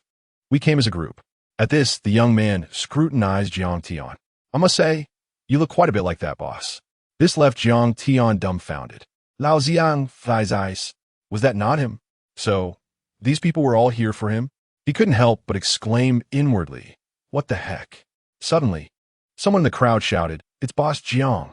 In an instant, all eyes turned to Jiang Tian, like a spotlight illuminating him. All attention focused on his presence. It really is Boss Jiang. Make way, Boss Jiang has arrived. Shouts erupted. I've been waiting for you forever. Finally, you're here. Will there be enough red braised pork today? It was all gone by the time it got to me yesterday. I had to buy a piece for my roommate for $10. If only there were no limits on red braised pork. I could eat 2 portions myself. Among the crowd were several familiar faces, loyal customers who had visited multiple times before. Jiang Tian chuckled. I never expected everyone to come so early. Aren't you all supposed to be in class? It's not the weekend, and even with my post, I thought attendance would be sparse.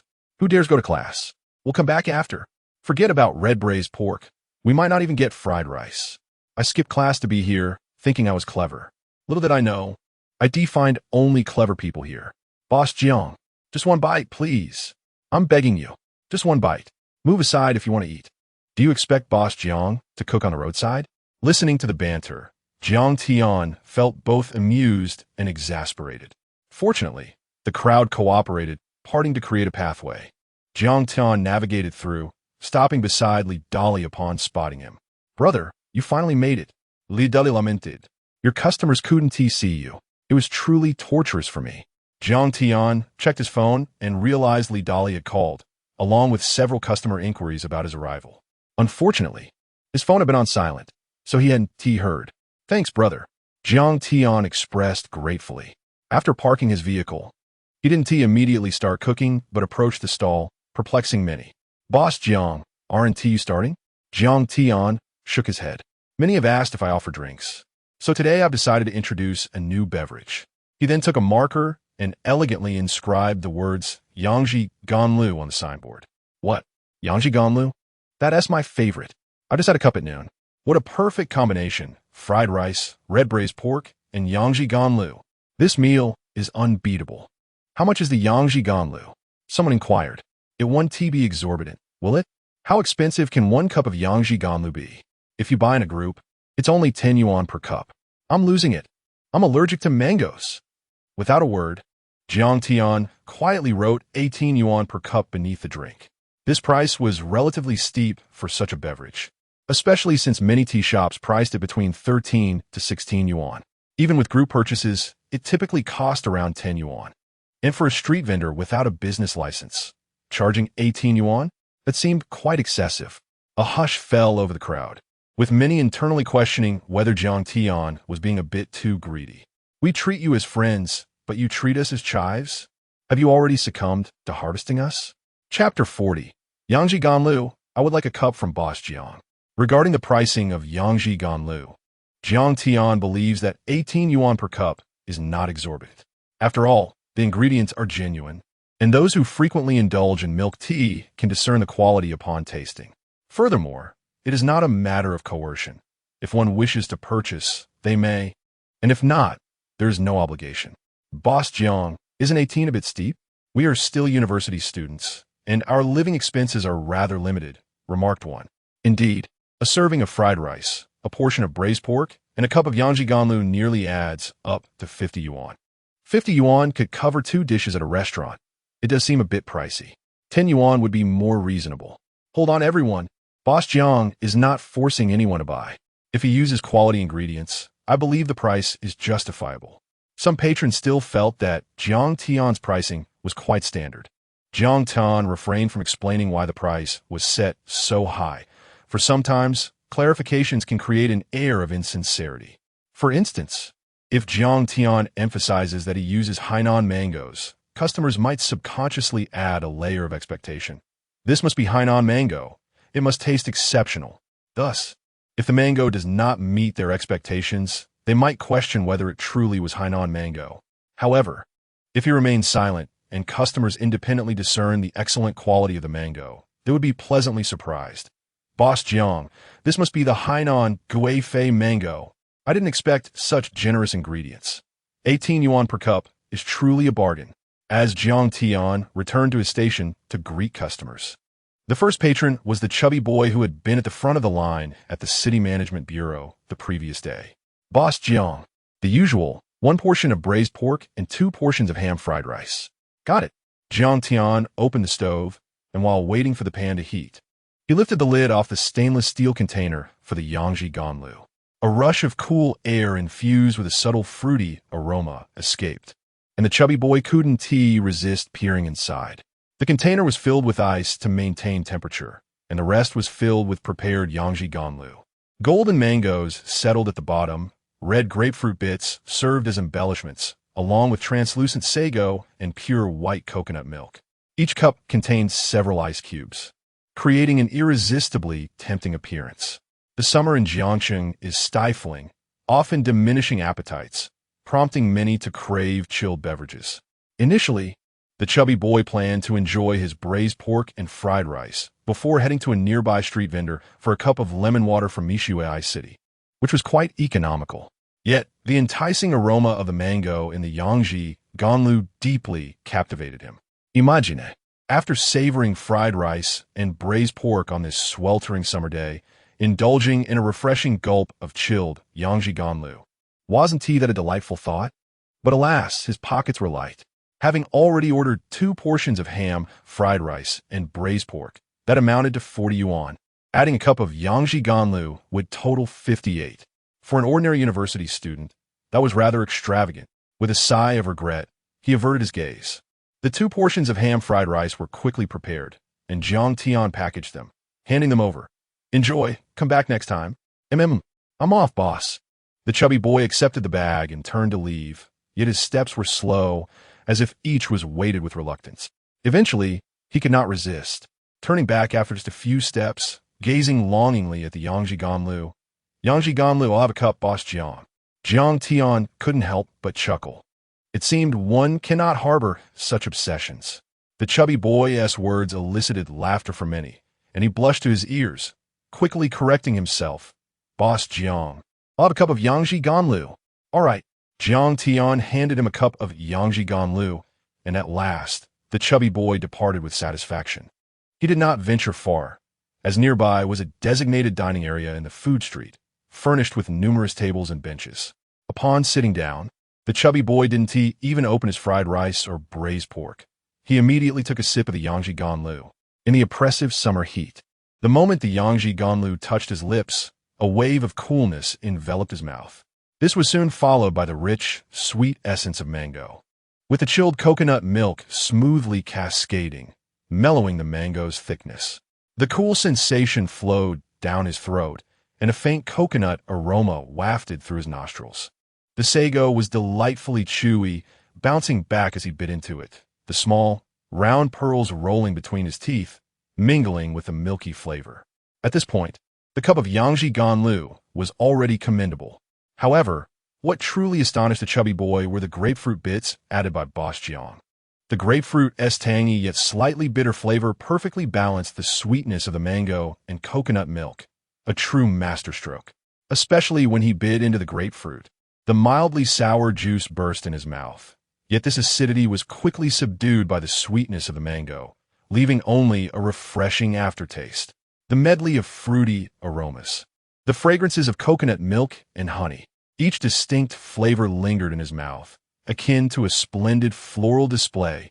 Delicious, absolutely delightful, the chubby boy exclaimed, slamming the table, and yelled to Jiang Tian, Boss Jiang, you used only fresh fruit, right?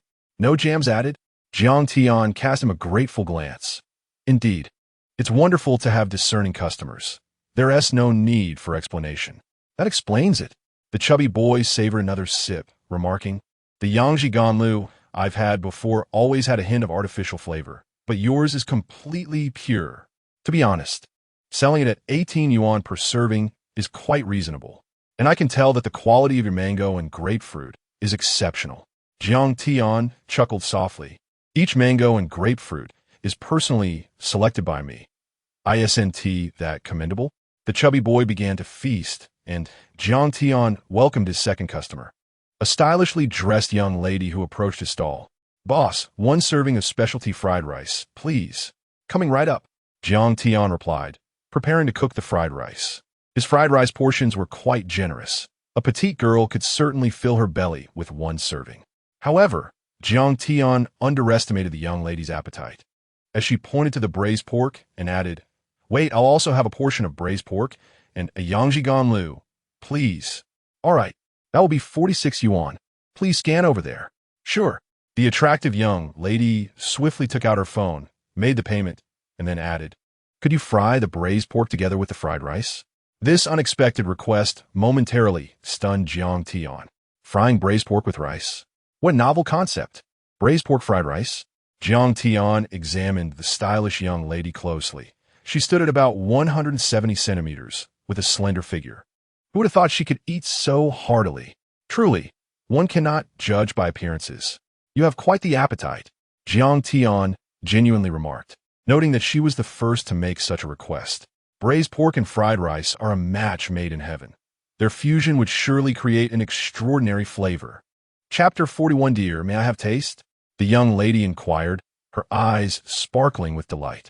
Jiang Tian regarded her with newfound admiration. The aroma of the braised pork was sweet and tender, while the fried rice exuded a savory freshness. The two complemented each other perfectly, creating a harmonious culinary experience. That beautiful girl smiled and said, Boss Jiang, your fried rice and braised pork are absolutely delectable. I can never get enough. All right then, I'll prepare it just as you requested. Jiang Tian replied enthusiastically.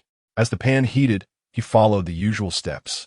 Once the rice was added, he pressed it down with a spatula, breaking it apart before pouring in the braised pork along with a touch of its rich sauce.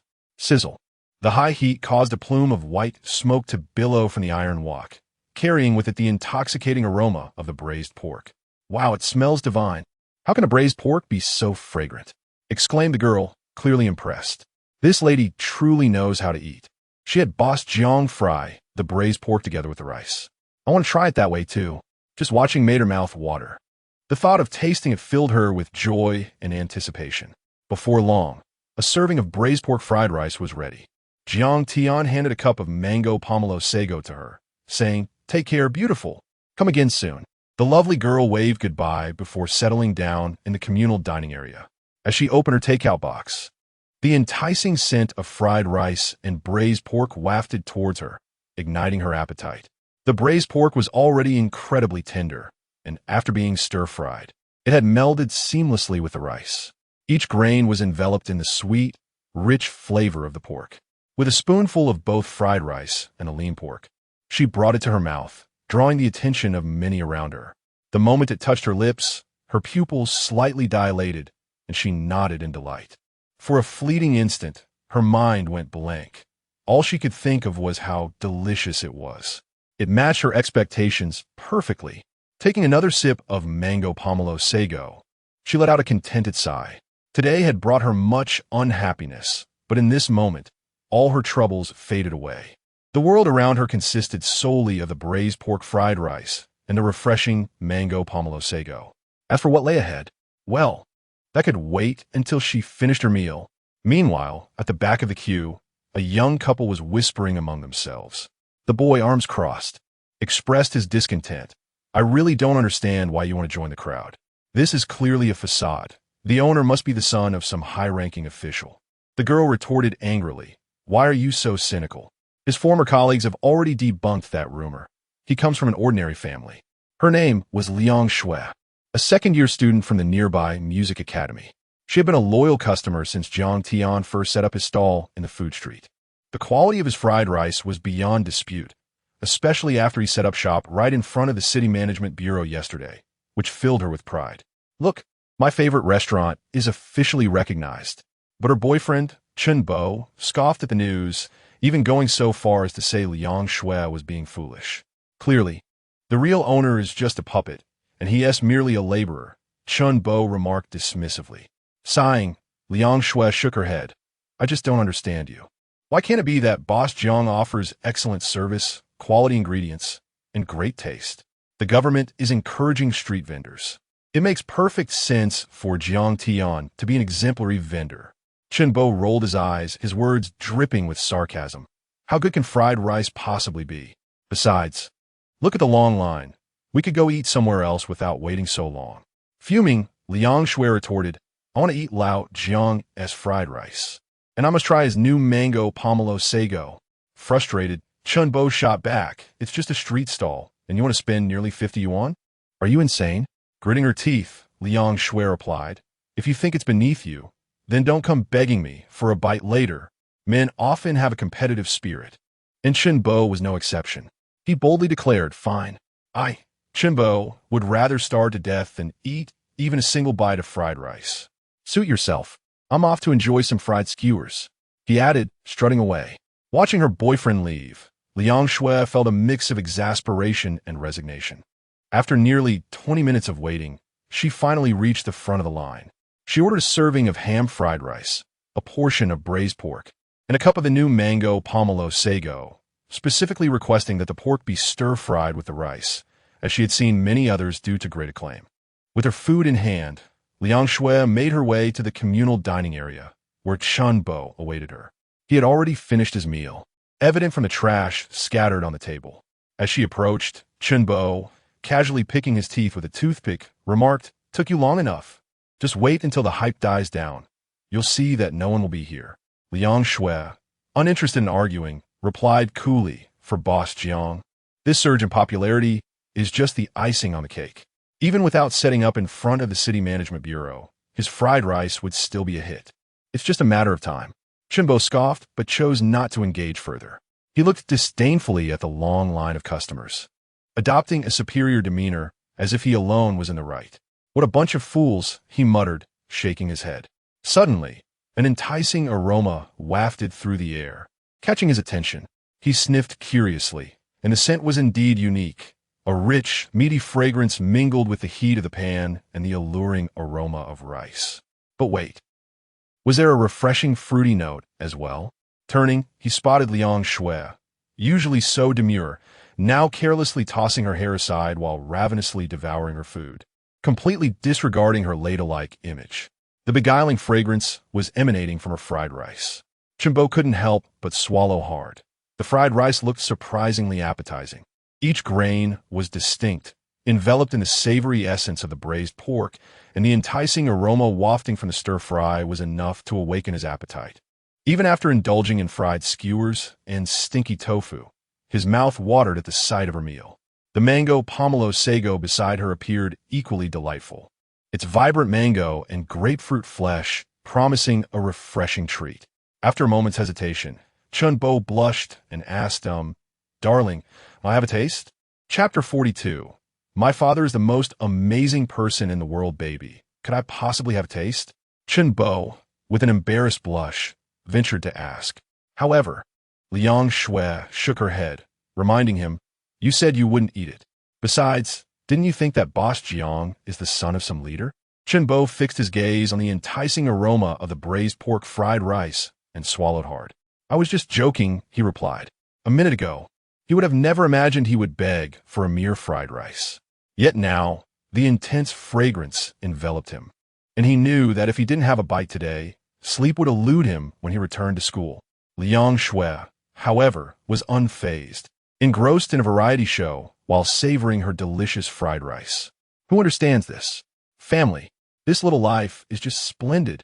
Chunbo's face was a mixture of embarrassment and frustration. He couldn't laugh nor cry. In the end, he retreated slightly and muttered, "Fine. It's just a plate of fried rice. How amazing could it possibly be? I am a man, and a man's word is his bond. If I said I wouldn't eat it, then I absolutely will not." But this bravado lasted less than half a minute before Chunbo nearly pleaded, "Baby, I beg you, just one bite. Please let me have a taste." Seeing his pitiful expression, Liang Shui's heart softened, and she reluctantly pushed the fried rice towards him. "But remember, just one bite." Chunbo eagerly scooped a generous spoonful and placed it into his mouth. Instantly, his eyes widened in disbelief as he stared at the fried rice. Wow, how can it be this delicious? The savory essence of the fried rice mingled with the sweet tenderness of the braised pork, creating a remarkably rich flavor that was both robust and delightful. He had anticipated it would be good, but never to this extent. His instincts urged him to take another scoop, but Liang Shui snatched it away, cautioning, "You promised just one bite. If you want more, go stand in line." Chunbo pouted and took a sip of the refreshing mango sago, the coolness of the coconut milk and cream blending with the fruity notes of mango and grapefruit. Pure bliss. However, when he turned to glance at the line, despair washed over him. There were nearly 100 people waiting. It would take ages before he could get his hands on another serving. At this point, Chunbo was thoroughly convinced. Initially, he thought the throng of people was merely there for the excitement, but it seemed that Boss Jiang truly had some remarkable skills. Meanwhile, Jiang Tian was bustling with activity. The food street was teeming with people, and the queue stretched so long that he couldn't see its end. Many patrons took out their phones to capture the moment. By the end of the day, Jiang Tian had become a minor celebrity in Jiang City. Any TikTok video featuring him garnered significant attention, which in turn attracted more visitors, creating a cycle of increasing foot traffic. While the mango sago had its share of customers, it paled in comparison to the sales of braised pork. Out of every 10, 7 opted for the pork, while only 4 or 5 chose the mango sago. Jiang Tian understood. After all, the primary clientele consisted of university students with limited budgets. However, the prices were set, and altering them would confuse previous customers. Despite anticipating a bustling business day, the reality exceeded Jiang Tian's expectations. By 9 o'clock, everything had sold out: fried rice, braised pork, and mango sago, leaving not a single morsel. Complaints erupted among the crowd. "Boss Jiang, it's only 9. How could you run out? I just got here after my class and waited so long. Yet I couldn't even taste the fried rice. Can you bring some more? This isn't enough. I drove 10 kilometers to get here." 10 kilometers? I came from a neighboring city, nearly 100 kilometers away, and I didn't even see what the fried rice looks like. Jiang Tian could only apologize sincerely. I am truly sorry, everyone. As you can see, I have limited capacity for each day. As the owner, I wish to continue earning, but I will be here every day. If you wish to eat, please come tomorrow or later to the Wanqing apartment where I will set up my stall. Boss Jiang, may I take a picture with you? Of course. A group eagerly gathered for photos, and Jiang Tian smiled, accommodating their requests. By 9:20, the bustling scene finally came to a close. After tidying up the area, Jiang Tian bid farewell to Li Dali and rode off on his tricycle. Around 20 minutes later, he returned home, planning to quickly gather his things for the apartment. However, upon entering, he found Duo standing in a corner, pouting with tears glistening in her eyes, looking utterly pitiful. Meanwhile, Lin Wanqing sat on the sofa, arms crossed, exuding frustration. Duo, did you upset your mother again? Jiang Tian feigned sternness. Duo shook her head, instinctively rushing towards Jiang Tian for comfort. But Lin Wanqing's icy voice cut in from behind. Stay right there. Duo froze in fear. In this household, Lin Wanqing was the one she feared most. Jiang Tian turned to his wife, asking, Dear, what happened? Lin Wanqing, clearly upset, pointed to a backpack on the coffee table. Just take a look for yourself. As Jiang Tian approached and opened the bag, he was taken aback. Duo, why is there so much stuff in your backpack? Inside her pink bag were an assortment of toys, dolls, and even several smartwatches. What is going on here? Where did all this come from? Jiang Tian questioned sternly. Duo turned, looking utterly dejected. They gave it to me willingly. Lin Wanqing sighed. I sent her fried rice at noon, and she shared it with her friends. Consequently, they all wanted to eat, and many gave her their things, hoping she would bring them fried rice and braised pork tomorrow. Jiang Tian couldn't help but chuckle at the absurdity of it all. All right, come here, Duo. He recognized that Lin Wanqing didn't genuinely wish to punish their daughter. Rather, she aimed to guide her towards the right values. At Duo's age, it was crucial to instill proper principles, for a single misstep could lead to many more. Feeling wronged, Duo rushed into Jiang Tian's embrace, sobbing uncontrollably, breaking both their hearts. Jiang Tian took out his phone and messaged the kindergarten group, asking the parents to collect their items tomorrow. Upon learning of the situation, the other parents couldn't help but laugh, and after comforting Duo for a while, her spirits lifted. She clung to Jiang Tian's waist, murmuring, Well, I told them my daddy is amazing. They didn't believe me. But after they tasted the fried rice, they all want to eat it again tomorrow. My daddy is the most amazing person in the world. These words filled Jiang Tian with joy as he ruffled her hair. All right, tomorrow, Daddy will ask Mommy to bring you a little more. However, Duo glanced timidly at Lin Wanqing and asked Daddy, Could you deliver it to me tomorrow? Chapter 43. A brother or a sister? Daddy, could you take Duo tomorrow? Duo's eyes brimmed with pleading innocence, her inner intentions completely discerned by Jiang Tian. Though Duo was well-behaved, she was still a child, and her mischievous nature often led her to vex Lin Wanqing. Occasionally, Lin Wanqing would impose mild punishments, such as making her reflect against the wall for half an hour or lightly tapping her palm. Hence, Duo held a certain trepidation towards Lin Wanqing, particularly when she was angry, as her expression seemed utterly demonic to Duo. Jiang Tian, who typically spent his days at work, found Duo often preferred his company. With a wry smile, he acquiesced. All right, I shall deliver you tomorrow at noon. Yay! Duo cheered, yet upon catching Lin Wanqing's icy gaze, she swiftly retreated into Jiang Tian's embrace.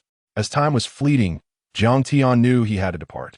After urging Duo to return to her room to complete her homework, he made his way back to the living room, addressing Lin Wanqing.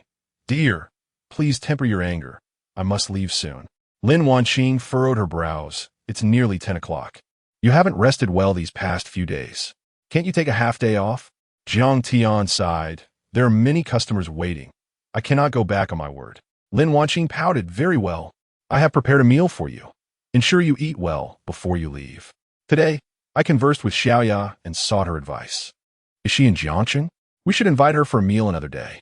Lin Wanqing stood to warm the food for Jiang Tian, sharing her thoughts during their meal. She was always meticulous in her planning, which gave Jiang Tian peace of mind to entrust matters to her.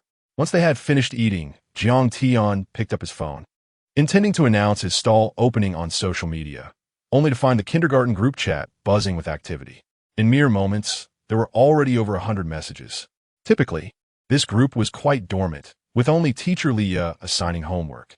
Curious, Jiang Tian entered the chat and scrolled to the top. Today my son came home crying, demanding fried rice. Teacher Lee, did the cafeteria serve fried rice today? What coincidence. My daughter, too, insisted on fried rice and braised pork. Is this a common occurrence? My son claimed he behaved only after I scolded him. How can fried pork be so rich? Teacher Lee, what's going on? My daughter is also clamoring for some disgusting lamb fat. How can anyone drink that? Teacher Lee responded, Dear parents, the cafeteria did not serve fried rice or braised pork today. One of the children's mothers brought in fried rice and braised pork to share, and all the children found it delicious. Rest assured, each child had only a small portion, which did not affect their regular meals. Additionally, there was no lamb fat. It was a drink called Yangji Ganlu, made with mango, grapefruit, and coconut milk, quite healthy. One astute parent tagged Jiang Tian directly in the chat. Isn't this Duo's father? Ha! My child must be craving the fried rice made by Duo's dad, which is why they gave Duo their watch. Jiang Tian felt a flush of embarrassment. This little one had certainly landed herself in trouble. The fried rice and braised pork were both made by me. Quite healthy, he clarified. The parent responded with a toothy grin. Of course, it's healthy for the children. Might I inquire how you prepare it? I wish to make some for my son. He's quite picky and insists that anything deemed delicious must indeed be delectable. Several parents echoed their agreement. Indeed, I've hired several nannies, yet my daughter remains unsatisfied. She claimed the braised pork was delicious. I'm quite curious about its true flavor. What was Dad? Could you please share a fried rice recipe? I heard from my daughter that you set up a stall on a certain street. Wow, a stall? Where? I'd love to support Duo's dad's business one day. No wonder the food is so scrumptious. It turns out Duo's father is a great chef. As Jiang Tian pondered how to respond, a sudden sharp pain pierced his ear. Ouch! Ouch! Dear! That hurts! Lin Wanqing had pinched his ear, her tone laced with irritation. Feeling quite pleased with yourself now. Are you? Should I invite them over for dinner? Jiang Tian was taken aback. Is that permissible? This unexpected question ignited Lin Wanqing's fury. Oh, Jiang Tian, you truly have such intentions, don't you? Why'd I never notice this penchant of yours for other wives? Jiang Tian, on the verge of tears, hastily defended himself. Wife, you've misunderstood. I may harbor thieving thoughts, but I lack the boldness. Is there anything under the sun that Jiang Tian fears? Lin Wanqing arched her brows, her anger causing her chest to heave. Are you planning to become successful and then cast me aside? Impossible, Jiang Tian declared earnestly. My wife is beautiful and has an exquisite figure. How could I ever bear to part with you? Even the most beautiful and splendid can become tiresome one day. That applies to others. With you, I could never tire. And what about when we grow old? That day is not upon us yet. By your logic, when you grow old, will you truly replace me? Jiang Tian was at a loss for words. When I grow old, I won't even be able to stand. With a stern expression, Lin Wanqing, who was already breathtakingly beautiful, now resembled an icy mountain. Come, let us return to the room. Jiang Tian blinked in confusion. What for? I must depart from my stall. To pay your dues, she replied. Jiang Tian's face flushed crimson, glancing anxiously at Duo's room.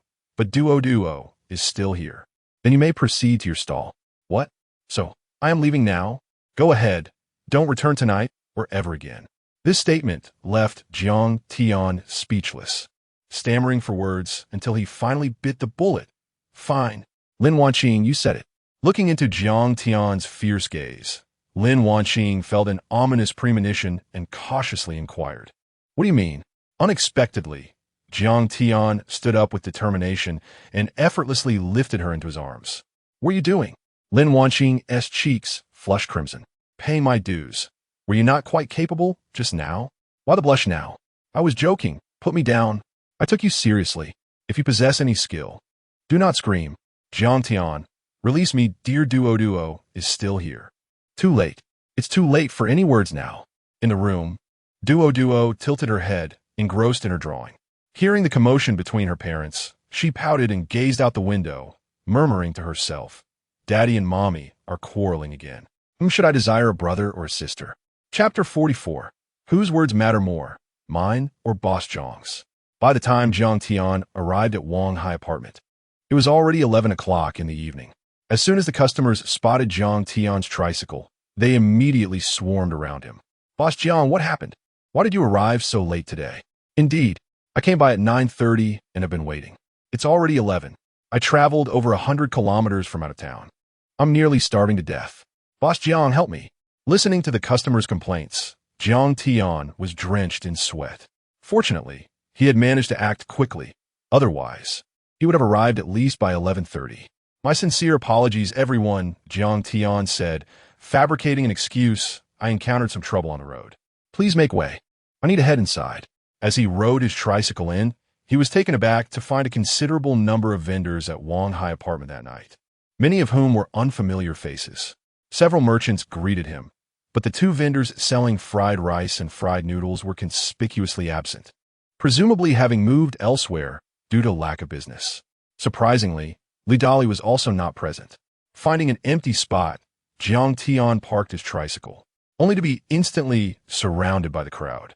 A particularly eager young man broke through the throng, arriving at the stall with a sudden stop, panting, Boss Jiang, quickly, 3 portions of ham fried rice and 1 portion of braised pork. He glanced at the menu on the illuminated board and exclaimed, Have new items been added today? Is the Yangji Gan Lu limited in availability? Yes, it is limited. Jiang Tian replied with a smile, 1 portion per person. By the way, where's your girlfriend today? Jiang Tian recognized this young man, who had bought food from him twice the previous day. His girlfriend suffered from anorexia. Tong sighed, Don't mention it. After eating your fried rice yesterday, my girlfriend hasn't eaten anything else. I originally planned to finish work early today to buy her something from the food street, but I ended up working overtime. Now she is nearly starving, and she refuses to eat anything else but your fried rice. Boss, please hurry. All right. 3 portions of ham fried rice, 1 portion of braised pork, and 1 cup of Yang Zhigan Lu, totaling 68 yuan. Please scan the code. Jiang Tian wasted no time and quickly heated the pan. He poured in oil, adding a spoonful of cold oil once it was hot. He swiftly cracked the eggs and scrambled them before adding the vegetables and ham, infusing them with high heat. Once the vegetables were cooked, he added the rice, breaking it apart with a spatula to ensure each grain was distinct. Finally, he incorporated his secret seasoning, wielding the spatula in one hand and the pan in the other, turning the heat to maximum. In no time, the fried rice was ready. Jiang Tian deftly packed it into disposable containers, alongside the braised pork and Yang Zhigan Lu, handing them over. Tong took the food and dashed off, leaving onlookers wondering if he was dining and dashing. Jiang Tian couldn't help but chuckle as he prepared for the next customer. The evening crowd at Wanghai apartment was not as large as during the afternoon food street rush. Many assumed Jiang Tian would not show up that night, and it was indeed quite late. Yet compared to previous nights at Wanghai apartment, the turnout was still significant. The sheer volume of customers was enough that Jiang Tian couldn't even recognize their faces. As soon as someone called out, he would launch into a flurry of activity. The mantra remained the same: either work hard or perish. While he had earned a fair amount in the past 2 days, he had also been quite busy, neglecting the care of Lin Wanqing and Duo. Thus, after the night concluded, Jiang Tian resolved to bring them a gift. Meanwhile, Tong was anxious to return home to his girlfriend, Chi Cici, who had been suffering from anorexia. Since her condition began, she hardly felt hunger, often vomiting whatever little she managed to eat. Today, however, she had sent him 100 messages expressing her hunger. The elevator seemed stuck upstairs and unwilling to wait. He sprinted up the stairs. As he opened the door to their home, he found Chi Cici, who had been curled up on the sofa lost in thought, springing towards him the next moment. They swiftly exchanged the fried rice as if in a relay race. As Chi Cici tore open the bag, she remarked, "Why is there a drink? Yang Zhigan Lu? From which milk tea shop? You know I don't like it." Tong He, leaning against the wall and panting heavily, replied, "It's Boss Jiang's new product. Don't you want to try it? If not, I'll drink it." Unexpectedly, Chi Cici's expression brightened. "Boss Jiang's new product? Oh, I must have it." As she took a bite of the fragrant fried rice, her previous lethargy began to dissipate. She savored, involuntarily expressing her enjoyment. "It's so delicious. It was worth the wait. If only Boss Jiang could be my chef every day." Tong, he chuckled. "The man earns thousands in a night. I can't afford him." Chi Cici rolled her eyes. "I was just joking. If I could eat such delicious fried rice every day, I can't imagine how bright and cheerful I would be." Tong, he raised an eyebrow. "Every day? Won't you get tired of it? Others might, but not Boss Jiang's. It's simply too delicious, too satisfying. I'll have 2 portions myself." "Thank you, darling, for saving me one." Before she had finished speaking, Chi Cici declared, "I'll save the last portion for lunch tomorrow." Tong, he felt disheartened, thinking that perhaps Boss Jiang had become more important than he was as her boyfriend. After consuming nearly half of the fried rice, Chi Cici finally remembered the Yang Zhigan Lu beside her. Though she rarely drank such beverages due to concerns about weight gain, she surprisingly felt no aversion to it now. "Just one sip," she thought, inserting the straw and taking a sip. This is delightful." Chi Cici's eyes sparkled. "The fruity aroma is intense. It's sweet and tangy, and the mango quality is superb. It must be Hainan's Guifei mango." Having grown up in a family that dealt in fruits, Chi Cici was accustomed to discerning fruit quality, so she could easily identify it upon tasting. "How much is this?" 18 yuan. "Such a reasonable price." Chi Cici remarked. "In a regular tea restaurant, it would probably cost around 58 yuan. Tong, he sat beside Chi Cici, looking pitiful. "Baby, may I ask you a question?" Without hesitation, Chi Cici replied, "Go ahead." "Whose words matter more, mine or Boss Jiang's?" Upon hearing this, Chi Cici immediately became serious. "Why would you ask that? I'm genuinely about to get angry." Tong, he felt a thrill of joy, thinking, my bad. Huh.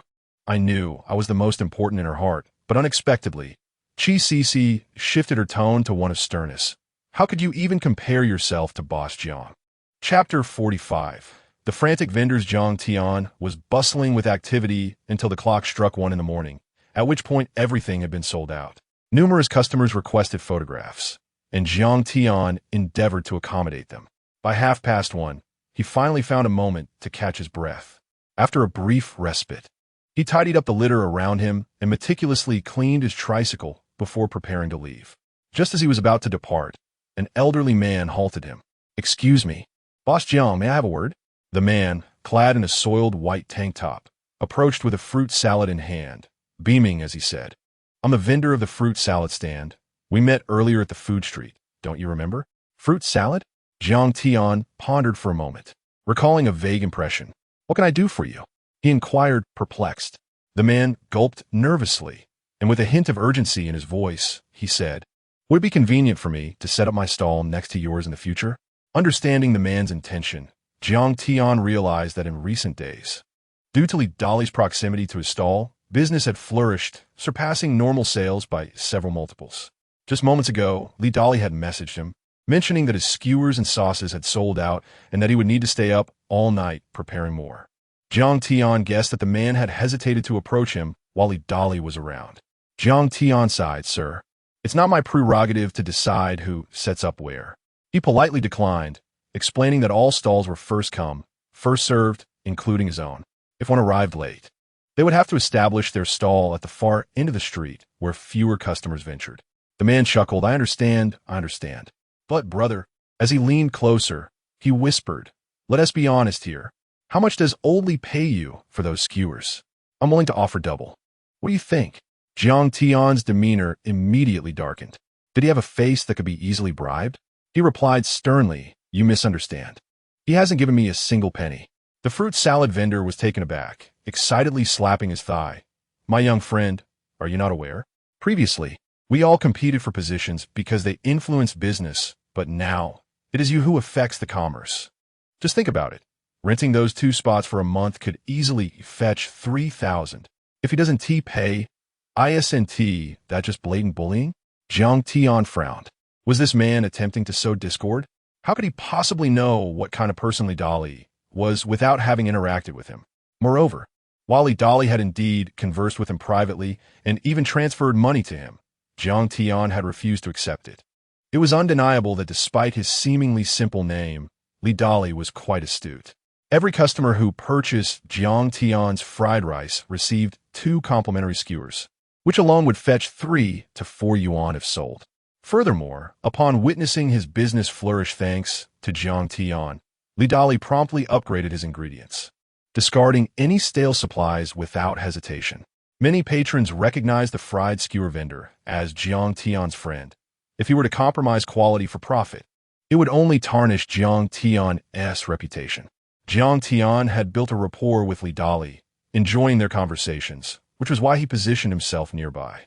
As for who set up on his other side, Jiang Tian had never concerned himself with that. With no common ground for conversation, Jiang Tian decided not to engage further with the fruit salad vendor. He offered a curt smile before turning to leave on his tricycle. In the past, the Wanghai apartment was still bustling at 1 in the morning. However, after Jiang Tian's goods had sold out, only a fraction of the customers remained. At that moment, a couple selling skewers grew anxious as they observed Jiang Tian preparing to depart. "Hurry up. Old Wang has already left. What are you waiting for?" The woman urged her husband, who was busy frying skewers. The man sheepishly smiled at the customers, then quietly replied, "The customers are still here. Keep your voice down." The woman, however, was undeterred. "If we could set up next to him, we could afford a new Mercedes this year. Look at old Li. He.S. raking it in these past few days, and we're missing out." Jiang Tian was already pedaling his tricycle closer when the woman, seeing her husband's in action, sprang up and called out, "Boss Jiang." Jiang Tian, momentarily bewildered, pointed to his face and asked, "Are you calling me?" She nodded fervently, "Yes, yes. Please wait a moment." The man beside her avoided Jiang Tian's gaze, feeling as if he were intruding. He feigned nonchalance, handing a skewer to a customer. "Here you go. Your skewer is ready." Just as the customer reached out, the woman swiftly snatched it from the man's hand. "Hey, boss, that was mine," the customer exclaimed in confusion. The woman sprinted to Jiang Tian's tricycle, placing the skewer on his seat. "This is just a small token of appreciation." As she spoke, she discreetly attempted to slip a red envelope into Jiang Tian's pocket. "It's for your child. Buy them some clothes." Jiang Tian broke into a sweat. "What is going on today? These people have never spoken to me before. Why are they treating me like a relative during the new year?" Her interruption ignited a flurry of activity among the other eager vendors, who rushed towards Jiang Tian, surrounding him. "Boss Jiang, it's me, the stinky tofu vendor. Please accept this small gesture. Your daughter seemed to enjoy my candied hawthorn. I brought all the flavors for her." "Boss Jiang, have you eaten yet? How about trying my egg pancake? It's superb." "Boss Jiang, I'm the chicken neck vendor. Please sample this and give me your feedback." Jiang Tian was taken aback, finding himself laden with an assortment of food items, evidently premeditated gifts from the vendors. Sighing, he pushed off with his legs, pedaling his tricycle away, fearing that if he lingered any longer, he might be overwhelmed by their generosity. Once he was sure they hadn't followed, he slowed his pace, glancing at the items on either side of him, a wry smile forming on his lips. He hadn't accepted any money, so he might as well accept the food. It was getting late, yet instead of heading home, Jiang Tian directed his tricycle towards the city center. Soon, he arrived at the pedestrian street, a place where vending was prohibited and where he had no intention to set up shop. Even at this late hour, the pedestrian street was ablaze with lights. Jiang City certainly had a vibrant nightlife, with many establishments operating around the clock. Having earned a substantial profit over the past few days, it was time to purchase gifts for his wife and daughter. The last time he had given Lin Wanqing a present was 2 years ago, a silver necklace costing over 300 yuan, which had moved her to tears. Today, he pondered what gift would be fitting for her. As Jiang Tian contemplated, a voice suddenly called out from behind him. "Jiang Tian?" Chapter 46. Skincare Products and Golden Rings. Jiang Tian? A voice suddenly interrupted Jiang Tian's thoughts. Turning around to face the person behind him, Jiang Tian's eyes lit up with surprise. "Sukyang? Brother Chong?" A couple stood behind Jiang Tian. As their eyes met, The man excitedly rushed over and embraced Jiang Tian tightly. It really is you, Xiao Tian? What a coincidence. Su Chong was Jiang Tian's childhood friend. They attended the same school when they were younger, with Su Chong being a year ahead. Whenever Jiang Tian faced bullying, he would seek Su Chong's assistance for retribution.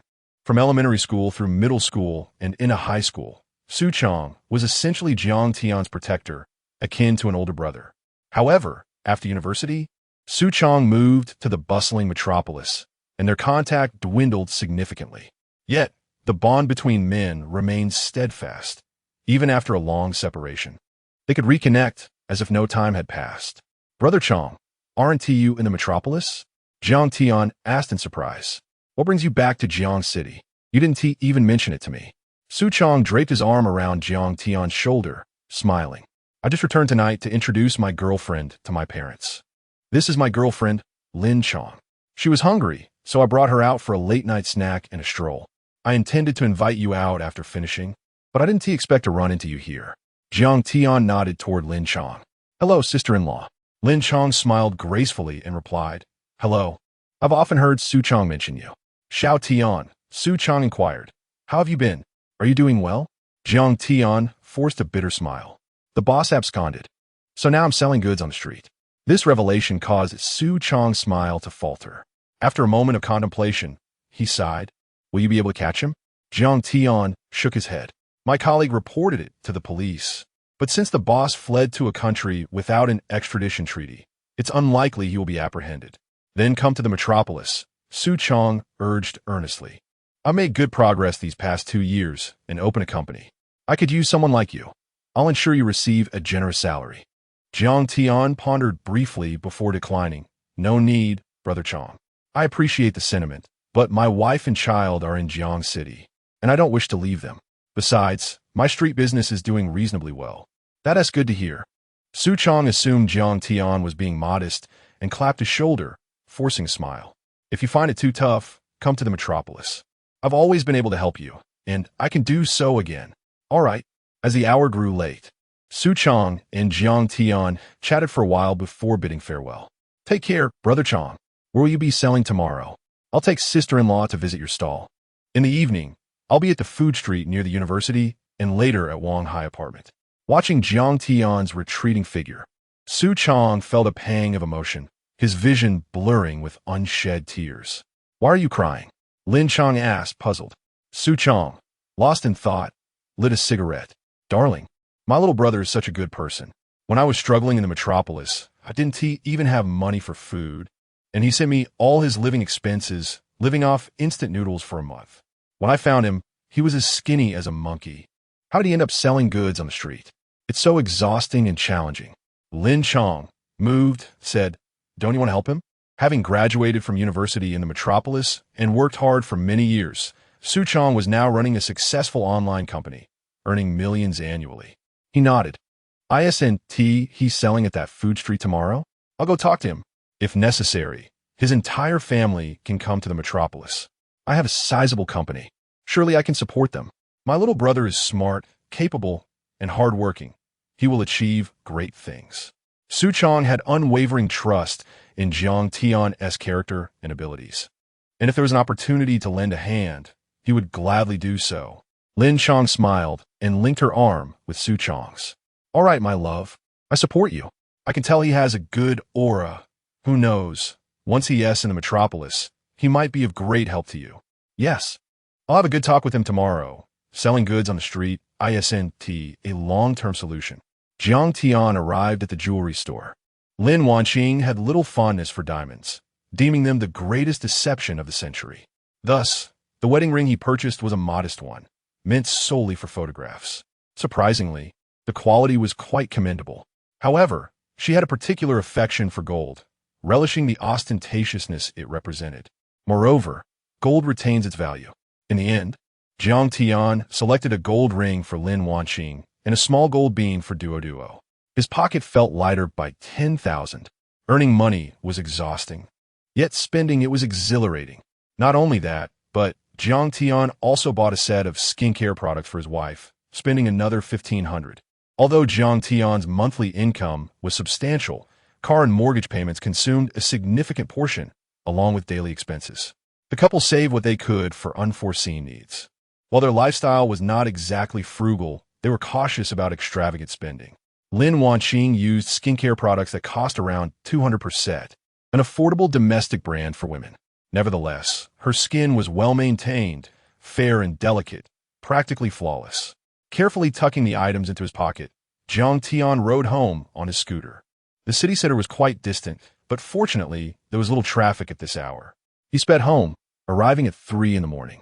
Gently pushing open the door, he found the living room lights still on, a thermos containing steaming jasmine tea on the dining table. Additionally, there was a dinner left by Lin Wanqing, featuring Jiang Tian's favorite dishes, tomato and egg, dry pot cauliflower, and sweet and sour ribs. After eating his fill, Jiang Tian took a shower. Upon emerging, he hid the skincare products Lin Wanqing had been using and replaced them with the ones he had purchased. Lin Wanqing had a light sleep.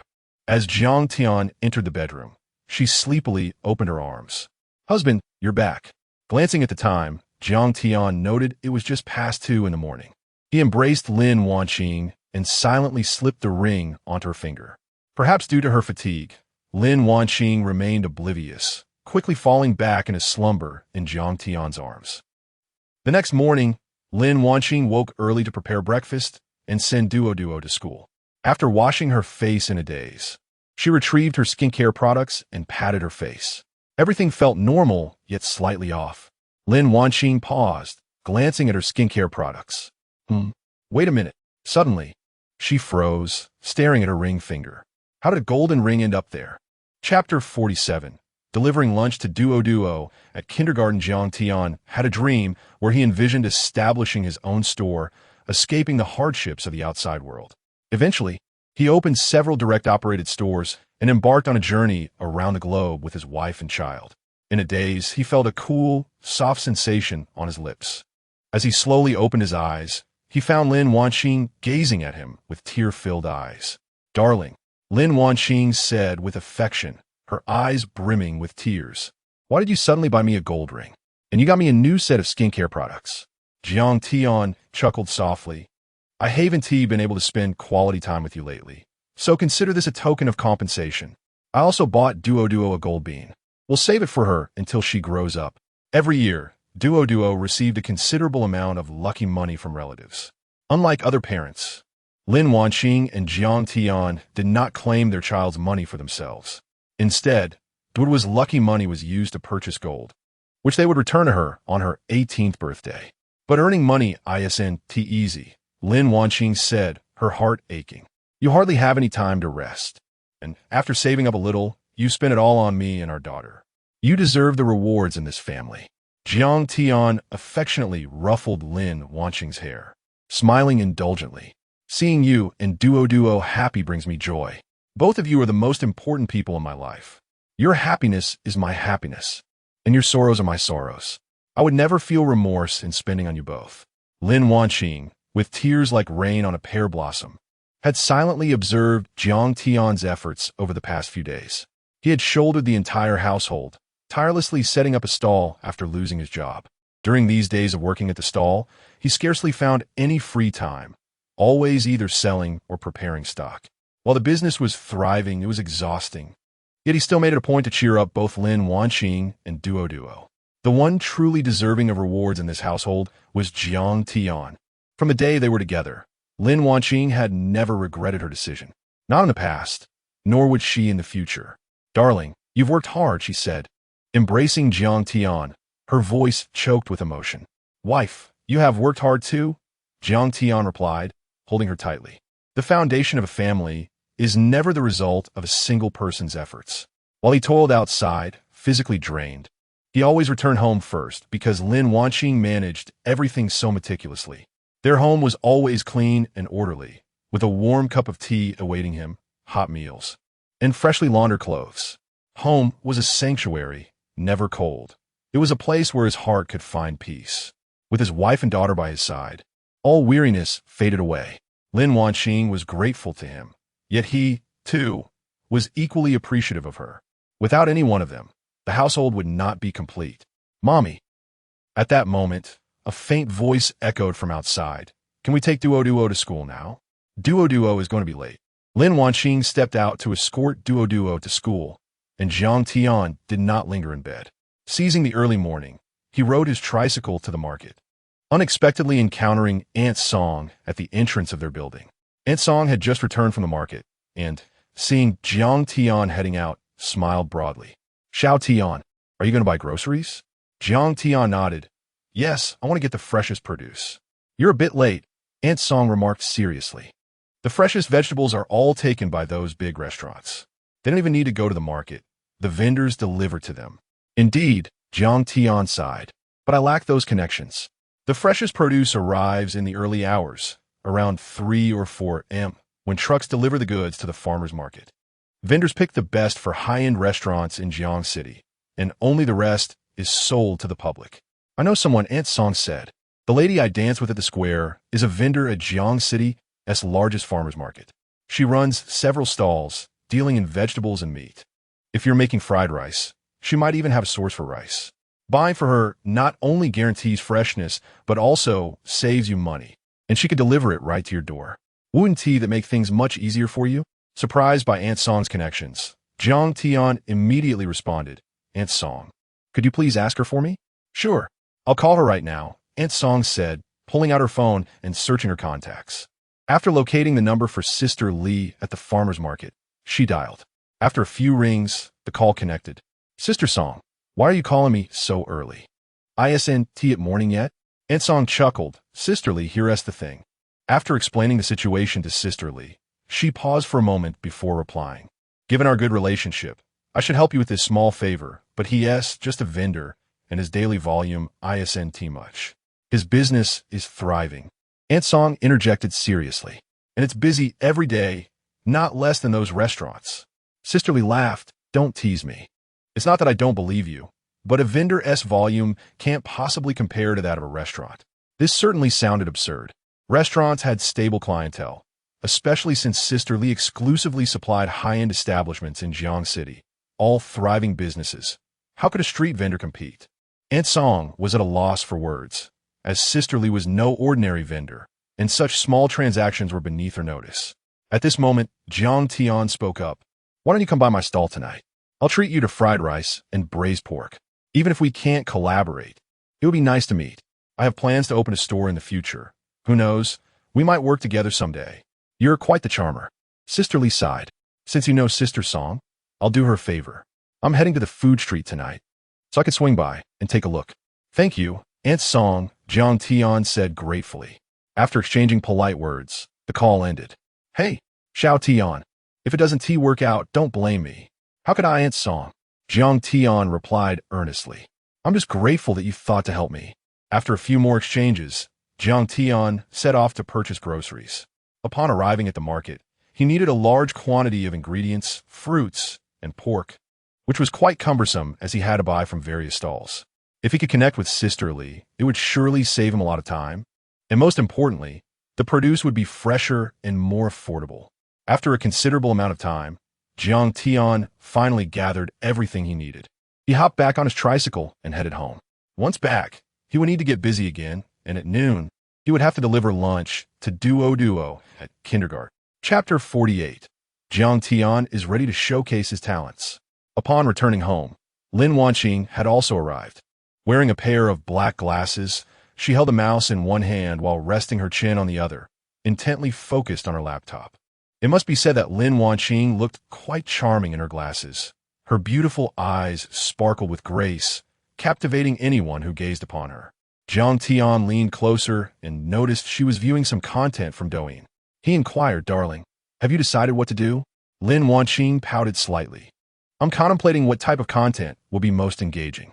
Do you have any suggestions, dear? How about we film a fried rice tutorial for our first video? Jiang Tian suggested, raising an eyebrow after a moment of thought. This caught Lin Wanqing by surprise. She widened her eyes, exclaiming, Isn't the fried rice recipe supposed to be a closely guarded secret? Jiang Tian chuckled lightly. A truly professional chef can discern the ingredients with just a taste. Besides, I don't have a specific recipe. The reason my fried rice tastes so exceptional lies in the freshness of the ingredients and my various techniques. The components are quite standard. Any chef who tastes it can recognize what I used, and a knowledgeable one could even determine the proportions of each seasoning. Instead of waiting for others to analyze it, why not share it openly? They may take the recipe, but the true essence remains with me, something no one can take away. Hence, I'm never concerned about competitors stealing my business. To put it bluntly, even if I were to use the worst rice and ingredients, I could still create a remarkable flavor. The reason for the overwhelming popularity of my fried rice is not a secret formula, but rather, it is me, Jiang Tian, the soul of the dish that no one can replicate. Lin Wanqing's eyes glimmered with excitement. If that's the case, I believe our first video will surely go viral. Many people are eager to try your fried rice. With determination, the couple promptly set to work. After spending a considerable time in the kitchen, they filmed a video on how to make fried rice. Lin Wanqing took charge of editing the video, while Jiang Tian busied himself with the cooking, chopping vegetables, slicing fruits, preparing braised pork, and crafting mango sago dessert. Whenever Lin Wanqing had a moment, she would lend a hand, and the two spent the entire morning immersed in their tasks. Only when the clock struck 11 did they finally take a breather. Jiang Tian filled a lunchbox for Duo with fried rice, along with a portion of braised pork and mango sago, then drove to Sunshine Kindergarten. Despite some traffic, he managed to arrive just in time for lunch. After a quick call to teacher Li soon came to open the door for Jiang Tian. He was quickly reunited with Duo, who leaped into his arms, exclaiming, "Daddy, you finally made it. I want to eat fried rice. And braised pork too. Of course. I brought it all for you," Jiang Tian replied with a smile. "Let us head to the cafeteria." As Duo held Jiang Tian's hand, they made their way to the cafeteria, where the other children immediately surrounded them. "Uncle, I want fried rice too." "What was Daddy? I want to eat your braised pork." "Is there any mango sago left? I want to drink it. It's so delicious." Amused, yet overwhelmed by the children's enthusiasm, Jiang Tian had brought extra fried rice and braised pork, intending for Duo to share with her friends. However, looking at the crowd of about 10 children, he realized it might not be enough. Leah, standing nearby, sighed in exasperation. "What was Daddy? Would it be possible for you to prepare a bit more fried rice?" The kids had been clamoring for it all morning. She had endured a challenging morning, as the children had hardly focused on their lessons, instead chattering about wanting to eat Jiang Tian's fried rice and braised pork, showing no signs of stopping. With little choice, Jiang Tian furrowed his brow and replied, "I can make more, but I'm uncertain if the parents will agree." He was confident in the healthiness and cleanliness of his fried rice, but other parents might view fried rice and braised pork as greasy and unhealthy for their children. "Rest assured," Leah said with a wry smile. "I inquired earlier, and they all agreed." As a responsible teacher, she had ensured to seek the parents' consent beforehand, and they were amenable. Although fried rice was oily, an occasional indulgence was deemed acceptable. "Very well, let us head to the kitchen," Jiang Tian decided. Making fried rice was quick, and he could also take a look at the kitchen environment while allowing Duo to meet more friends. The friendships among young children are often pure and uncomplicated, perhaps forged over a simple bowl of fried rice. "Please follow me," Leah beckoned as the children cheered excitedly.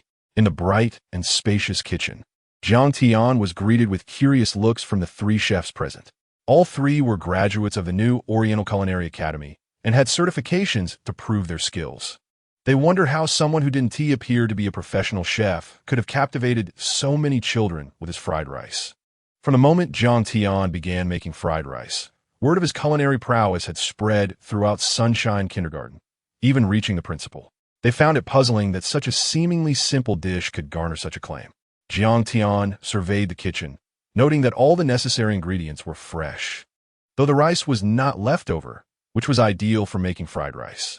Freshly steamed rice contains too much moisture, making it clump together during cooking.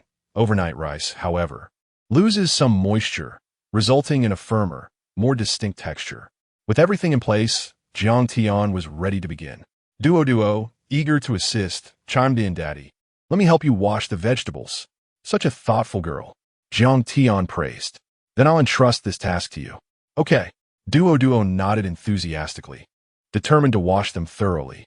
Watching her diligently, the three chefs and teacher, Leah, exchanged envious glances, reflecting on their own children, who were far from as well-behaved as Duo, often causing mischief. It was evident that Duo had received excellent upbringing. Jiang Tian allowed her to wash the vegetables, though she struggled to reach the sink. Undeterred, she fetched a chair and climbed up with great effort. To ensure her safety, Jiang Tian held the chair steady. After all, it's the spirit of participation that matters. As a father, he was happy to nurture her desire to help. Duo often assisted Lin Wanqing with washing vegetables at home, and while she was slow, she was meticulous, taking her time to ensure everything was clean. Next, it is time for Jiang Tian to showcase his remarkable talents. Chapter 49. Thank you, Daddy Duo. In the kitchen of Sunshine Kindergarten, Jiang Tian meticulously prepared all the ingredients. Although there was no leftover rice, he was confident in his mastery of fried rice, courtesy of the System S enhancements, allowing him to handle freshly steamed rice with ease. The kindergarten utilized japonica rice, distinct from a long-grain rice known as Jean rice. Japonica rice is short and round, yielding a soft, glutinous, and sweet texture when cooked, making it ideal for steamed rice. Sushi and rice balls. In contrast, Jean rice, favored for fried rice, does not achieve the same tenderness as japonica rice. The kindergarten steamed rice also contained a mix of black and red rice, enhancing both nutrition and flavor, appealing to children who enjoy the colorful varieties and unique aromas. Jiang Tian held the pot handle in one hand and the spatula in the other. As the stove heated the pot, he added oil to ensure the rice wouldn't stick during cooking. Once the oil reached the right temperature, he introduced a bit of cold oil, followed by quickly scrambling eggs until they were tender and fluffy, then added the prepared vegetables. The kindergarten's ingredients were abundant. In addition to greens, Jiang Tian included shredded carrots, green peas, and shrimp, providing children with a nutritious meal and an appealing appearance. After sautéing the vegetables briefly, he added the freshly steamed rice, beginning a rapid stir-fry. This stage demanded precise control over heat and technique, as freshly steamed rice could easily stick to the pot if not handled correctly. The flame was kept moderate, and the frying time was extended to allow excess moisture to evaporate. By pressing and fluffing the rice with the spatula, he ensured each grain was distinct before seasoning with various condiments. The aroma wafted from the pot, gradually filling the entire kitchen with the delightful scent of fried rice. "Delicious," Leah exclaimed, instinctively glancing at the three chefs in the kindergarten. The chefs, astonished, could only stare. As professionals, they prided themselves on their mastery of fire control, especially the head chef, who believed he had reached perfection in his craft. However, witnessing Jiang Tian's skill, he finally understood the meaning of their always greater talents. The proficiency Jiang Tian demonstrated in every action was impeccable, devoid of any unnecessary movements. Initially, he had doubted Jiang Tian's ability to handle freshly steamed rice, but that notion quickly dissipated. The rice in the pot was perfectly separated, complemented by vibrant vegetables, resulting in an exquisite presentation. Egg fried rice may seem simple, yet tests a chef's foundational skills. The head chef began to question his own competence, realizing that even if his former mentor were present, he would likely pale in comparison to Jiang Tian, a master chef of the highest caliber. Soon, the fried rice was ready, and the children, who had been waiting outside, could no longer contain their excitement upon catching a whiff of the enticing aroma. "Wow, Daddy Duo is amazing. I want fried rice. I want fried rice. All right. Leah feigned sternness. "No need to rush. There's enough for everyone. So go wait in the cafeteria." The children, surprisingly understanding, scampered off. Leah approached Jiang Tian with a smile, saying, "Thank you for your hard work, Daddy Duo." Jiang Tian shook his head. "It's nothing. Please serve the children." With his task complete, he left the rest to her. In the cafeteria, the children sat obediently in their places, eagerly anticipating their meal. Jiang Tian noticed one chubby child drooling onto his shirt. Leah served the fried rice, and some impatient children began devouring it the moment it arrived, their faces quickly smeared with grains of rice. When all the children had their servings, Leah prompted, Let us say thank you to Daddy Duo Duo. Thank you, Daddy Duo Duo. Thank you, Daddy Duo Duo. The fried rice is so delicious. Thank you, Daddy Duo Duo. I wish my dad could be as amazing as you. Teacher, I'm done. Can I have another bowl? Zhangzhu, are you a pig? I haven't even eaten yet, and you're already finished. Wah. Teacher, Xiao Ming call me a pig. After supervising Duo Duo's lunch, Jiang Tian prepared to leave. Duo Duo clung to his legs, teary-eyed and pitifully pleading, Daddy, are you leaving already? Jiang Tian gently ruffled her hair, reluctant to part. Daddy has to go to work. Can I spend time with Duo Duo later tonight? Duo Duo pouted. But I haven't seen Daddy for the past 2 nights, and you haven't played games with me for days. In a couple of days, Daddy will take you to kindergarten. Okay? Really? Really? Yay. Can you bring me lunch tomorrow, too? I'll try my best.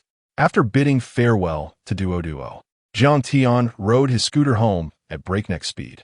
Having spent considerable time at the kindergarten, he immediately set to work upon returning. With numerous preparations for the day ahead, he remained busy throughout the afternoon. Fortunately, with Lin Wanqing's assistance, he found joy in the tasks. Shortly after 4 o'clock, with the sun still shining, Jiang Tian and Lin Wanqing moved all the supplies downstairs. Honey, be careful on the way. Lin Wanqing, much like Duo Duo, was quite affectionate. Her eyes sparkled with warmth as she advised, drink plenty of water and eat if you're hungry. You must take care of yourself. Jiang Tian embraced her slender waist and planted a gentle kiss on her stunning face, reassuring her, Don't worry, my dear. I'm not foolish. I know you're not, but I worry about you. Lin Wanqing replied earnestly. Above all, don't neglect your well-being. As Jiang Tian rode away on his scooter, he hoped to sell out all the mango sago tonight, which would grant him new opportunities for a prize draw. He wondered what he might win, a top-tier fried rice, exquisite red braised pork, or delightful mango sago. These 3 delicacies complemented each other perfectly, and he was eager to see what surprises the system had in store for him. Lost in thought, he soon found himself at the university town's South Food Street. Chapter 50. Bewildered Su Chong. Is this really his brother? Su Chong, a childhood friend of Jiang Tian, had been contemplating how to assist Jiang Tian ever since they unexpectedly met in the city center the previous evening. He wished to entice Jiang Tian to join him in working in the bustling metropolis. Although he could not promise a life of luxury, earning 30 to 40,000 a year would be quite attainable, far superior to the meager income of street vending. While Su Chong had never actually sold goods on the street, he had observed enough to understand its limitations. On a good day, one might earn a mere 200 yuan, and on a rainy day, it could amount to nothing at all. By 4:30 that afternoon, Su Chong, accompanied by his girlfriend Lin Chong, arrived at the food street in the university town. Eager to have a serious discussion with Jiang Tian, the food street was bustling with people and vendors. Yet after searching for considerable time, Su Chong could not locate Jiang Tian. Where could he be? Su Chong lamented, It's the university town food street. How could he not be here? Lin Chong furrowed her brow and speculated. Perhaps he is too embarrassed for you to see him? Her words struck a chord with Su Chong, making his heart ache slightly. He sighed. Men are so concerned with their pride. He probably doesn't want me to see how hard he is struggling. Never mind. I'll arrange to meet him tomorrow and speak to him directly. Darling, is there anything you'd like to eat? I'll take you out. Lin Chong stood on her tiptoes to scan the street and soon spotted a place with a long queue. Excitedly, she exclaimed, Look at that place. So many people are waiting. Let us go there. Su Chong glanced and remarked, There are too many people. We might have to wait a long time. How about we choose another place? Lin Chong pouted in dissatisfaction. It's definitely popular because it's delicious. I want to eat there. Undulginker, su viang relentet, alricht. We'll eat there. The couple maneuvered through the crowd, struggling to squeeze inside, only to find the interior completely empty. What's going on? Su Chong said, bewildered. There is nothing here. What are they all waiting for? Lin Chong echoed his disappointment. I thought there would be something delicious. Nearby, a vendor selling fried skewers overheard their conversation and chuckled. By the looks of you, I assume you're not local students? Su Chong nodded. What is it to you? The vendor proudly declared, Those people in line are all here for the fried rice. You have no idea how popular this fried rice is. Su Chong scratched his head. Seriously? We fought our way in here just to find it's for fried rice. His interest in waiting evaporated instantly. He chuckled awkwardly. How good can fried rice really be? Having lived in the metropolis since university, Su Chong was well acquainted with the culinary delights it offered. From humble street food to high-end dining, he had sampled an abundance of fried rice. In truth, the difference between street-side fried rice and that from upscale restaurants was minimal, merely a matter of ingredients, with the street side often boasting a bolder flavor. However, the vendor remained unperturbed. Have you ever tried the fried rice sold at the entrance of the Urban Management Bureau? What? Su Chong and Lin Chong exclaimed in unison, their eyes widening in disbelief. Darling, Lin Chong said, linking her arm with Su Chong's. Did I hear you right? Fried rice at the Urban Management Bureau? Are you serious? Su Chong was equally skeptical, his expression turning serious. No way, that's not a joke, is it? Who would dare set up a stall right there? That's madness. Such a notion sounded utterly preposterous. What was the implication? Was a cat paying a visit to a mouse? Seeing that they remained doubtful, the vendor waved dismissively. Believe it or not, it's up to you. Go ask around. Lin Chong and Su Chong exchanged incredulous glances. At that moment, from the back of the crowd, someone shouted, Boss Jiang is here. Instantly, the crowd parted, creating a clear path. Su Chong and Lin Chong stood bewildered, still rooted in place. A three-wheeled cart approached slowly, and as Su Chong instinctively looked over, his pupils dilated in shock. He rubbed his eyes and nudged Lin Chong beside him. Darling, am I seeing things? Isn't that Xiao Tian riding the cart? Lin Chong squinted to focus, confirmed several times, and nodded vigorously. Honey, you're not mistaken. It's your childhood friend Jiang Tian. Su Chong's mind went blank. Could it be that all these people were waiting for Jiang Tian? Wasn't this a bit excessive? There were easily over 100 people. What was this situation? His own company had only 20 or 30 employees. Surely this couldn't be his little brother? But soon, the murmurs of the customers shattered Su Chong's doubts. Boss Jiang, you finally arrived. I've been waiting so long. I want fried rice. I want braised pork. And I want to drink mango sago. Boss Jiang is here early today, and it's only 4:30. Are there any new dishes? I want fried rice with braised pork. It was simply divine yesterday. Just thinking about it makes my mouth water. And the mango sago is delicious. I didn't buy it yesterday, but my friend had a cup, and it was amazing. Yes, yesterday, I thought 18 yuan was a bit pricey, but honestly, with such solid ingredients, it's not expensive at all. Jiang Tian, resembling a celebrity on the red carpet, was warmly greeting the people lining the streets. Before long, he rode up to Su Chong and Lin Chong, surprised to see Su Chong standing there.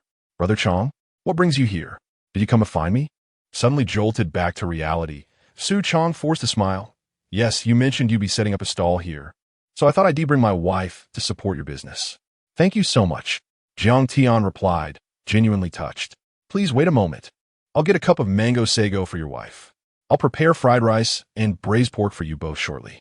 Jiang Tian parked the cart and lifted the lid of a stainless steel container, releasing a burst of frosty mist mingled with a rich, fruity aroma. Oh my, I must have that mango sago today. It looks absolutely refreshing. It was a sweltering summer day, and with the throngs of people in the food street, the atmosphere felt stifling. A refreshing cup of mango sago would be the perfect remedy to alleviate the heat. Jiang Tian handed 2 cups of mango sago to Su Chong and Lin Chong, beaming as he said, Brother Chong, sister-in-law, it's scorching out here.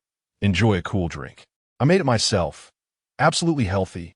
While Su Chong remained in a daze, Lin Chong quickly grasped the situation and accepted the 2 cups of mango sago, thanking Jiang Tian. As a young person of the new era, Lin Chong was accustomed to drinking coffee or milk tea daily. She had heard quite a bit about how delicious this mango sago was, sparking her curiosity about how Jiang Tian's version compared to those from tea shops. Chapter 51.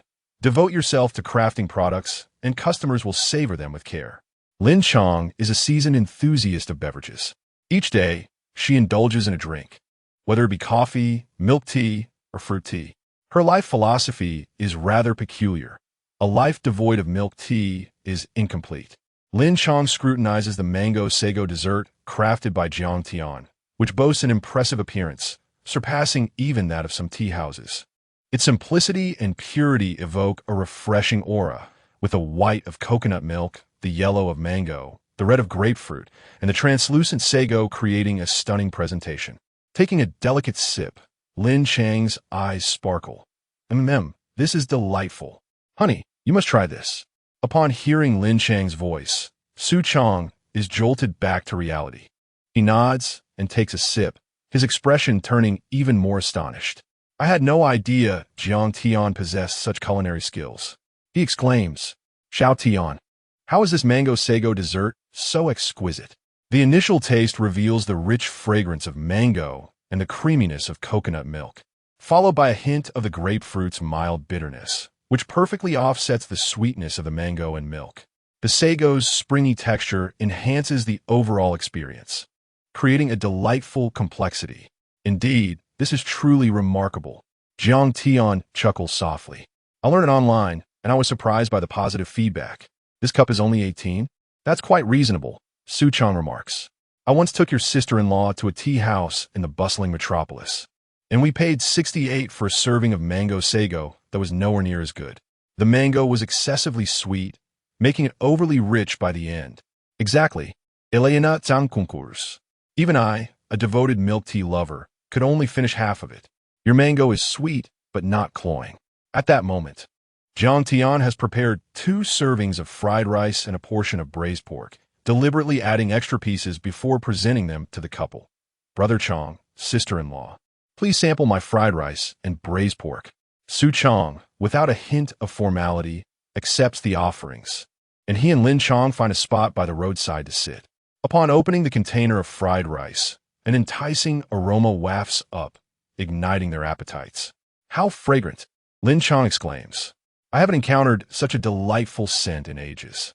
Though they weren't hungry prior, the aroma of the fried rice instantly stirs their appetites. While he may not verbally praise the dish, his actions speak volumes as he deftly scoops rice into his mouth with chopsticks. Jiang Tian's fried rice is of the highest quality, laden with ingredients like ham and lean meat, delivering immense satisfaction with each bite. The fragrant rice, the sweetness of the vegetables, the savoriness of the meat, the aroma of the ham, and the perfectly balanced seasonings come together harmoniously. In the words of someone from northeast China, it's so fragrant it leaves one dazed. As Su Chang devours the rice, he also grabs a piece of braised pork. The moment it enters his mouth, his eyes widen in delight. Darling, you must try Xiao Tian's braised pork. It's exquisite. Really? Let me give it a try. Lin Chang picks up a piece, observing how it quivers under the chopsticks, as if it might break with the slightest pressure. Once she takes a bite, the sweet and tender flavor prompts her to nod in approval. Delicious. My goodness, Xiao Tian's culinary skills are exceptional. Why have you never mentioned this before? Though Su Chang often shares stories from the past, he has never revealed Jiang Tian's remarkable cooking prowess. Both the fried rice and the braised pork are astonishingly delicious, even surpassing the offerings of upscale restaurants. Particularly the braised pork, which is a feast for the senses. If served at a private kitchen or a high-end Chinese restaurant, it would command at least 588 per serving. Su Chang chuckles sheepishly. I had no idea he was such a talented chef. This kid has been hiding his light under a bushel. The couple is now oblivious to their surroundings, indulging heartily until not even a drop of braising sauce remains. In their eagerness to claim the final piece of braised pork, a playful quarrel ensues. After the culinary battle, Su Chang finally glances over at Jiang Tian, who is busily working with a seemingly endless line of customers. Lin Chang raises an eyebrow. Are you still considering helping him? With fried rice at 10, braised pork at 20, and mango sago at 18, the average cost per customer is 30. If he serves 100 customers a day, that's 3,000. And he mentioned going to some apartment last night. Earning at least 6,000 a day means he could net around 5,000 after costs. That adds up to 150,000 a month. Nearly 2 million a year. No wonder he doesn't want to follow you to the metropolis. Watching Jiang Tian's industrious figure, Su Chang's lips curl into a smile. I may envy others' earnings, but if Xiao Tian makes that much, I wouldn't mind at all. I hope he earns 100 million a year. As long as he doesn't have to worry about finances, I will be at ease. All right, let us take our leave. Lin Chang suggests. Aren't we going to settle the bill? Bah, Sukyang retors. Pay for a trivial sum? He makes so much in a day. Me not asking him for money is already generous. TSK, Lin Chong scoffs. You just said you're not envious of him making 100 million a year. The melodious notifications of incoming payments from WeChat echo around Jiang Tian, filling him with energy. However, when he finally takes a moment to collect himself, he realizes Su Chong and Lin Chong have vanished. As he awaits customer orders, he checks his phone and finds a message from Su Chong. Xiao Tian, seeing your business thrive puts me at ease, but don't overexert yourself. The flavors of your creations are impressive, so I want to hold back on enjoying them. Once you've had a break, bring Duo and your wife to the metropolis. I'll arrange a splendid time for your family. Boss Jiang. 2 servings of specialty fried rice, 1 braised pork, and 1 mango sago, please. A customer interjects, breaking Jiang Tian's reverie. He smiles, feeling fortunate to have encountered so many kind individuals in his life. Yet, this goodwill is a reflection of his own treatment of others. In matters of love, kinship, and friendship, there is no one-sided sacrifice. Only through mutual effort can relationships endure. All right, that will be 54 in total. Please scan the code on the side. With his thoughts returning to the present, Jiang Tian swiftly resumes his culinary endeavors. The sweltering summer heat has rendered many customers restless. Thus, the refreshing mango sago has become the evening's star attraction. Among 10 patrons, at least 8 choose to indulge in a cup. By pouring his heart into his creations, Jiang Tian ensures that customers will appreciate them with equal fervor. Chapter 52. Darling, allow me to assist you at 7 o'clock in the evening. Li Lin concluded her meeting. She arrived at the food street in the university town, initially intending to explore Jiang Tian's stall with Song Fun. However, as Song Fun had an unexpected engagement, Li Lin was left to venture alone. Were it not for her close relationship with Song Fun, she might not have made the trip. It wasn't that she looked down upon Jiang Tian. Rather, the demand for street vendors was rather limited.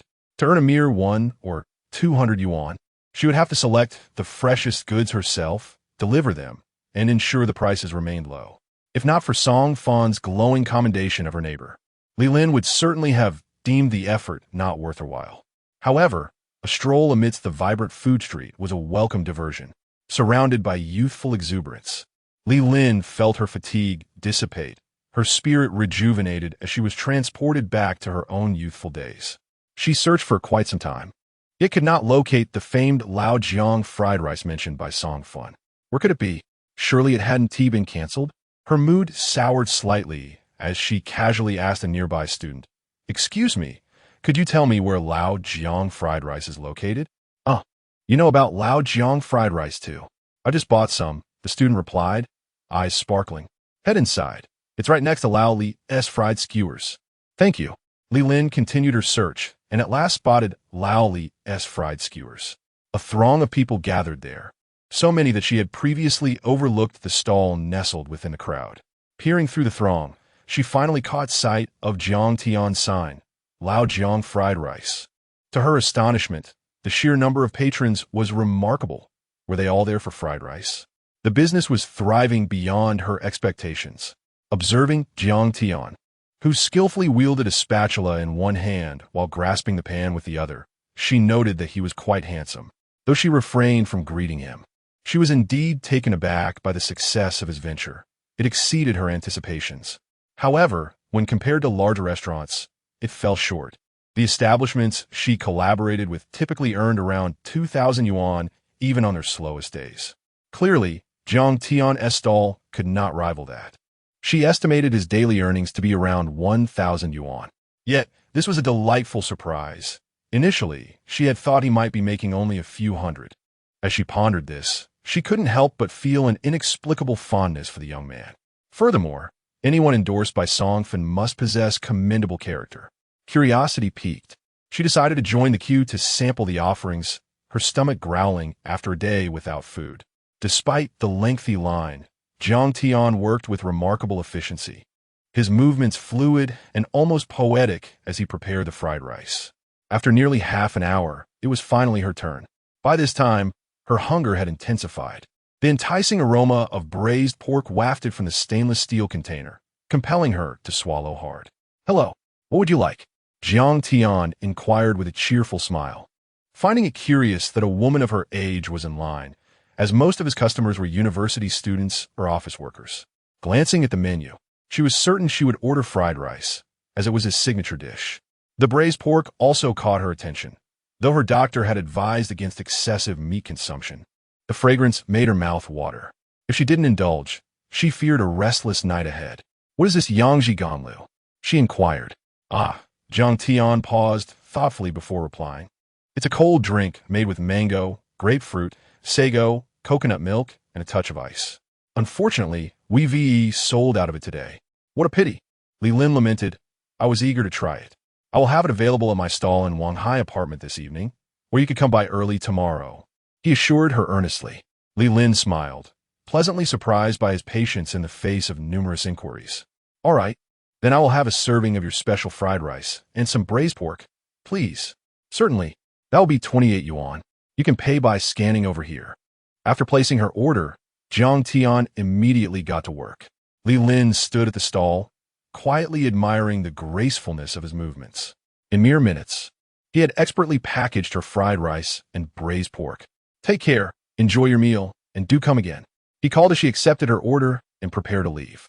Although she initially intended to dine at home, the tantalizing aroma had proved irresistible, prompting her to settle in the food streets dining area.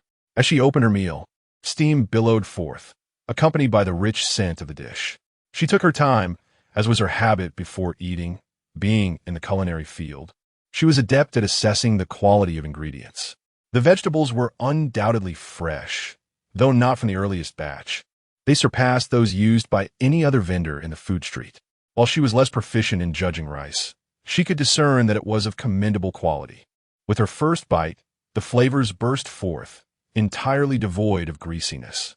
Sampling a piece of braised pork confirmed her suspicions. It was made from premium cuts, resulting in an exquisite texture. "Impressive." Lin praised not just the fried rice and braised pork, but also Jiang Tian himself. Despite being a humble street vendor, his ingredients were fresh and of high quality. Though their interaction was brief, she perceived great potential in him. As a senior, she felt compelled to lend a hand without hesitation. Thus, she called Song Fun. "I will send you a WeChat contact. Please forward it to him later. He can message me directly for any supplies he needs. I have access to vegetables and meat, and if I don't have something, I know people who do. How about that, Li Jia? Is my neighbor not so bad after all?" Songfen chuckled. Lin replied, "He is calm and composed. Neither servile nor arrogant. A young man with considerable potential." "Jiang boss, hurry. 3 servings of fried rice, 1 of braised pork, and 1 Yangji Ganlu. My girlfriend hasn't eaten your fried rice all day and is craving it. She's so hungry she can barely walk." Tong, he pleaded, his eyes wide with urgency. Last night, he had purchased 3 servings of fried rice, planning to eat 2 for dinner and save 1 for lunch. However, he had succumbed to temptation and devoured the last one as a midnight snack. Thus, his girlfriend, who suffered from a lack of appetite, had gone an entire day without food. Seeing Tong He's anxious demeanor, Jiang Tian couldn't help but chuckle. All right, I'll whip it up for you." As he surveyed the seemingly endless queue, Jiang Tian wiped the sweat from his brow. It was overwhelming, truly overwhelming. If only someone could assist him. Perhaps his wish was heard, for a familiar, gentle voice suddenly resonated beside him. "Darling, allow me to assist you." Chapter 53, How about I join Dodo to assist you? "Honey, I am here to help." A voice as melodious as a gentle stream suddenly rang in his ears. Jiang Tian was taken aback upon seeing Lin Wanqing. "My dear, what brings you here? At this hour, she should have been at home with Dodo." Lin Wanqing smiled gracefully. "Aunt Song came to visit us, bringing good news for you. I sent you a message, but since you didn't reply, I figured you were quite busy. Hence, I asked Aunt Song to entertain Dodo while I came to lend you a hand." "Ah, that makes sense."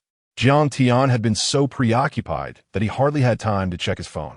With Lin Wanqing as his little assistant, he felt much more at ease. By around 9 o'clock, all the items had sold out. Many insisted on taking photos with Jiang Tian, leaving him both amused and embarrassed, especially since a significant number were female university students. However, Lin Wanqing remained unfazed, merely standing by with a gentle smile, not intruding. Boss Jiang, you are truly fortunate. Several male students expressed their genuine envy. If it were someone else's wife, she might have been furious by now. After the photos were taken, Jiang Tian quietly asked, "Darling, are you not upset?" Lin Wanqing shook her head. "What is there to be upset about? It's just a photo. If I had the chance to take a picture with a celebrity, would you be angry?" Jiang Tian similarly shook his head. Of course not. It wasn't that Lin Wanqing lacked brilliance. It was that Jiang Tian had immense trust in her, and she reciprocated that trust. Taking a photo truly meant little. There was no physical contact, just a click, and it was over. Being overly sensitive would only make her appear petty and would embarrass Jiang Tian. As Jiang Tian tidied up the trash around the stall, he inquired, "So, which celebrity do you admire?" "Of course, it's you, my husband." "Me? Yes. You're handsome, a great cook, and incredibly capable." "Capable? In what way?" "Honey, I can't say. It wouldn't pass the review." "Pua. This is definitely a form of PUA. Yet I am completely taken in by it." Regardless of the occasion, Lin Wanqing's emotional support always filled Jiang Tian with a profound sense of accomplishment. Isn't life all about emotional value? Before long, the couple had cleaned up the nearby litter. Just as they were about to leave, Li Dali approached them with a smile. "Sister-in-law, are you hungry? Would you like to try my fried skewers?" Lin Wanqing did not respond immediately, but looked to Jiang Tian for his opinion. Seeing him smile, she understood. "Thank you, Brother Li." She accepted the fried skewers. Lin Wanqing was familiar with him. Jiang Tian had mentioned Li Dali during their quiet conversations at night. Also this, Li Dali, like a magician, produced a beautifully packaged large doll from the storage box of his tricycle. "I originally bought this for my daughter, but now that she's in high school, she says she doesn't like it. Do you think Dodo would like it?" "This," Lin Wanqing exclaimed, "isn't this too extravagant?" Dodo adored such dolls, and Lin Wanqing instantly recognized the brand, which was nearly 2,000 yuan. "Haha, it's no trouble at all," Li Dali chuckled. "Brother Jiang has helped me so much recently, and I thought it was a nice gesture. Plus, I checked with the shop. It can't be returned." Lin Wanqing felt somewhat overwhelmed. The fried skewers only cost tens of yuan, so she could accept them without hesitation. However, this doll was clearly a special gift for Dodo, with Li Dali merely fabricating an excuse. At that moment, Jiang Tian chimed in with a light laugh. "Then we'll accept it. Thank you, Brother Li." "Don't mention it. Just a small token of appreciation." Li Dali waved his hand dismissively. As they rode away on the tricycle, Lin Wanqing, sitting beside Jiang Tian, furrowed her brows slightly and asked, "Honey, isn't this doll too expensive?" Jiang Tian replied calmly, "If we refuse, it would weigh on his conscience. Previously, he transferred some money to me, but I didn't accept it. Thus, he felt compelled to offer it this way. If we were to decline again, it might not sit well. While I don't have a deep friendship with Li Dali, it's not unreasonable to call him friend. I helped him, and this is his way of returning the favor. Such bonds between friends should be maintained." Upon arriving home, they found Song from playing a card game with Dodo. The little one was deeply engrossed in the game, oblivious to Jiang Tian and Lin Wanqing's presence behind her. With a serious expression as she contemplated her next move, she appeared quite the little adult. Lin Wanqing and Jiang Tian chose not to interrupt, but rather help Dodo analyze the game board. After a while, Jiang Tian suddenly said, "That move was incorrect. You should have played it this way." "Oh, okay," Dodo responded nonchalantly. "Thank you, Daddy." "Huh, Daddy?" Dodo turned around, her eyes widening in surprise upon seeing Jiang Tian and Lin Wanqing, and immediately dove into Jiang Tian's embrace, exclaiming, "Daddy, when did you come back?" Jiang Tian affectionately ruffled her hair. "I've been watching you play for quite a while now." At that moment, Jiang Tian greeted Song Fun and Song. "Thank you for your help." Song Fun smiled warmly. "Dodo is such a delightful and well-behaved child. I wish I could spend more time with her. By the way, Jiang Tian, Sister Li mentioned that I should connect you with her on WeChat. You can directly tell her what goods you need in the future. She has several shops and has everything you might want. If not, she knows people who do." Jiang Tian was taken aback. Why did she suddenly agree? "Aunt Song, I was about to ask you, didn't you take her to see the shops?" "I had something to do in the evening, so I didn't go. I originally planned to go tomorrow, but she happened to be there for a meeting today and stopped by on her own." She said you are reliable in your work and that your fried rice and braised pork are excellent. Your business will surely thrive in the future. Aunt Song, thank you so much, Jiang Tian said earnestly. Yes, Aunt Song, Lin Wanqing added, sitting beside Jiang Tian. This will truly save us a lot of money. Oh, it's just a small favor. There's no need for thanks. Songfen waved her hand, signaling them not to make a fuss. If you really want to thank me, you can have Xiaotian bring me some braised pork tomorrow. I can't stop thinking about it since the last time I had it. Of course, I'll prepare a special portion just for you. Jiang Tian replied eagerly. As the hour grew late, Songfen, knowing Jiang Tian would be heading out to set up his stall, decided to excuse herself under the pretense of being tired after a lengthy chat. Learning that Jiang Tian still had to set up his stall, Dodo, feeling reluctant, clung to him and lamented, Daddy, you haven't played games with Dodo for several days. Her pitiful expression tugged at the heartstrings. Yet he still had plenty of goods unsold. If left overnight, the next day's quality would be compromised, especially for the mango sago, which is best enjoyed fresh. But Daddy needs to earn money to buy you ice cream, Jiang Tian said as he cupped her cherubic little face. By the way, see if you like this doll. Jiang Tian produced the doll, gifted by Li Dali. Unsurprisingly, the exquisite doll left Dodo utterly enchanted, and she instantly fell in love with it. Sensing the reluctance in Jiang Tian's eyes, Lin Wanqing suggested, Honey, how about I join Dodo to help you? Chapter 54, Boss Jiang, don't run. I'm here to buy fried rice. Darling, how about Dodo and I come to assist you? Upon hearing Lin Wanqing's suggestion, Jiang Tian hesitated no longer. But Dodo has school tomorrow. Lin Wanqing, however, responded with a radiant smile. You truly have lost track of the days since you stopped working. Tomorrow is Saturday. Saturday? Jiang Tian glanced at the eager expressions on Lin Wanqing and Dodo's faces. Still a bit uncertain. After all, the environment over there was laden with heavy, cooking fumes, and it was exhausting.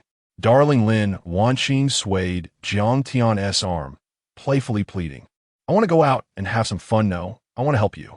Jiang Tian felt a tinge of embarrassment, but understood Lin Wanqing's feelings. She rarely ventured out, mostly staying at home, only occasionally shopping with her friends. Since tomorrow was indeed the weekend, and it was still early in the evening, why not let his wife and daughter accompany him? Moreover, Dodo had garnered quite a few fans recently, with many inquiring when she would make an appearance. All right, but you both must return by 11 o'clock. Long live Daddy. Long live Father. The couple worked together to move the things down, with Dodo amusingly imitating them, helping to carry items. After a while, the little one was panting heavily, Daddy, there's so many things, Dodo is so tired. Jiang Tian squatted down, chuckling, Thank you, Dodo, you're truly amazing. Dodo, with her playful spirit, feigned indifference and looked away, then, can Daddy reward Dodo with a chocolate ice cream? No. Before Jiang Tian could respond, Lin Wanqing sternly interjected, How much have you eaten these past few days? You can't have any more. Dodo pouted, looking quite aggrieved. All right, then Lin Wanqing drove while Jiang Tian rode his tricycle. The tricycle sped along as if equipped with a V8 engine, and by 10 o'clock, Jiang Tian arrived at Wang Hai apartment. However, the scene before him left him bewildered. Where is everyone? Where are the customers? The vendors? Why is there not a single person here? What's going on? Jiang Tian took out his phone and opened WeChat, where Li Dali had already sent him a voice message. It seemed he was riding a bicycle and was out of breath. Brother, don't come tonight. The Urban Management Bureau is conducting a routine inspection, and they just arrived at Wang Hai apartment. We've all gone to Shunxing Alley. Have you reached Wang Hai apartment? Is the urban management still there? If not, I'll head over. In addition, many customers had messaged him inquiring whether he would be setting up stall tonight, and if so, where? In the parking lot of Wang Hai apartment, an urban management vehicle was parked. Sun Cheng, the team leader of the Urban Management Bureau, expressed his frustration. Xiao Fei, I told you to drive here to pick me up, and instead, you brought the official vehicle? Su Fei sheepishly smiled. Captain, I thought we were going on a mission. Sun Cheng pointed at the empty Wang Hai apartment nearby. I came here to eat Lao Jiang's fried rice. How am I supposed to eat now? When Jiang Tian was setting up his stall in front of the Urban Management Bureau, Sun Cheng had specifically queued to buy a portion. The fragrant aroma had lingered in his mind, so he had asked his subordinate Su Fei to pick him up. Little did he know, Su Fei thought it was a mission and brought the official vehicle. If they were to switch cars, it would take a considerable amount of time. So Sun Chung planned to silently park the vehicle without alerting the vendors. However, for the street vendors, even an unlit urban management vehicle held considerable intimidation. From a distance, a keen-eyed vendor spotted the vehicle, shouting, "The urban management is here."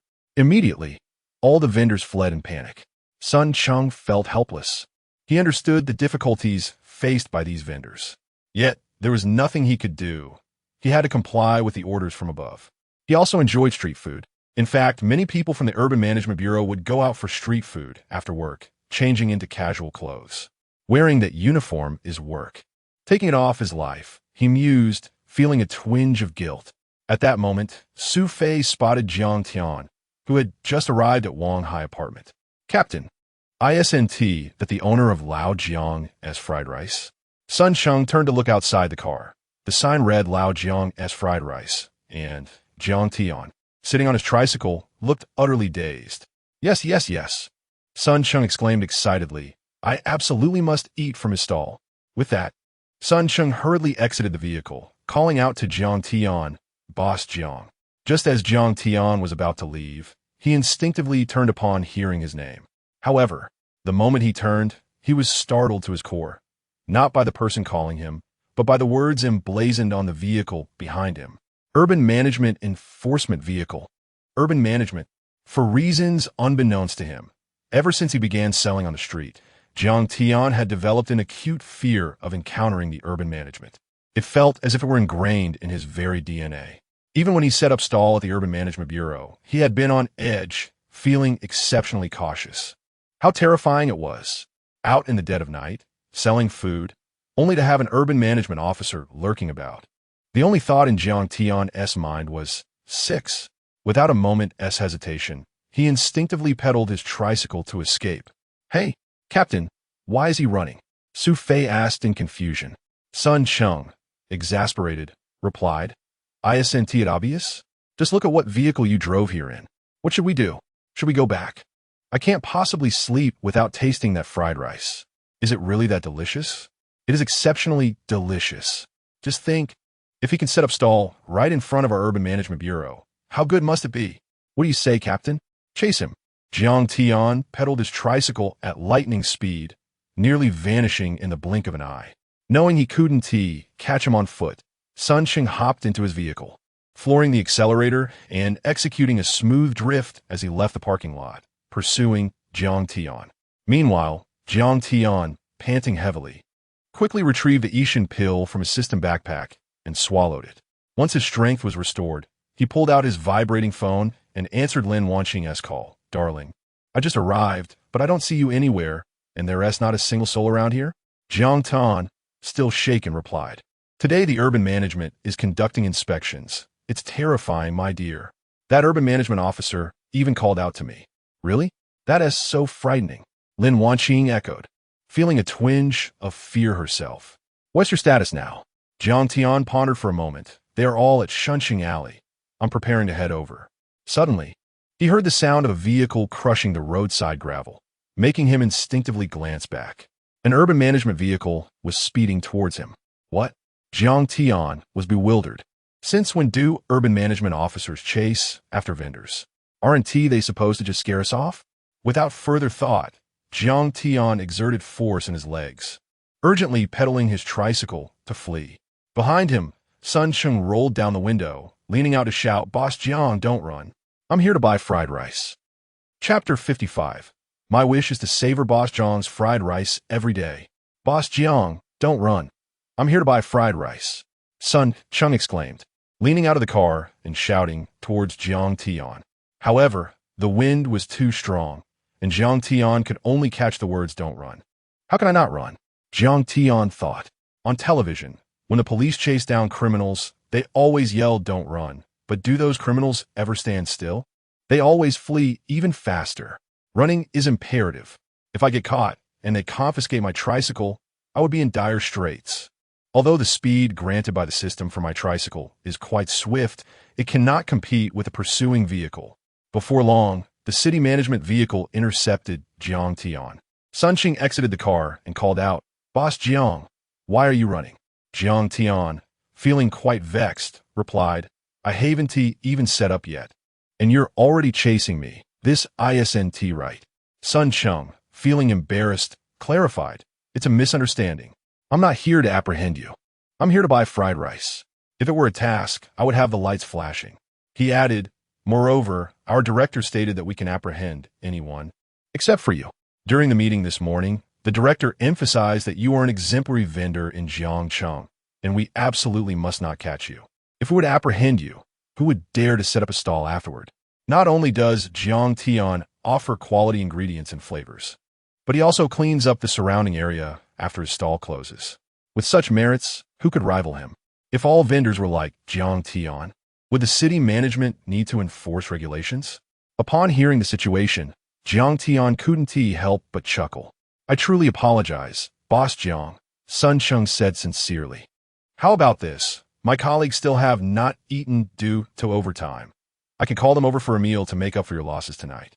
Sun Qing sincerely felt remorseful, as many people were waiting below the Wang Hai apartment when he arrived. His presence not only scared away the vendors, but also caused the customers to disperse. Jiang Tian hesitated. "No need, it's too much trouble." "What trouble could there be?" Sun Qing chuckled. "To be honest, many of my colleagues have tasted your fried rice.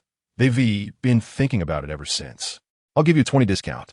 "Boss Jiang, you are too kind." After they reached an agreement, an unusual scene unfolded on the street. Sun Qing drove the city management vehicle in front, with a tricycle following closely behind. However, it was not Jiang Tian riding the tricycle, but Su Fei. 10 minutes later, Jiang Tian and his companions arrived at the Wang Hai apartment. The area remained desolate, starkly contrasting with the usual hustle and bustle. After parking the tricycle, Su Fei remarked, "Boss Jiang, your tricycle rides so smoothly, I hardly had to exert myself." Jiang Tian chuckled lightly. "Really? Perhaps it's because I have less cargo today." Sun Qing, unable to contain his excitement, urged, "Boss Jiang, quickly prepare 2 portions of fried rice and 1 serving of braised pork." He added, "Is this Yangji Gamli your new product? My daughter would love it. Please add 1 for her." Sun Qing acutely understood that such an opportunity was rare under normal circumstances. One would have to queue for at least half an hour to enjoy Jiang Tian's fried rice. Arriving late would mean missing out on the braised pork. Perhaps this was a blessing in disguise. All right, Jiang Tian opened the stove and began preparing the fried rice. In no time, 2 servings were ready. Sun Qing took them and, along with Su Fei, sat by the roadside to indulge in their meal. A phone call from Lin Wanqing interrupted them. Her worried voice coming through, "Honey, how is it? Where are you?" Jiang Tian sighed. "I'm at Wang Hai apartment." "Isn't the city management over there?" Lin Wanqing expressed surprise. "Yes, but they're here for my fried rice," Jiang Tian replied, exhaling deeply. "This situation is quite something. Dear, bring Duo over. I'll post on WeChat, and I'm sure it will attract a crowd soon." After hanging up, Jiang Tian posted on WeChat, setting up at Wang Hai apartment. "Friends who enjoy eating, hurry over." In the past few days, Jiang Tian had added many customers to his WeChat, and soon enough, numerous comments flooded in. "Wang Hai apartment? No way. I just returned home from there. Isn't the city management around? When I went earlier, there wasn't a soul in sight. I thought Boss Jiang wasn't setting up. Has the city management left, Boss Jiang? Don't tell me you aren't there when I come. I'm here. I'll be there shortly. Is a no line now? Heading downstairs now. Oh my God. Boss Jiang, wait for me. I'm taking a taxi over." It was nearly 10:30 p.m., and the usually quiet Wang Hai apartment had no street vendors. At this hour, many were turning off their lights, lying in bed playing on their phones, or had already succumbed to sleep. However, following the WeChat post, the lights in Wang Hai apartment flickered on in an instant. In one of the rooms at Wang Hai apartment, spring was in the air. "Honey, could you move a bit faster?" "Huh? Why did you suddenly come out?" The man quickly donned his clothes, flustered as he exclaimed, "I'm going to eat fried rice." The woman pulled the blanket over herself, scolding, "Are you out of your mind? It's not over yet, and you want to go eat fried rice? What kind of fried rice could possibly make you leave midway?" "Old John's fried rice." "What?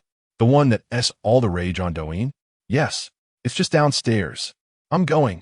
Hurry, give me some paper, and bring me my clothes. Today is Chi CC's birthday, and Tong specially bought a 2-tier cake. Sweetheart, happy birthday, make a wish. Chi CC closed her eyes, seemingly envisioning something wonderful, her lips curving into a slight smile. After making her wish, she slowly opened her eyes and blew out the candles on the cake. Tong grinned mischievously. Quickly tell me, what did you wish for? Do you want to be with me every day? Chi CC blushed and smiled awkwardly, not answering. Tong was taken aback, feeling a mix of emotions. Don't tell me your wish was something else. Chi CC chuckled shyly. Honey, you want tea? Hold it against me, will you? Tong feigned calmness. Then you must tell me your wish.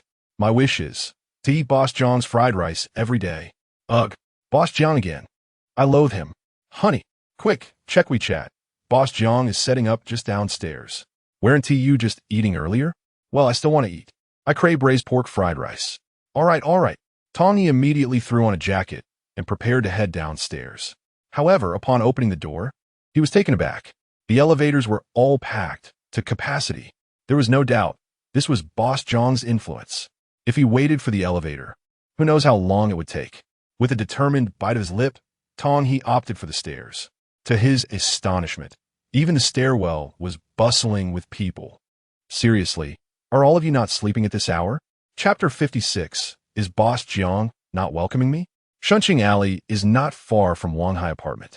Typically, during inspections, vendors like Li Dali would gather here. However, the business here pales in comparison to that at Wanhai apartment. There are simply too few customers. As I surveyed the scene, I noticed the vendors nearly outnumbered the pedestrians. Boss Jiang had set up a stall at Wanhai apartment. Someone shouted this, instantly igniting a wave of excitement among the crowd. What?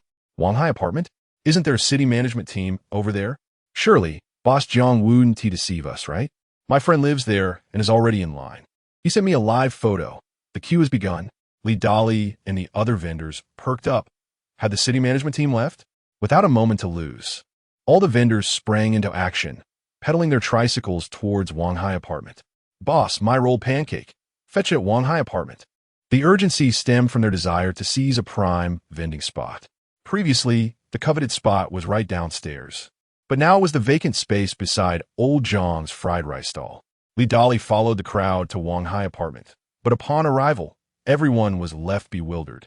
Did I misjudge? Isn't the city management still around? Indeed, the enforcement vehicle was still parked nearby. The few customers at Old John's fried rice stall must be the city management staff, as they were still in uniform. Should we approach or stay back? Ever since Jiang Tian posted on social media, a throng of people surged out from the base of Wanhai apartment in less than 3 minutes. With the proximity to the source of deliciousness, they all began to sprint to minimize their wait. Boss Jiang, I thought you wouldn't come today. Hurry and give me a portion of fried rice. If I don't get your rice today, it feels as if ants are crawling all over me. I was in the middle of a game when I saw your post, and I rushed over. I hope my teammates won't blame me. What is that? I was with my girlfriend. Shut up. Sun Chung had invited several city management officials to support the stall, although he claimed he would offer a discount. They all paid the full price. Jiang Tian noticed Li Dali and the others lingering at a distance, hesitant to approach, perhaps due to Sun Cheng's presence. After all, the authority vested in their uniforms was quite intimidating.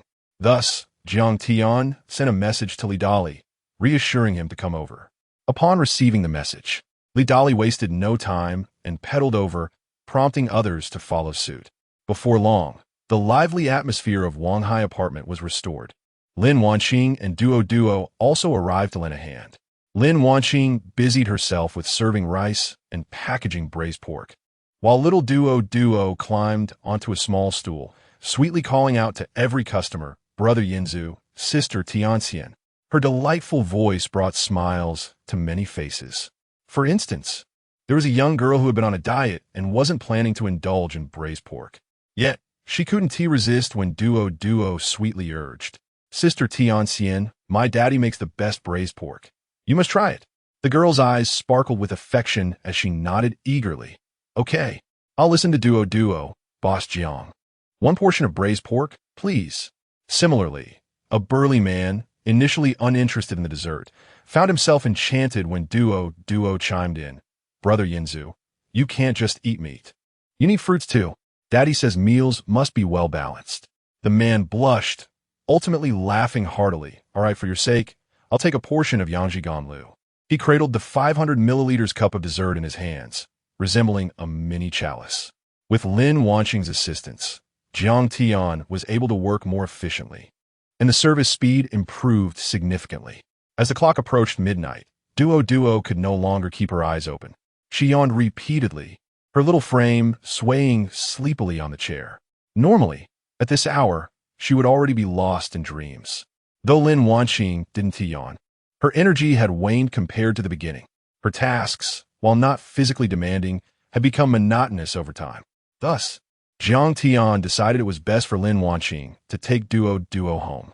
As Lin Wanqing scooped up Duo, the little one looked puzzled. Mommy, where are we going? Can we go home to sleep? What?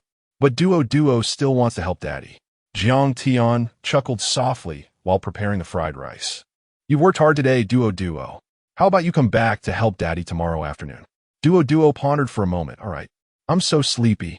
When the patrons learned that Duo was leaving, many expressed their reluctance. Is Duo going? I haven't taken a photo with her yet. She's just too adorable. I want to have a daughter like her. Please let Duo come back tomorrow. As long as she is here, I'll have fried rice, braised pork, and Yangji Ganlu. Duo was undoubtedly the most understanding child I had ever seen. Despite her weariness, she mustered the energy to wave goodbye to her older brothers and sisters, Brother Yinzu, Sister Tianxian. Duo is sleepy and going home now. You all should rest early too. In the next moment, she fell asleep in Lin Wanqing's embrace. After Lin Wanqing and Duo departed, the crowd diminished slightly. Many were fans of Duo who had come specifically to see her. Nevertheless, the bustling scene continued as Jiang Tian worked tirelessly on his own. By 12:30, the Yangji Ganlu was the first to sell out. The braised pork was also running low, while the fried rice had about 40 to 50 portions left.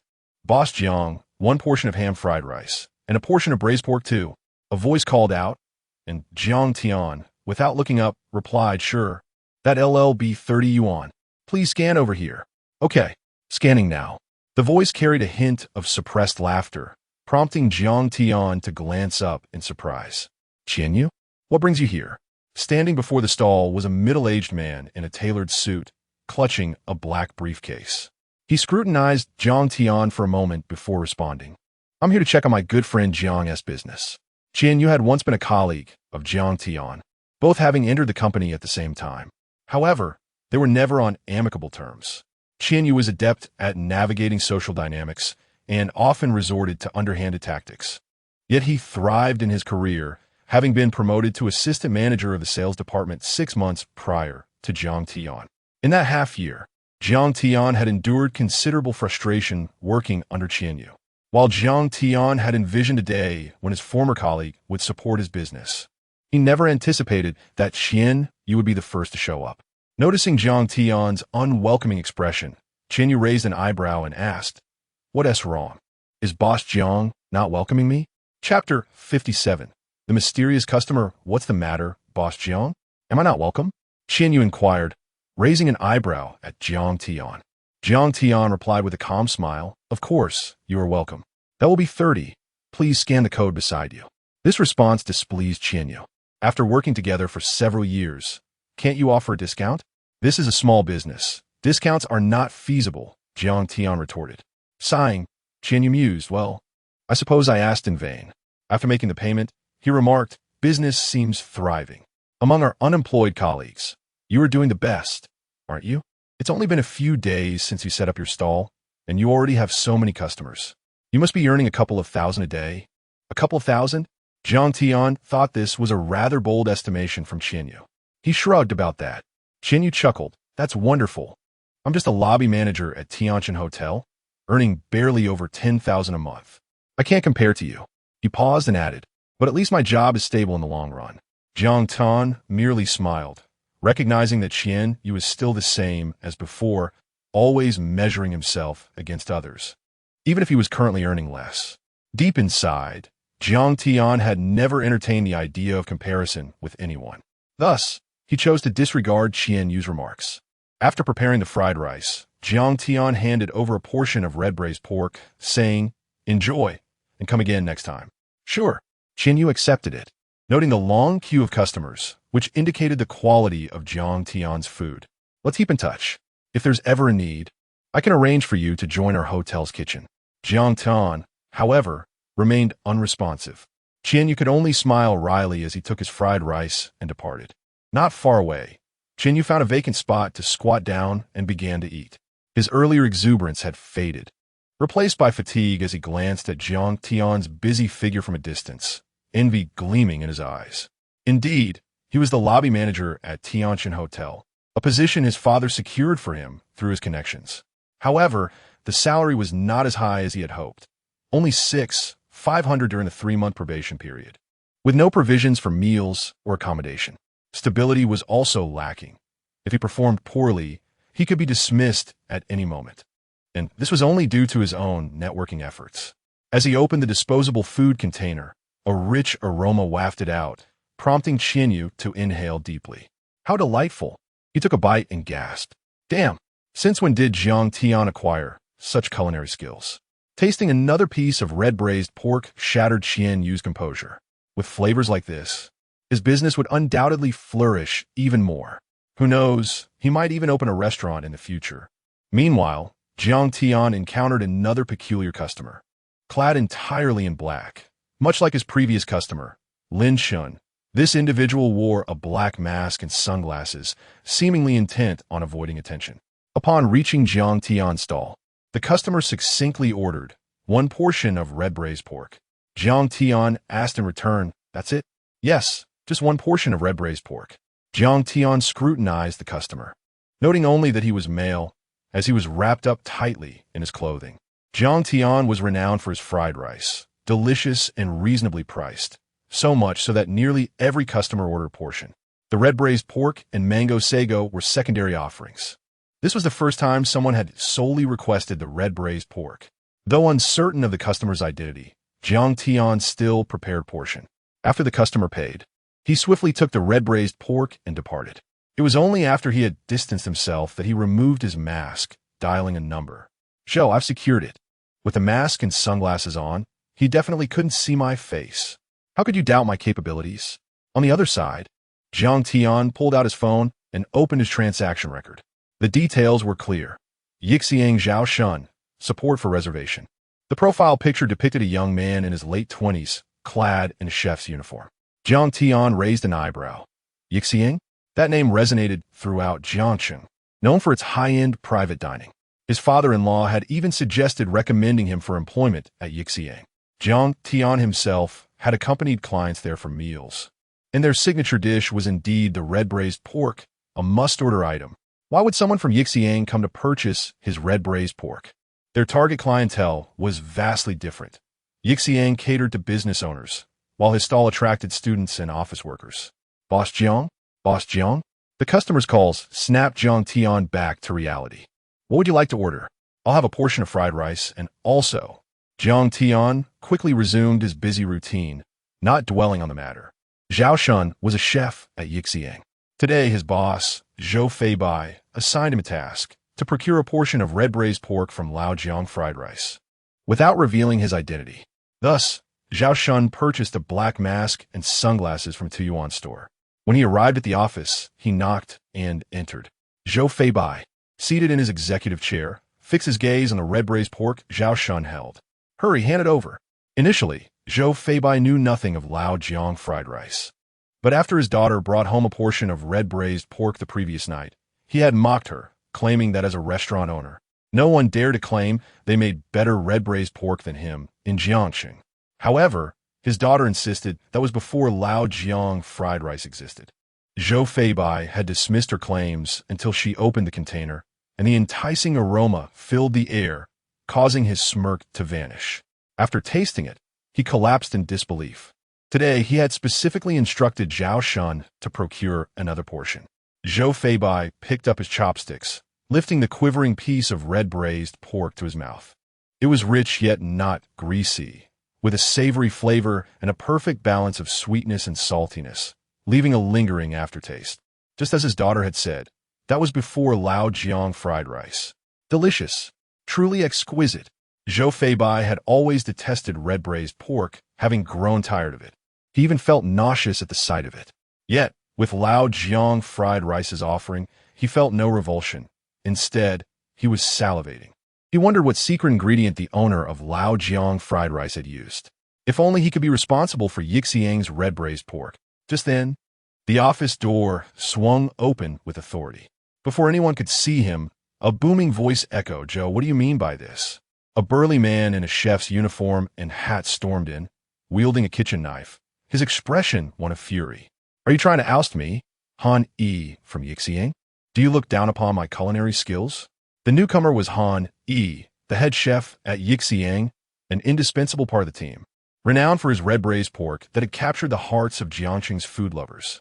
Despite his years of experience, no one had managed to replicate his recipes. As he kept his secrets well guarded, Zhou Feibai remained calm, simply gesturing to the red braised pork before him. "Try this first, and then we can talk." Chapter 58. A satisfied home meal diminishes the desire to dine out. In the office of Yixiang Pavilion, Han Yi wielded a kitchen knife, his expression one of indignation. Zhao Shun, his apprentice, had been elusive, failing to respond to messages. Upon reviewing the surveillance footage, Han Yi spotted Zhao Shun sneaking into the boss's office, clutching a portion of braised pork. This infuriated Han Yi. What was Zhou Feibai up to? Was he contemplating a change in chefs?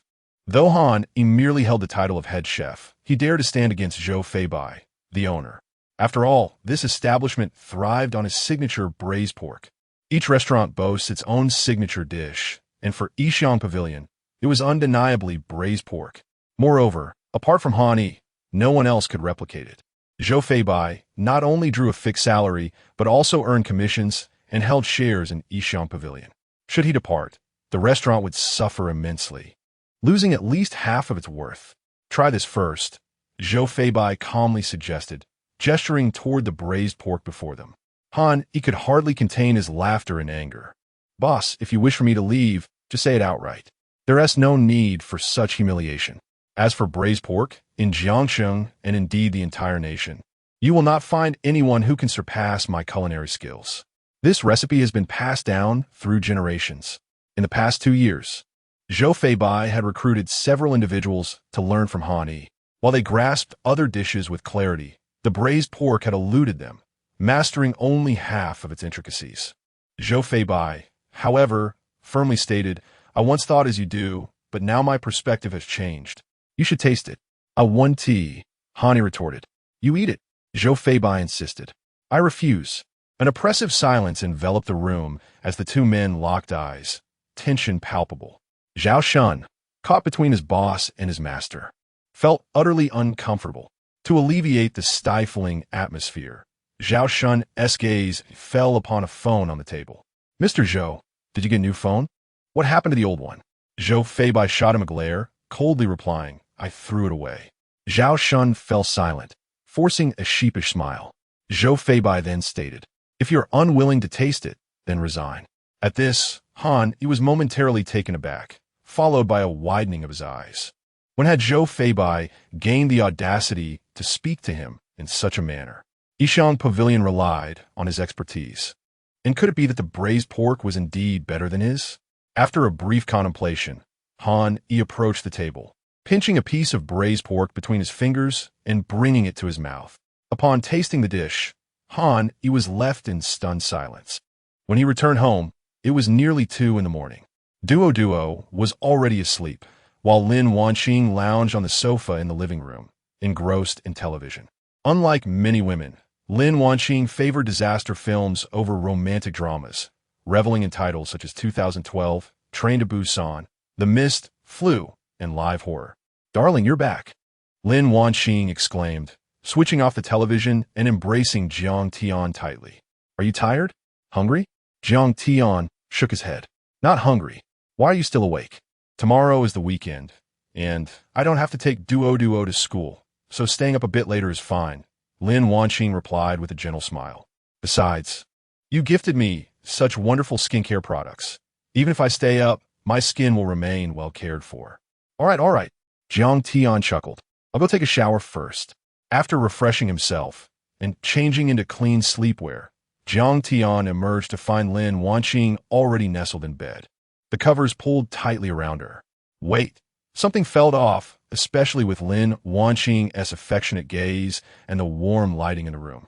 Honey, before Jiang Tian could finish his sentence, Lin Wanqing suddenly threw back the covers.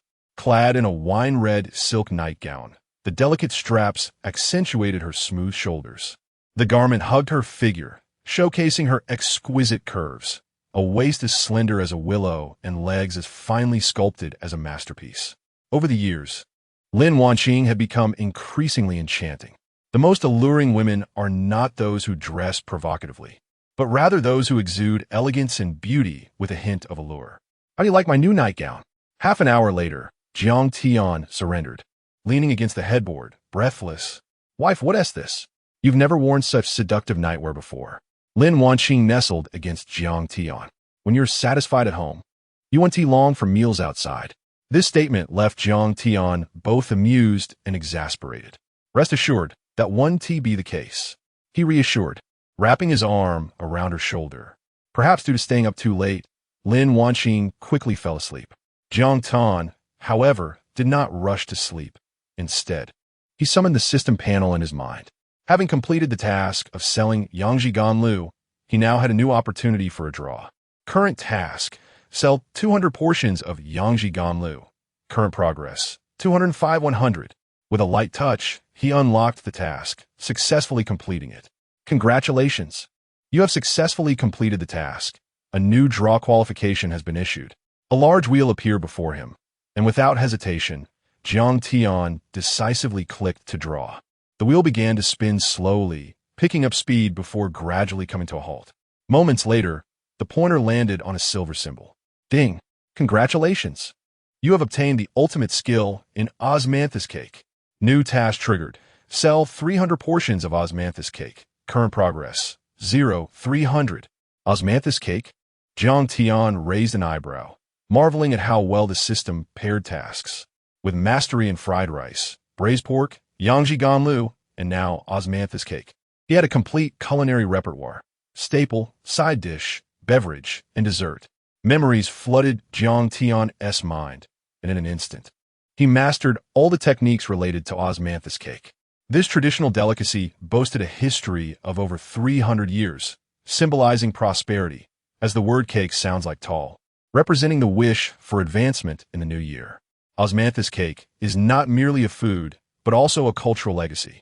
Jiang Tian recalled a vendor selling osmanthus cake in the food street, albeit one that attracted little attention, as their cakes were merely factory-made products with mediocre taste. Crafting osmanthus cake required skill and finesse, a task not easily accomplished by the average person. However, with the system's ultimate skill in osmanthus cake, Jiang Tian felt no fear. After sending the necessary ingredients to Sister Li, he arranged a time and then curled up with Lin Wanqing to sleep. The following morning, while Lin Wanqing and Duo remained deep in slumber, Jiang Tian rose early. Upon opening the door, he found all the ingredients waiting for him at the doorstep. He intended to prepare osmanthus cake as a delightful surprise for his just-awakening wife and daughter. Dear fathers, today I had egg fried rice made it myself, and it tastes quite good. What about the fathers? Seeking gifts, thank you, fathers. Starting from the 1st of next month, I will update 3 times daily, and for every 100 gifts, I will add an extra chapter. Chapter 59, Unlocking New Delicacies. Osmanthus cake at around 7 in the morning. Jiang Tian brought all the ingredients into the house. During the weekends, Lin Wanqing and Duo tended to wake up later, usually around 9 o'clock, so he had ample time. Upon opening the packaging, he found the vegetables remarkably fresh, still glistening with dew, clearly having been harvested not long ago, even fresher than those he had purchased at the market. With fresh ingredients, it is nearly impossible to create a dish that is unpalatable. Osmanthus cake, in fact, comes in various forms, with distinct preparation methods across different regions. There are traditional osmanthus cake, crystal osmanthus cake, sesame osmanthus jelly, coconut osmanthus cake, and so forth. Jiang Tian opted for the traditional osmanthus cake, requiring glutinous rice flour, japonica rice flour, granulated sugar, vegetable oil, and osmanthus sugar. The process of making osmanthus cake is not particularly complex. In fact, it can be considered rather simple. However, it demands meticulous skill.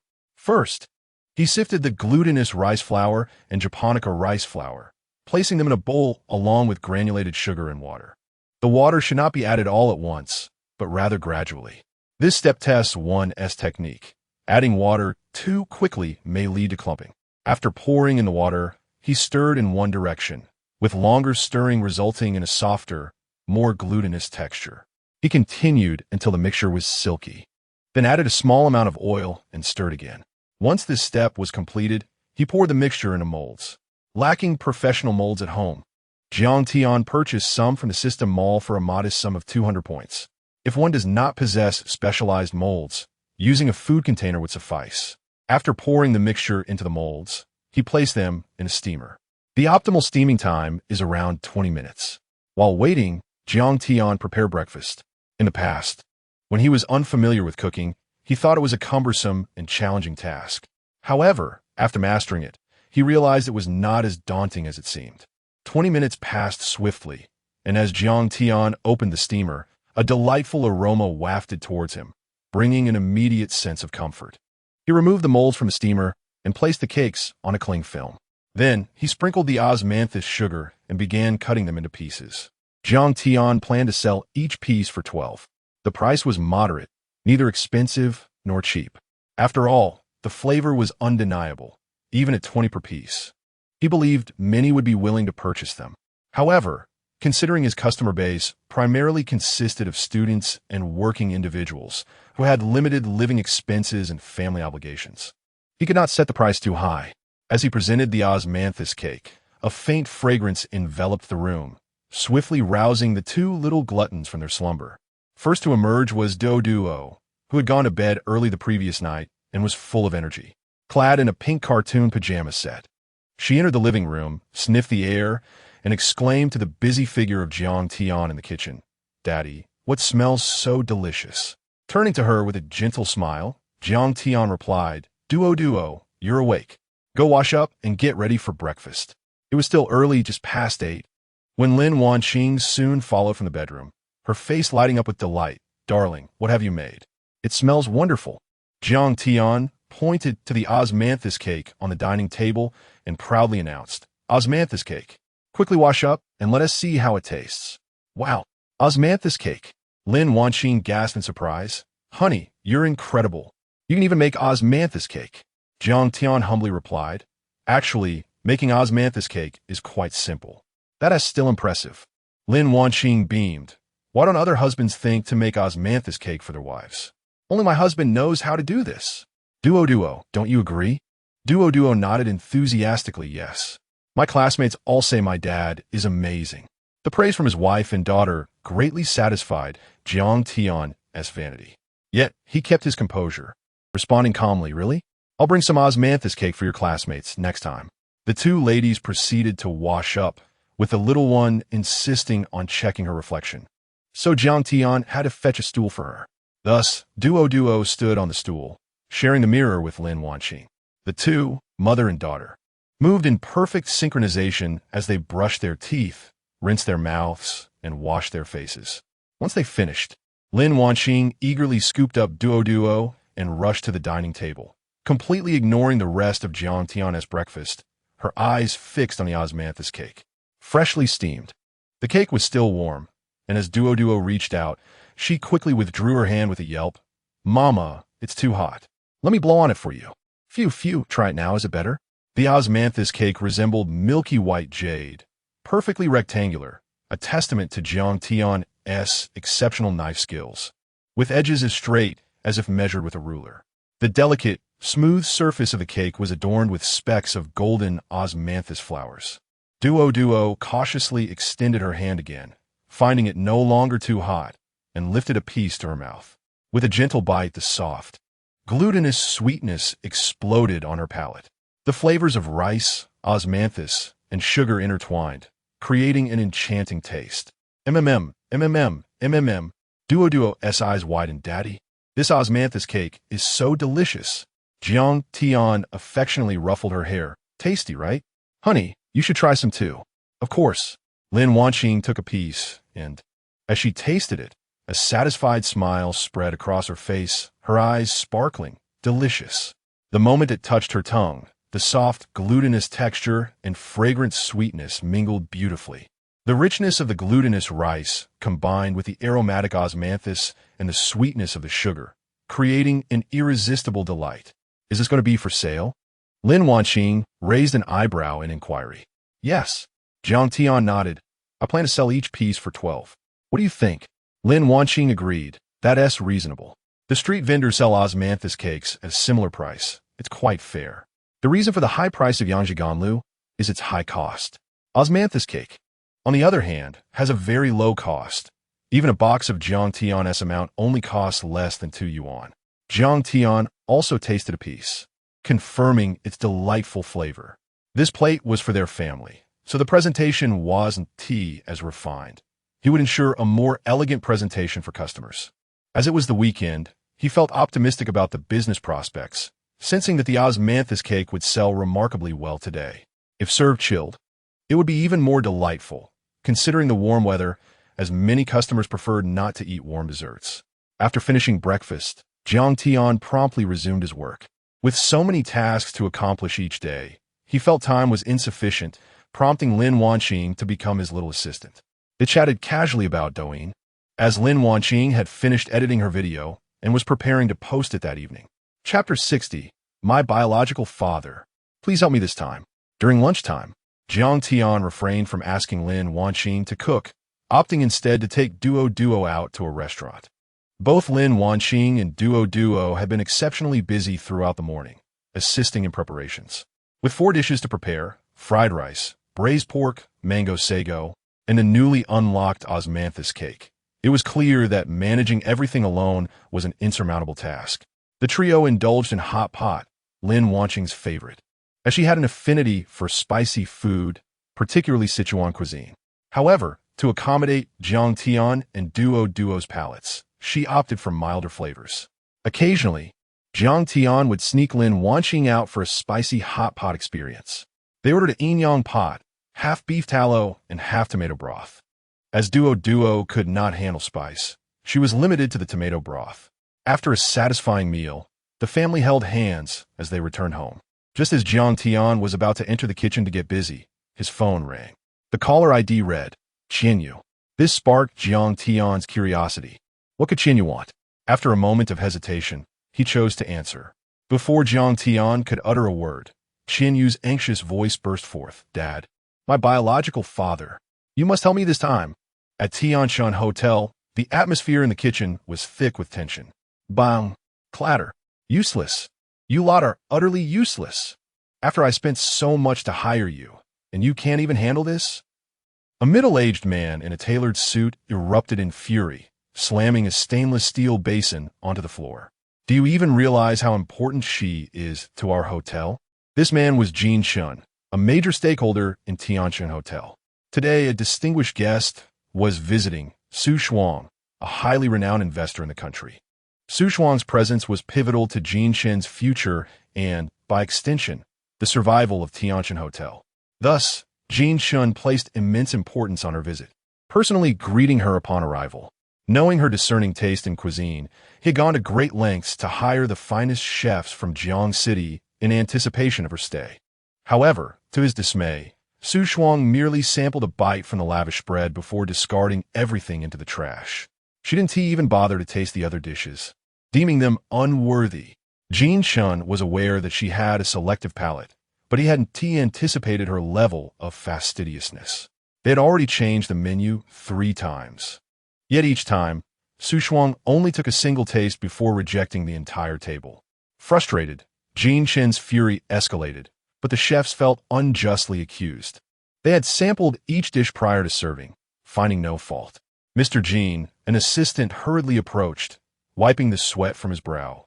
Su Zong has issued an ultimatum. This is your final chance. If the dishes do not meet her standards, she will leave.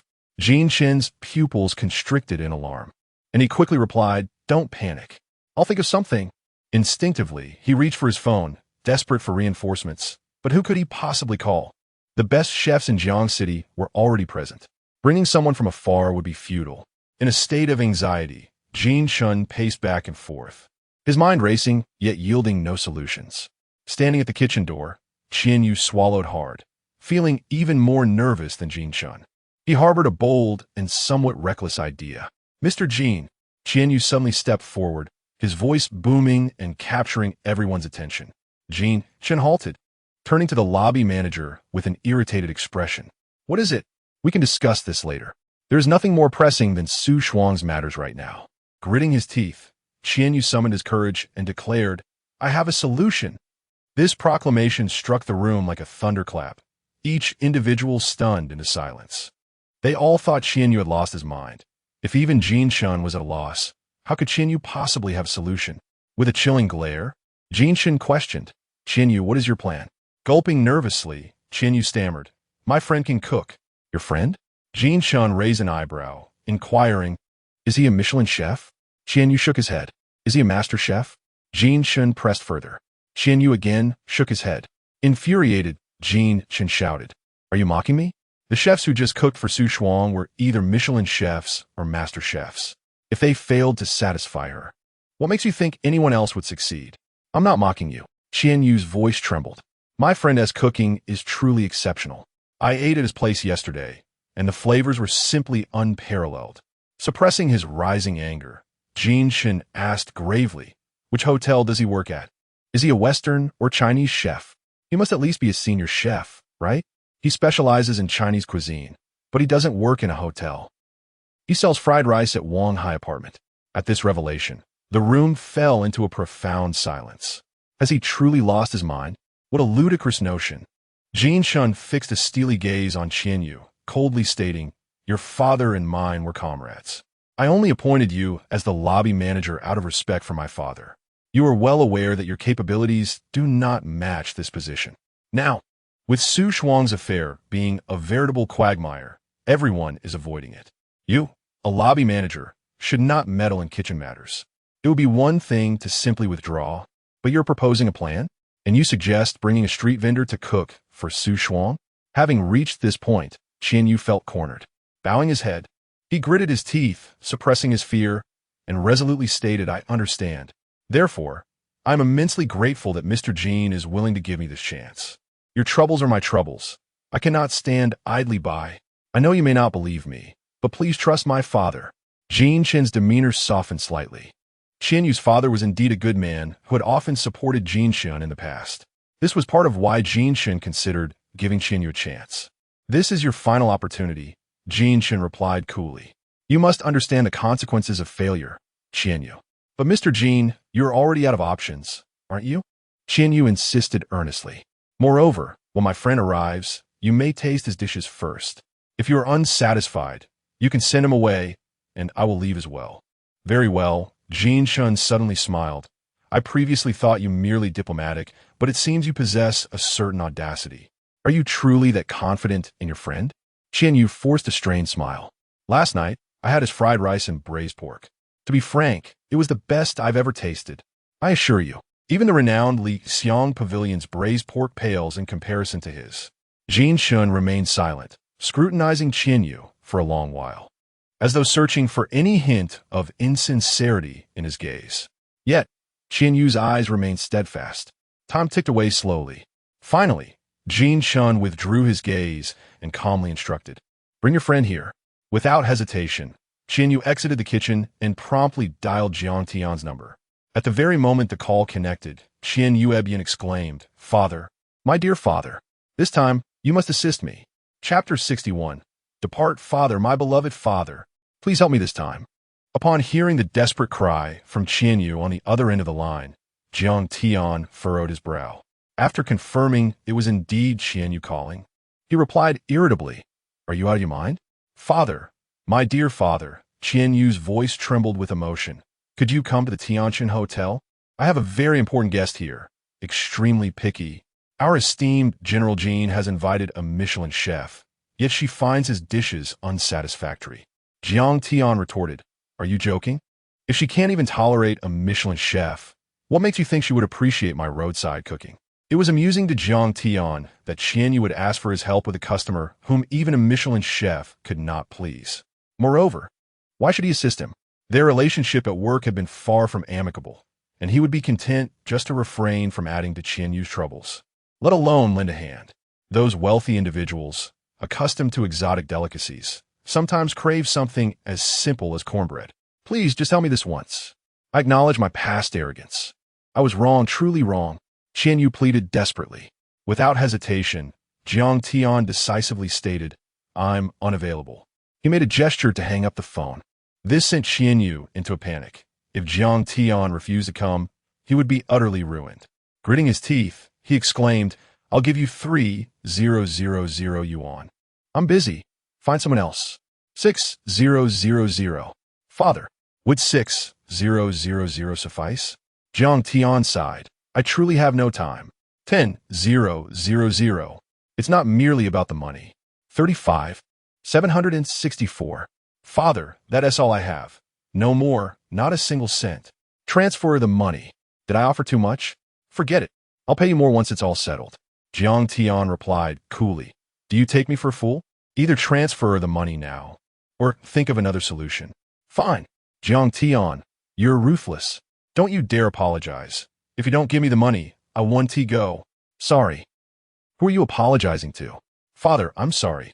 Jiang Tian hung up the phone. Lin Wanqing inquired, Darling, what did Qianyu want? As he donned his coat, Jiang Tian replied, He has a fussy customer at the hotel who wants me to cook. Really? Is that feasible? Lin Wanqing asked in surprise. Jiang Tian glanced at WeChat and saw that Qianyu had transferred the money, albeit 10 yuan short. Father, please leave some money for my dinner. Jiang Tian responded. Then I want to go. Qianyu transferred the remaining 10 yuan. After changing his shoes, Jiang Tian said, I'm uncertain if this will work, but let us give it a try. Sweetheart, I've sent you 20,000 yuan. Buy some clothes for yourself and duo. Although Jiang Tian was reluctant to assist Qianyu, he had no choice. He had a family to support. 30,000 yuan could cover his household expenses for 3 months. No one would willingly forego money. Lin Wanqing glanced at her phone, astonished. So much? Yes, it's from Qianyu. Jiang Tian squinted regardless. Going there won't be a loss. Lin Wanqing furrowed her brow. The Tianjin Hotel is the finest in Jiangxing. It is said that the chefs, they're Michelin-starred and top tier. If they cannot satisfy this guest, she must be quite difficult. Be careful, dear. What is there to fear? Jiang Tian chuckled. She wanted to eat me. After bidding farewell, Jiang Tian drove his modest car toward the Tianjin Hotel. Qianyu anxiously awaited by the roadside, feeling immense pressure as Jiang Tian urged him on. Su Shuang was rapidly losing her patience, and if this matter fell through, Qianyu would be finished. However, he had no other options. The meager salary of an unconfirmed lobby manager could hardly support a family. Previously, he earned 20,000 a month, sufficient to sustain a household. But since the company's closure, his wife had also begun working. His father had to plead with old comrades to secure this opportunity. Jiang Tian looked down on him and had no intention of valuing his contributions, merely waiting for the 3-month probation period to expire before dismissing him. Thus, even with a success rate of only 1%, Qianyu had to muster the courage to try. He was gambling, his career at stake, wagering on Jiang Tian's fried rice and braised pork, hoping Su Shuang would appreciate his cooking. Qianyu was filled with trepidation. He had no doubts about the flavors of Jiang Tian's fried rice and braised pork, especially the latter, which was astonishingly delicious, far superior to anything from Yixiang Pavilion. Yet taste is subjective. What he found delectable might not resonate with others. Manager Qian. At that moment, Jiang Tian's assistant approached, his tone grave. Su is giving us another 15 minutes. Is your friend here yet? Qianyu glanced at his watch. 20 minutes had already passed. Where was Jiang Tian? Yes, almost there. Qianyu forced a smile. What did the general say? The assistant replied coldly. The general said if your friend doesn't arrive within 15 minutes, you shouldn't return. Qianyu's face flushed with embarrassment. I'll call him right now.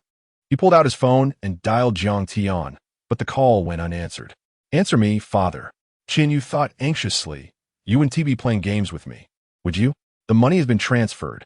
Time slipped away agonizingly, each second a torment for Qianyu. He felt on the verge of collapse, continually glancing at the clock. Finally, with 5 minutes remaining, he spotted Jiang Tian's car approaching leisurely. Over here, over here. Qianyu leaped up and waved. Jiang Tian parked in front of him, and before unbuckling his seatbelt, Qianyu opened the door, urgency etched on his face. My dear father, why did you take so long? Jiang Tian replied. I was quick enough, you know where I live.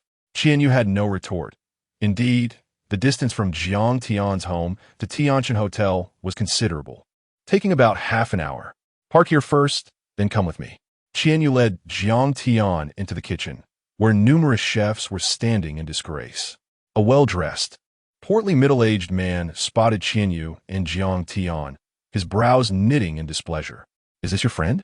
Qianyu, sweating profusely, nodded repeatedly. Yes, General Jean. This is my friend Jiang Tian. His culinary skills are exceptional. Jean Shin glanced at his watch, his voice grave. Only 4 minutes left. There's no time for anything. Qianyu's heart sank at those simple words, instinctively pleading, could we not have a bit more time? Do you think this is child's play? Jean Shin snapped angrily. Why don't you go speak with Sue and ask her to wait a little longer? The suggestion left Qianyu speechless. However, Jiang Tian, without uttering a word, strode confidently to the stove. Chapter 62. The top chef assists Jiang Tian. Although Jiang Tian and Qianyu had their differences in the company, he had nonetheless received 30,000 yuan from him. Regardless of the outcome, he felt compelled to fulfill his duties. With 4 minutes remaining, he felt sufficiently prepared. As the flames roared on the stove, he heated the oil and called out to Qianyu, bring the rice. Qianyu, still somewhat dazed, snapped back to reality upon hearing Jiang Tian's command. He glanced at Jean Shun, who did not object, and promptly handed over the rice. Once the oil reached the right temperature, Jiang Tian added a spoonful of cold oil, cracked in 2 eggs, and swiftly scrambled them with a spatula. This was a standard method employed at street stalls, efficient and uncomplicated. In contrast, a luxurious establishment like Jinshin Hotel would serve fried rice in small, beautifully plated portions, distinctly different from Jiang Tian's approach. He tossed fresh greens into the sizzling pan, where they immediately released steam and white smoke. Stir-frying vigorously, he cooked the vegetables briefly before incorporating the rice. Finally, he added seasonings, mixed everything thoroughly, and served it up. With one hand gripping the pan and the other wielding the spatula, Jiang Tian transferred the fried rice onto a plate with a swift motion. What appeared to be a simple plate of egg fried rice was completed in just 3 minutes. Jean Shin observed the entire process, his expression unreadable. While Jiang Tian's movements were precise, fluid, and aesthetically pleasing, the reality was that he was merely a street vendor. The final act of plating the rice resembled serving pig feed, and visually, it paled in comparison to a dish crafted by a top chef. Jean Shin's voice was low and incredulous as he remarked, "Is this the genius you brought in?" He felt a wave of amusement wash over him. It was laughable to think he had ever placed his hopes on someone who operated a street stall. The others present looked on with schadenfreude, anticipating Qianyu's misfortune. Qianyu, gritting his teeth, insisted, "Mr. Jean, we have only 1 minute left. We cannot afford to waste any more time. Mr. Su is waiting." With no alternative left, Jean Shun sighed deeply and waved his hand weakly. Just send it over. His hopes had dwindled to nothing.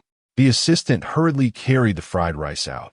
The atmosphere in the kitchen grew tense as everyone kept their heads down. Even the sound of breathing felt jarring.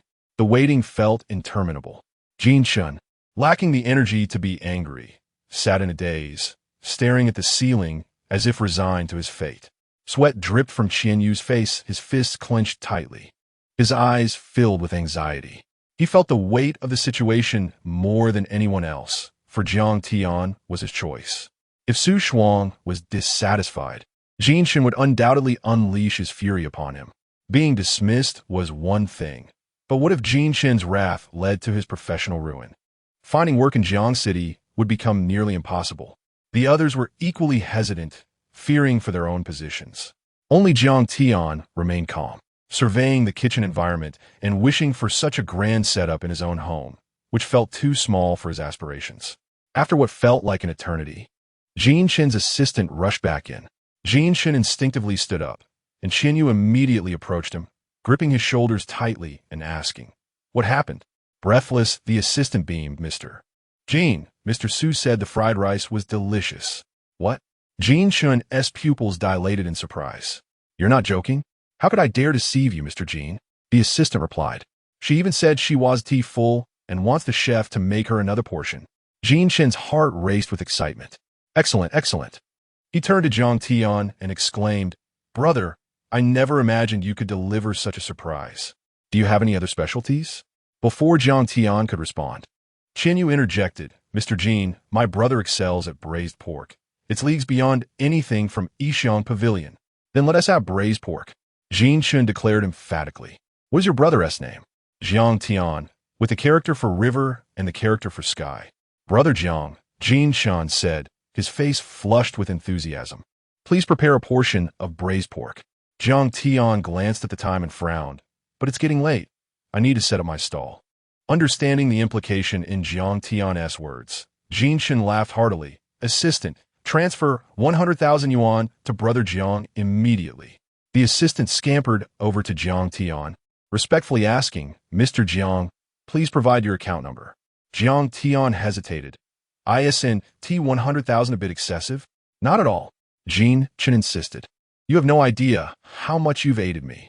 That 100,000 is for the fried rice. Once the braised pork is ready, regardless of Mr. Su's opinion, I'll give you another 100,000. 200,000. The crowd around them expressed envy. To receive such a sum merely for frying rice was astonishing, and another 100,000 for the braised pork seemed almost too good to be true. However, for Jiang Tian, resolving his immediate dilemma was worth far more than 200,000.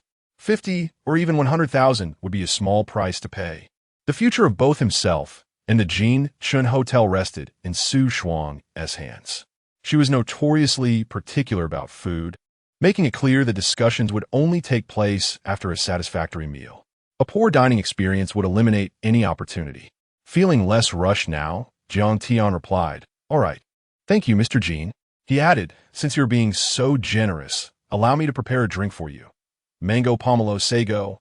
Please gather 5 spiced pork, mango, grapefruit, coconut milk, and sago." Jiang Tian readily agreed to Jiang Tian's request, viewing him now not merely as a chef, but as a divine figure radiating brilliance. "Very well, Brother Jiang," he said with a smile, but then abruptly turned to the group of top chefs and Michelin-starred cooks, commanding, "What are you all standing around for? Get moving and prepare the ingredients for Brother Jiang." Jiang Tian smirked. It felt rather surreal. The chefs who were among the best in the industry were now assisting him. If word got out, it would surely send shockwaves through the culinary world. Without further time for contemplation, all the necessary ingredients were promptly laid out before him. Chapter 63. It rained in the kitchen of the Jincheng Hotel. The chefs were utterly bewildered by Jiang Tian's fluid movements, which seemed so ordinary yet produced an extraordinarily fragrant dish.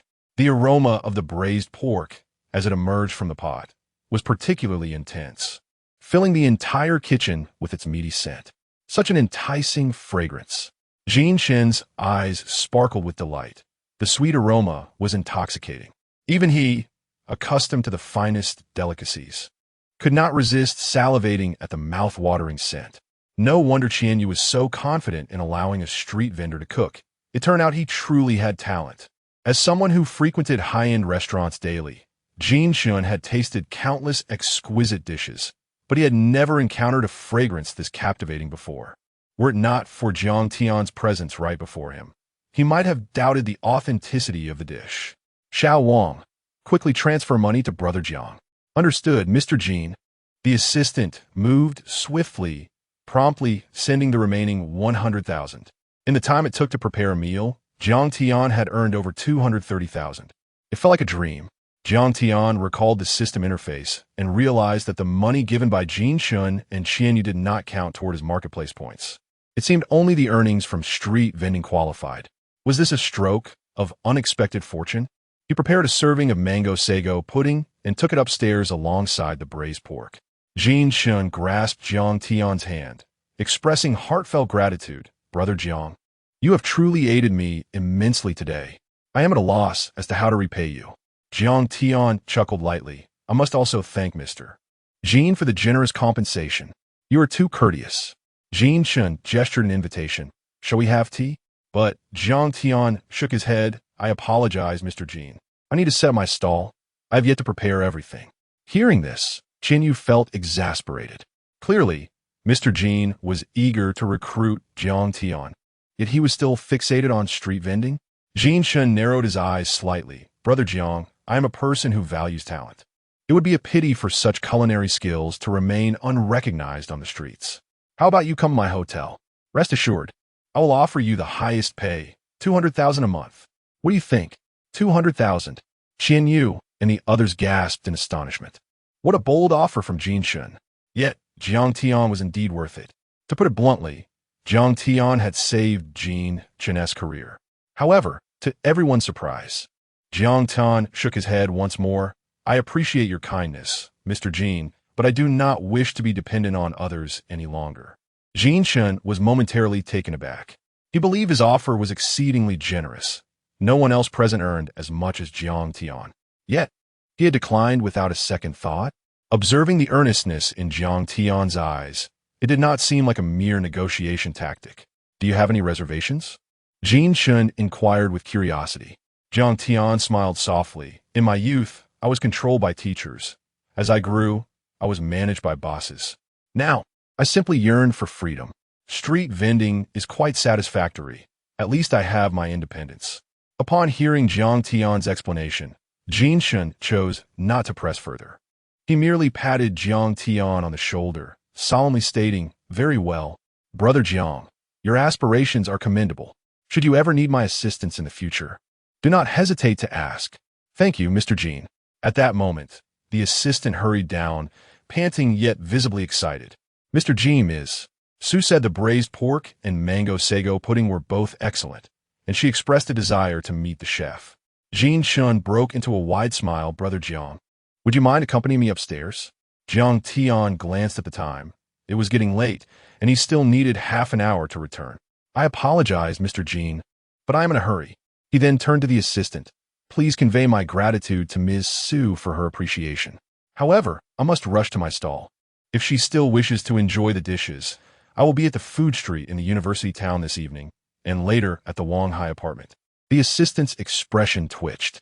Su Shuang was a billionaire. Suggesting she dine at a street stall seemed utterly absurd. Without waiting for Jean Shen's response, Jiang Tian turned and exited the kitchen. Jean Shen made no attempt to stop him. Chen Yu chased after him, regret etched on his face. 200,000. Why did you refuse? See how it is. When someone needs your help, you're a god. When they don't, you're just a brother or a kid, Jiang Tian replied nonchalantly. Did I not say I cherish my freedom? Freedom? What does that even mean? Chen Yu sighed.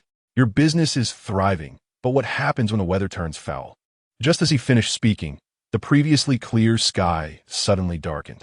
You jinx. Jiang Tian gritted his teeth. Do you take pleasure in my misfortune? Jiang Tian pulled out his phone to check the weather forecast. It was expected to rain all day, with heavy downpours around 4 o'clock. Chen Yu smirked. Oh, please. If I truly wished ill upon you, would you still have projects at the company? I am simply competitive. Among our cohort, you possess the greatest ability, and thus I unconsciously view you as my rival. Jiang Tian felt speechless. His 6 months working under Chen Yu had indeed been frustrating, often met with ridicule. Nevertheless, aside from verbal jibes, he did receive the projects he was due. Are you really not considering it? Chen Yu pressed, envy flickering in his eyes. If it were me, I would have accepted without hesitation. I'm not considering it. Jiang Tian shook his head. I can earn 200,000 a month from street vending. Chen Yu was taken aback. What? You wait. I will report you tonight. Suit yourself. With that, Jiang Tian strode toward the parking lot.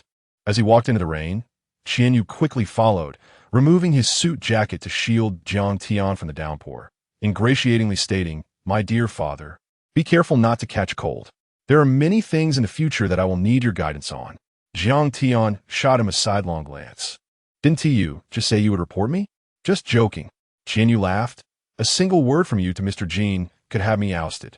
I am counting on you to speak well of me in front of him." Jiang Tian remained silent. Once in his car, he drove away, catching a glimpse of Qian Yu waving at him through the rearview mirror. As he gazed at the dreary rain-soaked day, Jiang Tian furrowed his brow, pondering whether he should still set up his stall today. Chapter 64. Street Vendor. The flavor lies in eating by the roadside. By the time Jiang Tian returned to the entrance of his apartment building, it was already 2:30 in the afternoon. He did not rush upstairs, but instead gazed at the three-wheeled vehicle drenched in the rain. Currently, he possessed an abundance of belongings, and the limited space of the three-wheeled vehicle would be insufficient to accommodate today's new product, osmanthus cake.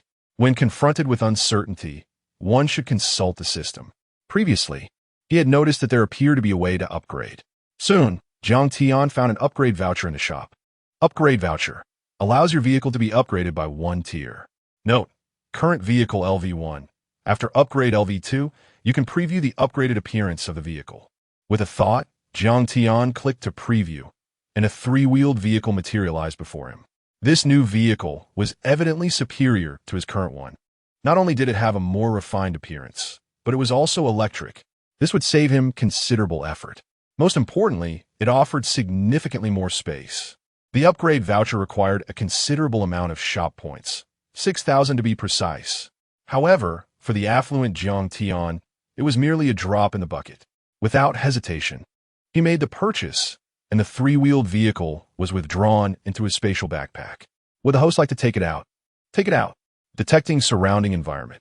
Surrounding environment is safe. A brand new three-wheeled vehicle appeared before Jiang Tian. Extraction successful.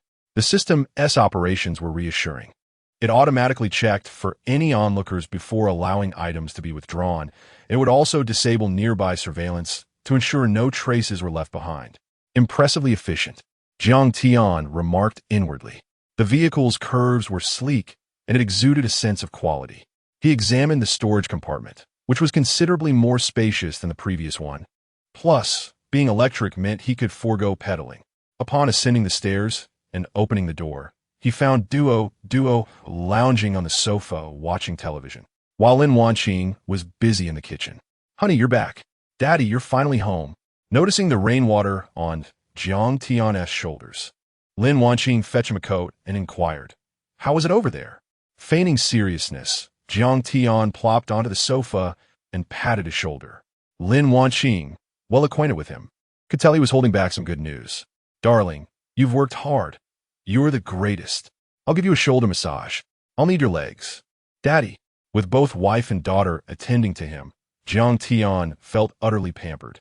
However, he maintained a serious demeanor and said, "Be a bit stronger." "Got it." Lin Wanqing replied cheerfully, "How is this?" "Not bad. What is your number?" "I'm number 66, sir. You can give a 5-star review later." Duo blinked with curiosity. "Mommy, what is a technician?" Lin Wanqing lightly flicked Duo's forehead. "Little one, don't ask silly questions. Just focus on giving Daddy a leg massage." "Oh, okay." Duo pouted slightly. After a while of kneading, Jiang Tian finally felt satisfied and asked, "Guess how much I earned on this trip?" Lin Wanqing raised an eyebrow. 20,000? 20,000? Jiang Tian scoffed. "You think so little of your husband. Aim higher."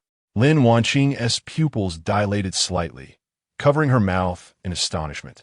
"It wouldn't be 100,000, would it?" "Honey, that is too outrageous." Jiang Tian shook his head. "Your thinking is still too conservative. You haven't guessed correctly." "Not right yet." Lin Wanqing was bewildered. Jiang Tian had only been out for a little over 2 hours. Earning 100,000 was already absurd. 150,000? As she spoke, Lin Wanqing's heart raced with excitement. No. Jiang Tian chuckled. "Guess again. 200,000. Lin Wanqing was dumbfounded, more excited than Jiang Tian, as she clutched his shoulders. "Honey, I can't be dreaming, right? Just from cooking a meal. You made 200,000? I wouldn't dare to imagine such a thing." Jiang Tian embraced Lin Wanqing. "Of course, this isn't a dream. My dear, are there things you want to buy? A handbag or some clothes?" Feeling the warmth of Jiang Tian's chest, Lin Wanqing realized she was indeed awake. However, she did not let the joy cloud her judgment, asking seriously, "Honey, Where did this money come from? Jiang Tian recounted the entire story to Lin Wanqing. She gasped. So you mean you earned over 230,000 on this trip? Exactly. Lin Wanqing furrowed her brow, contemplating for a moment before saying, I think we should pay off the car loan and mortgage first. The car loan is only a few thousand, but the mortgage is a heavy burden for both us and many young couples. For instance, Jiang Tian had been paying for years, but all he was covering was interest. With a monthly payment of 5,000, 3,800 was interest, and only 1,200 was principal. All right, would do as you say. Jiang Tian sighed. This 20,000 hasn't even warmed up in my pocket before it's all gone. Meanwhile, at the Tianjin Hotel, in the presidential suite, a stunning figure in a wine-red fitted dress showcased her perfect silhouette. Her exquisite face, with phoenix eyes lifted, gazed at the anxious Jiang Tian across from her. You mean to say that the fried rice and braised pork earlier were made by a street vendor? This woman was none other than the renowned investor, Su Shuang. Yes, Su, it's true. Jiang Tian gulped nervously. He said he needed to go home to prepare supplies and would be setting up his stall in the evening. So, he couldn't come up to see you. As he spoke, sweat began to bead on Jiang Tian's palms from fear. Su Shuang did enjoy Jiang Tian's fried rice and braised pork, but she was unaware of his street vendor status. What she found out and was enraged. After all, Su Shuang was of such high standing that she had never eaten from a street vendor. Would she misconstrue inviting a street vendor to cook for her as an insult? Unexpectedly, the next moment, Su Shuang, whose demeanor was as cold as ice, suddenly smiled. Setting up a stall? How amusing. He doesn't know who I am. Jiang Tian shook his head. He likely doesn't. Su Shuang's reputation in the investment world was formidable, yet for an ordinary person, it was typical not to recognize her, as the divide between industries can be vast. Su Shuang squinted her eyes. Where is he setting up his stall? Jiang Tian's heart raced. She couldn't possibly be thinking of eating from a street vendor, could she? If you want to eat, I can send someone to buy it, Jiang Tian offered. No need. Su Shuang stood and stretched. Street food must be enjoyed on-site for the true flavor. In response, Jiang Tian could only obediently reply. He said he would be at the food street in the university town in the evening, and later at the Wang Hai apartments. Dear fathers, today I had braised pork rice. How about you? Chapter 65. The decision to set up stall outside. The rain fell incessantly, casting a somber mood over Jiang Tian. The unexpected downpour left him feeling quite dejected, attributing his misfortune to the jinx of Qianyu. For those who relied on street vending for their livelihood, such weather was nothing short of a catastrophic blow. My dear, Lin Wanqing approached Jiang Tian, wrapping her arm around his, her voice laced with concern. Why not take a day off today, since it's raining? I checked the weather forecast, and it predicts heavy rain at 5 o'clock. You've been exhausted lately. It would be wise to rest. Had Jiang Tian known about the rain earlier that morning, he would have certainly opted for a break. However, everything was prepared, and taking a day off would lead to significant waste. Aside from leftover rice from the previous night, he had no intention of selling any day-old items. Freshness was paramount, and the heat of Jiang Tian would spoil the rice if left uneaten. Jiang Tian chose not to respond to Lin Wanqing's suggestion, but rather took out his phone and opened WeChat. Boss Jiang, are you still setting up stall today despite the rain?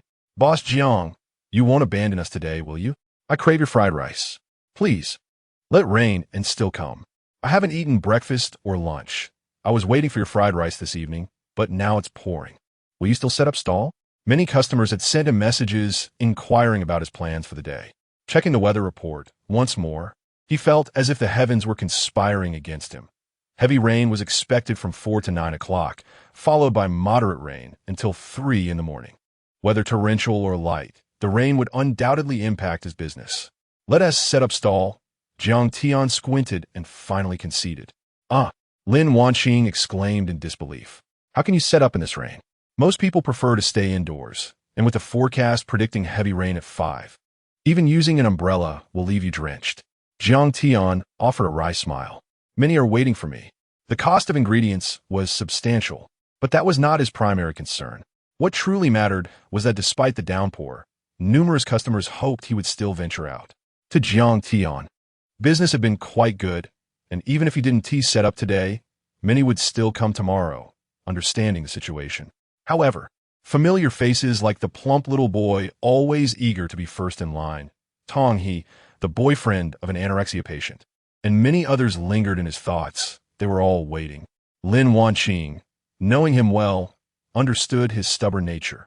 Once he made a decision, it was nearly impossible to sway him. Reluctantly, she said, "All right, I'll accompany you. I'll send Duo to Aunt Song's."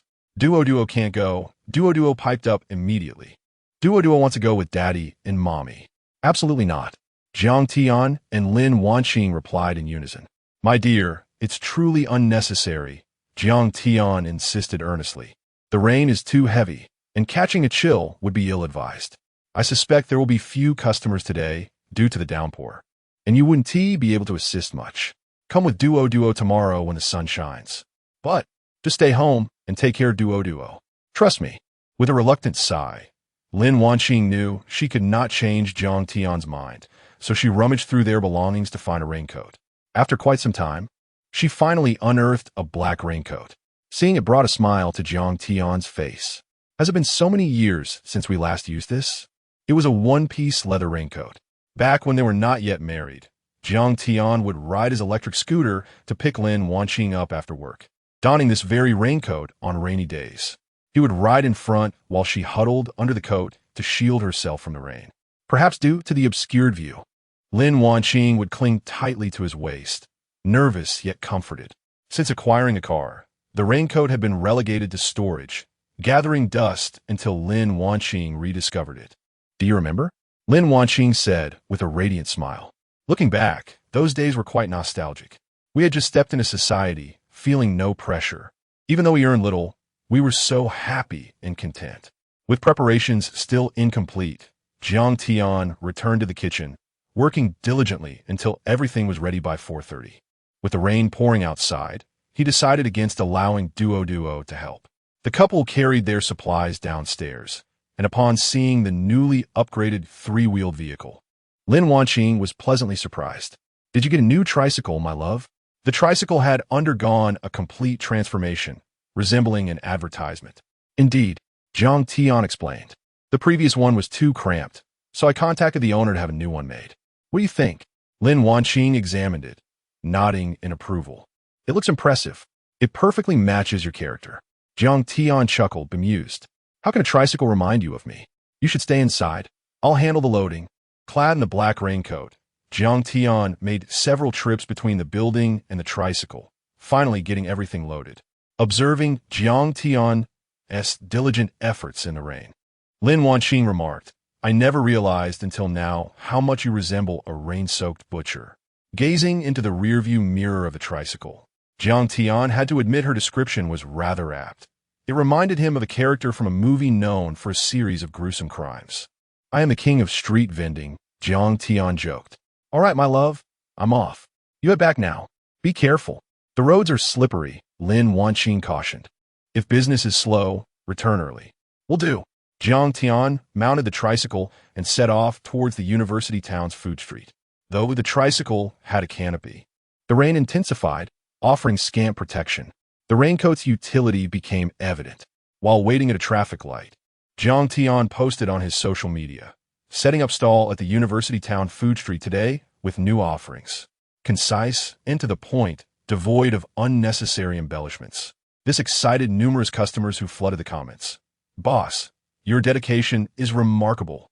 You're still setting up in this downpour? New items? Were they? Please don't keep us in suspense. I thought you wouldn't be open today, so I ordered takeout. I wish I could come, but I'm so far away, and it's tough to get a cab in this weather. The rain is relentless, boss. One umbrella, one tea suffice. But I'm desperate to know what the new items are. Additional chapter added a heartfelt thanks to my benefactors for their generous gifts. Special thanks to all my generous patrons. I'm immensely grateful. Chapter 66. With each bite, a sensation of transcendence enveloped him. The weather forecast had indeed proven accurate. By the time Jiang Tian arrived at the food street, the rain had intensified. The once vibrant street now appeared dim and lifeless. Not only were there no customers, but even the vendors had failed to show up. The weather had a profound impact on business. Who would venture out in a downpour to indulge in street food? Jiang Tian felt like an anomaly as he parked his tricycle at the roadside. This spot, once considered prime real estate for vendors, was now abandoned due to the rain. Opening WeChat, he glanced at the numerous replies to his recent post. Many were unable to come, and the rain continued to pour, its steady rhythm echoing against his raincoat. Jiang Tian maintained a positive demeanor. The absence of patrons did not trouble him in the least. He set up a small stool beneath the awning and began scrolling through Douyin. The buzz surrounding him on the platform had diminished slightly in recent days, which he viewed as a blessing. When one is in the limelight, every action is scrutinized, and even the smallest misstep can be magnified. The sound of the rain was surprisingly soothing, almost lulling him to sleep. He surveyed his surroundings, realizing he was utterly alone on the desolate street. With no orders in sight within the next 5 minutes, he contemplated heading home. As time ticked away, his expectations dwindled. He continued scrolling on his phone, mentally calculating when it might be time to leave. It could be 5 minutes, or perhaps even 10. Just as he began to drift into slumber under the rain's hypnotic spell, he was jolted awake by the sight of a crowd forming before his stall. Orderly and patient. Was this a dream? He rubbed his eyes and focused on the line of customers, with a familiar chubby figure at the front. Upon noticing Jiang Tian awake, the chubby boy chuckled. "Boss Jiang, if you're tired, feel free to catch a few more winks. We can wait." Indeed, Jiang Tian had been quite exhausted lately. Once he started, there was no stopping. The preparation of such a large stock must have taken considerable time. It was a torrential downpour, and some had thought he would not show up, yet here he was, unwavering in his commitment.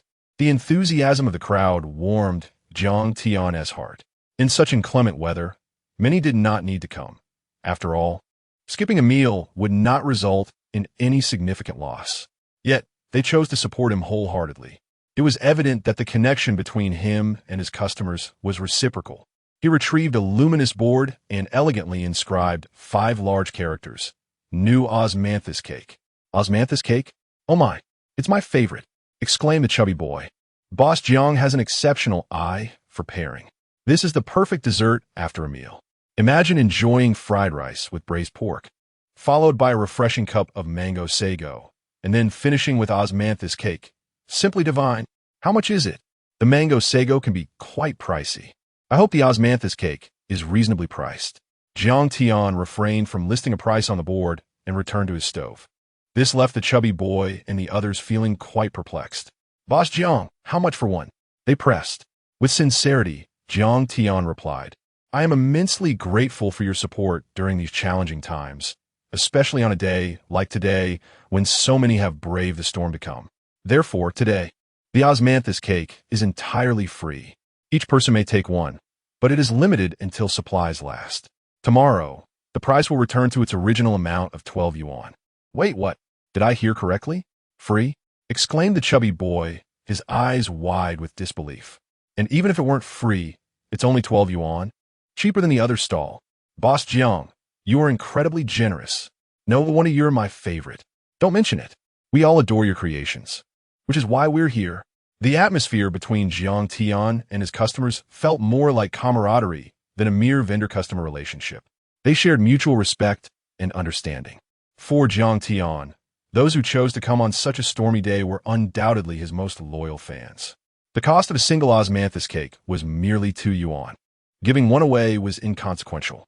The delightful flavor would surely entice patrons to spread the word. Such grassroots marketing could be tremendously effective. The chubby boy, rubbing his hands together in excitement, eagerly requested, "Boss Jiang, please prepare me a special fried rice and a cup of mango sago." Jiang Tian raised an eyebrow. "No braised pork today?" With a hint of grievance, the chubby boy replied, "I show my mom a video call at lunchtime, and she said I've gained weight. She cut my allowance for the week, so I'm quite strapped for cash. She promised to restore it next week if I lose 5 pounds. Jiang Tian chuckled at the boy's plight.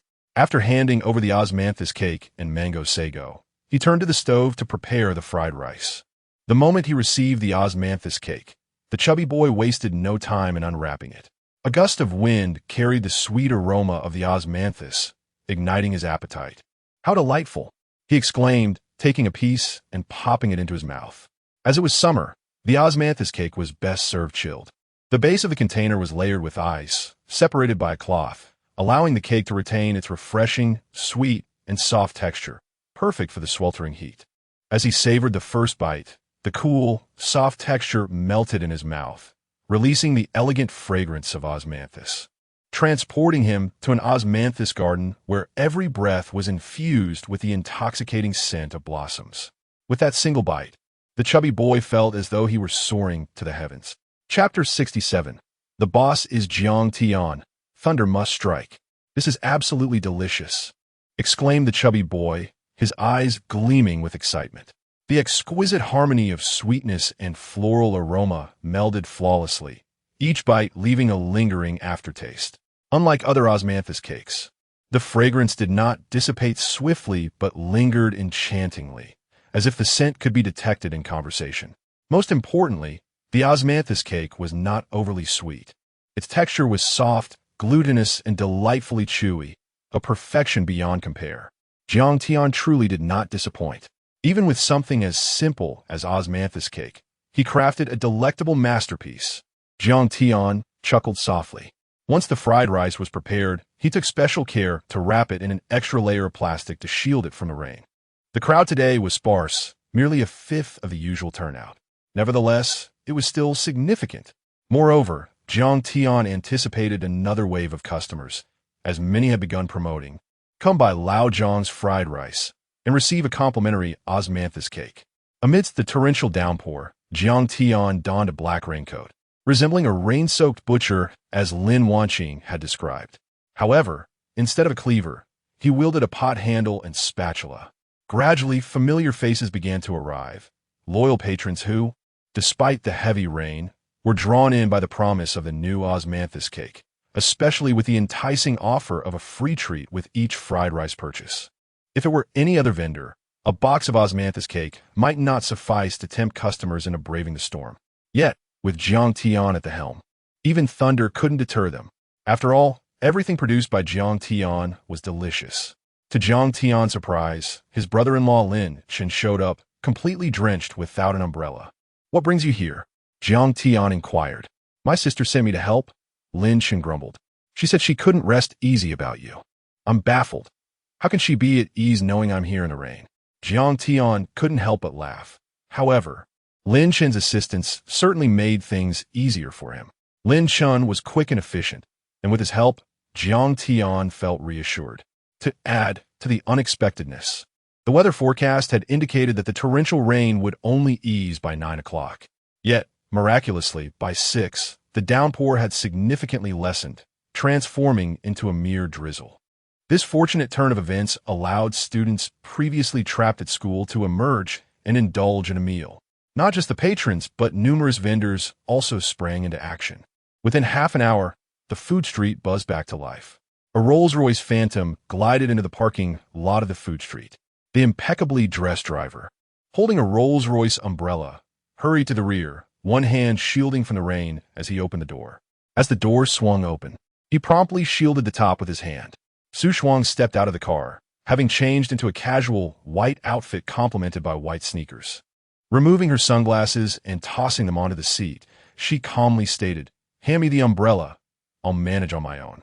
The driver hesitated, replying, "Miss Su, is that wise? This area isn't particularly safe." Su Shuang rolled her eyes. "Have you been watching too many movies? Where are all the assassins? Besides, I have no enemies." With a sheepish smile, the driver relinquished the umbrella to her.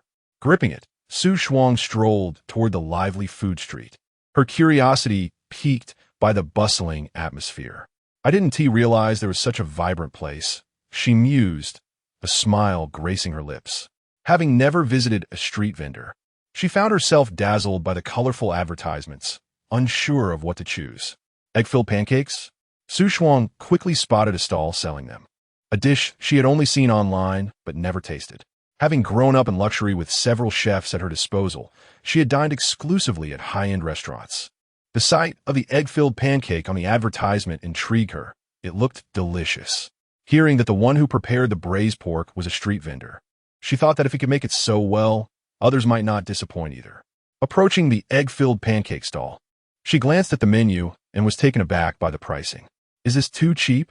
She thought. A single pancake cost only a few coins. It was almost free. She wouldn't even bend down to pick up a 10 yuan note if it fell. The vendor, a man in his 40s, was picking his nose when he noticed her arrival and wiped his hands on his clothes. Care for an egg pancake? Mine are quite tasty.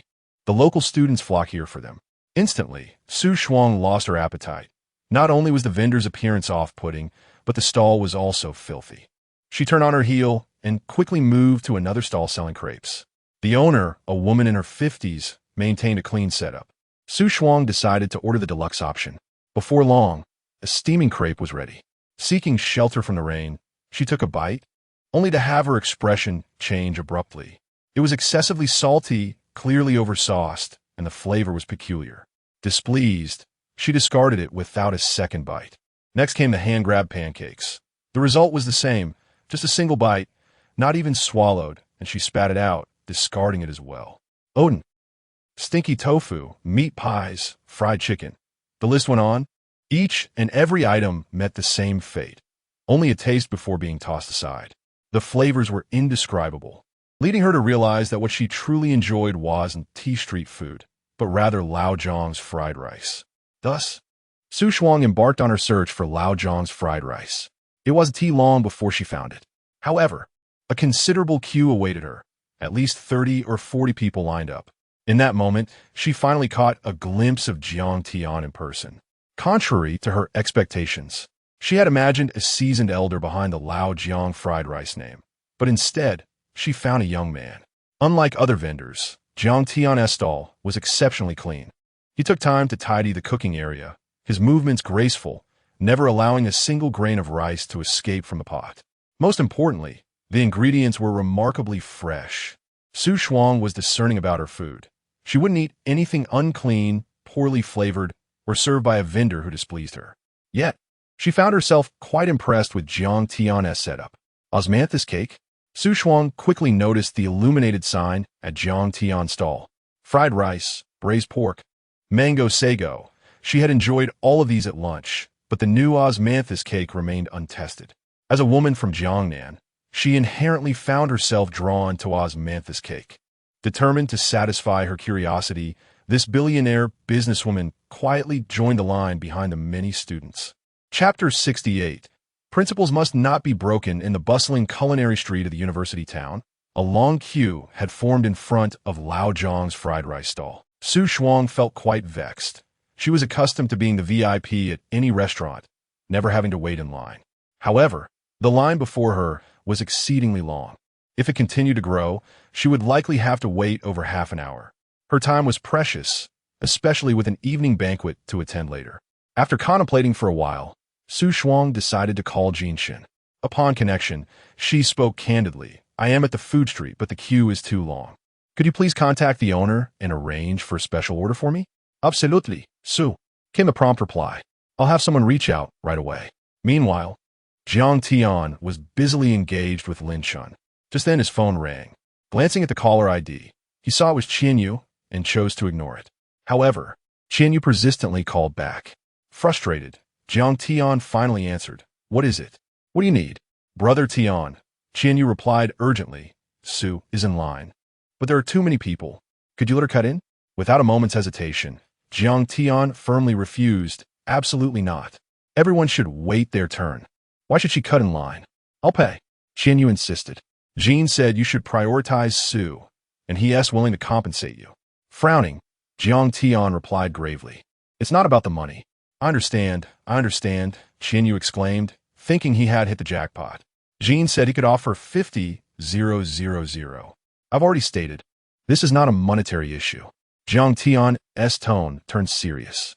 If I prioritize her, what will the other customers think? Brother Tian, Qianyu lamented. Do you even know who she is? Her worth is. Before Qianyu could finish, Jiang Tian interrupted. I'm sorry, but there's no room for negotiation. Whether she is worth $1 billion or $1 trillion, it has no bearing on me. If you can't let her cut in, I might be in trouble. Please. It's critical. Qianyu despaired. Jiang Tian replied coldly. This afternoon, I helped you at Tianjin Hotel because I adhered to my principles. Now, my principle is to not allow anyone to cut in line. Everyone is treated equally here, All must wait their turn. With that, he hung up before Qian Yu could respond, indifferent to his plight. Helping him earlier had been due to the generous compensation he provided, allowing Jiang Tian to set aside their differences without compromising his principles. But now he was being asked to abandon those very principles for Su Shuang. The thought was preposterous. Upon hearing of this situation, Su Shuang was not angry. Instead, she regarded Jiang Tian with newfound interest. He is quite principled, she mused. In that case, I shall wait in line. In truth, Su Shuang had better alternatives at her disposal, such as simply offering to pay more to the people ahead of her in line. 100 for fried rice? If necessary, 500 or even 1,000. Surely, someone would be willing to sell their spot. However, with ample time, she genuinely wished to engage in conversation with this peculiar proprietor. After waiting for nearly half an hour, it was finally Su Shuang's turn. She crossed her arms and studied the illuminated menu before stating, "I'll have a special fried rice and one of everything else." Jiang Tian didn't even look up as he replied, "All right, coming right up. Xiao Chun, please prepare a portion of braised pork, mango sago, and osmanthus cake for this lovely lady." "Hello, miss. Your order is ready," he said, handing her the packed boxes. As she accepted the takeout, Su Shuang curiously inquired, "Boss, your food is so delicious. Why not charge a bit more?" This was indeed the question she most wanted to ask. Jiang Tian's culinary skills were exceptional, and higher prices would not deter customers. Yet, he had set his prices surprisingly low. The total for all 4 dishes was merely 58 yuan. In a top-tier restaurant, a price of 1,000 yuan would not be unreasonable. Jin Shin had also informed her that Jiang Tian was hard to retain even at a monthly salary of 200,000. Jiang Tian glanced at her and casually explained, "The customers who come to buy from me are primarily students and working professionals. Their living expenses and salaries do not match your affluence." This statement made Su Shuang raise an eyebrow. "You know who I am?" Jiang Tian shook his head. "I don't know you." "Then how do you know it's me?" "Because you are different from the others." "In what way?" Jiang Tian evaded her inquiry. "Please scan the code. The total is 46, and the osmanthus cake is complimentary today." "Thank you." It must be noted that Su Shuang possessed a remarkable presence, standing out even in a simple casual outfit. Despite her ordinary attire, it was impossible not to notice her. Jiang Tian had noticed her earlier, but had not given it much thought. To him, Su Shuang was just another customer, just like everyone else who had come to purchase fried rice from him. From the very first customer he served at his stall to Su Shuang, Jiang Tian had never given preferential treatment based on wealth. Soon, a plate of special fried rice was ready. After Lin Chun packed it, he cheerfully remarked, "Miss, we welcome you to visit again." Su Shuang pouted, intending to say something, but seeing that Jiang Tian was entirely focused on preparing food, she could only leave with a hint of disappointment. Carrying her takeout, she returned to her luxurious Rolls-Royce. Once seated, she set the table to enjoy her fried rice, braised pork, and osmanthus cake, with a mango sago placed in the cup holder of the back seat.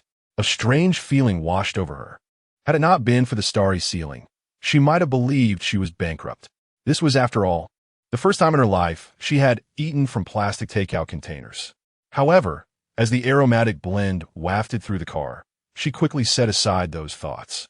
Having not indulged in a satisfying lunch and faced with a monotonous dinner devoid of her favorite dishes, she had opted for street food. This was her first time waiting in line, her first time eating from a roadside stall, and also her first encounter with such a forthright proprietor. Su Shuang shook her head with a wry smile, but remained unfazed. As long as the food was delectable, every other issue paled in comparison. Having already savored the fried rice, braised pork, and mango sago at lunch, she was particularly intrigued by the complimentary osmanthus cake. While it is often said that free things are not worthwhile, Su Shuang held a different opinion. Upon opening the container, the rich aroma of osmanthus enveloped her, reminiscent of being in an osmanthus garden, filling the car with its fragrance. She picked up a disposable chopstick and delicately lifted a piece to her mouth. After a brief taste, her expression transformed instantly. It was delicious, truly exquisite. Having eaten osmanthus cake since childhood, she had sampled various kinds.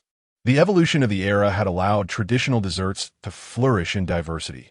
Red date paste-filled, crystal osmanthus cakes, and even the absurd meat-filled varieties. Yet, the traditional osmanthus cake seemed etched in the deepest recesses of her memory. And this flavor? It had been years since she last tasted it. Who would have thought that in a small roadside stall, she would encounter such a delightful surprise? Chapter 69.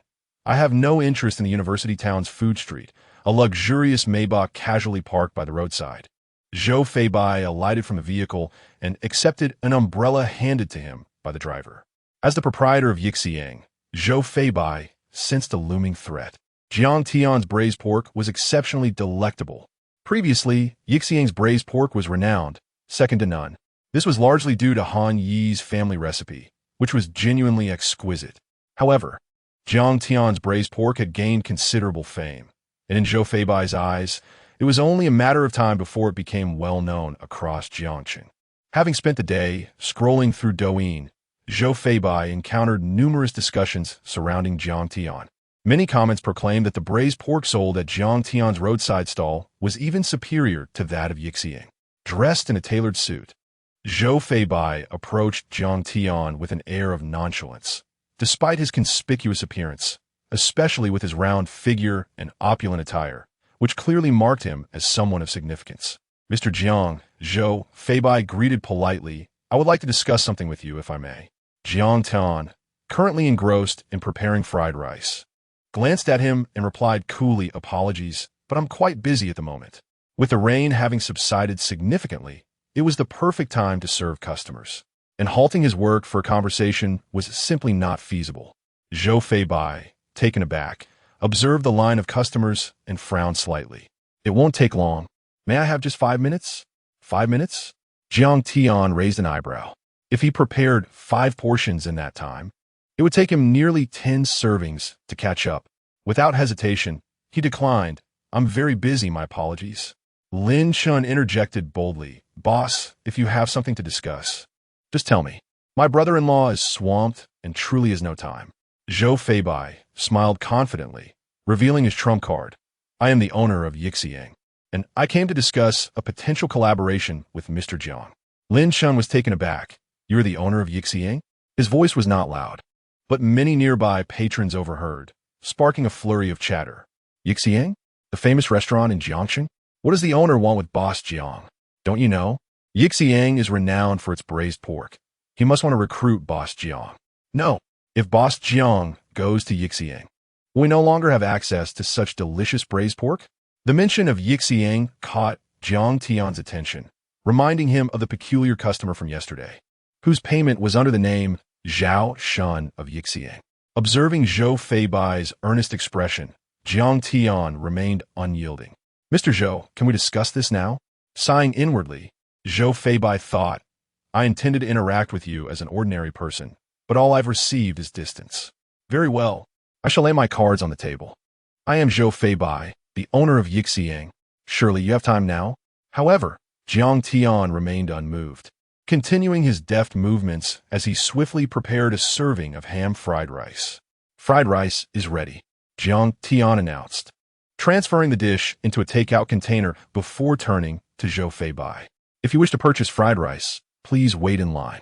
Zhou Feibai's smile faltered. I did not come here for fried rice. I wish to discuss collaboration. Apologies, Jiang Tian reiterated. I am quite busy. If you have matters to discuss, you may contact my assistant.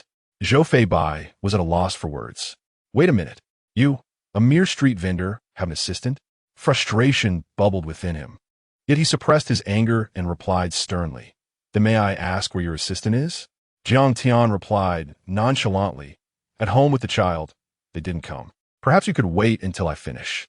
Jiang Tian's dismissive attitude was infuriating, and Zhou Feibai endured it. As the owner of an upscale restaurant, he understood the significance of a skilled chef. When he approached Han Yi, he had provided full support for several days before securing his agreement.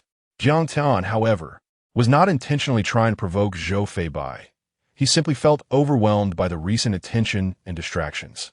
With the desire to conduct business at the forefront, Zhou Feibai thought it prudent to adopt a more sincere approach. Having dealt with both Su Shuang and Zhou Feibai, he simply wished to focus on preparing fried rice without interruption.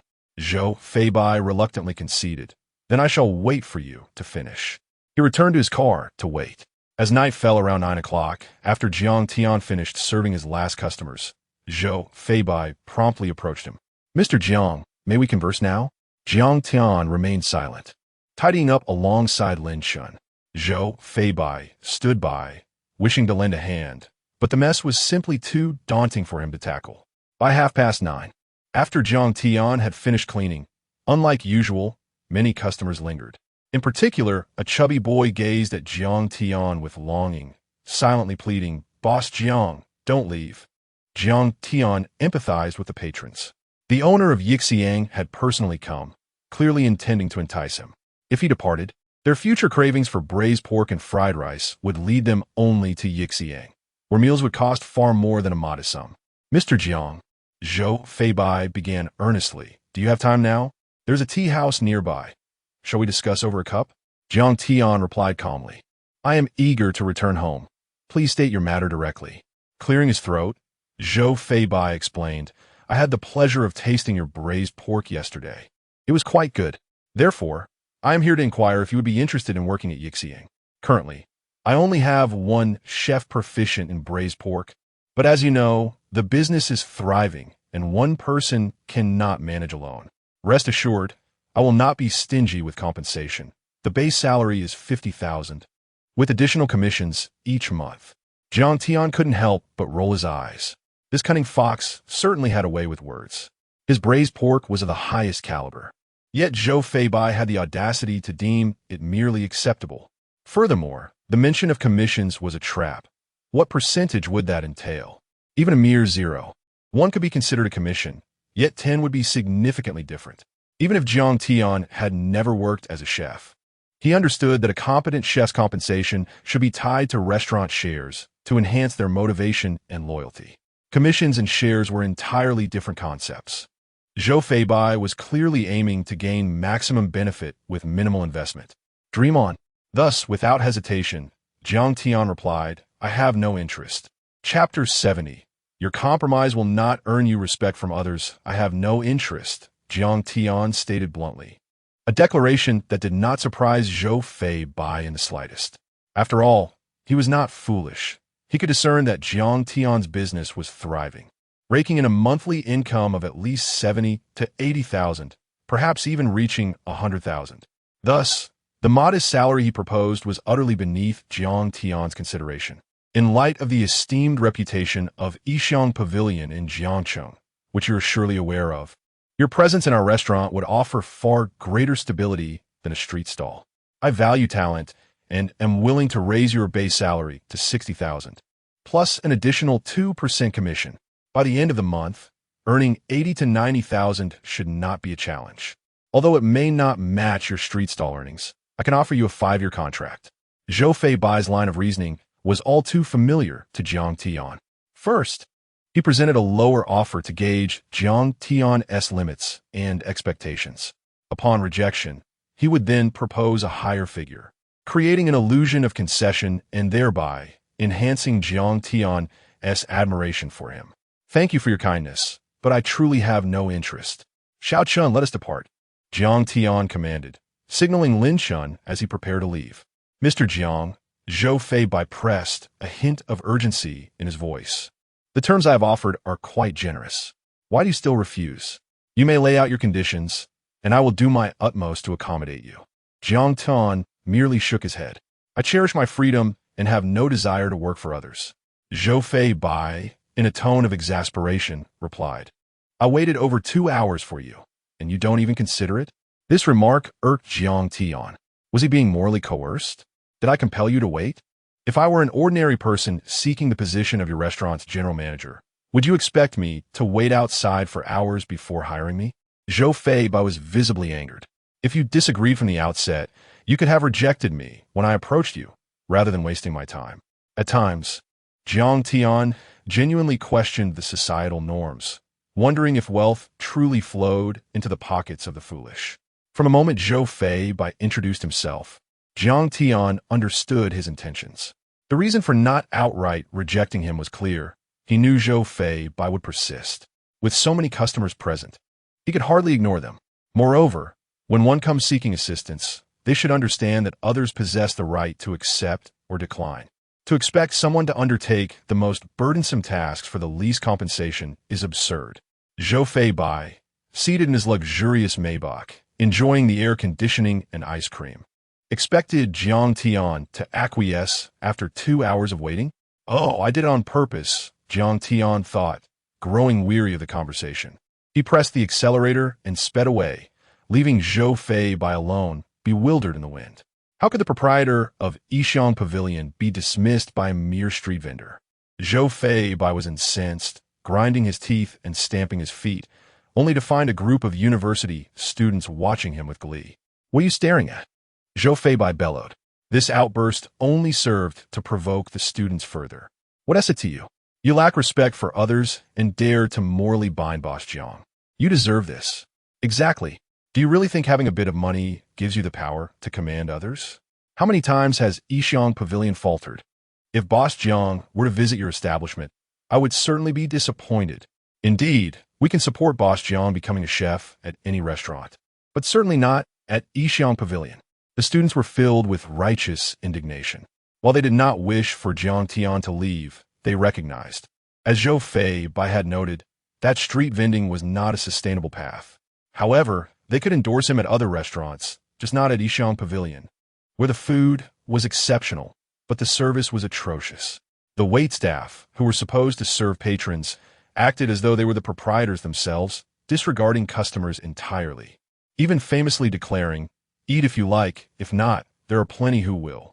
Having experienced numerous setbacks, the establishment showed no signs of improvement. Brother-in-law, Lin Shun said, nervously beside Jiang Tian, "Aren't you worried about angering the owner of Yixiang Pavilion?" Jiang Tian replied with a hint of sarcasm. "What can he do to me if he is upset? I cannot allow fear of his displeasure to compel me into servitude." "But you could at least discuss it with him," Lin Chin suggested, puzzled. "I feel you might have been a bit too confrontational. Did my sister provoke you? I can have my mother speak to her." Jiang Tian shook his head. "No, Xiao Chun, with such individuals, if you do not speak firmly, they will cling to you like a persistent adhesive. Often, your perception of others can lead to your own detriment." "I understand now, brother-in-law," Lin Shun said with a wry smile. "I just feel awkward, thinking of them as big bosses. I feel I should speak more courteously. Yet, this is merely my insecurity. In the presence of the wealthy, I tend to view them through a lens that elevates their status above mine, leading me to lack confidence and even shy away from rebuttals, compromising my own dignity." Indeed, Jiang Tian concurred. Compromising once may not earn you respect. Rather, it may lead others to perceive you as easy to manipulate, compelling you to capitulate even further. Therefore, if they're destined to remain unrelated to you, why should you demean yourself? Lin Chun pondered. If you had agreed to his terms today, would he truly have honored the salary he mentioned? Perhaps. After escorting Lin Chun to the subway station, Jiang Tian returned home. The rain had subsided significantly, leaving only a gentle drizzle. He decided to retract the rain cover of his three-wheeled vehicle, finding it cumbersome. Upon arriving home, he found Lin Wanqing and Duo on the sofa, engrossed in an episode of Peppa Pig. Duo was captivated by the show, while Lin Wanqing found it rather tedious. Yet Duo insisted on watching together. "Dear, you're back," Duo exclaimed, rushing to greet him. "Welcome home, Daddy." As his wife and daughter approached, Jiang Tian was met with warm smiles. "Thank you for your hard work, dear." Noticing Lin Wanqing's hidden smile, Jiang Tian inquired, "My love, has something good happened?" Ahem, Lin Wanqing pretended to cough, adopting a haughty demeanor as she settled on the sofa, stretching her shoulders. "Why are my shoulders and neck so sore?" Jiang Tian, sensing the cue for good news, quickly moved closer to massage her shoulders. "Do tell. What wonderful news do you have?" Lin Wanqing's brows furrowed slightly. "I'm a bit thirsty. I shall fetch you a glass of water," he replied eagerly. Soon, Jiang Tian returned with a cup of warm water and assisted her in taking a sip. Lin Wanqing handed him her phone, crossing her arms defiantly. "You have a look for yourself." Jiang Tian was puzzled, wondering what could be so mysterious. However, when he opened Douyin on her phone, he was instantly rendered speechless. Chapter 71. I no longer wish to listen to your empty promises. I crave Lao Zhang's fried rice. An hour prior, Lin Wanqing had posted a video of Jiang Tian preparing fried rice. For the first 30 minutes, there was little reaction. However, half an hour later, the number of likes and comments surged unexpectedly. In that brief span, the view count approached 100,000, with likes surpassing 1,000, a remarkably high ratio. Furthermore, her follower count had also increased significantly, now exceeding 1,800. Most notably, many of the commenters hailed from Jiang City, prompting exclamations of disbelief. Had she truly spotted Boss Jiang on Douyin? Wasn't the recipe for fried rice supposed to be a closely guarded secret? Did Boss Jiang truly share it so freely? Unafraid of imitation, upon attempting the recipe herself, she found it delectable but acknowledged that it paled in comparison to the authentic dish prepared by Jiang Tian. The secret to Lao Zhang's fried rice lay not in the recipe, but rather in the skilled hands of Boss Jiang. The comments section was filled with loyal patrons, alongside a plethora of bewildered onlookers. In the year 2025, one might wonder, why were there still individuals teaching how to make fried rice? Is it not a simple dish? What accounts for the abundance of likes? She envied those who had yet to taste Lao Zhang's fried rice, recalling the awe she felt during her first encounter with it. For those unfamiliar, this is Lao Zhang's fried rice, the finest in Jiang City. Their fried rice, braised pork, and mango sago are all exceptional. The recently released osmanthus cake is equally delightful. Her roommate had been brought to tears by its flavor. Was it truly that remarkable? Could food evoke such emotion? Remarkably, the comment section was quite entertaining. Whenever someone cast doubt, loyal customers would rally to defend the establishment, often to the point of embarrassment for their fervent praise. Among the most liked comments was one proclaiming, "Before you stands the proprietor of Jiang City's finest fried rice, braised pork, mango sago, and osmanthus cake," accompanied by an image of Jiang Tian in the throes of preparation. Lin Wanqing's editing of the video was astute, with nearly 3 minutes of content devoid of superfluous footage, each moment striking at the heart of the matter. Given the impressive metrics, the video would be poised to reach a broader audience. During Jiang Tian's brief perusal of comments, the view count surged another 2,000. This Douyin account had been newly registered under Jiang Tian's name, but it was Lin Wanqing who managed it. Feeling somewhat bored at home, she sought an engaging endeavor. With prior experience in media, this was a field she was passionate about, and Jiang Tian felt confident in trusting it to her. The growing follower count astounded Jiang Tian, who remarked, "My dear, your video editing is simply superb." Lin Wanqing, more anxious than Jiang Tian, confessed, "I was so nervous when I first published the video, fearing no one would watch it. During the first 30 minutes, I found myself checking my phone every few seconds. Each time I saw no comments, I panicked, but then, after half an hour, the comments began to pour in." Jiang Tian affectionately tousled her hair, saying, "I truly do not know how to reward you." "No need for rewards," Lin Wanqing replied with a radiant smile. "We haven't even started making money yet. For now, let us focus on building our follower base, much like you do with your fried rice." She shared her insights on media with Jiang Tian, who wholeheartedly agreed. Indeed, when followers see your dedication, they will naturally wish to support you. After enjoying dinner at home, she filled her thermos with water. To his surprise, Lin Wanqing had not added jasmine tea, but rather vibrant goji berries. What could this possibly mean? "Wife, why are there goji berries?"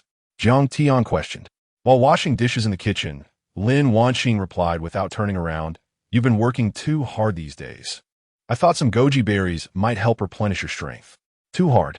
Was this referring to the fatigue of running a stall, or something else?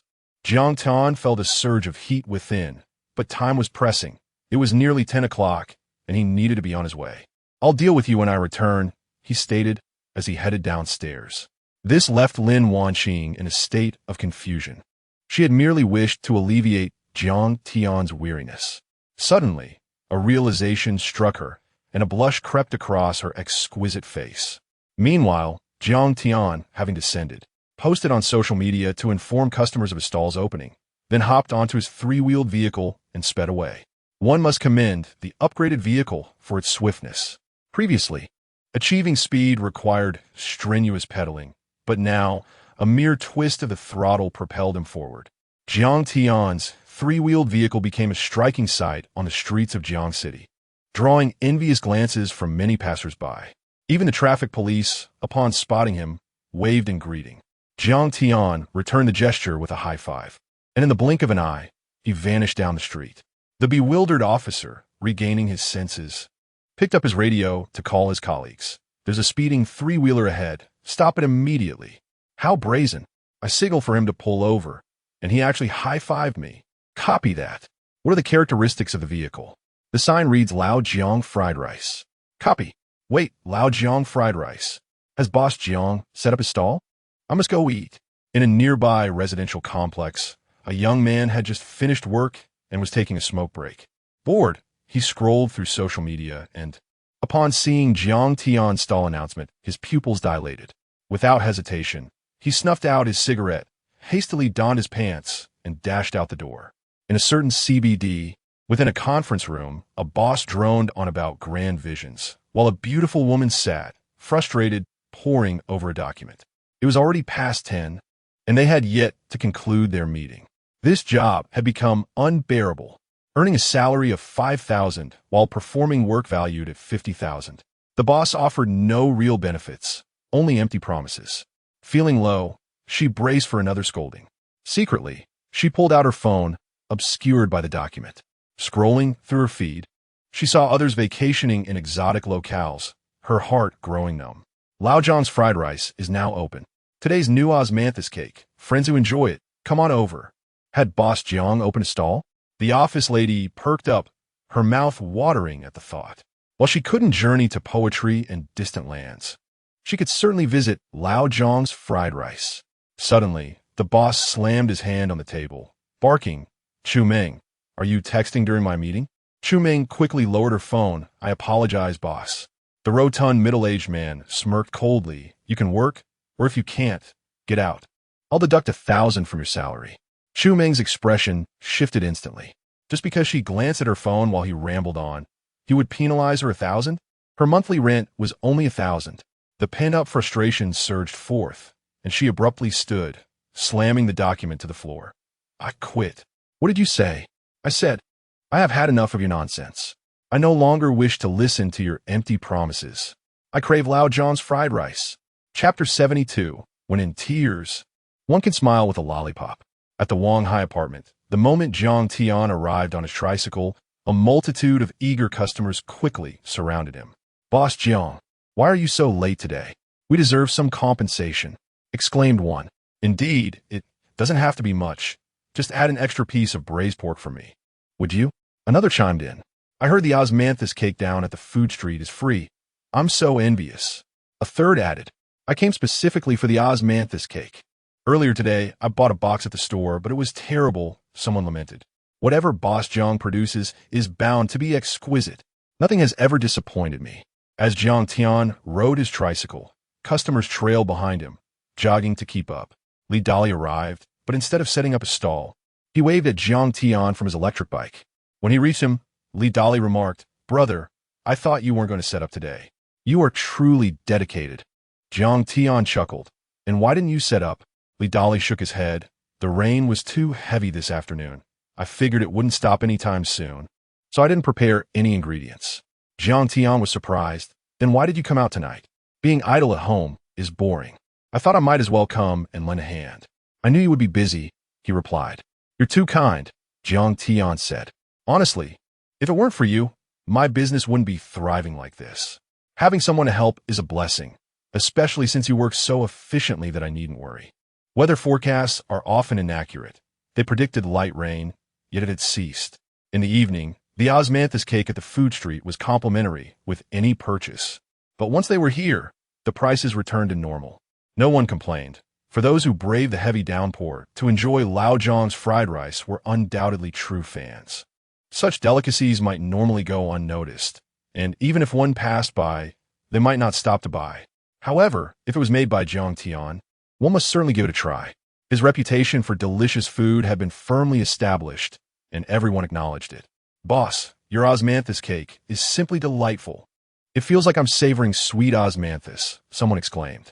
"I haven't had traditional osmanthus cake in years. It's the taste of my childhood." Sweet but not cloying, glutinous yet not sticky. Boss Jiang, your skills are worthy of a dessert shop. I am your wife, Boss Jiang. She gets to indulge in all these delicious treats every day. I never thought a piece of osmanthus cake could be so delectable until I tasted yours. Jiang Tian smiled. As long as everyone enjoys it. Boss, why not create a group chat? A young girl suggested while munching on her osmanthus cake. Every time I check my social media, it's always too late. If you set up a group, you could notify us each time you're out here, and we'd see it right away. This proposal garnered considerable support. Yes, let us create a group. How did I not think of that? Someone exclaimed. I support it too. By the time I see it on social media, 10 minutes have already passed. Indeed, having a group would be fair for everyone. We could chat with friends in the group when bored. I love chatting during work. Almost everyone agreed to form a group, and after contemplating, Jiang Tian concurred. This way, whenever he set up his stall, everyone would receive immediate notification. Let us do it. Without hesitation, Jiang Tian promptly created a group and displayed the QR code in front of him, allowing anyone interested to join with a simple scan. Ming had been dismissed from her job, and before leaving, her boss had berated her. Unfazed, she retaliated in front of her many colleagues. What a relief. After leaving the company, she took a ride to Wanqing apartment. Previously, she had been very conscious of her image, which prevented her from indulging in Jiang Tian's braised pork. However, today, she decided to disregard such concerns. Life is too fleeting. Why must one care about the opinions of others? Even if she awoke to chaos tomorrow, the fleeting joy of this moment offered a sense of liberation. Lao Zhang's fried rice business was still thriving, and Ming had to wait in line for quite a while. When it was her turn, she boldly placed her order. Boss, I'll have a deluxe fried rice, braised pork, Yangji Ganlu, and a new osmanthus cake, all of it. Got it. That LLB 62 yuan. Coming right up, beautiful, came the prompt reply. WeChat payment, 62 yuan. Here you go. Just a moment, and shortly after, a box of fried rice was ready. A sumptuous mix of ham and lean meat. Enjoy, beautiful, Li Dali cheerfully called as he packaged her order. With her food in hand, Ming found a random spot to dig in. She devoured the fried rice, savoring the juicy braised pork. When thirst struck, she refreshed herself with a sip of the cool Yangji Ganlu, followed by a bite of the soft and chewy osmanthus cake. Delicious. What a treat. While eating, she scrolled through her social media feed, seeing who had gotten married, who had bought a car, who was in a sweet romance, and who had ventured to distant lands. And what about her? Life felt like a complete wreck. The travel destinations she had saved 5 years ago remained untouched. Each time she thought about saving money for 2 months' rent, it felt like a futile exercise. The hot pot she longed to try always saw her hesitating at the last moment. The money saved could have afforded her countless home-cooked meals. Today, she finally indulged. 62 yuan for street food, something she had never experienced before. Despite knowing it was worth every penny, her hands trembled slightly as she made the payment. Was it a sign of her lack of effort? But had she not given her all?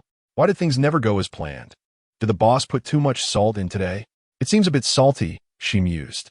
Suddenly, a tear rolled down her cheek and fell on her lips. It wasn't the salt. It was her tears. In an instant, Ming was overcome with emotion, yet she continued to eat her fried rice, despite her complex feelings rendering her unable to taste it. Beautiful, a voice suddenly broke into her thoughts.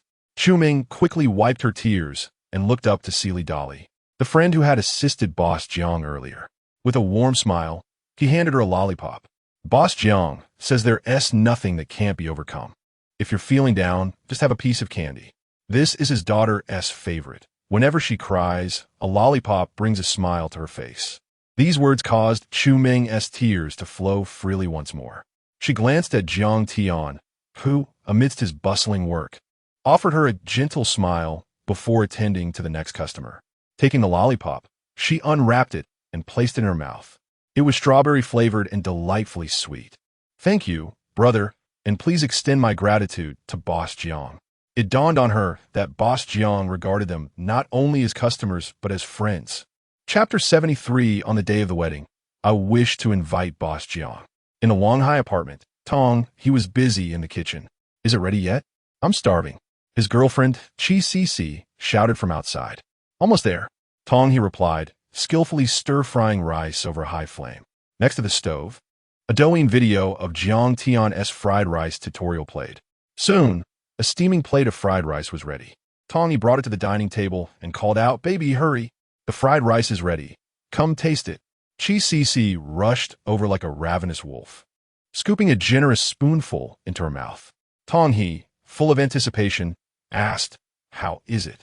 I followed Boss Jiang's tutorial to the letter.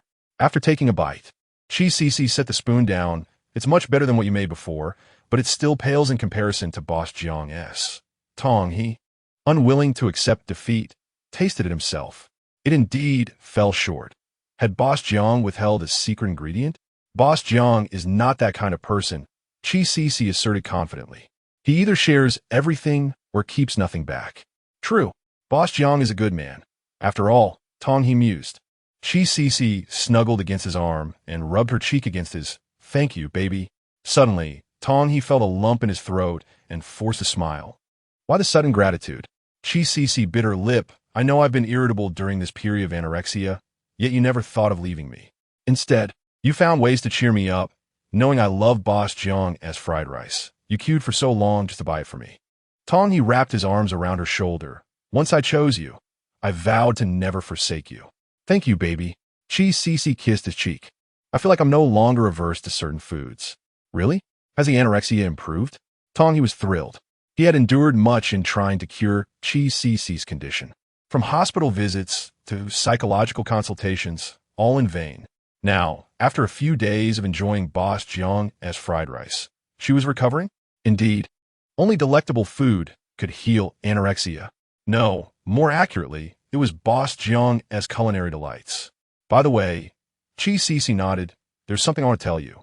"Go ahead, baby." "We're not getting any younger. My family is pressing me." "I understand. I get it." Ha ha ha. "Today, I feel like the happiest man in the world." Tong cried tears of joy. All his suffering and grievances seemed to vanish in that moment. "On the day of the wedding, I want to invite Boss Jiang. What do you think?" "Of course, my dear. I was just thinking the same. Then I want to eat Boss Jiang's new osmanthus cake. I'll go buy it right away." "You're getting married? Congratulations." "What? You want me to attend the wedding? To be your witness?" "No way, buddy. You can't repay kindness with enmity." Looking at Tong, he at the stall, Jiang Tian remarked, "Considering how much you've spent here, do I owe you a gift?" Tong chuckled. "How could I ask you for a gift, Boss Jiang? If you can honor us with your presence, I'll cover the expenses." Just kidding, just kidding." Jiang Tian waved his hand with a smile. "Just send me the invitation when the time comes. If I'm free, I'll definitely attend." Jiang Tian, too, was having a bit of fun. Being invited to a wedding was indeed a joyous occasion. So, he readily agreed, feeling honored to witness the union of his customers. Around 1 in the morning, he closed up shop. All the goods had sold out, and the new osmanthus cake received rave reviews. On a hot summer night, indulging in a cold piece of osmanthus cake was indeed a delightful experience. However, Jiang Tian also received some unfortunate news from Idali. The food street near the university would begin renovations tomorrow, meaning he couldn't set up his stall there in the afternoon. He could still operate at Wanghai apartment in the evening. After driving away, Jiang Tian returned home just past 2 o'clock. Tomorrow was the weekend, so Duo didn't have school. As he opened the door, Lin Wanqing was sitting at the computer with a facial mask on. "Dear," Jiang Tian called softly. "Why aren't you asleep yet?" Lin Wanqing rested her chin on her hand. "There are too many comments from netizens. I can't keep up." Jiang Tian leaned closer to see the video's views had surpassed 30,000, and the likes had surged past 10,000. Why did the likes suddenly increase so much? Jiang Tian asked, puzzled. Earlier, it was only a little over 1,000 with 10,000 views. Lin Wanqing replied, "If you're scrolling through Douyin and you come across a video you really like, but it has only a few likes, would you like it?" Jiang Tian thought for a moment, probably not. "But if a video is decent and has a high number of likes, would you like it?" Jiang Tian chuckled. "I see. It's like when I sell fried rice. Many customers may not have tried it, but they see the long queue and join in." "Exactly," Lin Wanqing said. "Your fans are urging you to update the red braised pork recipe." Jiang Tian sat at the computer, noticing numerous comments from customers requesting tutorials on red braised pork and mango sago. "I'll post a mango sago recipe tomorrow. It's simple. By the way, since the food street is closed for renovations and I want to be setting up my stall. It's the weekend. Should we take Duo out for some fun? Lin Wanqing tilted her head in thought. How about visiting my parents? You haven't been home in months, and Duo has been mentioning wanting to see her grandparents. Sure. Jiang Tian immediately agreed. Let's go home tomorrow.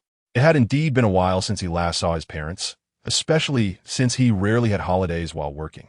When he finally got a day off, he was usually too exhausted to go anywhere, preferring to laze in bed all day. After taking a shower, Jiang Tian emerged to find Lin Wanqing still replying to the comments. Don't look for a moment. I need to ask you something. Lin Wanqing's beautiful eyes filled with curiosity. What is it?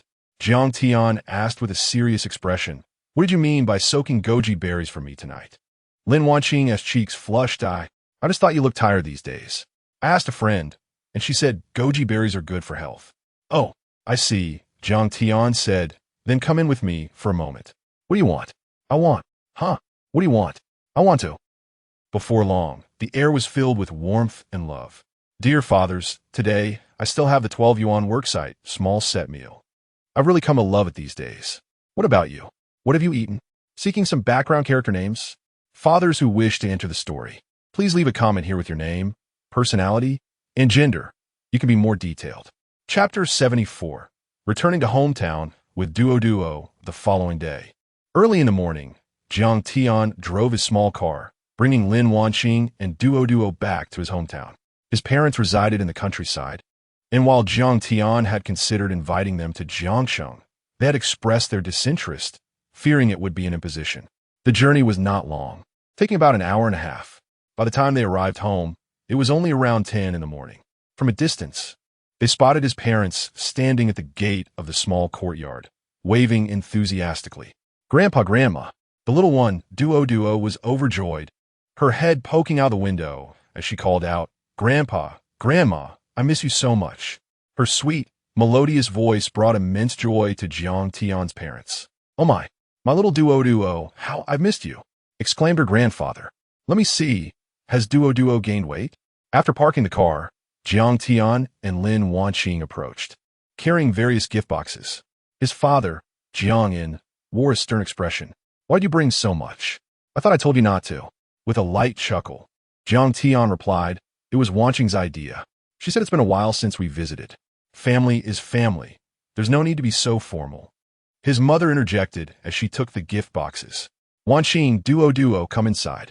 The courtyard was spotless, and knowing that Jiang Tian's family was coming, his mother had gone to the town to buy an array of treats, even purchasing a doll for Duo, which delighted the little girl immensely. She immediately hugged her grandmother's leg, exclaiming, Thank you, Grandma. Long live Grandma.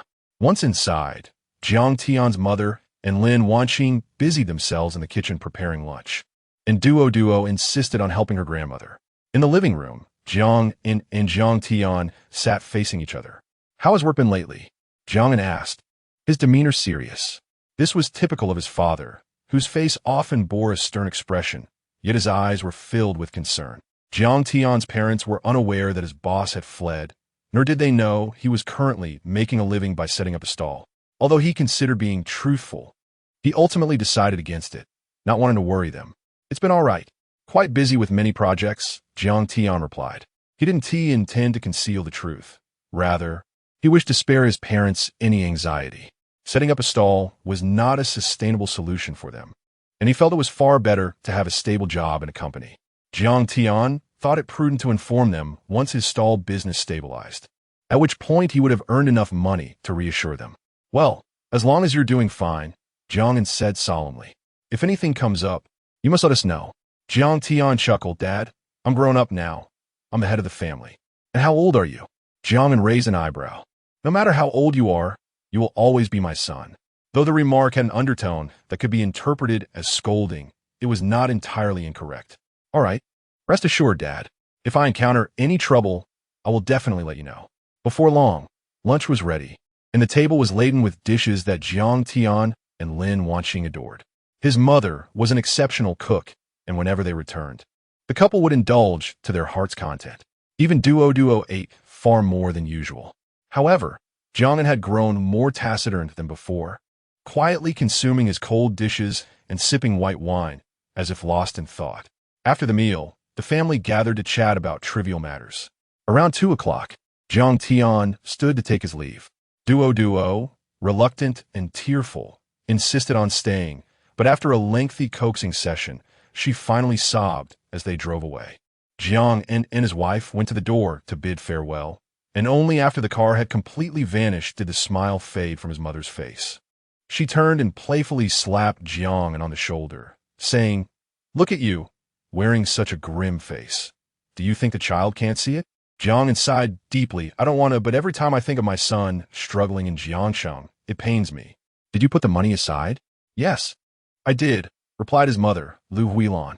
"Before they got in the car, I secretly tucked some money into Duoduo's clothes. They don't know. I'll tell Wanqing once they reach Jiangshang." "Is it true that Tian is unemployed?" Jiang lit a cigarette, the smoke swirling around him as he spoke with a heavy heart. "It's true. I can tell he is putting on a brave face. Previously, when he visited on weekends, he would at least stay until after dinner, but today he only came for lunch. He must be setting up a stall now." 2 nights prior, Jiang had been lying in bed browsing social media. He rarely engaged in such activities, but that day, feeling bored, he scrolled through his feed. To his surprise, he stumbled upon a post about Jiang Tian running a stall. Confused, he wondered, setting up a stall? What kind of stall? Curious, he perused Jiang Tian's posts and found pictures of a food stall named Old John's Fried Rice. Jiang felt as though the sky had fallen. His son had resorted to setting up a stall. He bore no disdain for street vending, but was deeply concerned about his son's circumstances. Life in Jiangshang was fraught with pressure, and Jiang Tian was burdened with mortgage and car payments, alongside the family's daily expenses. Jiang had initially planned to visit Jiangshang soon to assess the situation, and today's visit from Jiang Tian provided an opportune moment. During tea time, he subtly inquired about work, but Jiang Tian skillfully dodged the topic. Knowing his son well, Jiang quickly understood that Jiang Tian was indeed unemployed and had resorted to street vending. This prompted his wife to discreetly slip some money to Duo, hoping to alleviate Jiang Tian's burden. Directly handing over money might hurt his pride, and knowing his son's personality, he would likely refuse. The amount was modest, a mere 55,000, yet it represented Jiang's last savings, with the hope that his son could find some ease in Jiangxing. This sum would suffice for Jiang Tian to sustain himself for a few months while seeking stable employment. As the couple continued their conversation, a neighbor knocked on the door. "Big brother, are you home?" Lu Huilan rose to check and was surprised to see Li Min, the neighbor from up the road. Although they were not on particularly good terms, such occurrences were not uncommon in the village. Their children were of similar ages and had always been embroiled in a silent rivalry. However, Jiang and his wife had never felt the need to compete. They were quite laid back, believing that living well was far more important than comparing themselves to others.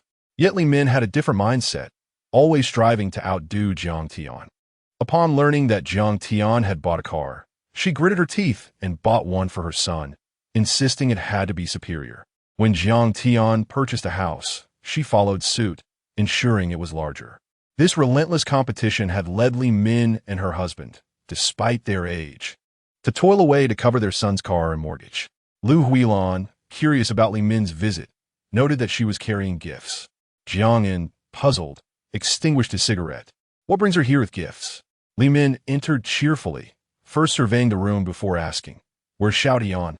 As he left, Lu Huilan frowned. "You're looking for Xiao Tian?" Feeling a bit awkward, Li Min replied, "Well, Xiao Tian is setting up a stall in Jiangshang, and my son Xiao Hai is also there. I was wondering if Xiao Tian could lend him a hand." Chapter 75. The renovation of the food street. Wasn't Xiao Tian selling snacks in Jiangshang? My little Hao is over there too. I was wondering if Xiao Tian could assist him a bit. Li Min felt somewhat embarrassed.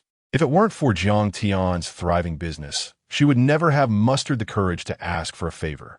After all, the two families had a rather strained relationship, and she had always held the upper hand. Now, she found herself in the position of seeking assistance. It was indeed mortifying. However, her son had mentioned that if he could learn Jiang Tian's fried rice recipe, they would no longer have to worry about their mortgage and car payments. Thus, Li Min had to steel herself and approach him. "How did you know Xiao Tian was selling snacks?" Jiang's expression immediately darkened.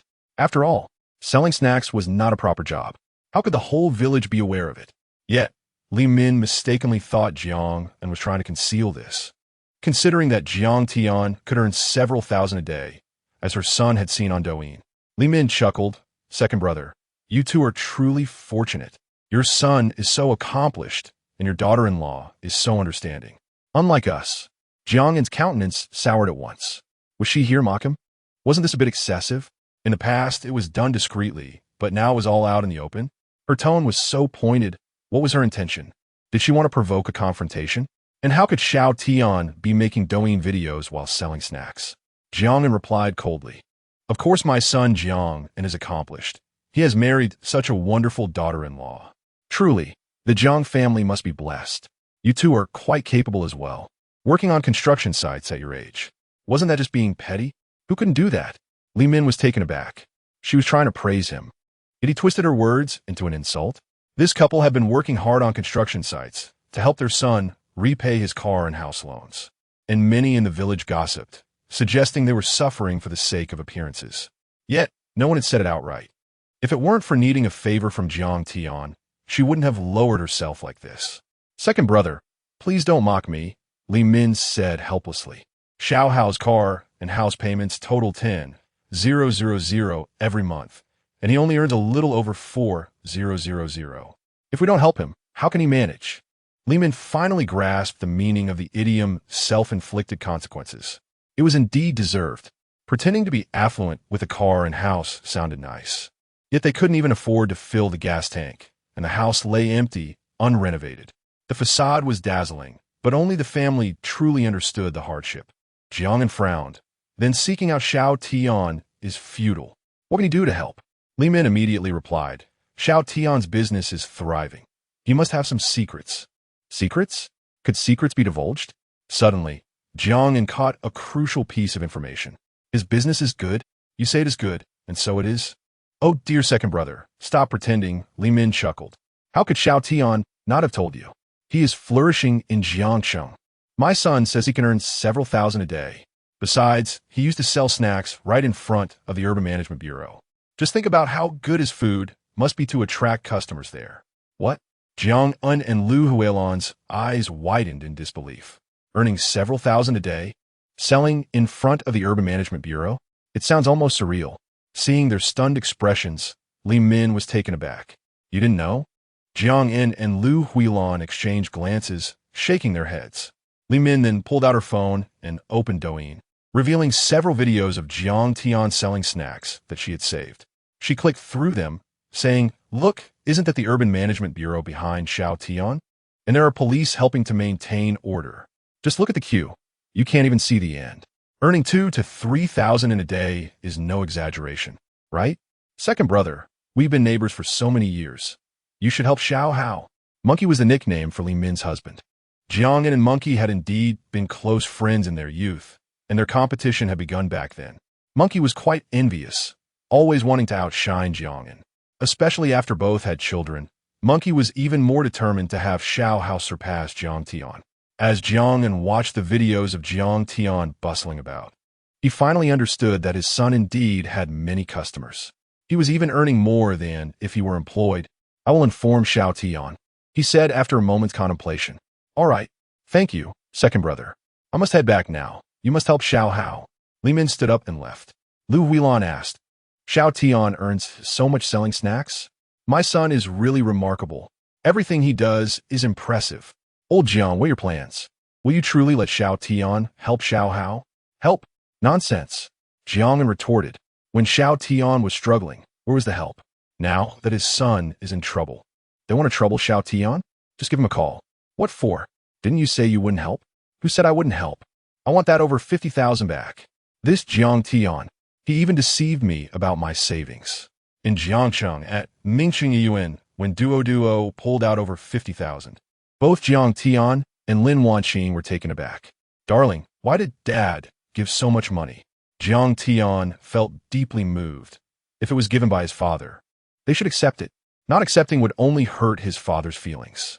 Jiang Tian was unaware of the situation back home, so upon returning, he spent some time playing games with little Duo. However, she seemed distracted, her lips pouting and her eyes brimming with tears. This was a situation the couple had grown accustomed to, as it was always like this after returning from their hometown. Opening WeChat. Numerous customers from the food street sent messages. Boss Jiang, I heard the food street is going to be renovated. Are you still going to sell snacks? I really want to eat your fried rice and braised pork. Please set up shop. Boss Jiang, I have a bold idea. Why not contract out our canteen? Jiang Tian grimaced at the thought of contracting a canteen. Leaving aside the costs, he would need connections. Otherwise, why were the dishes there so unpalatable without being shut down? After replying to each message, he inquired with Li Dali about any nearby spots for selling snacks. Li Dali mentioned an old neighborhood called Happiness Garden, about 5 kilometers from the food street, where there was a street full of vendors. Upon checking, Jiang Tian quickly realized that despite being an old neighborhood, it was surrounded by factories. Many workers prefer to grab a quick bite after work. All right, thank you, brotherly. Shall we go together tomorrow? Jiang Tian asked. Sure thing. Little brother, let's head over tomorrow. I haven't been there yet. Are you setting up shop tonight? Yes, see you tonight. Although he had found a temporary spot to sell snacks, Jiang Tian was not overly excited. 5 kilometers was quite a distance. The original customers of the food street were primarily students. How would they get there? By bus? By bike? Just imagining the scene was overwhelming. Dear fathers, the update is a bit late today. Please forgive me. I had turkey noodle rolls for dinner. They were truly delightful. How about you? Chapter 76, Then Don't Eat It. This old Jiang fried rice is terribly unpalatable. In the evening, Jiang Tian did not hurry to set up his stall at the Wanqing apartment. These past few days had been overwhelmingly busy, leaving him little time to spend with Duo and his wife. Finally blessed with half a day of respite, Jiang Tian was determined to cherish this time with them. After dinner, Duo's spirits lifted significantly as she clung to Jiang Tian's arm, her voice a sweet plea. Daddy Duo wants ice cream. Jiang Tian glanced awkwardly at Lin Wanqing in the kitchen, thinking, keep your voice down, little one. At least I can sneakily buy you one during our walk later. If your mother hears, she will never allow it. Sure enough, Lin Wanqing snapped back to attention, her tone stern. Absolutely not. How many times have you had it this week? Mommy Duo whined.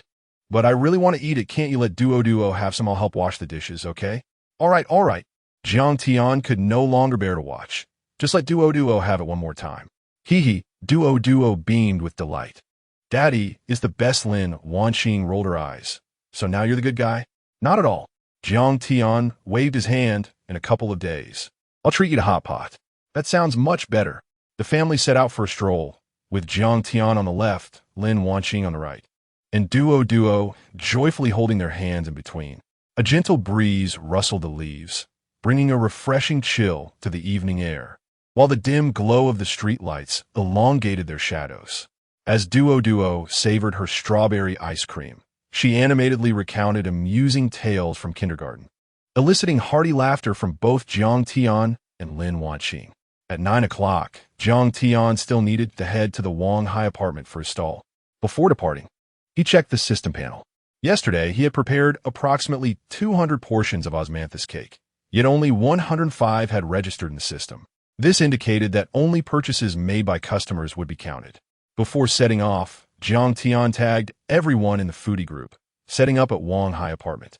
Upon arriving, the atmosphere was vibrant with chatter. Boss Jiang has finally arrived. I want osmanthus cake. I want some too. It's absolutely divine, fragrant, soft, and not overly sweet. So refreshing. I followed you on Douyin, and I replicated your fried rice recipe. My wife praised me. I saw that too. I had my mom make it, and it was delicious. Li Dali jumped up, waving energetically at Jiang Tian, who parked his cart next to him. The customers formed a long line without prompting. Du Wei, a popular food blogger in Jiang City with over 100,000 followers on Douyin, cherished her time exploring eateries with her audience. Sitting in a Mercedes business vehicle, she ensured her makeup was flawless before starting her live stream. Soon, a flurry of viewers flooded in. Wei, you're finally live. We haven't seen you in ages. What have you been up to? No new videos or streams. You still look as beautiful as ever. Where are you off to tonight, Wei? Are you exploring a restaurant? As the viewer count hit 500, Du Wei smiled and greeted, Hello everyone. I've just returned from a trip abroad. And since I passed by my old neighborhood, I thought I'd share it with you all live. Up ahead is the Wang Hai apartment, a place filled with memories. I lived here for about 3 years. I used to eat at the street vendors downstairs every day. The most famous was Sister Song's crepes. She was so kind, and her crepes were incredible. I went there almost every night after work. And there was also a remarkable stinky tofu. Yes, and Brother Song's fried rice was quite good too. Let us start with Sister Song's crepes. But her business is booming, so we might have to wait. So please be patient. Let me see if the taste is still the same as before. As Dewey chatted with her viewers, the car soon stopped at the roadside of the Wang Hai apartment. She turned the camera to the bustling crowd below. Wow, how has it become so crowded since I've been away? Usually, it's quite empty at this hour. Never mind. Let us grab a crepe to satisfy my craving. After stepping out of the car, Dewey quickly located Sister Song's crepe stall. However, she was taken aback, doubting her own eyes as she confirmed the vendor was indeed the same Annie. Host, why are you so quiet? Have you lost your taste for crepes? Didn't you say we would have to wait? Why is there no one in line? That Annie seems to be scrolling through Douyin like she's given up. Is it really that good? If it's so delicious, why isn't their line? It appeared Dewey had not checked Douyin in several days. The most popular vendor at Wang Hai apartment was Old Jiang's fried rice, renowned for its exquisite flavor. Dewey, oblivious to the comments, merely chuckled. This shouldn't be the case. Let us check out Brother Song's fried rice. I remember there were 2 stalls here before, Brother Song's and Old Mao's. After wandering around with her phone, Dewey still failed to spot either stall. Where's the fried rice? Could they have closed down? Brother Song and Old Mao can't compare to my boss Jiang's Old Jiang fried rice. Why haven't I heard of Old Jiang fried rice before? Is the owner deliberately paying people to hype it up? Seriously? Does Boss Jiang really need to pay for promotion? He'd prefer fewer people in line. Dewey scanned the area. There were many vendors, some of whom she recognized. Yet none had customers. Finally, noticing the comments, Dewey raised an eyebrow. Old Jiang fried rice? I haven't seen it. My dear Wei, haven't you passed by a couple of times? It was Dewey's fault. The crowd obscured her view, making it hard to notice. Wei, just head to the spot with the most people. That's Old Jiang fried rice, and its flavor is unmatched.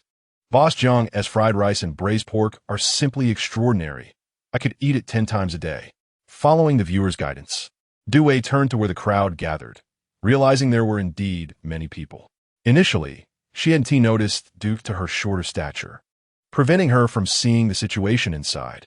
She approached someone in line and inquired, "Excuse me, sir, is Old Jiang fried rice delicious?" The man glanced at the camera in Dewey's hand and asked, "Are you live streaming?" "Yes. I came here specifically to find something tasty." The man's eyes sparkled as he replied with a grin, "Then don't eat it. This Old Jiang fried rice is terribly unpalatable." Chapter 77. Heed the advice. Satisfy your hunger. Then don't eat it. This Lao Jiang fried rice is utterly terrible. This unexpected remark left Dewey's mind in disarray. Terrible? How could it be so bad when so many people were queuing? Handsome, are you joking? Dewey retorted, "If it's so bad, why are you in line?" The boy adjusted his glasses and insisted, "It truly is awful, and I suggest you try Sister Song's pancake next door. Hers is exceptional." This boy, Jiang Xing, was a resident of Wang Hai apartment. Was Lao Jiang fried rice truly unappetizing? That was certainly untrue. Not only was it delicious, but it was also extraordinarily so. His favorite was Jiang Tian's braised pork fried rice. One bite would send him into a blissful stupor. However, he couldn't admit that it was tasty. The lines were far too long every day. The streamer before him, with an unknown number of viewers in her live room, could draw even more competitors if he claimed it was good. Thus, he could only shamelessly assert it was bad. Would Boss Jiang hold it against him? Thinking this, Jiang Xing cast a guilty glance at the busy Jiang Tian, who seemed oblivious to the situation.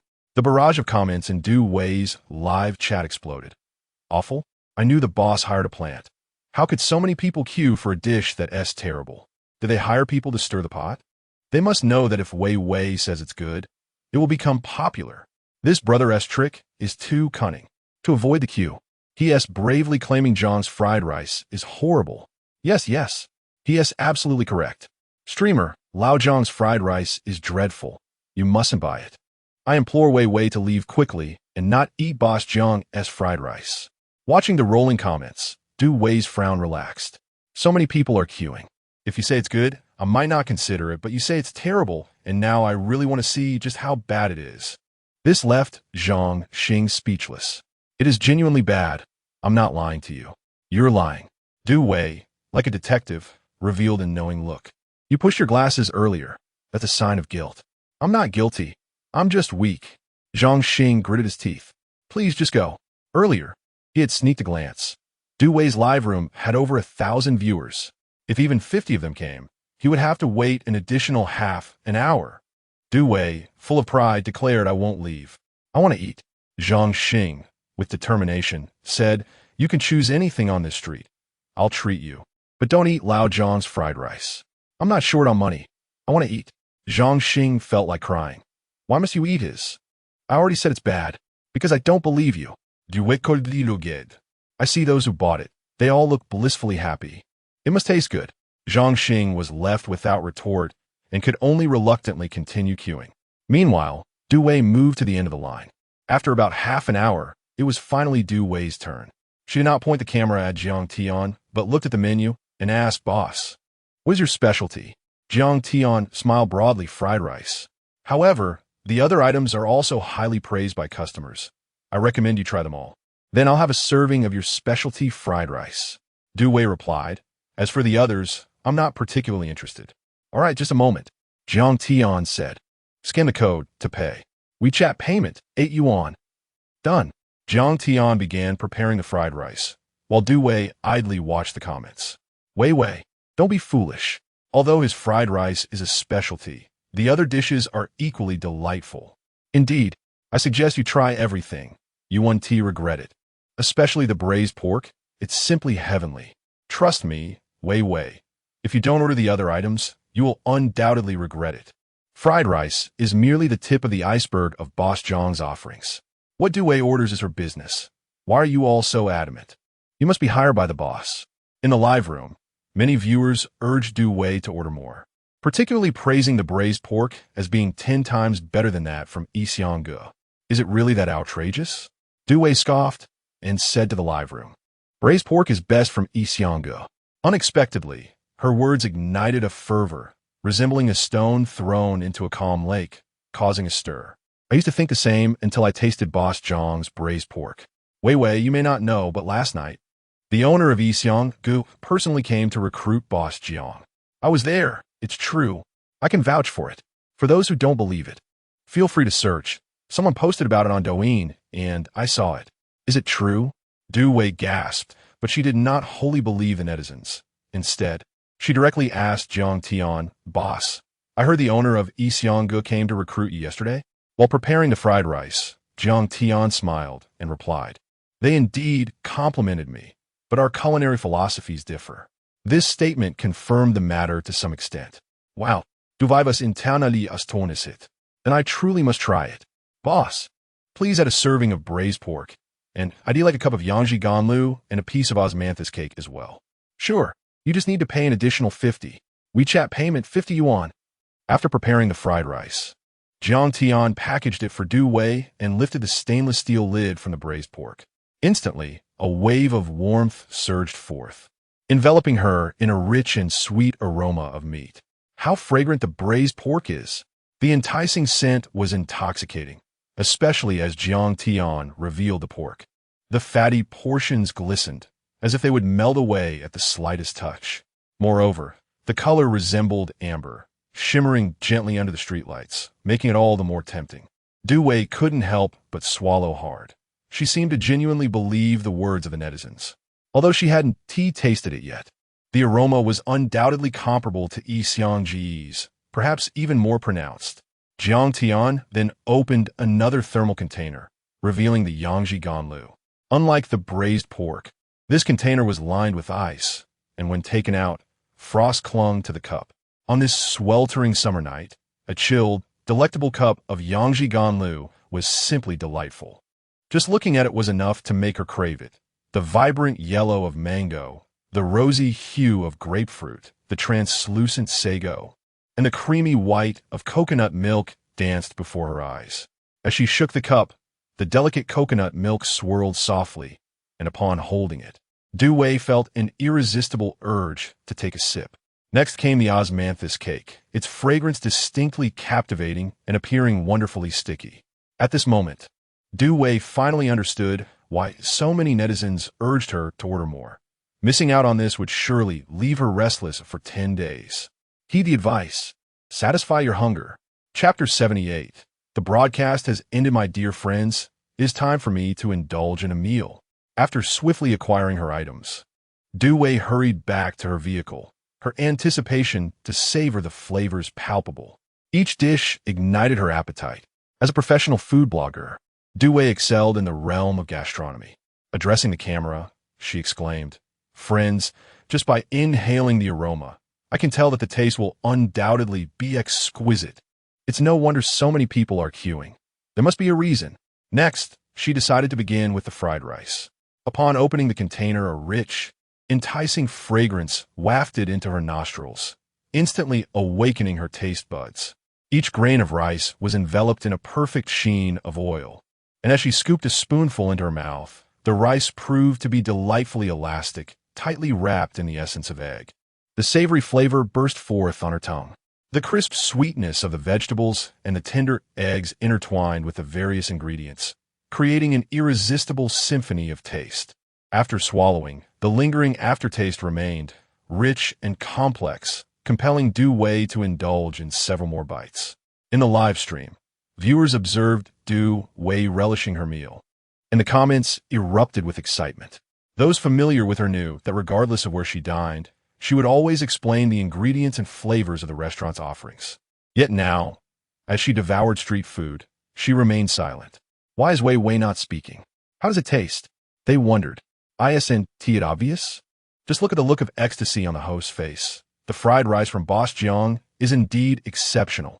Some skeptics questioned whether Du Wei was merely a shill. "Quick, try Boss Jiang's braised pork. It's my favorite," they urged. The presentation of the dishes was certainly appealing, indicating they would be delicious. Du Wei, however, remained focused solely on her meal. It wasn't until she had consumed half of the fried rice that she realized she was still alive. The way she had been eating? Her cheeks flushed with embarrassment.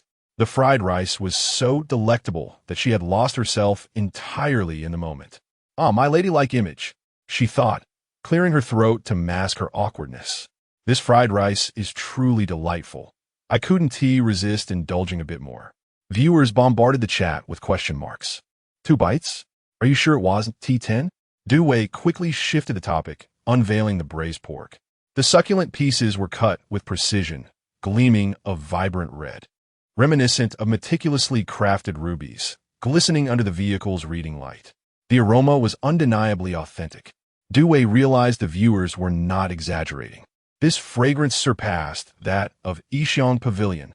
Overcome with temptation, she picked up her chopsticks, grasping a piece of the tender meat that seemed to quiver at the slightest touch. Upon tasting it, the tender exterior melted effortlessly in her mouth. The rich pork flavor, enveloped in savory sauce, erupted on her tongue. The fatty portions dissolved instantly, releasing a fragrant oiliness that was far from greasy, leaving an impression of sheer indulgence. The lean meat astonished Du Wei further, infused with flavor, tender without being dry, and saturated with the sauce, releasing an aromatic explosion with each bite.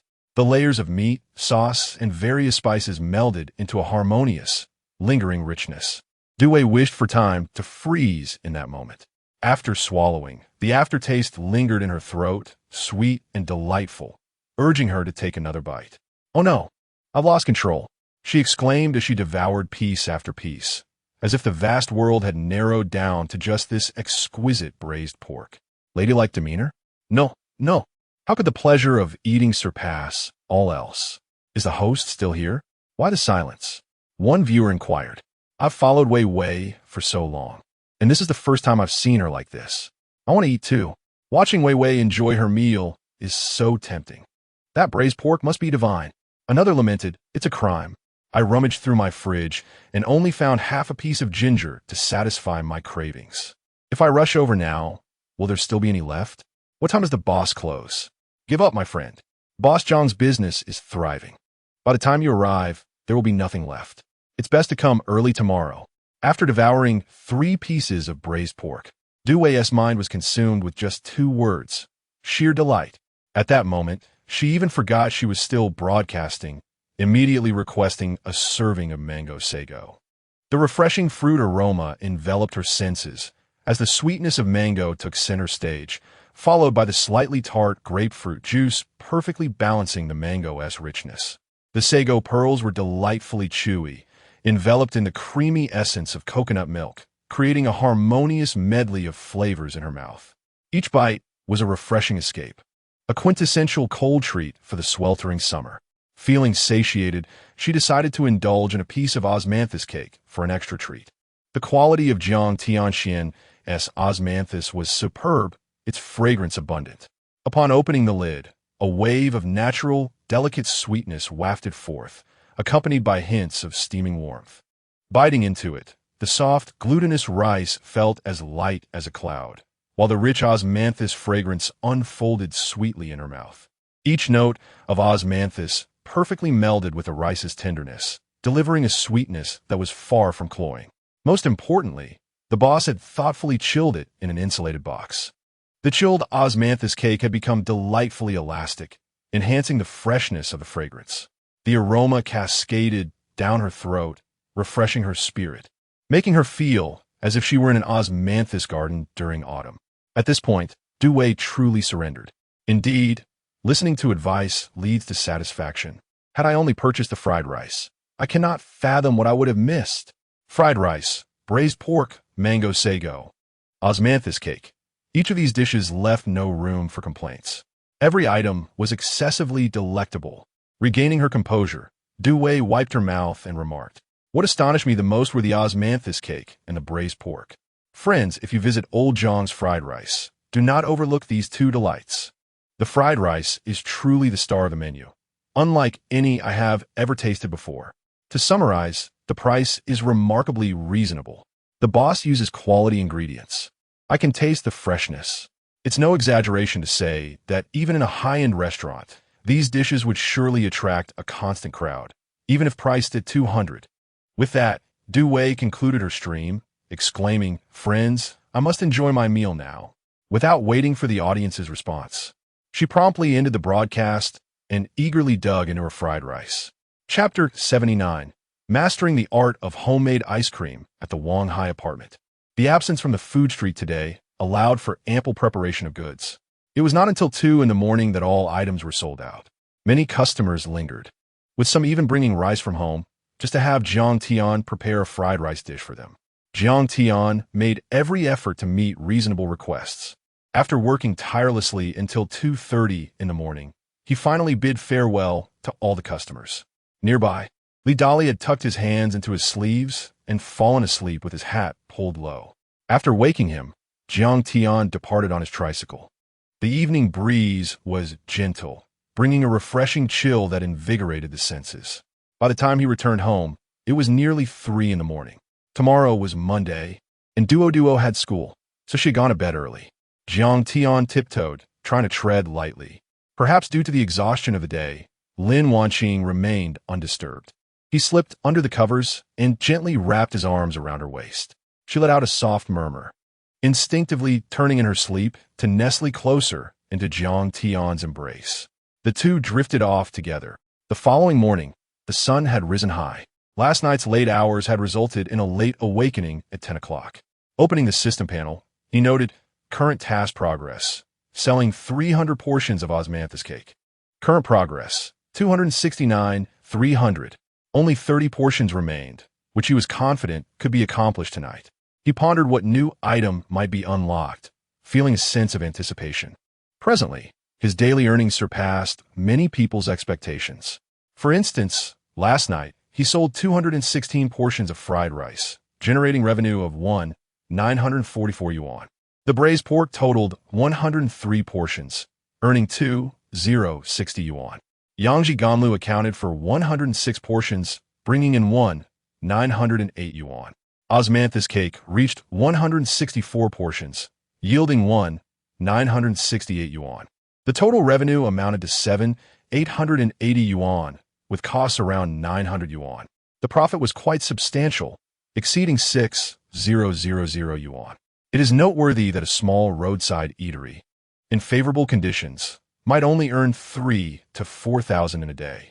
Jiang Tian lamented that the highest revenue in recent days was during the rain 2 days prior, totaling 9,556 yuan, so close to breaking the 10,000 mark. It felt as though 10,000 was a threshold, a fixation in Jiang Tian's mind. Had it not been for the free osmanthus cake at the food street, he would have certainly surpassed it. However, Jiang Tian remained unconcerned. Surpassing 10,000 was no longer a daunting challenge for him. If all went smoothly, it could happen today. "Darling, are you awake?" came Lin Wanqing's voice from outside the door. Jiang Tian closed the system panel in his mind and nodded towards Lin Wanqing. "Yes." "Did Duo go to school?" Lin Wanqing pouted. "That little rascal insisted on you delivering her lunch at noon. I warn you, do not buy her ice cream." Jiang Tian chuckled, knowing that ice cream and frozen desserts were Duo's favorites. "What if I make her some ice cream at home?" Lin Wanqing paused. "At home? Make ice cream? That sounds a bit dreamy, doesn't it? We don't even have an ice cream maker. How will we do that?" Jiang Tian chuckled lightly. "The ice cream and frozen desserts from outside are made with specialized ice cream powders. At home, we can use real ingredients, which is healthier and more reassuring." "Darling," Lin Wanqing said in astonishment, "I can't help but feel this sounds like a dream. You went from being someone who had never cooked to creating mouth-watering fried rice, something you claim to have learned online. I believed it. Then you turned around and made braised pork, even attracting the owner of Yixiang Pavilion to invite you. That felt suspicious. Afterward, there was Yangji Ganlu osmanthus cake, and one delectable dish after another. The Douyin backend is inundated with requests for you to set up a stall. It all feels quite mysterious. Now, you're saying you want to make ice cream at home? Is this really not a dream?" Jiang Tian replied. "Since I learned to make fried rice, I feel as though everything has clicked into place, making everything else effortless." "Making ice cream?" Lin Wanqing pondered, considering how much Duo loved ice cream. Though she was allowed to have it only twice a week, in reality, it was more like 3 or 4 times. Rather than purchasing ice cream made with powder from outside, why not make it at home? But how would we do that? Lin Wanqing's curiosity was piqued. If it was indeed possible, she was eager to try it. Jiang Tian thought for a moment. "I happened to see a tutorial online a couple of days ago. I'll go out and buy the ingredients." "Another online tutorial?" Lin Wanqing exclaimed. "Yes, the internet is so advanced now. You can find tutorials on even the most bizarre culinary creations, such as stir-fried dragon fruit with shredded potatoes. Have you heard of it? Can it even be eaten? Who knows? There's also durian chicken stew, cold mixed strawberries with fish mint, pineapple stir-fried with century egg, banana stir-fried with bitter melon." Stop. I'm going to be sick. You need to watch less of this stuff. I'm genuinely afraid that one day you'll get the idea to make durian chicken stew for me. I can just imagine Aunt Song knocking on our door, wondering if we're stewing. Don't say that word. I might throw up my breakfast. After washing up, Jiang Tian made his way downstairs. With thoughts of the system shop's panel in his mind, he sought out the ultimate ice cream making skills. Soon, he found it, perhaps due to its niche nature. It was quite affordable at just 1,000 points. Upon successful purchase, a mechanical voice echoed in his ears. "Congratulations, host, for unlocking the ultimate homemade ice cream tutorial." In an instant, all the knowledge about making homemade ice cream flooded Jiang Tian's mind. In truth, making ice cream at home is quite convenient, far simpler than one might imagine. In recent years, many ice cream brands have faced scandals, some even being flammable. Unbelievable. Isn't it? Therefore, rather than buying from outside, making it at home is preferable. Knowing Duo loves strawberries, Jiang Tian decided to create a crispy strawberry ice cream. He purchased ice cream molds and went to the fruit shop to buy strawberries. The other necessary ingredients included raw eggs, milk, heavy cream, and condensed milk. For the crispy coating, he would need chocolate, coconut oil, or cocoa butter, both of which can solidify, though cocoa butter yields a crispier finish, along with some crushed nuts. These ingredients are quite common and available in larger supermarkets. While the cost might be higher than purchasing ice cream, they were making it for their own enjoyment, so price was less of a concern. After completing his shopping, Jiang Tian returned home, observing the array of items in his hands. Lin Wanqing remarked, "They say daughters are their daddy's little cotton-padded jackets, and that saying rings true." "Ha! Wait until I make it. You can have a taste too." With all ingredients prepared, it was now time for Jiang Tian to showcase his mastery in crafting homemade ice cream. Chapter 80. Completion of strawberry ice cream in the kitchen. Jiang Tian prepared to create ice cream. The first step involved making strawberry sauce, which could either be purchased pre-made or prepared from scratch. Jiang Tian opted to make his own sauce using fresh strawberries. He diced approximately 1 pound of strawberries and added around 40 grams of sugar, slightly less than the usual 50 grams, considering that it was for duo. After incorporating the sugar, he mixed the ingredients well and allowed them to marinate for about half an hour before proceeding to cook the sauce. Next, he prepared the milk mixture. Jiang Tian used pasteurized eggs, requiring only the yolks. He added approximately 20 grams of sugar to the yolks and whisked them until the volume increased and the color transformed into a light yellow, achieving a thick texture. He then heated 80 grams of milk to around 70 degrees Celsius and gradually poured it into the egg mixture in several small increments while maintaining the whisk at high speed. This method ensured the egg mixture transformed into a custard-like consistency.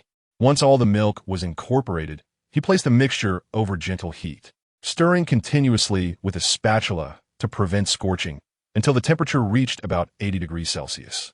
He then strained the mixture through a fine sieve and set it aside to cool. During the cooling process, he turned his attention to the strawberry sauce. The marinated strawberries were placed in a small pot and simmered over low heat. For a smoother texture, he crushed the fruit or juiced it before simmering until it reached a thick, paste-like consistency. He then combined 130 grams of the strawberry sauce with the cooled milk and egg mixture, stirring until blended. The homemade strawberry sauce lacked a vibrant color, so for commercial purposes, a bit of strawberry powder could be added to enhance its appearance. The final and most crucial step involved whipping 200 grams of heavy cream and 25 grams of condensed milk with a mixer. Jiang Tian exerted himself, contemplating that if he were to sell such artisanal ice cream, he would eventually need to develop impressive arm strength. For those who preferred a lighter texture, the cream could be whipped to a firmer consistency, while those who enjoyed a denser feel might opt for a softer whip. Once the cream was ready, he folded it into the strawberry mixture, completing the preparation. Next, he poured the mixture into ice cream molds, employing a small trick. He filled the molds halfway, added a dollop of strawberry sauce in the center, and then filled them to the brim with the strawberry milk mixture. This technique would result in a delightful burst of flavor upon consumption. After adding the strawberry sauce, Jiang Tian placed the molds in the freezer. Typically, the ice cream would need to freeze for 5 to 6 hours to solidify, but with limited time, he activated the fast freeze mode on his freezer to expedite the process. Most people do not possess specialized ice cream molds, so disposable cups could serve as a suitable alternative. By cutting a small hole in the center of the cup and inserting a stick, one could create a makeshift mold. At this stage, Lin Wanqing, who had been observing closely, was visibly anxious, as this process required immense patience and precision. A misstep could significantly alter the ice cream's flavor and texture. However, Jiang Tian was confident and adept, moving with assurance as if he were immune to error. Cooking and making ice cream were entirely different endeavors, and Lin Wanqing realized she needed to learn more online, aspiring to emulate her husband's impressive skills one day. As Jiang Tian neared the completion of the ice cream, he awaited its freezing while preparing to make the chocolate coating. Lin Wanqing excitedly remarked on the delightful aroma of chocolate wafting through the room, praising Jiang Tian for his impressive first attempt at making ice cream. Accustomed to compliments, Jiang Tian responded nonchalantly, "It's just a little effort. You should see who I am." He reserved one for duo, to which Lin Wanqing sternly replied that even homemade ice cream should not be consumed excessively. "Understood. We shall share the rest," he agreed. Jiang Tian had made 3 servings, perfectly utilizing the strawberries, one for each of them, with the prospect of making more for duo if she behaved well. While waiting for the ice cream to freeze, they discussed Douyin and filmed a tutorial for Mango Sago, intending to share it soon. Their previous fried rice video had garnered over 20,000 likes within a day, with many locals inquiring about Jiang Tian's stall location after being swayed by the comments. He noticed many new viewers had arrived through a popular streamer named Wei Wei, who had praised his fried rice during a live broadcast the night before. Is this the one? It must be. It's the only fried rice that left Wei Wei speechless. Jiang Tian chuckled, recalling the enthusiastic comments from viewers eager to try his food. As he browsed Wei Wei's profile, Lin Wanqing, feeling slightly jealous, remarked on her beauty. Jiang Tian quickly retorted, "She cannot compare to my wife." He then rushed to the kitchen, declaring he would prepare the chocolate coating. In the kitchen, Jiang Tian gathered the necessary ingredients for the outer chocolate layer, which included chocolate, nuts, and either coconut oil or cocoa butter. He chose white chocolate as it suited the strawberry ice cream better. He melted 150 grams of chocolate with 50 grams of cocoa butter using a double boiler. While waiting for the chocolate to melt, he chopped some nuts with a knife. Once the chocolate reached a smooth, thick consistency, he mixed in the nuts, pouring the chocolate mixture into a cup. By this time, the ice cream had frozen sufficiently, though the center may not have been completely solidified, which was inconsequential. He removed the ice cream from the molds and dipped each piece into the chocolate mixture, ensuring they were fully coated. After cooling, the crispy outer layer would form, and to hasten the process, he could place them in the freezer for a brief period. Before long, Jiang Tian had successfully created 3 homemade strawberry ice creams with a delightful crunchy coating. Chapter 81. The Tempting Strawberry Delight around 11 o'clock. Jiang Tian retrieved the crispy strawberry ice cream from the refrigerator. After freezing, the outer shell had solidified. Lin Wanqing exclaimed, "Isn't this simply stunning? It looks even better than what Duo bought at the supermarket." Jiang Tian had used white chocolate. The exterior was a creamy white, delicately smooth, adorned with crushed nuts. The enticing aroma of chocolate mixed with the rich scent of milk wafted through the air, prompting Lin Wanqing to take a deep breath and declare, "It smells divine. Let me have a taste."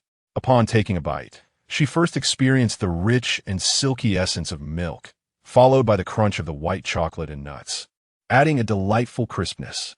Finally, the sweet and tangy strawberry jam center revealed itself, with a soft, slushy texture that harmonized beautifully with the flavors of chocolate and milk. Sweet yet not cloying, refreshingly delightful.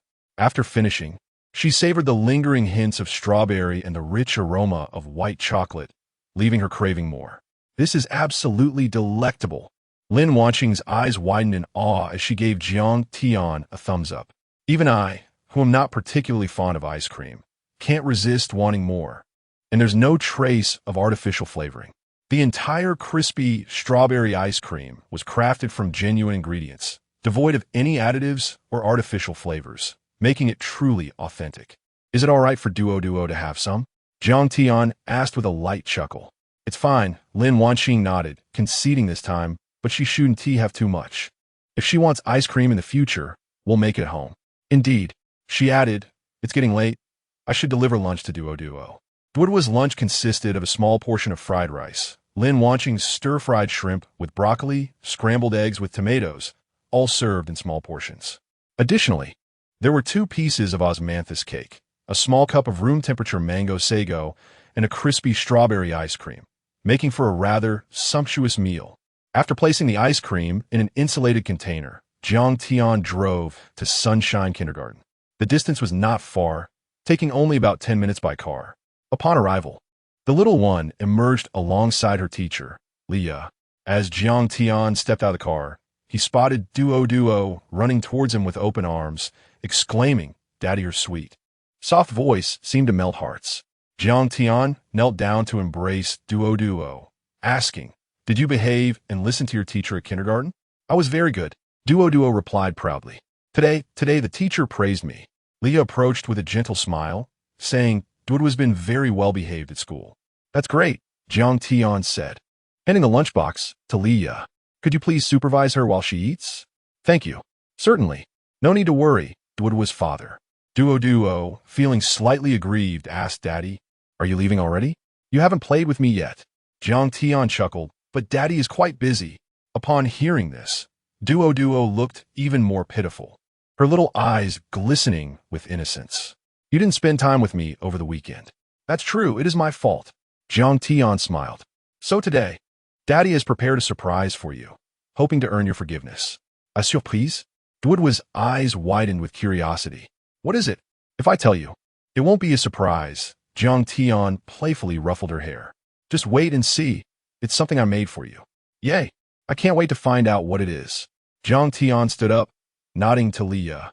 Please let Duo eat first before she has anything else. Leah took Duodwa's hand and led her back to the kindergarten, while the little one glanced back longingly at Jiang Tian, who watched her silhouette disappear into the school before driving home. It wasn't that he didn't wish to spend more time with Duo. Rather, there were many tasks awaiting him at home, and he had to set up for an evening market at the Happy Garden. Leah guided Duo into the cafeteria, where a throng of children quickly surrounded them. Duo, what delicious treat did your daddy bring you this time? Can we have a taste? Is there braised pork? I really want to try your daddy's braised pork. I want to drink the mango sago from last time. Can I trade you this Peppa Pig toy for a bit? Duo, can I swap my mom's gold ring for some of your fried rice? Leah face-palmed. Over the weekend, many parents had messaged her, asking her to keep an eye on their children, fearing they might exchange something peculiar just to taste Duodwa's father's culinary creations. Oh my, they're quite the negotiators, even offering gold rings. Leah hurriedly collected the items and contacted the parents to retrieve them. There were 2 lunchboxes in total. Duo opened one, revealing fried rice, scrambled eggs with tomatoes, and shrimp with broccoli. She pouted, recognizing that these dishes were undoubtedly made by her mother. Where's the surprise? With curiosity piqued, Duo opened the second lunchbox. At the top was the room temperature mango sago, and beneath that, 2 pieces of osmanthus cake. When she opened the third layer and caught sight of the white chocolate strawberry ice cream, her eyes widened in surprise. Ice cream. After pondering for a moment, she realized it wasn't a fruit, but she had never expected it to be ice cream. Wow. A swarm of children gathered around.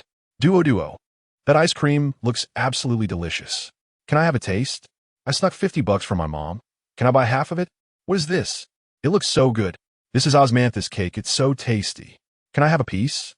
Leah quickly dispersed the crowd, fearing a chaotic rush. There was no denying that Duodwa's father's culinary skills were astounding. Not only the children, but even she herself sometimes found it hard to resist. The aroma was simply intoxicating. In Duodwa's eyes, the world had narrowed down to that strawberry ice cream. It was her favorite treat, and she often boasted to Jiang Tian about wanting ice cream as a reward for her good behavior. Moreover, Daddy had said he made this himself. How impressive is that? He can even create something as delectable as ice cream. Duo eagerly reached for it, but Leah intervened. Duo, your daddy specifically instructed that you should eat your meal first. Upon seeing the ice cream, Leah was equally astonished, especially knowing that it was made by Duodwa's father. It looked even more exquisite than the ones sold outside. Even as an adult, she couldn't help but wish to sample it. Duo, being obedient, promptly began eating her meal.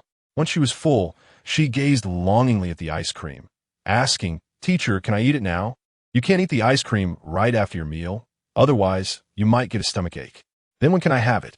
In another half an hour, this news greatly troubled Duo, who could only watch the ice cream with eager eyes. Fortunately, it was placed on ice, so she didn't need to worry about it melting. After half an hour passed, Duo approached Leah, counting down the moments. Teacher, can I eat it now?" Leah checked the time and replied, "Yes, you can eat it now." Chapter 82. Why does John's fried rice seem so familiar? All right, let's eat. After receiving the teacher's approval, Duo finally picked up the crispy strawberry ice cream. The subtle aroma of chocolate mingled with the rich scent of milk and the refreshing fragrance of strawberries, tantalizing one's taste buds. A group of children gathered around, their curiosity piqued by the ice cream. Had it not been for the teacher's intervention, they would undoubtedly have swarmed around Duo, chattering excitedly and offering various exchanges for a taste. Crunch. The crisp sound marked the moment Duo bit into the shell. The soft sound of her teeth sinking into the ice cream followed, accompanied by the audible gulp of other children swallowing in anticipation. Duo's eyes widened. As a devoted ice cream enthusiast, she had indulged in countless varieties throughout her life. This particular fondness had developed during a summer spent at her grandparents' home, where Jiang Tian and Lu Huilan, with their indulgent affection, would immediately acquiesce to her every whim. "Grandpa, I want ice cream." The moment those words escaped her lips, Jiang Tian, regardless of his current task, would promptly respond, Okay, Grandpa will take you to buy some." The ice cream she was about to taste was unlike any she had savored before. The milk flavor was rich and, intriguingly, not overly sweet. Unlike typical ice creams that often relied on saccharin or syrup, Jiang Tian had used genuine granulated sugar, resulting in a dessert devoid of any unpleasant artificial taste. With one bite, the strawberry jam burst forth, a delightful pink explosion of flavor. Pure satisfaction. Many little ones were left yearning for a taste. "Teacher, I want strawberry ice cream too. Zyode Oduo, can I have a bite? I can sneak some of my dad's secret stash for you." One chubby child plopped down onto the ground, tears streaming down his cheeks. "I don't care. I want strawberry ice cream too." His cries prompted others to join in, each child sitting on the ground wailing, "I want to eat. I want to eat Zyode Oduo's dad's strawberry ice cream." Boo-hoo. Leah gazed at the escalating chaos with a heavy heart. Upon returning home, Jiang Tian wasted no time and began his preparations. That evening, he was scheduled to set up shop at Happiness Garden. Glancing at the map, he noted that the area was part of an industrial zone, bustling with factories. Many young workers would venture out after hours, seeking affordable street food. However, Jiang Tian harbored concerns about the distance. Happiness Garden was a good 5 kilometers away. Riding a shared bicycle from the university town to Happiness Garden would take at least 20 minutes, while taking the bus would involve detours, possibly exceeding half an hour. This round trip would consume nearly an hour, and to claim it would not impact his business would be disingenuous. Alas, fate was not to be defied. This was the closest location available for his stall. In the kitchen, Lin Wanqing assisted diligently.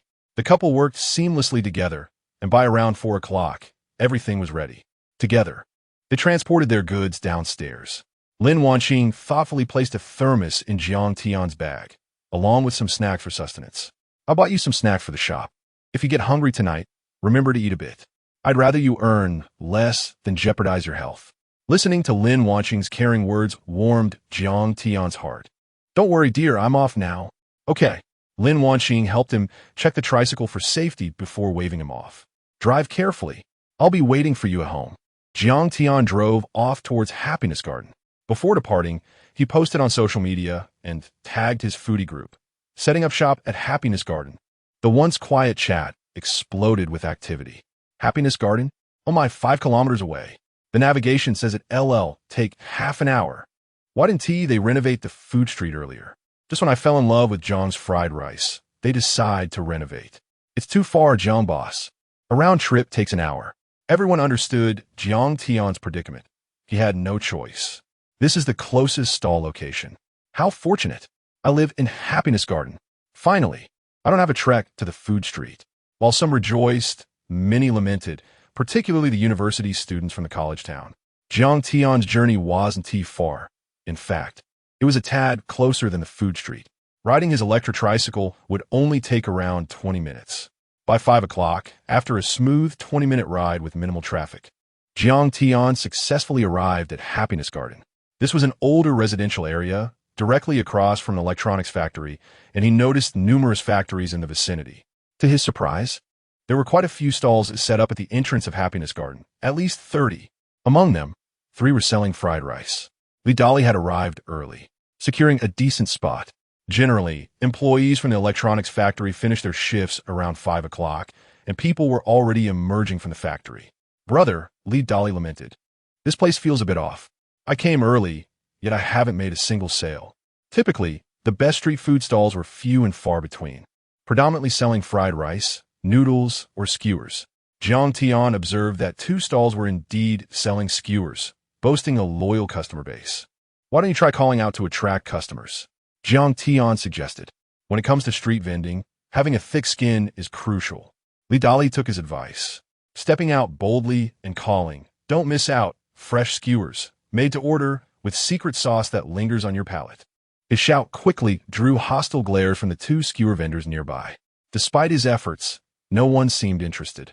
After a few attempts, Li Dali retreated disheartened. "What now? Will your customers even come here?" Jiang Tian shook his head. I can't say for sure. People flock to street food for convenience. A 30-minute journey might deter many. Yet, I'm certain some will come. Meanwhile, not far away, the proprietor of Kung Fu Fried Rice glanced at Jiang Tian and turned to his wife, asking, "That Jiang's fried rice. Why does it seem so familiar? Ever since he arrived, my heart has been racing." Chapter 83. Is the master here to cause trouble? That old Jiang fried rice. Why does he seem somewhat familiar? Ever since his arrival, my heart has been racing uncontrollably. Zhao Yihong, the owner of Kung Fu Fried Rice, glanced anxiously at his wife, who was assisting him. The woman furrowed her brow. Do you like him? Your heart is racing. What nonsense! Zhao Yihong replied, speechless. Don't you think he looks familiar? Moreover, the name Old Jiang Fried Rice sounds vaguely familiar to me. Really? The woman glanced at the sign for Old Jiang Fried Rice, then at Jiang Tian, raising an eyebrow. Now that you mention it, he does seem a bit familiar. Why haven't we seen him here before? Is he from somewhere else? Zhao Yihong pondered. Several unfamiliar faces have come today. I inquired, and they all said they came from the food street in the university town, which is undergoing renovations. University town? Food street? The woman paused. Wait a moment. She hurriedly removed her gloves and opened her phone to Douyin. Soon, she found a video of Jiang Tian setting up a stall at the entrance of the Urban Management Bureau. Honey, it's him. The one who was selling at the Urban Management Bureau. Zhao Yihong's heart nearly leaped out of his throat. His pupils dilated in shock as he stammered. Him? Why is he here? Zhao Yihong was well aware of Jiang Tian's reputation. He had previously watched Jiang Tian's Douyin video and naively fantasized about being able to do the same. How did this master end up at Happy Garden? The woman nervously swallowed and asked Zhao Yihong. What should we do? Zhao Yihong squinted.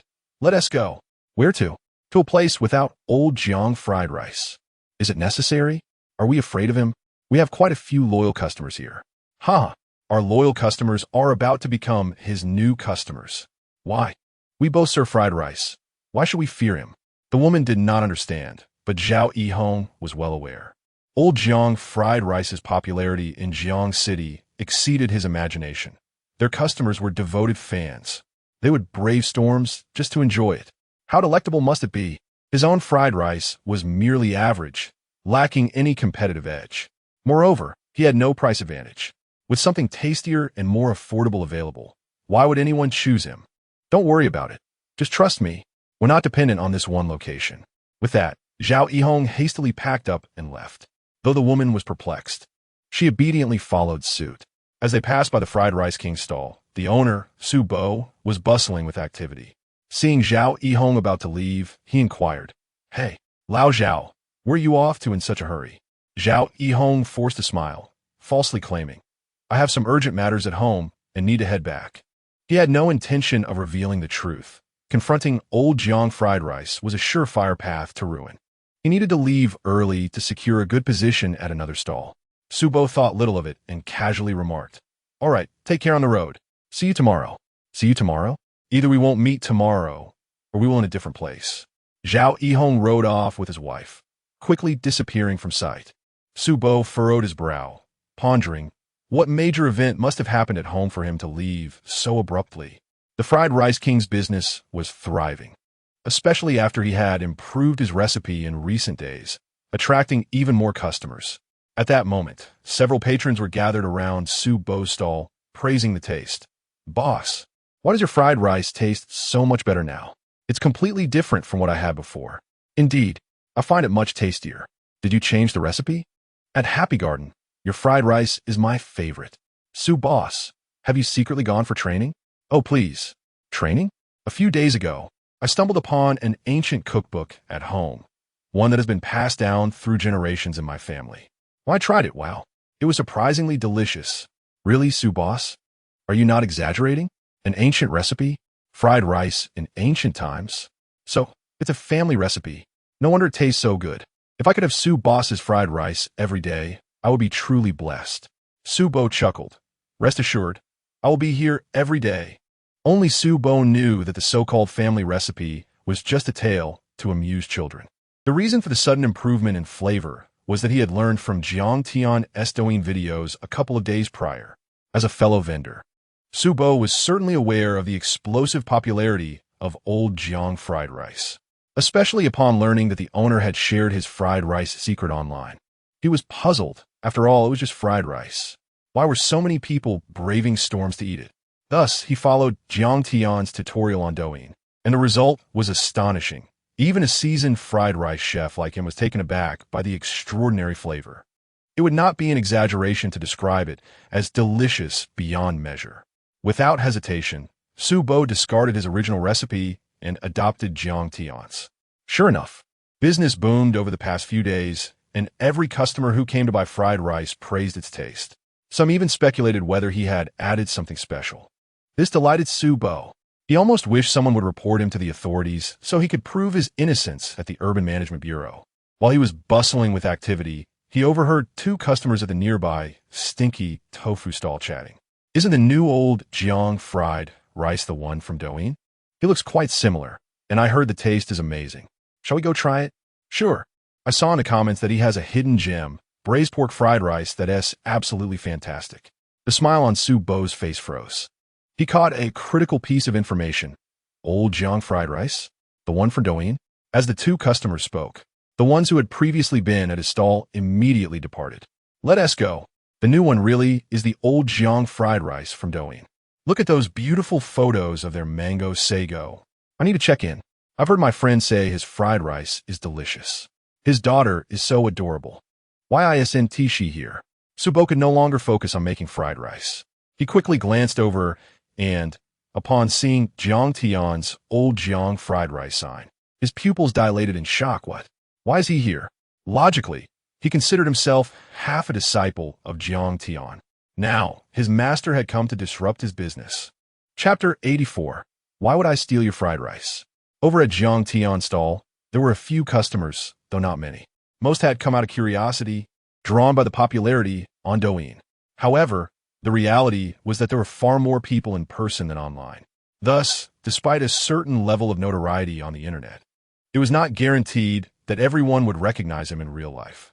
Much like some celebrities who could walk down the street without anyone paying them any heed, even without a mask or sunglasses. Jiang Tian remained unperturbed. This was not his first time running a stall, and his demeanor was as steady as an old dog. Several patrons who had purchased his food offered glowing reviews. Previously, he had wondered if the positive comments were fabricated, but after tasting the food, he was left speechless. Indeed, he had pondered how delicious fried rice could possibly be, only to find himself at a loss for words after the first bite. Boss, will you be stationed here regularly? I wish I could indulge in this every day. It feels like I could eat it endlessly. The praise continued. No wonder it's so popular at the City Management Bureau's entrance. The flavors are absolutely exquisite. The braised pork is authentic too. As Jiang Tian tossed the ingredients in the pan, he replied with a warm smile, I'll be here for a while. Beyond that, it's uncertain. At that moment, the morning shift workers from the factory were gradually finishing up, and many were emerging in groups. While the foot traffic might not compare to that of the food street, it was still quite substantial. Moreover, he had just arrived, and customers from the university district had yet to make their way over. Jiang Tian was genuinely curious about how many would come from the university. The journey was neither particularly short nor long, but a round trip would certainly take about an hour. Bai Yangda, an employee at the electronics factory across from the Happy Garden, was feeling quite dejected today. During work hours, he had been harshly reprimanded by his team leader for dozing off in front of many colleagues. Now, Bai Yangda was seething with frustration. Old Bai, his colleague Fong Hui said, draping an arm around his shoulder, I heard from Xiao Mei that a fried rice stall has opened at the entrance. And it's supposed to be amazing. Shall we go give it a try? I've heard their business is booming over at the food street, and they've set up shop by the City Management Bureau. It's impressive. Bai Yangda glanced at Fong Hui and coldly remarked, You actually believe that? You're too naive. Fong Hui retorted, They've got videos as proof. What could possibly be fake about that? Bai Yangda replied dismissively, Even if it's true, the owner must have some ulterior motive. It doesn't necessarily mean the food is delectable. Fong Hui, slightly irritated, said, You usually don't speak so harshly, old Bai. Am I wrong? Bai Yangda scoffed, It's just some fried rice. How good could it possibly be? So many gullible people flocking there. The owner is probably laughing all the way to the bank. I detest people who follow trends blindly, taking every rumor at face value without any discernment. Whether you like it or not, it's up to you. Why are you berating me? Fong Hui snapped back. You don't have to eat it, but you shouldn't slander someone. If the owner has good ingredients and makes a profit, that's his skill. Whatever, Bai Yongda shrugged. You can go spend your money. I want to eat it. I'll never eat it in this lifetime. Fong Hui rolled his eyes, perplexed by Bai Yongda's unusually aggressive demeanor today. He had no choice but to stand in line alone. There were only 4 or 5 people waiting for Jiang's fried rice. After a short wait, it was Fong Hui's turn.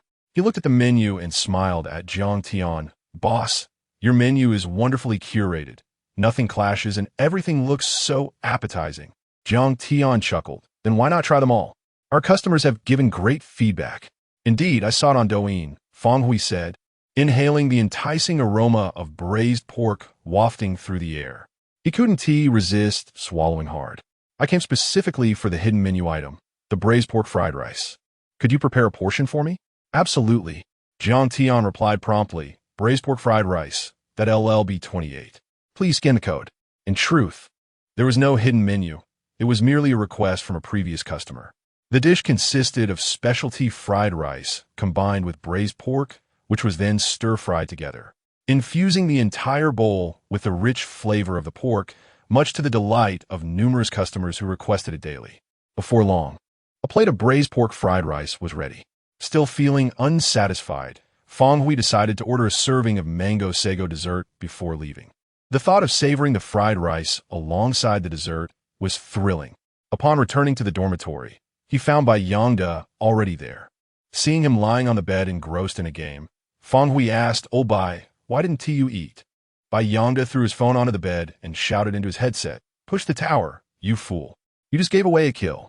Can't you play? I'm asking if you can play." Fong Hui leaned over for a peek and chuckled. "You're a mid laner with a score of 0 to 10. Why are you blaming your teammates?" Bai Yongda's face flushed with embarrassment as he protested. "I play a significant role." Sure, Fong Hui laughed. "With not a single assist, your contributions are truly monumental." With that, Fong Hui left him to his own devices and prepared to eat. Lifting the lid of the fried rice, an intense aroma enveloped him. The scent of the braised pork mingled with the fried rice, a delightful explosion of fragrance. "Delicious!" Fong Hui exclaimed, unable to contain himself as he immediately dug in. With the first bite, he was overwhelmed by the rich, oily flavor of the braised pork, which melted in his mouth, leaving a lingering essence of savory goodness. Meanwhile, engrossed in his game, Bai Yongda caught a whiff of the fried rice and couldn't help but glance at Fong Hui, who was relishing his meal. That brief distraction cost him dearly in the game as his character fell victim to an enemy attack. The angry shouts of his teammates filled his ears. "What is the mid laner doing? I can't believe it." Yet, Bai Yongda was oblivious to the chaos around him, for his stomach audibly growled at the most inopportune moment. Earlier, he had intended to grab a bite, but he had lost all appetite. Upon hearing the rumble of Bai Yongda's stomach, Fong Hui glanced over, prompting Bai Yongda to quickly avert his gaze, his cheeks burning with embarrassment. "Damn it, why does that fried rice smell so divine? One bite would surely send me to the heavens. And that mango sago, if I had just a sip, would I not soar?" Suddenly, Fong Hui's phone rang, and upon answering, he said, Okay, you're downstairs? I'll go get it now." After ending the call, Fong Hui stood up and remarked, "I'm off to fetch a package. Don't you dare steal any of my food." Bai Yongda scoffed. "Why would I steal your fried rice? Ridiculous." Fong Hui rolled his eyes and left the dormitory. With the other roommates still absent, Bai Yongda found himself alone, staring at the fried rice within arm's reach. He felt an uncontrollable urge to swallow. Reason told him to resist, but his body compelled him to leave the bed. Just one bite. Surely it wouldn't be discovered? With that thought, Bai Yongda stealthily approached the table, almost like a thief, and picked up Chapter 85. This is Lao Zhang's fried rice. Hurry up and line up. Bai Yongda seized a spoonful of fried rice, eagerly shoving it into his mouth. The relentless tirade of curses from his teammates echoed in his earpiece, but he was oblivious to their dissatisfaction. In his world, there existed nothing but this delectable fried rice. With the first bite, A burst of aroma enveloped his palate, intoxicating him to the point of near faintness. The insult from his leader and the wrath of his teammates faded into oblivion. All he yearned for was to savor this dish to the fullest. Once he finished, he still felt unsatisfied, his stomach protesting loudly, urging him to take another bite. Never mind. Bai Yongda disregarded the possibility of Fong Hui noticing and scooped several more mouthfuls of rice. What had once been half a serving was rapidly reduced to a mere quarter. Panic set in. Bai Yongda hastily set down his chopsticks and wiped his mouth. To his shock, he turned around to find Fong Hui standing at the doorway, staring at him in disbelief, a package in hand. Aren't you not eating? Fong Hui comprenait. If you want to eat, buy your own. Why steal from others? Biangde, maintaining his composure, retorted. Who ate? Seriously? Fong Hui replied incredulously. I watched you devour several bites. How can you be so obstinate? I didn't eat. Bai Yongda frowned, dismissing the significance of a mere fried rice. Fong Hui raised an eyebrow, right? You still have rice grains on your lips, and you claim you didn't eat. I truly didn't eat. The rice on my lips is from lunch. I simply forgot to wipe it off. Bai Yongda insisted, quickly changing the subject. My package has arrived. I need to head downstairs. He hurriedly descended, realizing that the little portion he had consumed was utterly insufficient to satisfy his hunger. He craved another serving. No, 2 servings. Rushing to the entrance of the Happy Garden community, Bai Yongda was dismayed to see a long queue for Lao Zhang's fried rice. Regret washed over him. He had left work early, and at that time, there had been hardly anyone in line. Now, he would have to wait at least 10 minutes to indulge in that fragrant fried rice. However, for the sake of that enticing dish, he resolved to be patient. Meanwhile, after finishing the leftover fried rice, Fong Hui was still left yearning for more. Having witnessed Bai Yongda devour so much, he felt only about 50% satisfied. Thus, he decided to descend and purchase another portion. To his surprise, he spotted Bai Yongda in the crowd from a distance. Approaching him, Fong Hui patted his shoulder from behind and asked, "What are you doing here?" Startled, Bai Yongda trembled. Upon recognizing Fong Hui, he found himself at a loss for words. Stammering, "Me? I'm just enjoying the scenery." "Enjoying the scenery?" Fong Hui replied, exasperated. "You're clearly here to buy fried rice." "I'm not." "Oh, Bai. With your stubbornness, when you die and are buried, even 100 years later, people will dig you up and you'll still be obstinate. If you want to eat, just eat. No one will judge you." "I really don't want to eat." "Then swear it." "I won't." At the entrance of Jiangxing University of Science and Technology, 2 students were engaged in a heated argument. "This bike was clearly mine first. It should belong to me. But I spotted that beauty first. Shouldn't she be my girlfriend? Stop making excuses. I'll give you 5 yuan to take another bike. Are there any other bikes within a 2-kilometer radius? I'll give you 10. The students were red-faced as the collective exodus of students from the nearby university began.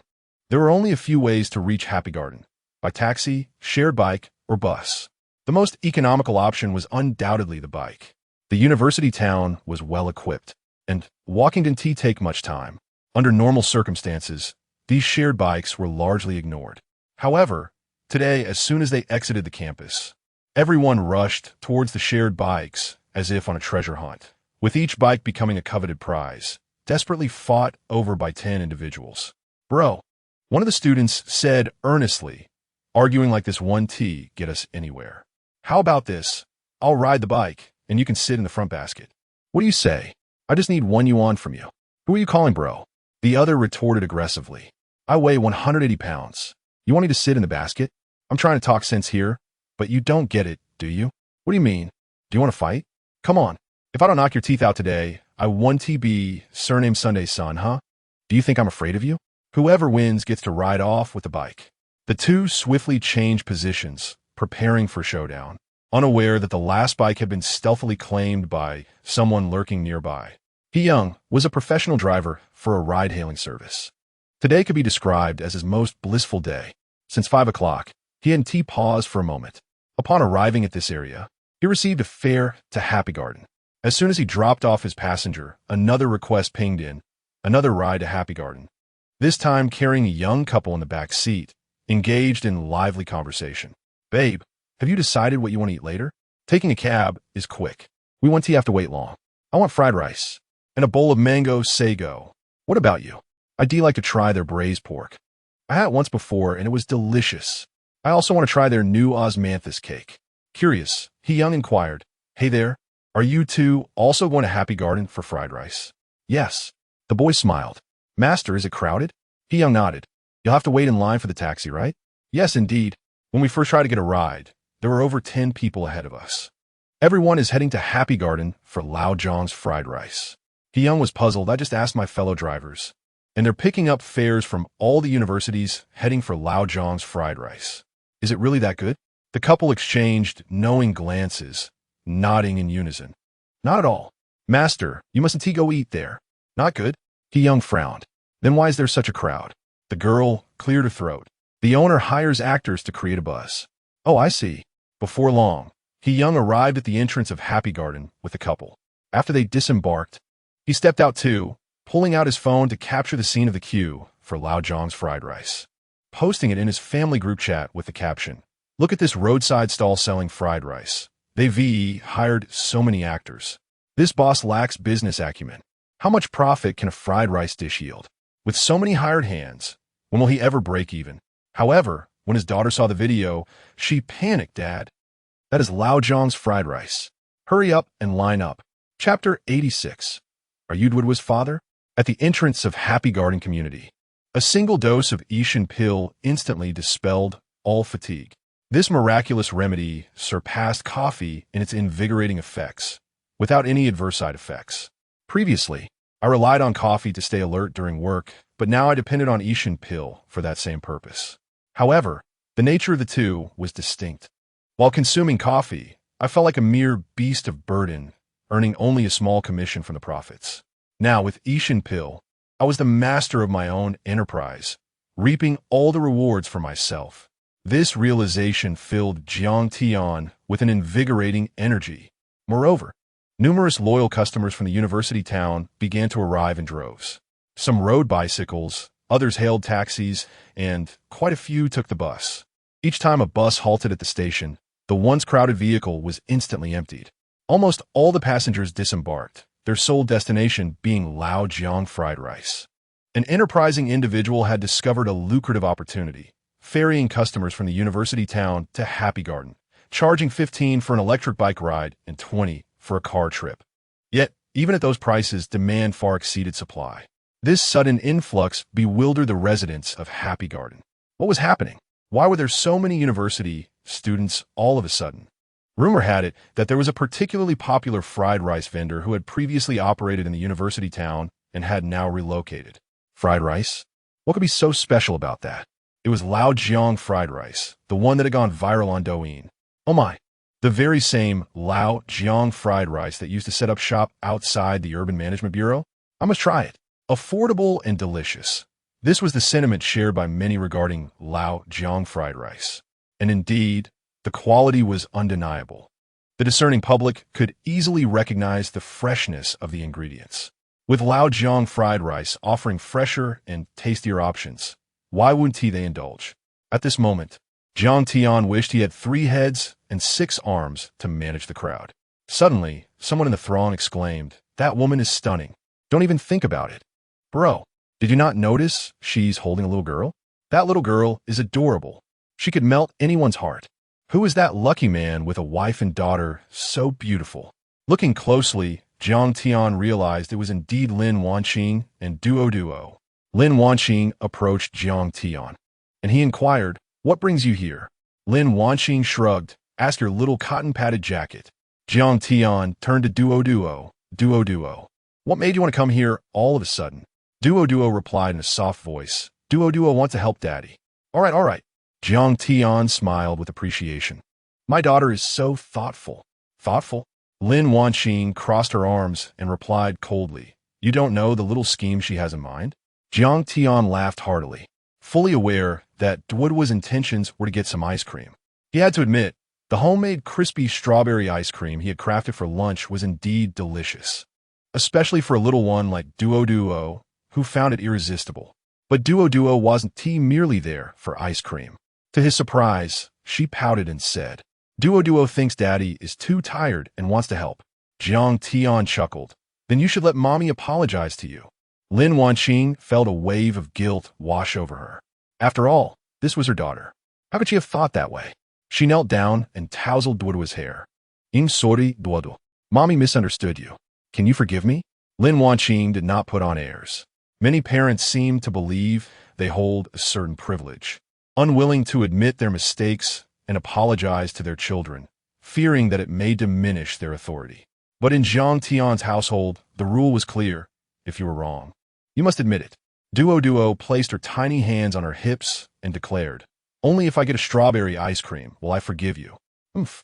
Oh, this little one is quite clever. Lin Wanqing's expression dropped immediately. Sensing the impending trouble, Jiang Tian quickly interjected, "Wife, we're still running the stall. Let us deal with her later." "Very well," Lin Wanqing replied sternly. "You wait for it." Duoduo immediately deflated, clinging to Jiang Tian's arm and refusing to let go. This scene elicited laughter from many onlookers. "Jiang boss, your daughter is too adorable. If only I had a daughter like her." Indeed, Duoduo is so clever.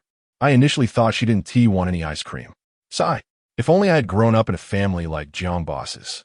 My father never apologized for his mistakes. Jiang Tian's harmonious family atmosphere sparked envy among many present. Family education profoundly influences a person's life. Growing up in a repressive household often results in extreme aggression or extreme introversion. Conversely, children raised in a home with understanding parents grow up to be confident and gracious. Parents are undoubtedly a child's best teachers. With Lin Wanqing and Duoduo joining him, Jiang Tian found his workload significantly lightened, allowing him to focus solely on cooking fried rice. Duoduo resumed her previous role, standing on a stool, her hands cupped like a megaphone, greeting each customer with a cheerful Yenju Gij, Tianchen Jiejia. Most of the factory employees were in their 20s. Who could resist such an adorable little girl? "All right, Duoduo, you say this braised pork is delicious, right? I'm in. Whatever you recommend. I'll eat, even if it means gaining 10 pounds. Boss, I'll have one of everything on the menu. Just make sure to charge it to Duoduo." "Duoduo, you say that sister's figure is slim and doesn't need to lose weight? Then she must have a portion of braised pork to treat herself." "Jiang boss, can I become the president of Duoduo's fan club?" Hearing such support from the crowd, Duoduo felt quite proud. With her head held high and hands on her hips, she declared, "Daddy, Mommy, aren't I amazing?" "Yes, yes," Jiang Tian replied as he prepared the fried rice. "My Duoduo is fantastic. When we get home, I'll reward you." Before he could finish, Lin Wanqing, who was packing up, abruptly interrupted, "No ice cream." Jiang Tian shrugged. "Duoduo, did you see? It's Mommy who let you have it." "All right, Jiang Tian." Lin Wanqing pinched Jiang Tian's waist and glared at him. "So all the good things are yours, while I'm left with the bad." "Ouch." Jiang Tian yelped in pain, quickly pleading, "I'm sorry, my dear." Had it not been for the many onlookers, Lin Wanqing would have surely given Jiang Tian a proper scolding. Just as they were playfully bickering, a voice suddenly called out, "You must be Duoduo's father." Chapter 87. "May I have a bite? Are you Duoduo's father?" A sudden voice interrupted Jiang Tian and Lin Wanqing's conversation on the street of the Happy Garden community. He looked out puzzled at the woman before him and furrowed his brows. "And you are?" The woman first glanced at Duoduo, then chuckled softly. "I am Ziheng's mother. My son has been pestering me for days, insisting he wants to eat braised pork. I made it for him, but after just one bite, he spat it out, saying he only wants what you make. I live in the Happy Garden community and happen to see you setting up your stall here after work." Zhang Lei felt utterly helpless. Just a few days prior, Ziheng had cried for fried rice. She had made him a portion, but he had only taken a bite before rejecting it, claiming it was incomparable to what Duoduo's father prepared. For the past few days, he had been nagging her for braised pork, which she had also made, but he had barely touched it. This afternoon, Ms. Li called to inform her that Ziheng was crying at school, which had Zhang Lei worried sick, fearing her son was being bullied. Before Ms. Li could explain, she had hurriedly hung up and rushed over, only to find that Ziheng was weeping because he saw Duoduo enjoying strawberry ice cream. This had infuriated Zhang Lei. Was it just an ice cream? Zhang Lei was a good cook, having learned from her father, a professional chef. Ziheng used to love her dishes and would always finish every meal. However, these past few days, he had barely eaten. Zhang Lei was quite curious about how delicious Duoduo's father's fried rice and braised pork could be. To her surprise, she encountered him right at the entrance of the community today. Without hesitation, she joined the queue to taste the difference between her cooking and Duoduo's father's. How fortuitous! Jiang Tian smiled lightly. Tell me what you would like to eat, and I shall prepare it for you. Zhang Lei glanced at the menu, and without a doubt, she knew fried rice and braised pork were Jiang Tian's specialties. However, she was also keen to try the Yangji Ganlu and osmanthus cake. The prices were reasonable. She calculated that even if she ordered everything, it would only cost 60 yuan. One portion of ham fried rice, and the rest, please, she declared. And before Jiang Tian could respond, she had already made the payment. WeChat payment received, 60 yuan. That's done, Duoduo's father. Jiang Tian remarked with a mix of amusement and exasperation. I was thinking of giving you a discount. Zhang Lei chuckled. Earning money isn't easy these days. There's no need for discounts on such a small amount. Jiang Tian ceased his pleasantries and promptly prepared a serving of ham fried rice. Lin Wanqing packaged it neatly and handed it over. Enjoy and come back again. With a beaming smile, Zhang Lei left, while Lin Wanqing playfully pinched Jiang Tian's waist. Were you staring at her just now? Jiang Tian, attending to the next customer, whispered, Heaven and earth can bear witness. I absolutely did not. Lin Wanqing huffed. I doubt you would dare. Zhang Lei resided in the Happy Garden, so it took her only a few minutes to reach home. Ziheng was sprawled on the floor watching cartoons, and upon seeing his mother, he immediately stood up. Mom, I want strawberry ice cream. Zhang Lei's expression hardened. Did you not get punished enough this afternoon? Earlier, she had gone to the kindergarten without even notifying her boss, and the little rascal had been craving strawberry ice cream, which had led Zhang Lei to scold him. You hit me, but I still want to eat. Ziheng retorted stubbornly, if you don't buy it for me, I will have Dad buy it tonight. Your father won't buy it for you either. Zhang Lei responded sternly. Then I will go on a hunger strike. Ziheng exclaimed, his face flushed with indignation. From now on, I won't eat anything. Zhang Lei raised an eyebrow. Are you sure? Ziheng nodded vigorously. Absolutely. I will not touch a single morsel until I get strawberry ice cream. Very well. Zhang Lei chuckled. Then don't eat. With that, she placed the items on the dining table and began to unpack them. Zhang Lei wasn't particularly hungry, but the enticing aroma of the fried rice Jiang Tian had just prepared made her stomach growl. The rich scents of the fried rice and braised pork were irresistible, awakening her appetite. With a snap, she opened the lid of the fried rice container, and steam wafted up, filling the air with savory and charred fragrances that stirred her desire to eat. She couldn't help but swallow, intending to coax Ziheng with a bite, but she momentarily forgot about him. Instead, Zhang Lei, almost irresistibly, picked up a spoon and took a mouthful for herself. In an instant, the flavors of ham, egg, rice, and the sweetness of the vegetables danced on her palate. The rice was neither hard nor mushy. Each grain was perfectly separate, coated evenly with oil and seasoning. The ham had a slight chewiness, while the egg was tender, the salty richness subtly mingling with the natural sweetness of the rice and vegetables, making every bite increasingly delectable. Zhang Lei was utterly astonished. She had never imagined fried rice could be so delicious. No wonder Ziheng insisted on having Duoduo's father's fried rice. There was indeed a remarkable skill behind it. It was no surprise that so many people were queuing up. This flavor was something she could never replicate. She discerned that the exceptional taste of this fried rice was due, in part, to the quality of the ingredients, but predominantly to Jiang Tian's culinary prowess. His hands were irreplaceable. No one else could achieve such a perfect flavor. Turning her attention to the braised pork, its amber exterior glistening with thick sauce, it looked utterly tempting. Zhang Lei found herself too eager to bother with chopsticks and simply scooped a piece with her spoon, bringing it to her mouth. The melt-in-your-mouth pork belly, with its balance of fat and lean meat, absorbed the essence of soy sauce and spices, the sweet and salty sauce swirling with the meat's aroma. What struck Zhang Lei most was Jiang Tian's mastery of timing. To describe it as exquisite would be an understatement. The outer layer had a slight crispness, contrasting beautifully with the tender inner meat. Delightful. Zhang Lei was thoroughly impressed. The flavors of the fried rice and braised pork were a level above anything one could find at a roadside stall.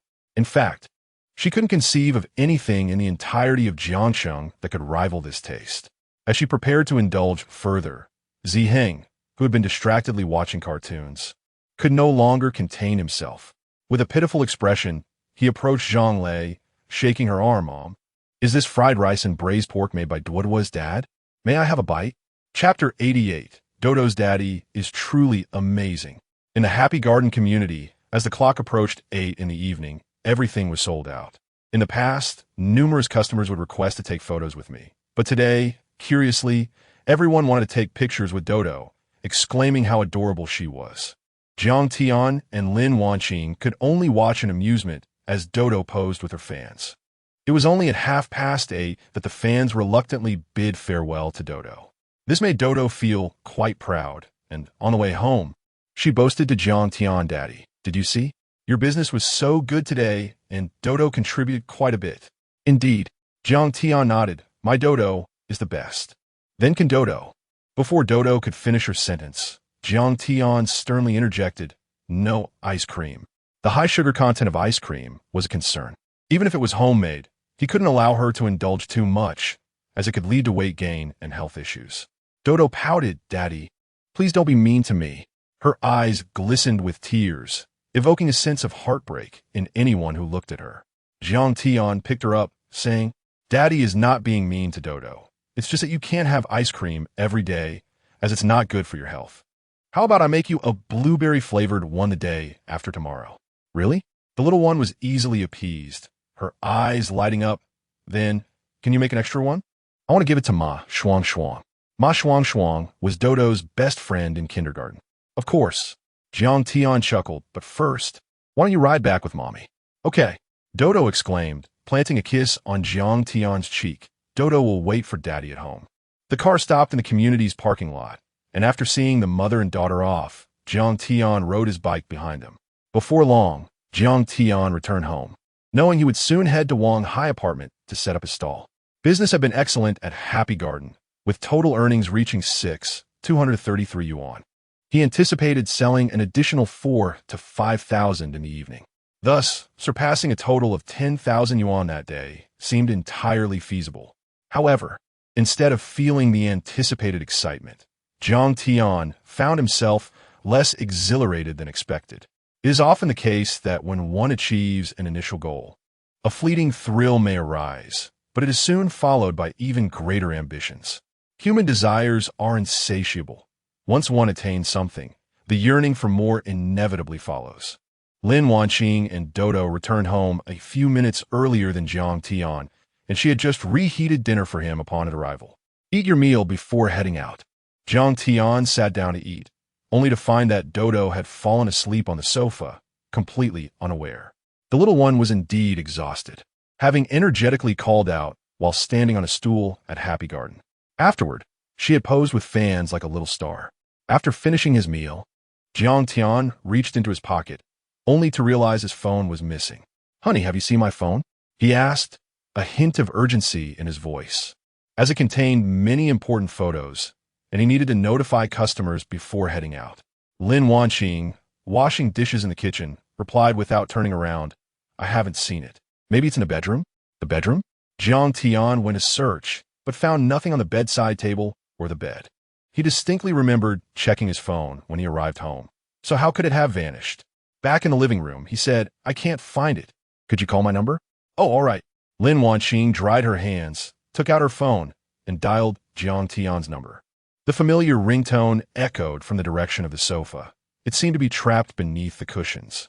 Jiang Tian lifted the cushion, but instead of his phone, a brand new one came into view. Just as he was processing this surprise, Lin Wanqing embraced him from behind, resting her face against his back. "Darling, you've worked hard during this time." Jiang Tian instantly understood and asked, "Did you buy this for me?" "Yes," Lin Wanqing replied earnestly.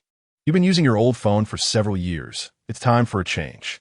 Now that your stall business is flourishing, you earn money yet only think of treating me and Dodo, never rewarding yourself. I knew if I directly told you, you wouldn't agree to buy a new one. So I took the liberty of getting it for you. Try it out. It's the same brand as your old one, and I've secretly transferred all your data." Jiang Tian was at a loss for words to express his feelings at that moment. He simply picked up the phone, unlocked it, and aimlessly swiped the screen. The new phone was indeed remarkably smooth, without any lag. What about the old one? The old one has been sent for recycling. Gazing at the new phone in his hand, Jiang Tian felt deeply touched and immensely joyful.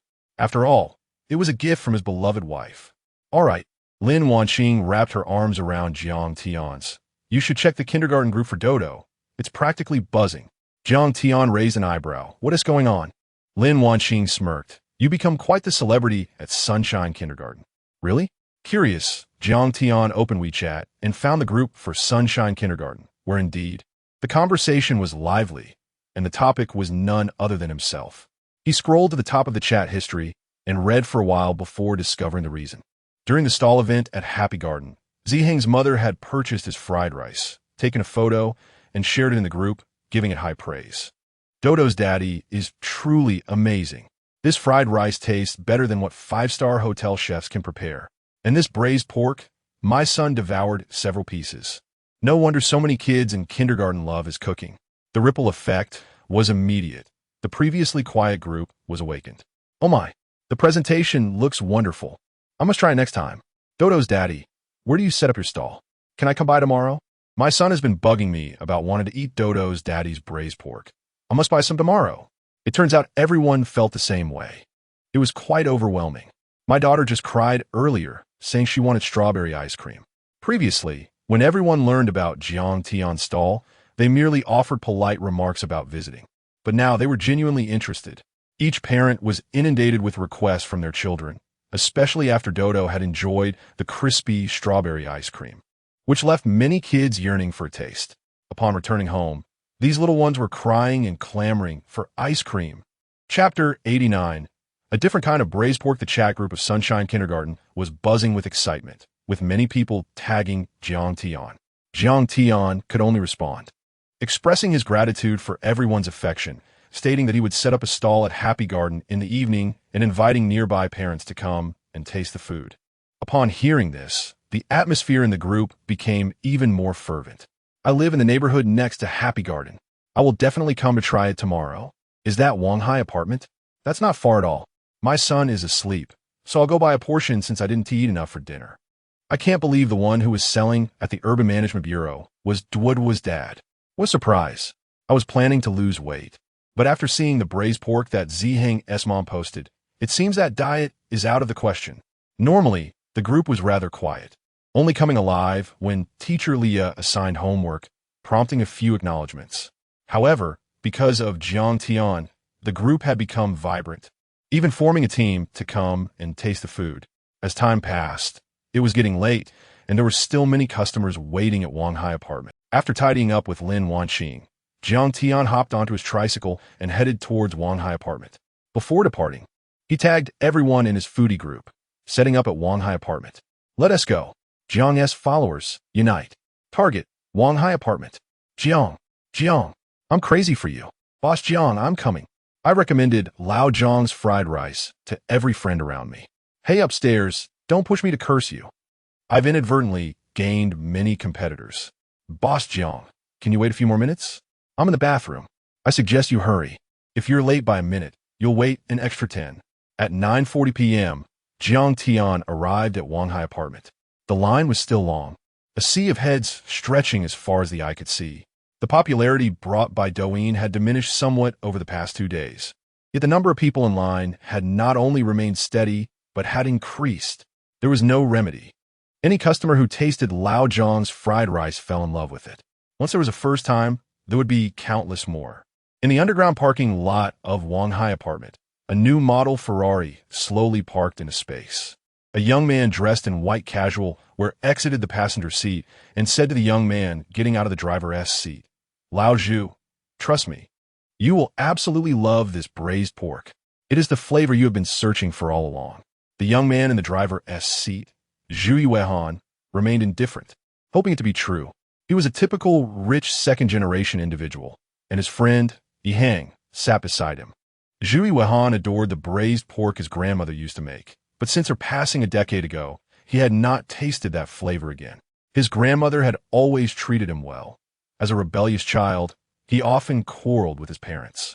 After each argument, he would go to his grandmother's house, where she would comfort him, saying, "Don't cry, Xiao Han. Grandma will make you braised pork."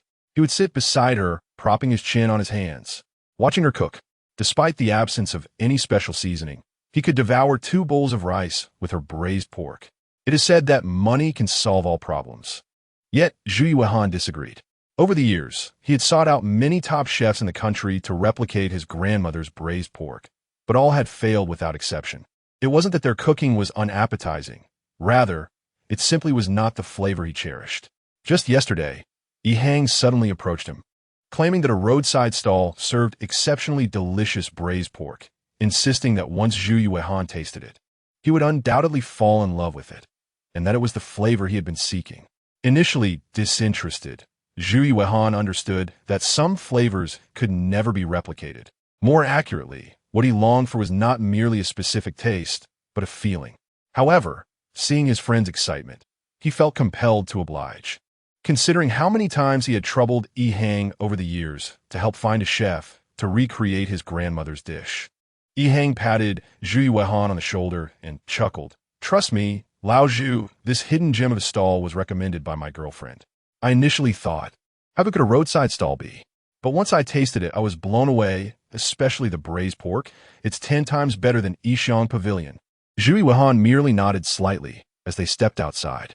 Hang pointed, "Look, the longest line is for Lao Zhang's fried rice, but it'll take quite a while to get through."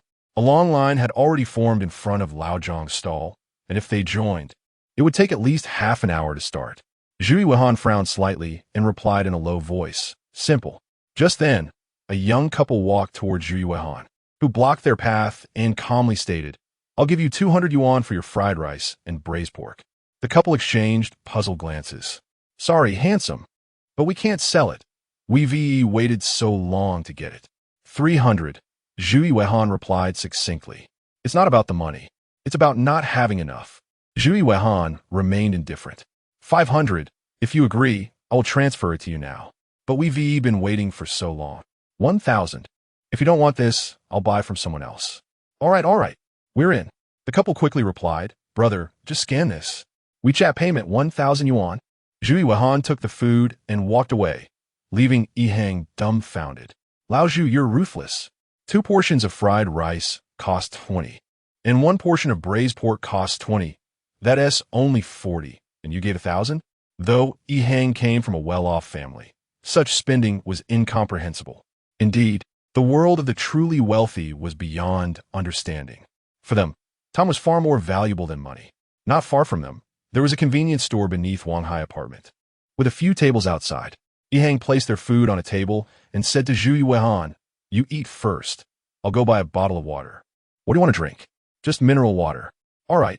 Hang entered the convenience store, leaving Zhu Yuehan alone outside. He remained calm, intended to wait for Hang to return before eating together. However, a waft of fragrance escaped from the braised pork's lid, enveloping Zhu Yuehan. As he inhaled the tantalizing aroma of the braised pork, a frown creased his brow. He found himself instinctively lifting the lid. In an instant, the aroma burst forth like a wild beast freed from its cage, filling the air with a rich, inviting scent that left Zhu Yuehan momentarily stunned. What a familiar flavor it felt, as if, in that brief moment, he was transported back to his childhood. Chapter 90. This is the character of your boss, Jiang. The moonlight was hazy, and tonight's evening breeze felt exceptionally cool. Outside the convenience store at Wanghai apartment, Zhu Yuehan was somewhat choked with emotion. Over the years, he had spent lavishly on numerous chefs, desperately seeking the taste of the braised pork his grandmother used to make during his childhood. Unfortunately, Zhu Yuehan had never found it. He could tell instantly that many attempts fell short of his cherished flavor. Yet this aroma brought him to tears. Trembling, he picked up his chopsticks and brought a piece to his mouth. The fatty meat was tender and rich without being greasy, while the lean meat was saturated with sauce, growing more fragrant with each bite. The sweetness mingled with the saltiness, melting in his mouth, prompting him to close his eyes involuntarily. He wished time could freeze at this moment, as if he had returned to his childhood, sitting in his grandmother's courtyard, gorging on rice and braised pork, while his grandmother sat beside him, her kind eyes watching him with affection, softly admonishing, "Don't eat so fast. It's not good for your stomach."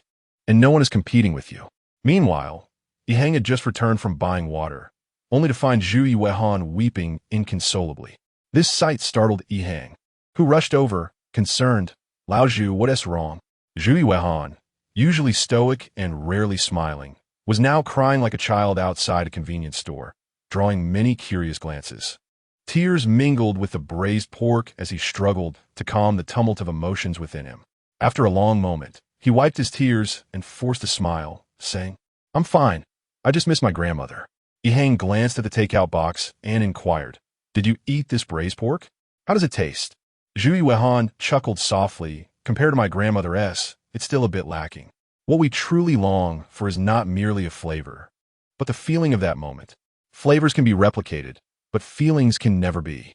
Thus, no matter how extraordinary Jiang Tian's braised pork might be, it could never compare to the taste of his grandmother's cooking in Zhu Yuehan's heart. He could not deny that the dish before him was astonishingly delightful, reminiscent of his childhood experiences. This was why Zhu Yuehan broke down in tears when he tasted it. After so many years, he had finally found a flavor that bore resemblance. Yihang patted Zhu Yuehan on the shoulder. "If you ever want to eat it again, I'll come with you." The night at Wang Hai apartment remained bustling with life. Here, one could encounter a myriad of individuals, some weeping openly after a night of drinking, young couples strolling hand in hand, and those just finishing a long day's work. Most notably, there were food enthusiasts gathered around Jiang Tian's stall. Life is a tapestry of joy and sorrow, and the moon waxes and wanes. Throughout these days of setting up his stall, Jiang Tian had witnessed a diverse array of people. They could be affluent or ordinary, with professions ranging from students to salespeople, lawyers, workers, accountants, programmers, and more. Each person possessed their unique thoughts, yet their shared goal was singular: to enjoy a good meal, to savor Jiang Tian's specialty fried rice, to relish a fragrant piece of braised pork, to quench their thirst with a refreshing dessert, and to indulge in osmanthus cake afterward. Satiated, they would sleep soundly, leaving thoughts of tomorrow for another day. At Jiang Tian's stall, an unexpected visitor arrived, a sharp-featured young man. Upon seeing Jiang Tian, he greeted him with a grin and ordered a portion of fried rice, then asked, "How about a discount?" Jiang Tian recognized him vaguely, but couldn't recall his name, replying, "This is a small business. Discounts aren't possible. Don't you remember me?" The young man crossed his arms, raising his voice deliberately. "I'm Lu Hao. It's been years. How could you forget?" "Lu Hao?" Jiang Tian furrowed his brow, realizing why he seemed familiar. He was a neighbor from his hometown. Technically, Lu Hao should be considered a childhood friend, having grown up together. However, the two were never on good terms. Both born in the same year, Jiang Tian often sought Lu Hao's company as a child, yet Lu Hao always insisted on competing with him over grades, toys, friends, anything that could be compared. As they grew older, they drifted apart, and during the new year, Jiang Tian would not seek out Lu Hao. Upon reflection, it had indeed been many years since they last met. "We're childhood friends. Can't you give me a discount now?" Lu Hao called out loudly, attracting the attention of bystanders. He relished the moment, as if boasting, "Look, your esteemed boss Jiang is actually my friend." Yet, Jiang Tian remained unperturbed, responding, "No way. What a joke. We're not close enough for that, and why should I give a discount? It's ridiculous to ask for a discount on an 8 yuan dish." Lu Hao felt embarrassed. Lowering his voice, "Xiao Tian, what is the meaning of this? There's so many people watching. Can't you show me some face?" Lu Hao remained as image-conscious as ever, but Jiang Tian was unmoved. "Even if my father came, he'd have to pay." As he handed over the packaged fried rice, he added, "Scan the QR code over there, thanks."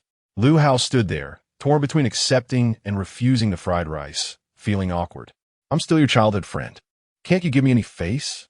Eventually, Lu Hao could only force a smile, accepting the fried rice and paying before stepping closer to Jiang Tian, saying, "What about my mother's request? Have you considered it?" "Don't worry, I'll cover the tuition." Jiang Tian raised an eyebrow. His father had indeed messaged him about this matter, specifically warning him not to help Lu Hao. Such a person was not to be assisted, as there was nothing to gain. "I have tutorials on Douyin. You can check them out yourself." Jiang Tian replied casually. "Come on." Lu Hao chuckled, feigning understanding. "You're just pulling my leg. I'll watch your video, There must be hidden gems. We're good friends. Teach me, and I can pay you tuition. How about 888? Jiang Tian twitched to the mention of 888. Did he appear to be someone in desperate need of a few hundred yuan? The money he earned in a day far exceeded that. There's nothing hidden, he replied impatiently. I'm busy. Don't bother me. Even if it were 88,000, I would help. Helping someone like him would only invite trouble. Lu Hao's demeanor shifted. He grew agitated, exclaiming, Jiang Tian, what is wrong with you? Now that you've become successful, you look down on me? Look at this, everyone. This is the character of your boss, Jiang. He forgets his roots and looks down on his childhood friends. Would you dare to eat something made by such a person? Chapter 91. Let us cooperate with the investigation. Those who prosper often forget their roots, looking down upon their childhood friends. Would you dare to consume the products created by such individuals? Lu Hao's voice resonated loudly, clearly reaching every ear present. He had anticipated that his words would place Jiang Tian in an awkward position and prompt the crowd to see Jiang Tian for who he truly was, thereby refusing to purchase his goods. However, contrary to his expectations, his loud declaration garnered not a single response. Not even a whisper could be heard. Boss Jiang, 2 servings of fried rice and 1 portion of braised pork. A patron urged, my wife is waiting for me at home. Coming right up. Jiang Tian disregarded Lu Hao, immediately turning his attention to the hot stove, beginning to prepare the fried rice. Lu Hao stood momentarily stunned. What was this situation? Had he been muted? Why did his words elicit no reaction whatsoever? Shooting everyone rallied to his side, indignant and united in denouncing Jiang Tian for his ingratitude. Seeing the indifference of the crowd, Lu Hao raised his voice again. Your boss Jiang forgets his roots after making money. So why are you still giving him your hard-earned cash? Can you not survive without his food? A gust of wind tousled Lu Hao's hair, and still, no one acknowledged him. His face flushed with anger. He glared at Jiang Tian and hissed through clenched teeth, if you don't enlighten me, I'll just keep shouting until your business collapses. Jiang Tian rolled his eyes. Go ahead and shout. There's a convenience store downstairs. If your voice gets hoarse, you could buy some throat lozenges. A chuckle arose from the queue. Boss Jiang, you're quite considerate. Absolutely. Lu Hao was at a loss for words. How had Jiang Tian become so shameless? Wasn't he supposed to be frightened by Lu Hao's loud outcry? And what about these customers? How could they be so lacking in public virtue? Could they truly stomach the fried rice from such a man? He had forgotten his roots. And yet, you're all foolishly handing him your money. Perhaps he views you as simpletons. Jiang Tian, you make so much money yet refuse to help your childhood friend. You truly deserve to be condemned. And you lot, do you genuinely enjoy the things he makes? Who knows what additives he might be using? Lu Hao's incessant tirade finally provoked someone from the queue. A young man stepped forward, pointing a finger at Lu Hao. Are you done yet? Can't you see that no one wants to engage with you? The other patron chimed in. Exactly. You're the only one making a fuss. We know who Boss Jiang is. I love eating Boss Jiang's fried rice. If I don't eat it, I want to sleep tonight. Don't pay him any mind. He's just jealous, thinking that knowing Boss Jiang entitles him to assistance. Why should he help you? It's better that he doesn't. Who knows how you'd slander him behind his back? Lu Hao, furious, retorted, Who are you? What does my opinion of Jiang Tian have to do with you? Unexpectedly, the young man pulled out an ID from his pocket and waved it in front of Lu Hao's face. Does this now concern me? Lu Hao squinted, his gaze fixating on the ID. As he processed the information, his pupils dilated in shock. How could there be a police officer here? Even the police were lining up to eat Jiang Tian's fried rice? Incredible. It was indeed my Jiang. Even the police are his fans. So satisfying. You like to shout, don't you? Why not keep barking? Officer, he's causing a disturbance in public order. Plus, he's maliciously slandering Boss Jiang. It would be best to lock him up for 10 days or so. He's become a nuisance. Lu Hao felt a chill run down his spine. He had not expected a police officer to be among the crowd. This matter, trivial as it seemed, could escalate if Jiang Tian chose to take it seriously. Lu Hao certainly didn't want to be burdened with a criminal record at such a young age. Thus, he hurriedly forced a smile. I was just joking, right? Jiang Tian? Lu Hao cast a desperate glance at Jiang Tian, who completely ignored him, fervently preparing fried rice as if he were invisible. At least say something.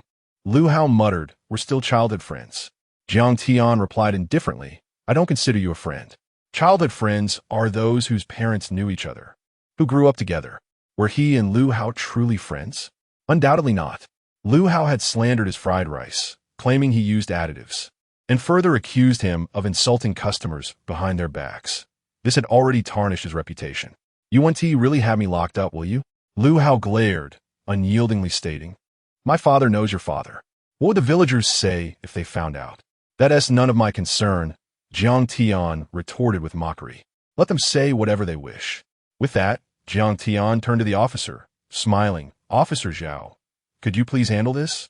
Officer Zhao waved his hand dismissively. This is a minor issue.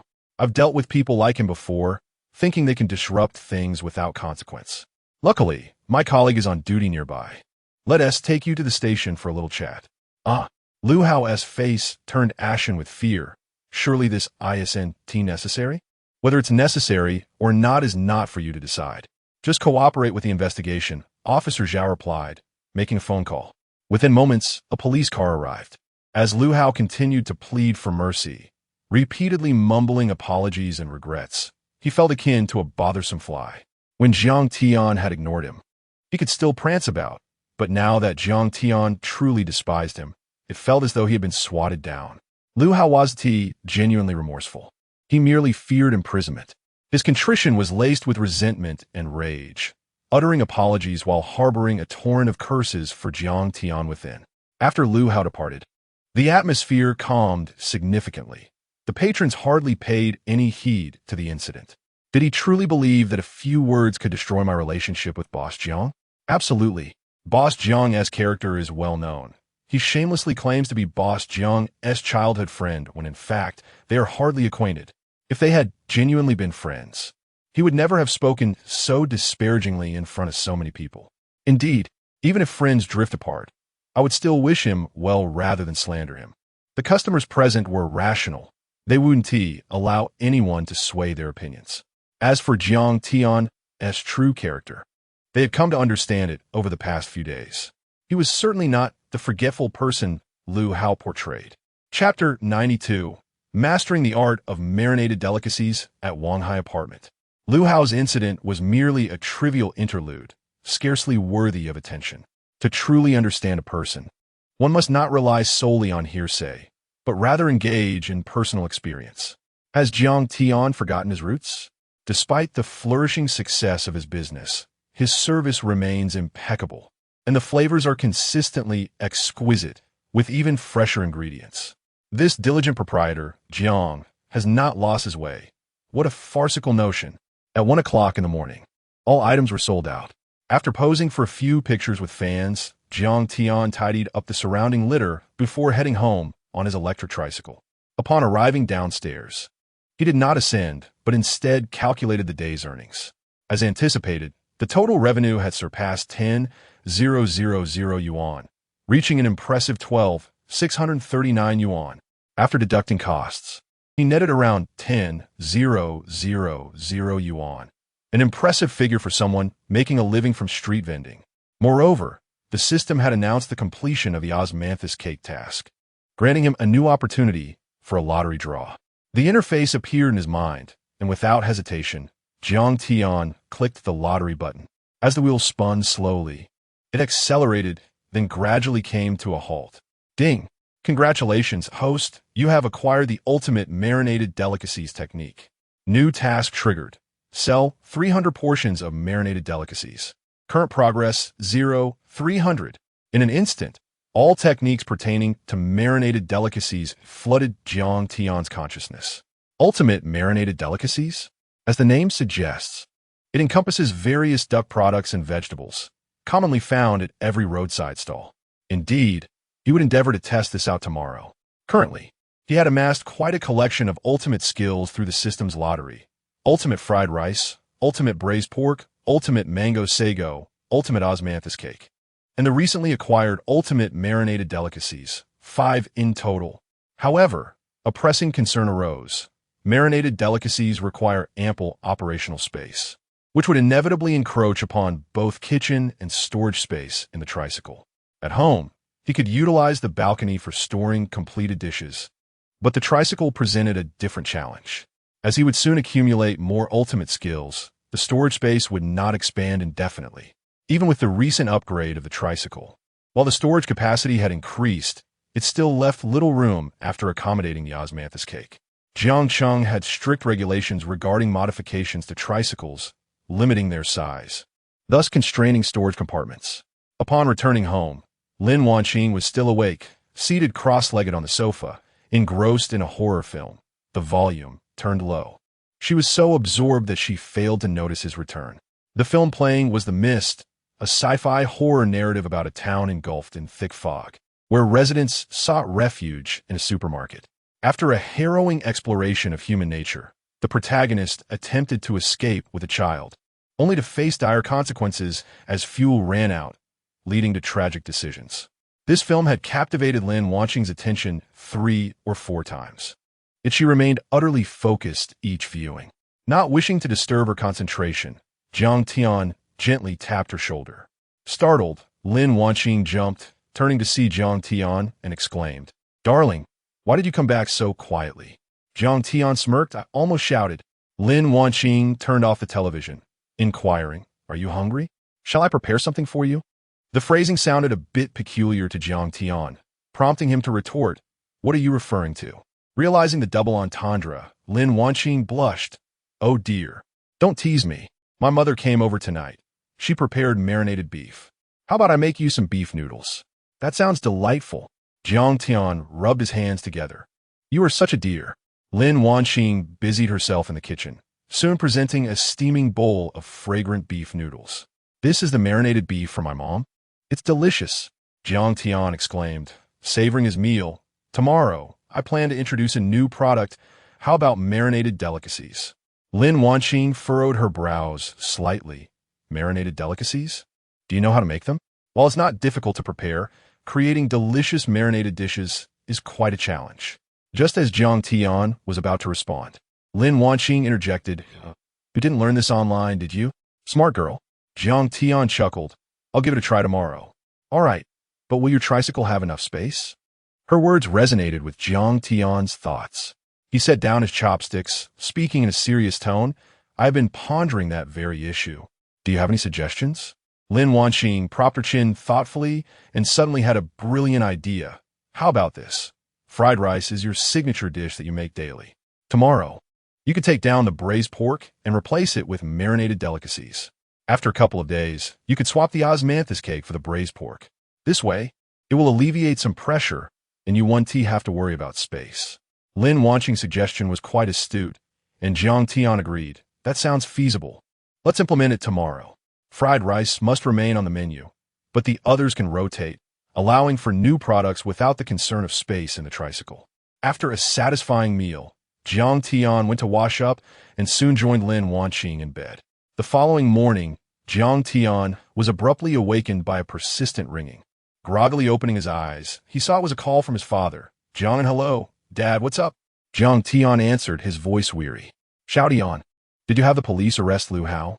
His mother came looking for me, asking you to quickly issue a letter of understanding to release him," Jiang inquired. Jiang Tian frowned. "Why should I, Dad? He slandered me in front of so many people. I didn't ask for his release." Jiang Tian paused. "Then why are you calling me?" "His mother came to see me early this morning. I had to ask about the situation." "From your tone, it seems you were still asleep." "Well, sleep on. You must be exhausted after such a late night of vending," Jiang noted. "Yeah, okay." Jiang Tian was about to hang up when he suddenly sensed something amiss. He snapped to attention. "Dad, you know I'm vending?" "Ha, Jiang chuckled. "I saw it on your friend circle. Then when I came back, why did you give me so much money?" "I thought I'd just casually ask how you're doing." "Son, Dad has been going through some things lately." Before Jiang could finish, Jiang Tian interrupted. "Dad, I have something to attend to. I'll hang up now." With that, Jiang Tian abruptly ended the call. What a typical parent-son relationship. However, Jiang Tian was quite taken aback by his father's attitude. He did not oppose his street vending endeavors, indicating that perhaps he was aware of Jiang Tian's success. Chapter 93. The art of marinated delicacies. As Jiang Tian glanced at the clock, he noted that it was already around 9 in the morning. Exiting the bedroom, he found Lin Wanqing practicing yoga in the living room. She was quite stringent about her physique. Whenever she had the chance, she would engage in exercise. Consequently, even after many years of marriage, her figure remained enviably alluring. "Darling, you're awake." Lin Wanqing paused her movements upon seeing Jiang Tian. "Are you hungry? I bought some steamed buns and fried dough sticks with soy milk for you." Sounds good," Jiang Tian replied. After freshening up, he hopped onto his three-wheeled vehicle and headed to the market to procure the ingredients necessary for making marinated delicacies. Some vegetables had already been delivered that morning, but he needed to acquire various meats, particularly duck products and quail eggs. He symbolically bought a selection of duck items, amounting to approximately 10 pounds of meat, not including the vegetables. When he returned home at 10 o'clock, he found Lin Wanqing running on the treadmill on the balcony, her forehead glistening with beads of sweat under the morning light. Jiang Tian inquired, "Wife, why are you running so diligently?" With a hint of reproach in her beautiful eyes, Lin Wanqing replied, "How can you ask? I've gained weight while you've been selling your snacks these past few days." The fried rice and braised pork that Jiang Tian prepared were simply delectable, and Lin Wanqing found herself indulging in them nearly every day. Jiang Tian chuckled, "So what if you've gained a little weight? I don't mind. I'm doing this for my health," Lin Wanqing asserted with utmost seriousness. "I have a friend back home, around my age, who weighs over 200 pounds. She eats copiously every day. Guess what happened to her last year?" Jiang Tian paused, bewildered. "She didn't pass away, did she?" Lin Wanqing switched off the treadmill and approached Jiang Tian with a grave expression. "Yes, she did." A chill ran down Jiang Tian's spine. "Oh my, that is terrifying. Perhaps we should keep our weight in check then." However, Lin Wanqing patted Jiang Tian on the shoulder. "What does weight have to do with it? She was in a car accident." "What?" Jiang Tian was taken aback, and Lin Wanqing chuckled, covering her mouth. "I'm going to take a shower now." Jiang Tian stared blankly at Lin Wanqing's retreating figure, finally realizing she had been teasing him. He made his way to the kitchen, preparing to create the marinated delicacies. The ingredients required included various duck products, duck necks, wings, feet, etc., totaling around 10 pounds, along with vegetables, lotus slices, enoki mushrooms, potatoes, etc. The essential spices comprise star anise, cinnamon, bay leaves, grass fruit, Sichuan pepper, and dried chili peppers soaked in water beforehand. The necessary sauces included light soy sauce, dark soy sauce, rock sugar, sweet bean sauce, and salt, alongside aromatics like scallions, ginger, cooking wine, vegetable oil, and a bottle of beer. First, he thoroughly washed the assorted vegetables and duck products with clean water. He poured cold water into a pot, added the duck products, along with scallion pieces and ginger slices, and then poured in the cooking wine. He ignited the stove and brought the mixture to a boil, skimming off any impurities. After removing the duck products, he rinsed them under cold water, a crucial step, for rinsing with warm or hot water could render the meat too loose. Cold water ensured a firmer, more succulent texture. Once rinsed, Jiang Tian placed the duck products into a stainless steel pot, which allowed for a larger batch of marinating. Next, he prepared the spice pouch, opting for a mildly spicy flavor to cater to diverse palates. He combined 30 grams of dried chili, 20 grams of starry sky chili, 20 grams of Sichuan pepper, 30 grams of prickly ash, 10 grams of cumin, 15 grams of cinnamon, 8 bay leaves, 2 berries, 7 grams of angelica, and 7 star anise. The dried chilies were soaked in water to filter out impurities and avoid bitterness. Subsequently, he prepared the sauces: 200 grams of rock sugar, 300 grams of brown sugar, 400 milliliters of light soy sauce, 200 milliliters of dark soy sauce, 150 grams of sweet bean sauce, 3 tablespoons of salt, and 2 tablespoons of chicken essence. With the spice pouch and sauces ready, Jiang Tian commenced the creation of his exquisite marinated delicacies. He poured the dried chilies, spice pouch, and sauces into the pot containing the duck products, followed by 350 milliliters of vegetable oil. A few slices of ginger were added to eliminate any fishy aroma, and he poured in a bottle of beer, then topped it off with boiling water to submerge the duck products. The spice pouch must be weighted down to release its flavors fully. He ignited the stove, leaving the lid off and bringing the mixture to a vigorous boil. After a couple of minutes, he covered the pot and reduced the heat to medium-low, allowing it to simmer for about 30 minutes. As the time passed, Jiang Tian busied himself with other tasks while Lin Wanqing, freshly showered, joined him in the kitchen. After half an hour, he lifted the lid and added the assorted vegetables, stirring them gently to ensure they absorbed the rich flavors. He covered the pot once more and allowed it to marinate for another 10 minutes. 15 minutes later, as he removed the lid, a wave of aromatic steam enveloped him, mingling the enticing scents of spices, savory sauces, and the essence of the duck. The initial rich fragrance from the star anise, cinnamon, and grass fruit intertwined with the fiery notes of Sichuan pepper and dried chilies, followed by the deep, savory aroma of soy and sweet bean sauces, complemented by the slight sweetness of rock sugar and the malty scent of beer. The duck products themselves, after a prolonged simmer, exuded a rich, appetizing aroma, with the oil blending seamlessly with the marinade, creating an irresistible allure that seemed to permeate the air. A glossy amber layer of oil floated atop the pot, and the fragrant steam wafted through the kitchen door, soon filling the entire house with a mouth-watering scent of marinated delicacies. Lin Wanqing's eyes sparkled as she hugged Jiang Tian's arm. "Darling, this marinated dish smells divine. May I have a taste?" Jiang Tian shook his head. "Not yet. It needs to soak for a few more hours. The essence of marinated delicacies lies in their flavor, which requires time to develop. Right now, it's not fully infused, so the taste will be somewhat mild." "Ah," Lin Wanqing pouted playfully. "Just let me have a bite, please." Her sweet, coaxing voice had a profound effect on Jiang Tian, rendering him utterly defenseless. All right, he chuckled. "What would you like to try? I'll serve it for you." Lin Wanqing surveyed the pot of marinated delicacies and replied, "One duck wing, one duck foot, and a lotus slice, please." "Very well." Jiang Tian picked up a pair of chopsticks and served her the selections she desired onto a plate. "Thank you, darling," she exclaimed. "You're welcome, my dear." He brought the plate to the dining table, where Lin Wanqing eagerly awaited her meal like a child at a kindergarten lunch. "It's a bit hot. Let me cool it down for you." He blew gently on the food. "There, that should be good." The duck products and lotus slices were still steaming, but Lin Wanqing could hardly contain herself. She picked up a slice of lotus and popped it into her mouth. Chapter 94. Jiang Tian is just fine. Lin Wanqing delicately picked up a slice of lotus root and, with a gentle bite, heard the satisfying crunch. Her eyes sparkled.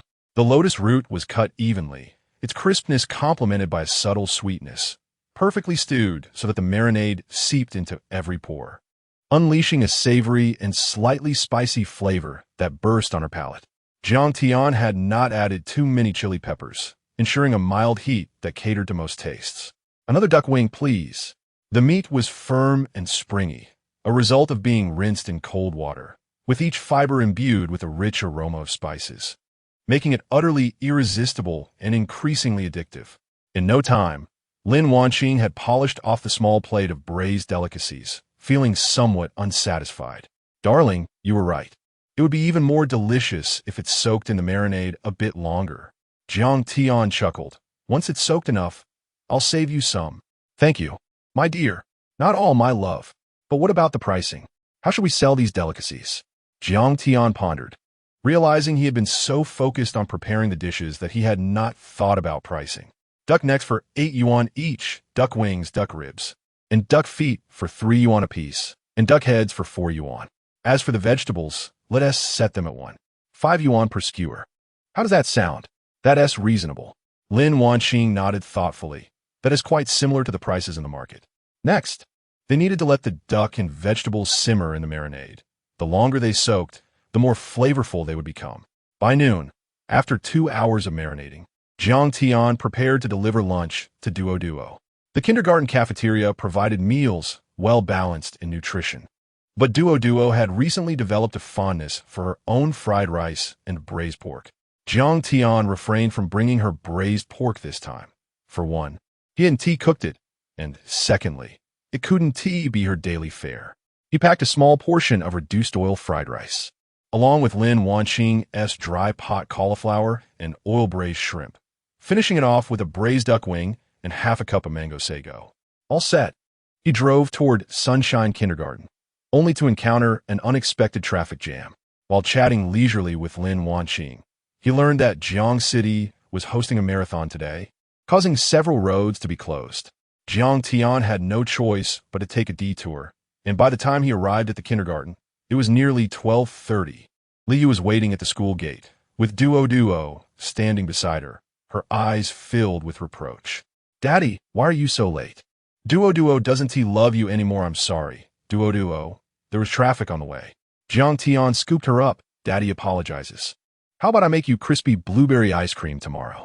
Little girls were easily appeased, and Duo's face lit up instantly. Okay then. Who told you to be my daddy? I forgive you. Thank you, Duo. With a sense of urgency to return home, Jiang Tian quickly delivered the lunch and drove back. The traffic was still heavy, and he idly scrolled through Douyin, coincidentally coming across news about the Jiang City Marathon. The city hosted this event annually, attracting a significant number of participants. This year, there were reportedly over 20,000. Over 20,000? Jiang Tian felt a twinge of greed. If he could sell fried rice or something similar, wouldn't he make a fortune? This thought was somewhat absurd, as marathon runners generally only replenish themselves with water and bread. When would they stop to eat fried rice? Ding. Hidden task triggered. Set up a stall along the marathon route. Task reward. You will receive a random cash reward of 5 to 100 times your sales. Yet, on the other hand, 5 to 100 times, this meant that if he sold 5,000 yuan worth, he could earn at least 50,000. At most, he could earn 500,000. But would anyone buy? After all, the participants. Before Jiang Tian could ponder further, the system's cold mechanical voice echoed in his mind. Please choose whether to accept the task. Countdown 5, 4, 3, 2, accept. He decided to disregard the uncertainties. He would sell first and worry about losses later. This was a hidden task granted by the system. Moreover, it offered random cash rewards. What if he hit the jackpot with a 100-fold return? He shuddered at the thought, unable to fathom it. Without delay, Jiang Tian accelerated his speed, eager to return home. However, as soon as he opened the door, he found Lin Wanqing sneaking around in the kitchen. "Wife, what are you up to?" Jiang Tian inquired. The sudden question startled Lin Wanqing, causing her to turn, her hand hidden behind her back, her face flushed with embarrassment. "Me? I'm not doing anything." Jiang Tian raised an eyebrow, feigning severity. "I saw it all. Why pretend?" Noticing the grease on Lin Wanqing's lips, he knew she had been sampling the braised delicacies. Husband Lin Wanqing immediately approached him, wrapping her arms around his. "I just want to check if it was flavorful yet. I'm doing this for your sake. Think about it. If it's not flavorful, won't the customers be disappointed?" Jiang Tian feigned being touched. "Wow, my dear, you're so considerate.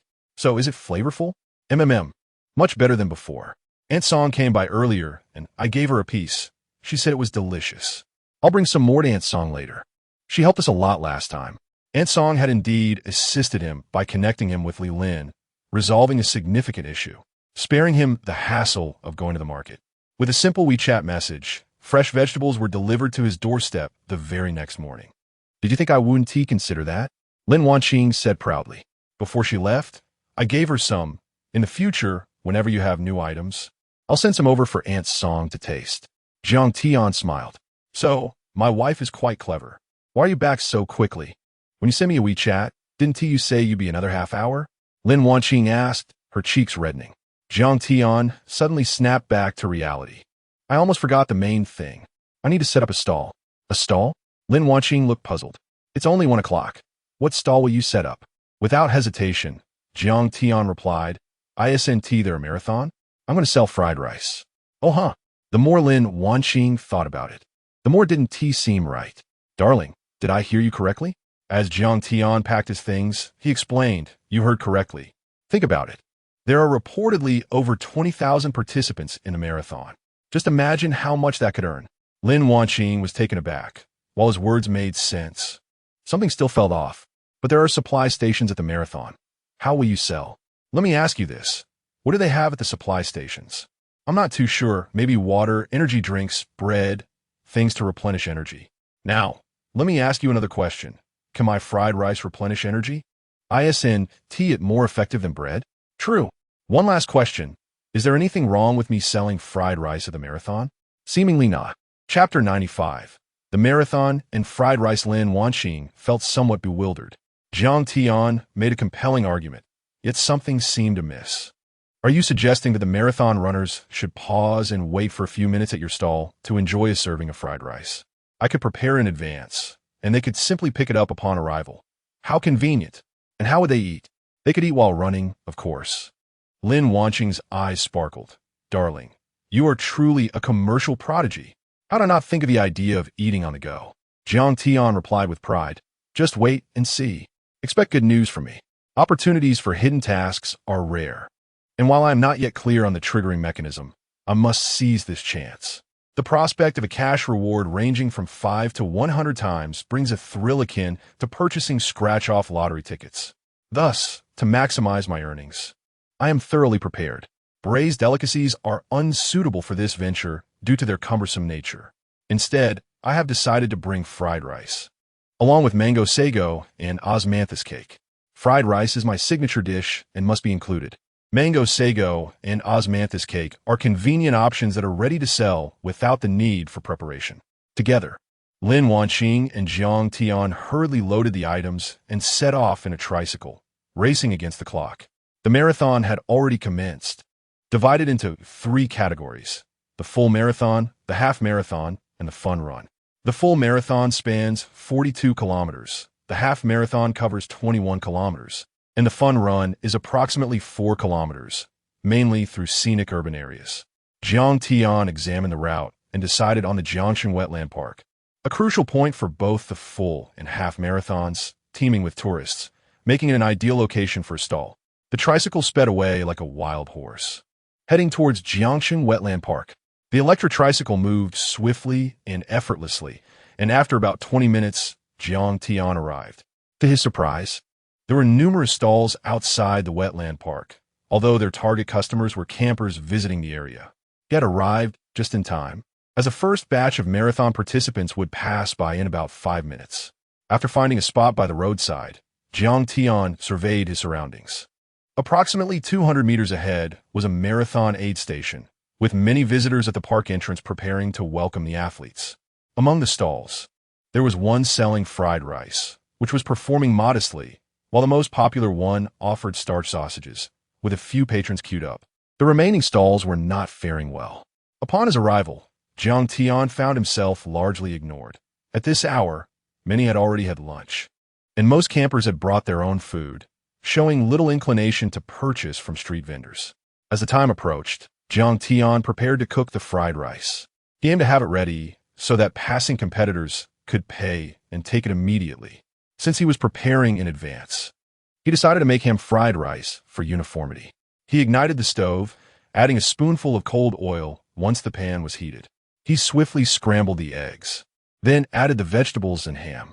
The sizzling sound indicated that the heat was releasing moisture from the vegetables, while the ham became crispy and golden. Once the vegetables were just cooked, he added the rice, and soon enough, the ham fried rice was ready. Jiang Tian was among the participants of the Jiangshan Marathon. Unbeknownst to him, he had already run over 10 kilometers.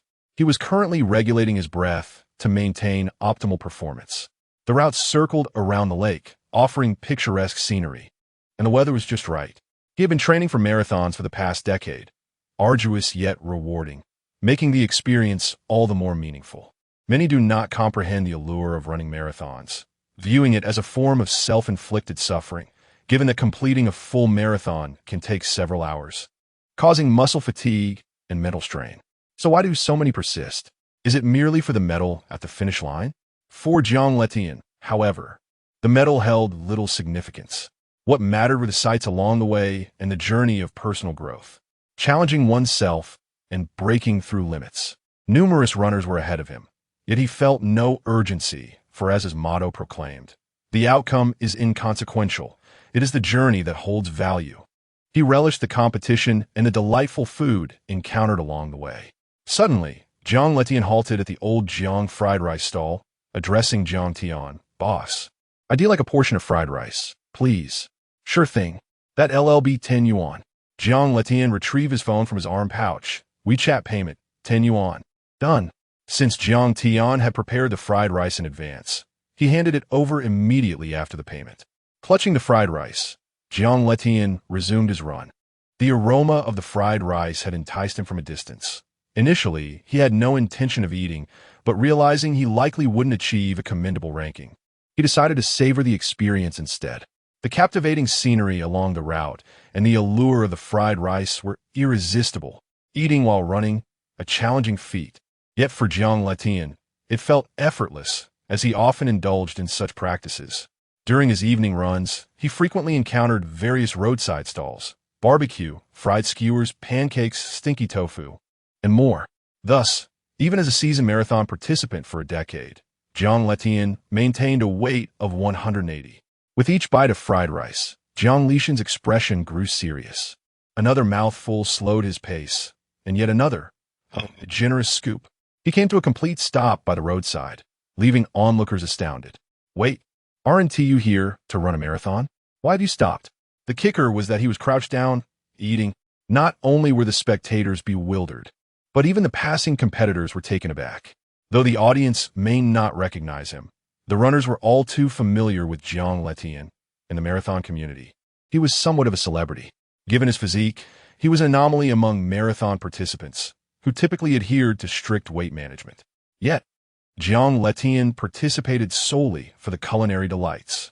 While others might consume a single energy-boosting snack at the aid stations, he would devour 6 or 7.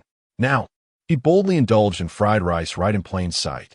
As he passed by, the enticing fragrance of the fried rice awakened the appetites of all those nearby. The moment the fried rice wafted by, it captivated everyone with its rich aroma and delightful scent, making mouths water. Chapter 96. The audience in a live broadcast is bewildered. In a marathon, the most crucial aspect is the regulation of one's breathing rhythm and mental state. As long as one can maintain their unique pace and mindset without disruption, perseverance becomes attainable. However, at this moment, many participants are thrown into disarray. This turmoil arises from the irresistible aroma of food that wafts through the air, emanating from Jiang Tian's stall. The scent lingers, making it nearly impossible to ignore. What to do? To ensure optimal performance during the race, participants typically refrain from overeating beforehand. Now, after running for an extended period, their stomachs begin to grumble, and the thought of replenishing at the supply station dances in their minds. Yet, unexpectedly, an enticing stall selling Jiang's fried rice appears along the route. Its fragrance tantalizing and mouth-watering. Especially when passing by, the aroma of eggs and rice sizzling over high heat disrupts their mental focus and breathing rhythm, compelling them to inhale deeply several times. Meanwhile, the marathon commentators are narrating the unfolding events. The gap between the competitors is becoming increasingly apparent, with the third contestant slowing down due to excessive energy expenditure earlier in the race. A number of runners have begun to enter the supply station to regain their strength. Regardless of their performance, every participant deserves our respect and applause as they challenge not only the limits of their bodies, but also the depths of their spirits. The scenic views along the route and the applause from the audience serve as their greatest encouragement and support. Let us follow the camera to locate contestant number 158, Zhao Hongbo, a local participant from Jiangcheng who has garnered quite a few fans in the crowd. The footage reveals Zhao Hongbo passing through Wetland Park, his pace noticeably slowing, indicating he has expended too much energy on the preceding segment. Has he stopped? Zhao Hongbo has indeed come to a halt? What is happening? What? He has stopped at a roadside stall and is purchasing a serving of fried rice? This is unprecedented. Zhao Hongbo, what are you doing? You are in a race. How can you suddenly indulge in fried rice? This is the first time in my commentary career that I have witnessed such a bizarre occurrence. An athlete halting mid-race not to rest, but to eat. Wait, the contestant Vikram from the White Elephant Nation has also stopped? Vikram is a favored contender for the championship. This segment is precisely where he excels. Why has he paused? What on earth? Vikram has also decided to buy fried rice. On the other side, at Jiang's fried rice stall, Vikram has slowed to a stop, finally standing before Jiang Tian's stall. Looking at the foreign patron before him, Jiang Tian beams. Vikram points to the fried rice Jiang has prepared, swallowing hard as he asks, "How much?" Jiang Tian holds up 2 fingers. $2. Wow. Vikram immediately pulls out his phone to make the payment. $2 amounts to roughly 14 yuan. A 10 yuan serving of fried rice sold to a foreigner for 14 seems reasonable, right? After all, as an international friend, a slight discount is appropriate, although this discount appears to be negative. Yet, Vikram considers it a bargain, having been enticed by the mysterious aroma from the east, which has completely disrupted his breathing rhythm. As a professional marathon runner, he understands that maintaining rhythm is paramount, rather than obsessing over food during the later segments. It is wiser to pause and address his hunger. Once satisfied, he can focus solely on the race ahead. In the marathon commentary room, silence prevails. The 2 commentators stare wide-eyed at the screen, momentarily speechless. After years of commentary, they have never encountered such an extraordinary situation. Who has ever seen a participant stop mid-race to eat fried rice? Moreover, to eat while running, especially Vikram, whom many believe is destined to claim the championship this year. And yet, the commentator's mouth twitches as he can only remark, "It seems." Vikram is truly hungry. The absurdity does not end here. As an increasing number of marathon participants have begun to halt at Jiang's fried rice stall, to the point where Jiang Tian can hardly keep up. At the entrance to Wetland Park, numerous spectators are bewildered. Am I seeing things? If I am not mistaken, those in tank tops must be marathon participants, right? Jiang's fried rice business is thriving. How can there be so many customers? Jiang's fried rice? Huh, this sounds a bit familiar. Could it be that vendor from Douyin who set up shop in front of the Urban Management Bureau? Oh my, it really is him. What is he doing here? I must hurry to buy a serving. Jiang Tian is busily preparing food. Today there is no braised pork, only fried rice, mango sago, and osmanthus cake. The majority of those gathered at the stall are participants who simply cannot resist the alluring aroma. If they do not eat, their mental state will undoubtedly falter, especially with over 20 kilometers remaining. "Boss, I'll have a portion of ham fried rice and a mango sago, please." "I want the same. It smells too good. I can't hold back." Indeed, I caught a whiff from afar. If I don't eat, I'll 1T be able to continue running.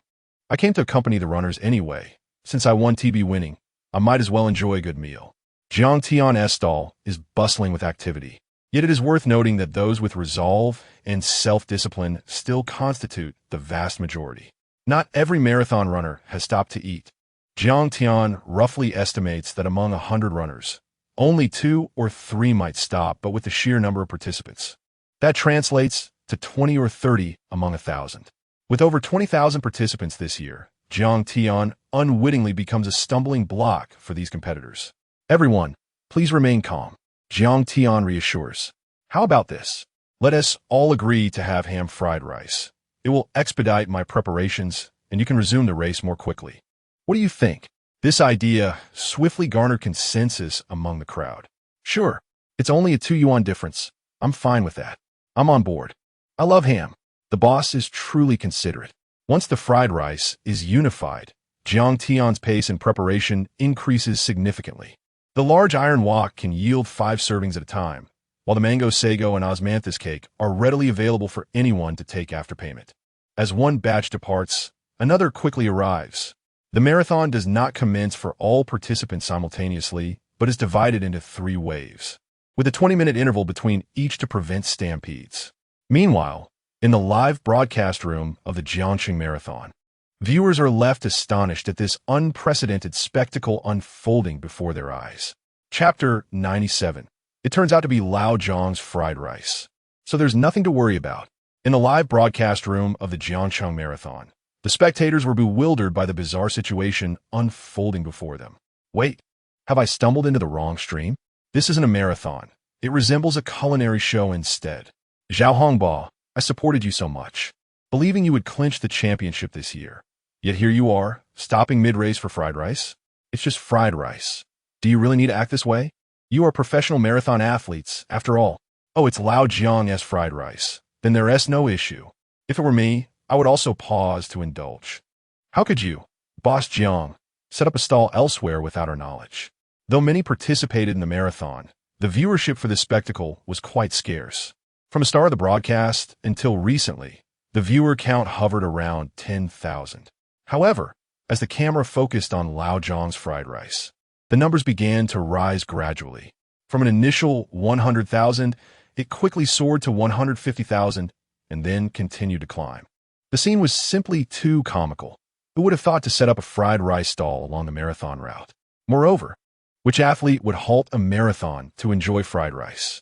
The commentator could only say, ahem. Let us switch the camera and turn our attention to our popular contender, Wu Yi. Many viewers in the live room might not recognize Wu Yi, so allow me to provide a brief introduction.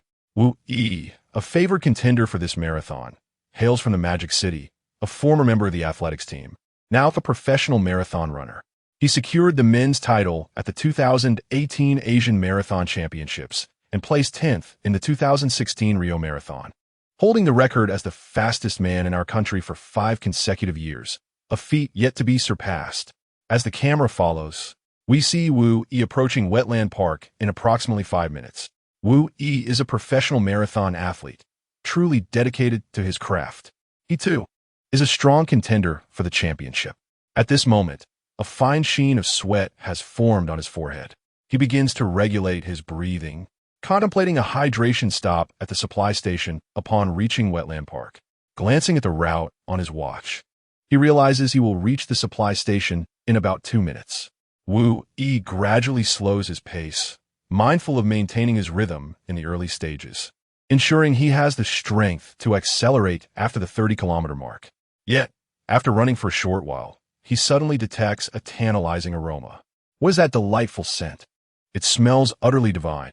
Wu Yi involuntarily swallows, as if the fragrance of fried rice wafts toward him. Turning his head, he discovers he has indeed arrived at Wetland Park. As expected, a stall named Lao Zhang's Fried Rice is bustling with customers, and a considerable queue is formed. Wait a moment. Wu Yi senses something amiss. The attire of those in line seems strangely familiar. Looking down at his own outfit, he realizes it is identical. The individuals in line are all participants of this marathon. No way. Wu Yi is momentarily dumbfounded. You're professional marathon athletes, after all. Stopping mid-race for fried rice.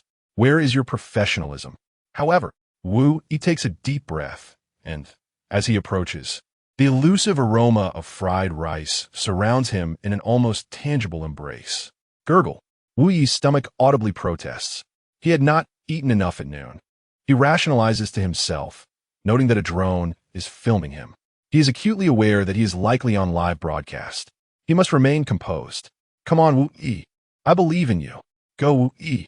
You're the best. On either side of the road, numerous fans cheer for Wu Yi, and he smiles, waving in acknowledgement. Please don't eat the fried rice. One fan cautions. That's hilarious, Wu Yi scoffs. I am a professional marathon athlete. How could I let a mere fried rice distract me from the race? Unlike those in line, many of whom are merely here for the spectacle. Indeed, another fan adds, what magic could that fried rice possess that even Vikram has gone to eat it? This revelation stuns Wu Yi. Vikram, another top contender, has also stopped to eat? That should not be. At this moment, Wu Yi passes by Jiang Tian's stall, where several competitors are enjoying their fried rice, including a good friend of his. Upon seeing Wu Yi, his friend calls out, Old Wu, come have a bite. This fried rice is absolutely delicious. Others chime in, honestly, I've never tasted such exquisite fried rice in my life. It's so fragrant. Yeah, I saw it on Douyin before. I can't believe I encounter here today, though it's a pity there's no braised pork. This Yangji Ganlu is simply divine. Far more delicious than what I've had at the milk tea shop. You must eat to regain strength for the race. Old Wu, even Vikram has eaten. You should stop for a bite too. You'll surely regret it if you don't. Wu Yi catches a fleeting glance of the fried rice. Just one look, and the image is etched in his mind. The grains of rice enveloped in golden scrambled eggs, glistening with a sheen, the vegetables beautifully accentuating the dish, creating an impression of lightness devoid of greasiness. Most importantly, it smells heavenly.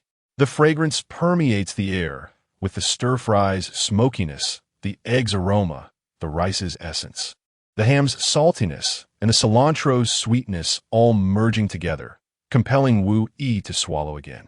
What if he were to indulge just once? Wouldn't he that fuel him to sprint the next 5 kilometers?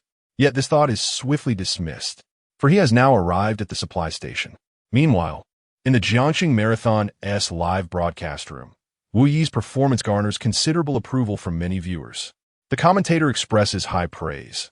Wu Yi has demonstrated exceptional professionalism. This is the hallmark of a true marathon athlete. The audience concurs. It must be Wu Yi. This year's champion is undoubtedly him. Such remarkable self-restraint. If it were me, passing by Boss Zhang's stall, I would undoubtedly succumb to temptation. Indeed, Boss Zhang's fried rice is no joke. Wu Yi is incredible for resisting it. In the broadcast, Wu Yi has reached the supply station, grabbing a bottle of energy drink and a piece of bread. This should suffice. He opens the energy drink, sipping cautiously, ensuring not to drink too much at once. The bread, too, he chews slowly. However, his expression turns sour. He glances at the bread repeatedly. Wasn't this supposed to taste better? Why does it now taste like cardboard? Before the eyes of all the viewers in the live room, Wu Yi promptly tosses the bread into the trash and turns to sprint towards Lao Zhang's fried rice. Chapter 98. I'm a devoted fan of Boss Jiang in the official live broadcast room of the Jiangqing Marathon. The sight of Wu Yi abruptly turning back left the screen filled with question marks. What on earth is happening? Can one really turn back during a marathon? There are no explicit rules against it, but who would actually do that? Wu Yi, what are you up to? After replenishing your energy, you should be sprinting ahead. Is he perhaps craving Lao Zhang's fried rice? Is there anyone from Jiangsheng who knows the story behind this Lao Zhang fried rice? Is the commentator present? Why did Wu Yi turn back? Could it be he has taken a wrong turn? At that moment, the commentator in the studio wore a perplexed expression. A wrong turn? For other competitors, it might occur with a slight probability, but for someone of Wu Yi's caliber, it is absolutely inconceivable. Moreover, the drone's live feed clearly showed he was heading towards Lao Zhang's fried rice stand. What on earth is so enchanting about Lao Zhang's fried rice that it can lure so many participants? Most notably, both Wu Yi and Vikram, favorites to win, have made their way there. The camera followed Wu Yi to the fried rice stall, where the owner, Jiang Tian, cheerfully announced, "Please be patient, everyone. 5 servings of fried rice will be ready shortly. I'll speed things up over here." As Wu Yi approached, he inquired, "Boss, I'd like a serving of fried rice. How long will it take?"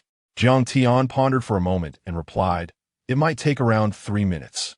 In a marathon, every second counts.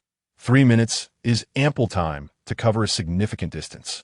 Indeed, Wu Yi frowned, hesitating. Observing Wu Yi's indecision, the commentator wiped his brow and remarked, "It's evident that Lao Zhang's fried rice is incredibly delicious, enough to keep Wu Yi here. If I were there, I would certainly buy a serving to try." Wu Yi, however, remained rational. 3 minutes was enough for him to run quite a distance. Vikram had wasted a few minutes earlier buying fried rice, leaving Wu Yi with a fantastic opportunity. Suddenly, the commentator's tone shifted dramatically as he sprang to his feet, his hands pressing against the table in disbelief, exclaiming, "Wu Yi isn't leaving? He even borrowed money to buy fried rice." Wu Yi found himself at a loss for words.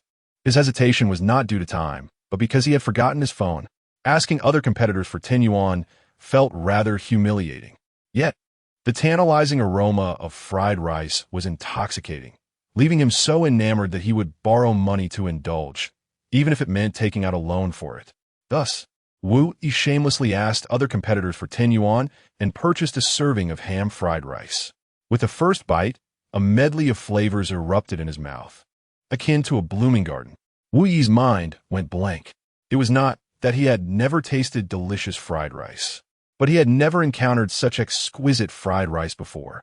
It was devoid of greasiness, with fresh vegetables harmonizing the flavors, imparting a refreshing sensation. No wonder even Vikram had stopped for it. As Wu Yi savored the fried rice, he felt that the day's competition had lost its significance. Life is about enjoying the moment, after all. Before long, he had devoured half a serving of fried rice and, with a bold face, asked to borrow 18 yuan to buy a serving of mango sago. The ripe mango lent a hint of sweetness, quickly balanced by the tartness of grapefruit, complemented by chewy sago and the rich creaminess of coconut milk. Refreshing. After a tiring journey, He relished the fried rice and drank the mango sago heartily. Despite the fatigue from climbing a metaphorical mountain, he felt invigorated in spirit and body. "Boss, your fried rice is absolutely delicious. How do you make it?" In less than 2 minutes, Wu Yi polished off the serving of fried rice and couldn't help but inquire of Jiang Tian. Jiang Tian smiled and replied, "You can check my Douyin. I've posted the recipe there." This prompted a chorus of admiration from the athletes. "Boss, you're sharing such a fantastic recipe? If you were to take disciples, it would certainly be worth 50,000 yuan. Are you recruiting? I might just quit marathons and become a fried rice vendor instead. The boss truly has a grand vision. I'll follow you right away." Wu Yi made a mental note, but was soon brought back to reality by a gust of wind. He was still in the midst of a race. Goodness! The time spent on fried rice had consumed nearly 10 minutes. Moreover, his stomach felt slightly bloated, which could hinder his performance. Regaining his focus, Wu Yi plunged back onto the track to continue the race. He initially thought that indulging in so much food would disrupt his rhythm, but to his astonishment, he felt remarkably light, and even while increasing his speed, he did not experience any fatigue. Could Lao Zhang's fried rice possess such magical properties? If there was any regret, it was undoubtedly true. Wu Yi had not satisfied his craving and felt that another serving would be just right. However, his formidable self-discipline brought him back to reason. As delectable as the fried rice was, the race held greater importance. Meanwhile, in the marathon's live broadcast room, the viewer count had unknowingly surged to 40,000. "Oh, Wu Yi, you finally realize you're in a competition. Can you still catch up? I am truly disappointed." Wu Yi, a marathon runner waylaid by fried rice, left many curious about just how delicious this Lao Zhang's fried rice could be. Watching Wu Yi eat was truly a sight. "I noticed that it would only take 1,400 kilometers for me to savor Lao Zhang's fried rice. Wetland Park, you say? I live in Jiangxing, and I must see what all the fuss is about that could entice so many participants. I am a devoted fan of Boss Jiang and can assure everyone that it is absolutely delicious and will not disappoint you." "Hey, are you foolish? This is a live broadcast. You can't say it's delicious. You must claim it's awful. Otherwise, you'll cause another 10 minutes of waiting." This year's marathon has been quite the spectacle, with participants clamoring to queue for fried rice, a sight never witnessed in previous years. This dramatic scene instantly attracted a multitude of viewers to the live broadcast room. Engaging interactions lead to increased viewership, creating a cycle that draws in even more people. The official staff of the Jiangxing Marathon found themselves at a loss. Each time they switched to another camera angle, the viewer count would plummet. Yet, as soon as they returned to Lao Zhang's fried rice, the numbers would soar. In this day and age, people crave something different. The overly serious approach hardly garners attention. Rather, it is the contrasting elements that captivate the audience. Chapter 99. The people in line are fools at the entrance of Jiangxing Wetland Park. Jiang Tian was filled with joy. Initially, when the system's hidden quest was triggered, he held little hope. However, he was pleasantly surprised to see such a multitude of contestants lining up to purchase food. It was truly overwhelming. Jiang Tian could only hasten his pace to serve the dishes swiftly, knowing that these competitors needed to eat quickly to continue their contest. Unbeknownst to him, it was already 2:30 in the afternoon. Before setting out, he had specifically asked Lin Wanqing to steam some rice and let it cool, as he would be heading to Happy Garden and Wanghai apartment later. The cooled rice would be perfect for dinner at Wanghai apartment. At the wetland park, fried rice was the hottest seller, primarily due to its enticing aroma that made it addictive for the contestants. Moreover, many camping tourists in the park, upon hearing the news, rushed over to buy as well. They were eager to taste the fried rice that had tempted the contestants so much. Among them was Jiang, who had just turned 50. He felt elated these days, as his son had recently started dating and brought his girlfriend home to introduce her. Satisfied with this development, Jiang readily agreed when his son mentioned going camping. The weather was splendid, with gentle breezes and warm sunshine, and Jiang had prepared a delightful spread of food. His wife was also in high spirits, having prepared an array of items early in the morning, including fruits, snacks, beverages, pizza, and even a barbecue grill for grilled meat. The family enjoyed a cheerful and harmonious atmosphere, creating a warm and lovely scene. However, Jiang noticed that his wife was constantly fixated on her phone, which displeased him. "We are out camping. You should take in the scenery instead of staring at your phone," he remarked. His wife, looking somewhat embarrassed, leaned closer and whispered, "I really want to eat the fried rice from Lao Jiang at the entrance." Ji Buchang frowned, feeling somewhat irritated. "You spent all this time preparing grill meat, and now you tell me you want fried rice? And at your age, do you not realize that these roadside stalls are unhealthy?" His wife felt a bit aggrieved and could only force a smile as she put her phone away. Their son, Ji Mingliang, sensing the tension, asked, "Mom, do you want fried rice? I can go buy it for you." Ji Buchang firmly replied, "With all that meat, why would you want fried rice? No buying. It's unhealthy and a waste of money." Ji Mingliang retorted, "Dad, what's wrong with Mom wanting some fried rice? It's only 10 yuan. Do we not have that much?" Ji Buchang replied sternly, "I just don't understand what is so special about fried rice that it could possibly be better than meat." Ignoring his father's disapproval, Ji Mingliang turned to his mother and said, "Mom, I saw several stalls selling fried rice when I arrived. Which one do you want? I'll go with Yuan to get it for you." His mother hesitated, glancing at Ji Buchang's expression before sighing. "Forget it. Your dad is right. How could fried rice possibly be better than meat? I just saw online that Lao Zhang's fried rice at the wetland park is incredibly popular. They used to set up at the City Management Bureau, and many marathon contestants lined up to eat there." Ji Mingliang's jaw dropped in astonishment. "Mom, are you joking? Fried rice at the City Management Bureau? And there are still marathon contestants in line now?"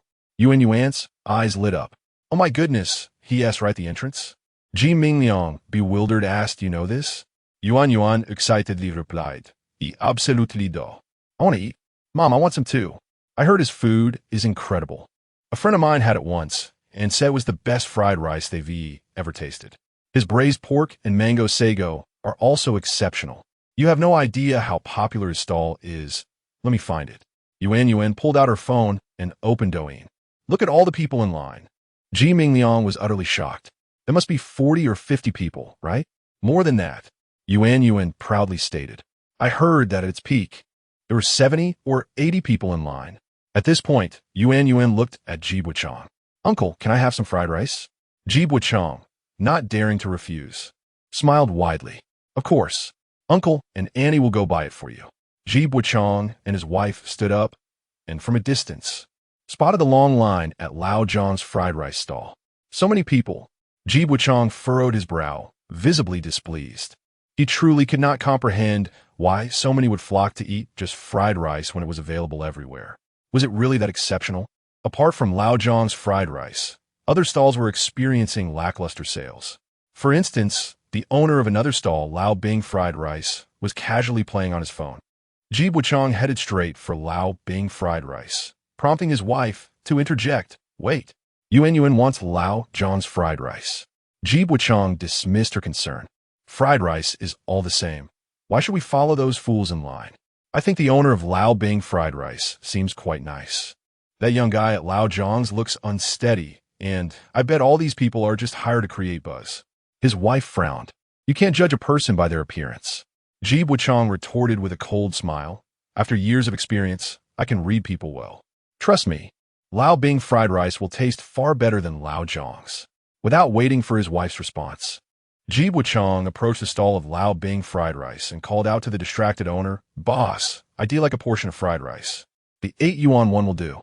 The owner, noticing a customer, quickly responded with a smile, coming right up. Yet, Ji Buchang's wife expressed her disdain, pulling him aside. "Look at that dirty stove and the ingredients. They seem stale. Lao Zhang's setup is much cleaner, and the ingredients are fresher than what I buy at the market.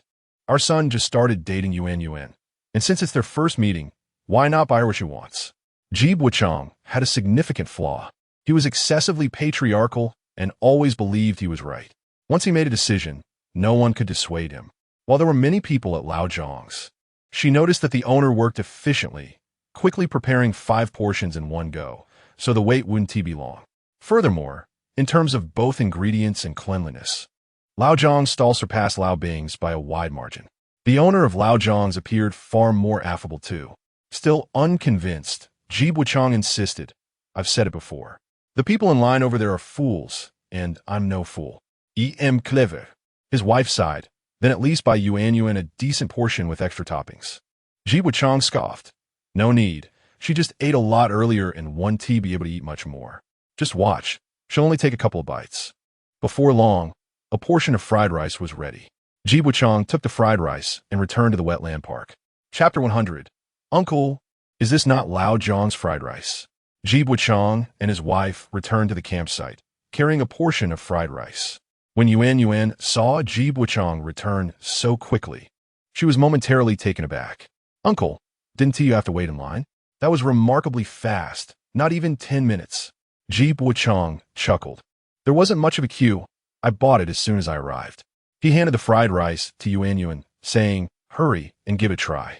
Without hesitation, Yuan took it and quickly snapped a photo to share not only with her friends, but also on her social media. Finally enjoying the Lao Zhang's fried rice I've been longing for. So happy. Thank you, Uncle. As she opened the container and took a spoonful, her expression swiftly froze. Though she seldom indulged in fried rice, she had enough experience to discern that this Lao Zhang's fried rice bore no remarkable distinction from the one she had previously purchased. It wasn't as delicious as her friends had claimed. It was in fact quite ordinary, almost painfully so. Yuan pouted. It's not as delightful as I imagined. Is it? Let me taste. Ji Mingliang took a bite and immediately set it down. Indeed, the flavor is rather mediocre, not even as good as my own cooking. I suspect those queuing outside are merely hired by the owner. Ji Wuchang laughed lightly. In this day and age, it's all about gimmicks to attract people. How can mere fried rice warrant such long lines? It must be a fabrication. His wife, feeling awkward, forced a smile, fully aware of the reality. Yuan nodded in agreement. Sai, we really shouldn't trust things we see online. Exactly, Ji Wuchang said cheerfully. Street food is often unsanitary. Let us stick to the barbecued meat we brought. Suddenly, Yuan's phone vibrated beside her. She picked it up to find a message from her friend. Where did you buy this? This is definitely not Lao Zhang's fried rice. Taken aback, Yuan explained. I came to my boyfriend's place, and we were camping at the wetland park. The aunt said Lao Zhang's fried rice is right at the park entrance, so when I mentioned I wanted some, my uncle went to get it. Her friend retorted, the presentation is definitely not right. Lao Zhang's fried rice never contains shredded carrots. He uses greens. Her friend then sent a photo, adding, this is what I bought after waiting in line. Do you see the difference? Yuan compared the two and noted the stark contrast. The fried rice her friend had sent was far more appealing, while Ji Wuchang's purchase appeared utterly unremarkable. Furrowing her brow, doubts began to creep in. He claimed there was no queue, that he was back in under 10 minutes. Goodness, her friend exclaimed, how is that possible? Go check the live stream of the Jiangchang Marathon. There are so many people in line. How could he have bought it in less than 10 minutes? Skeptical yet intrigued, Yuan opened Douyin and found the marathon live stream. Sure enough, a throng of people surrounded Lao Zhang's stall, including numerous participants and many visitors camping in the wetland park. With this many people, you expect me to believe you bought it in under 10 minutes? Checking her social media, she saw numerous comments on her recent post. This isn't Lao Zhang's fried rice, is it? You got a fake. Why does this look so different from the Lao Zhang's fried rice I bought before? Did Boss Jiang change the recipe? Sister, your uncle must have tricked you. As someone who has tasted Lao Zhang's fried rice, I can tell at a glance that this isn't made by Boss Jiang. Your uncle really treats you well, letting Boss Jiang alter the recipe for you. Smirk. Countless comments flooded in, including several snarky remarks from colleagues Yuan was not particularly fond of. With a sullen expression, she confronted her uncle. Uncle, this isn't Lao Zhang's fried rice, is it? Ji Wuchang, maintaining his composure, replied, how could that be? It's south from that place, right at the entrance. With tears brimming in her eyes, Yuan retorted, my friend told me this is definitely fake. If you didn't want to buy it for me, you could have just said so. Ji Wuchang, finally losing his calm, quickly insisted, how could that be, Yuan? I genuinely bought Lao Zhang's fried rice. Ji Mingliang, equally perplexed, asked, sweetheart, what is going on? Yuan pointed at the fried rice, speaking deliberately, this is not it. I posted on social media, and now they're mocking me for buying a fake. Uncle, I trusted you so much, yet you show me such a lack of respect. I've long felt uneasy about this. Annie merely wanted to enjoy some fried rice, which costs only 10 yuan, Yet you didn't even consider it before refusing. You don't respect your own wife, and now you blame her. I can only imagine what it would be like if I married into your family. Ji Mingliang remained bewildered, exclaiming, Dad, what is happening? Yuan stood up, coldly smiling. There's no misunderstanding here. Your dad simply doesn't value me. If you want tea, buy it for me. I'll get it myself. I can afford a fried rice. With that, Yuan turned and left. Outside, she stood in line for 15 minutes before finally obtaining Lao Zhang's fried rice. From the moment she began queuing, she anticipated its deliciousness, as the aroma had already awakened her appetite. Indeed, the moment she took a bite, she was utterly entranced. It was simply divine. Lao Zhang's fried rice truly lived up to its reputation. After satisfying her hunger, she indulged in a piece of osmanthus cake and a sip of mango sago. At that moment, all the grievances she felt earlier with Ji Buchang vanished into thin air. Sir, your fried rice is exquisite, Yuan said to Jiang Tian with a smile. As Jiang Tian, now less busy, looked up, he replied, I assent it. I have many loyal customers who praise the flavor. Come again next time. By this time, Jiang Tian was less occupied, as the participants had mostly passed through this section, and the number of campers at the wetland park was not overwhelming. Many had come through the live stream, and by 3 o'clock, all his supplies had sold out. After he tidied up the trash, Jiang Tian quickly departed, sensing that a crowd would soon arrive. Sure enough, shortly after Jiang Tian left, a throng of people arrived at the wetland park. Where's Boss Jiang? I drove for over an hour, only to find he has gone. I'm late. I saw the live stream and rushed over. Boss Jiang is truly elusive. He must not care about us any longer. Does anyone know where Boss Jiang lives? I want to go to his house for a meal. Does anyone have leftover Lao Zhang's fried rice? I'll pay a high price, even for half-eaten portions. Meanwhile, Jiang Tian had already returned home.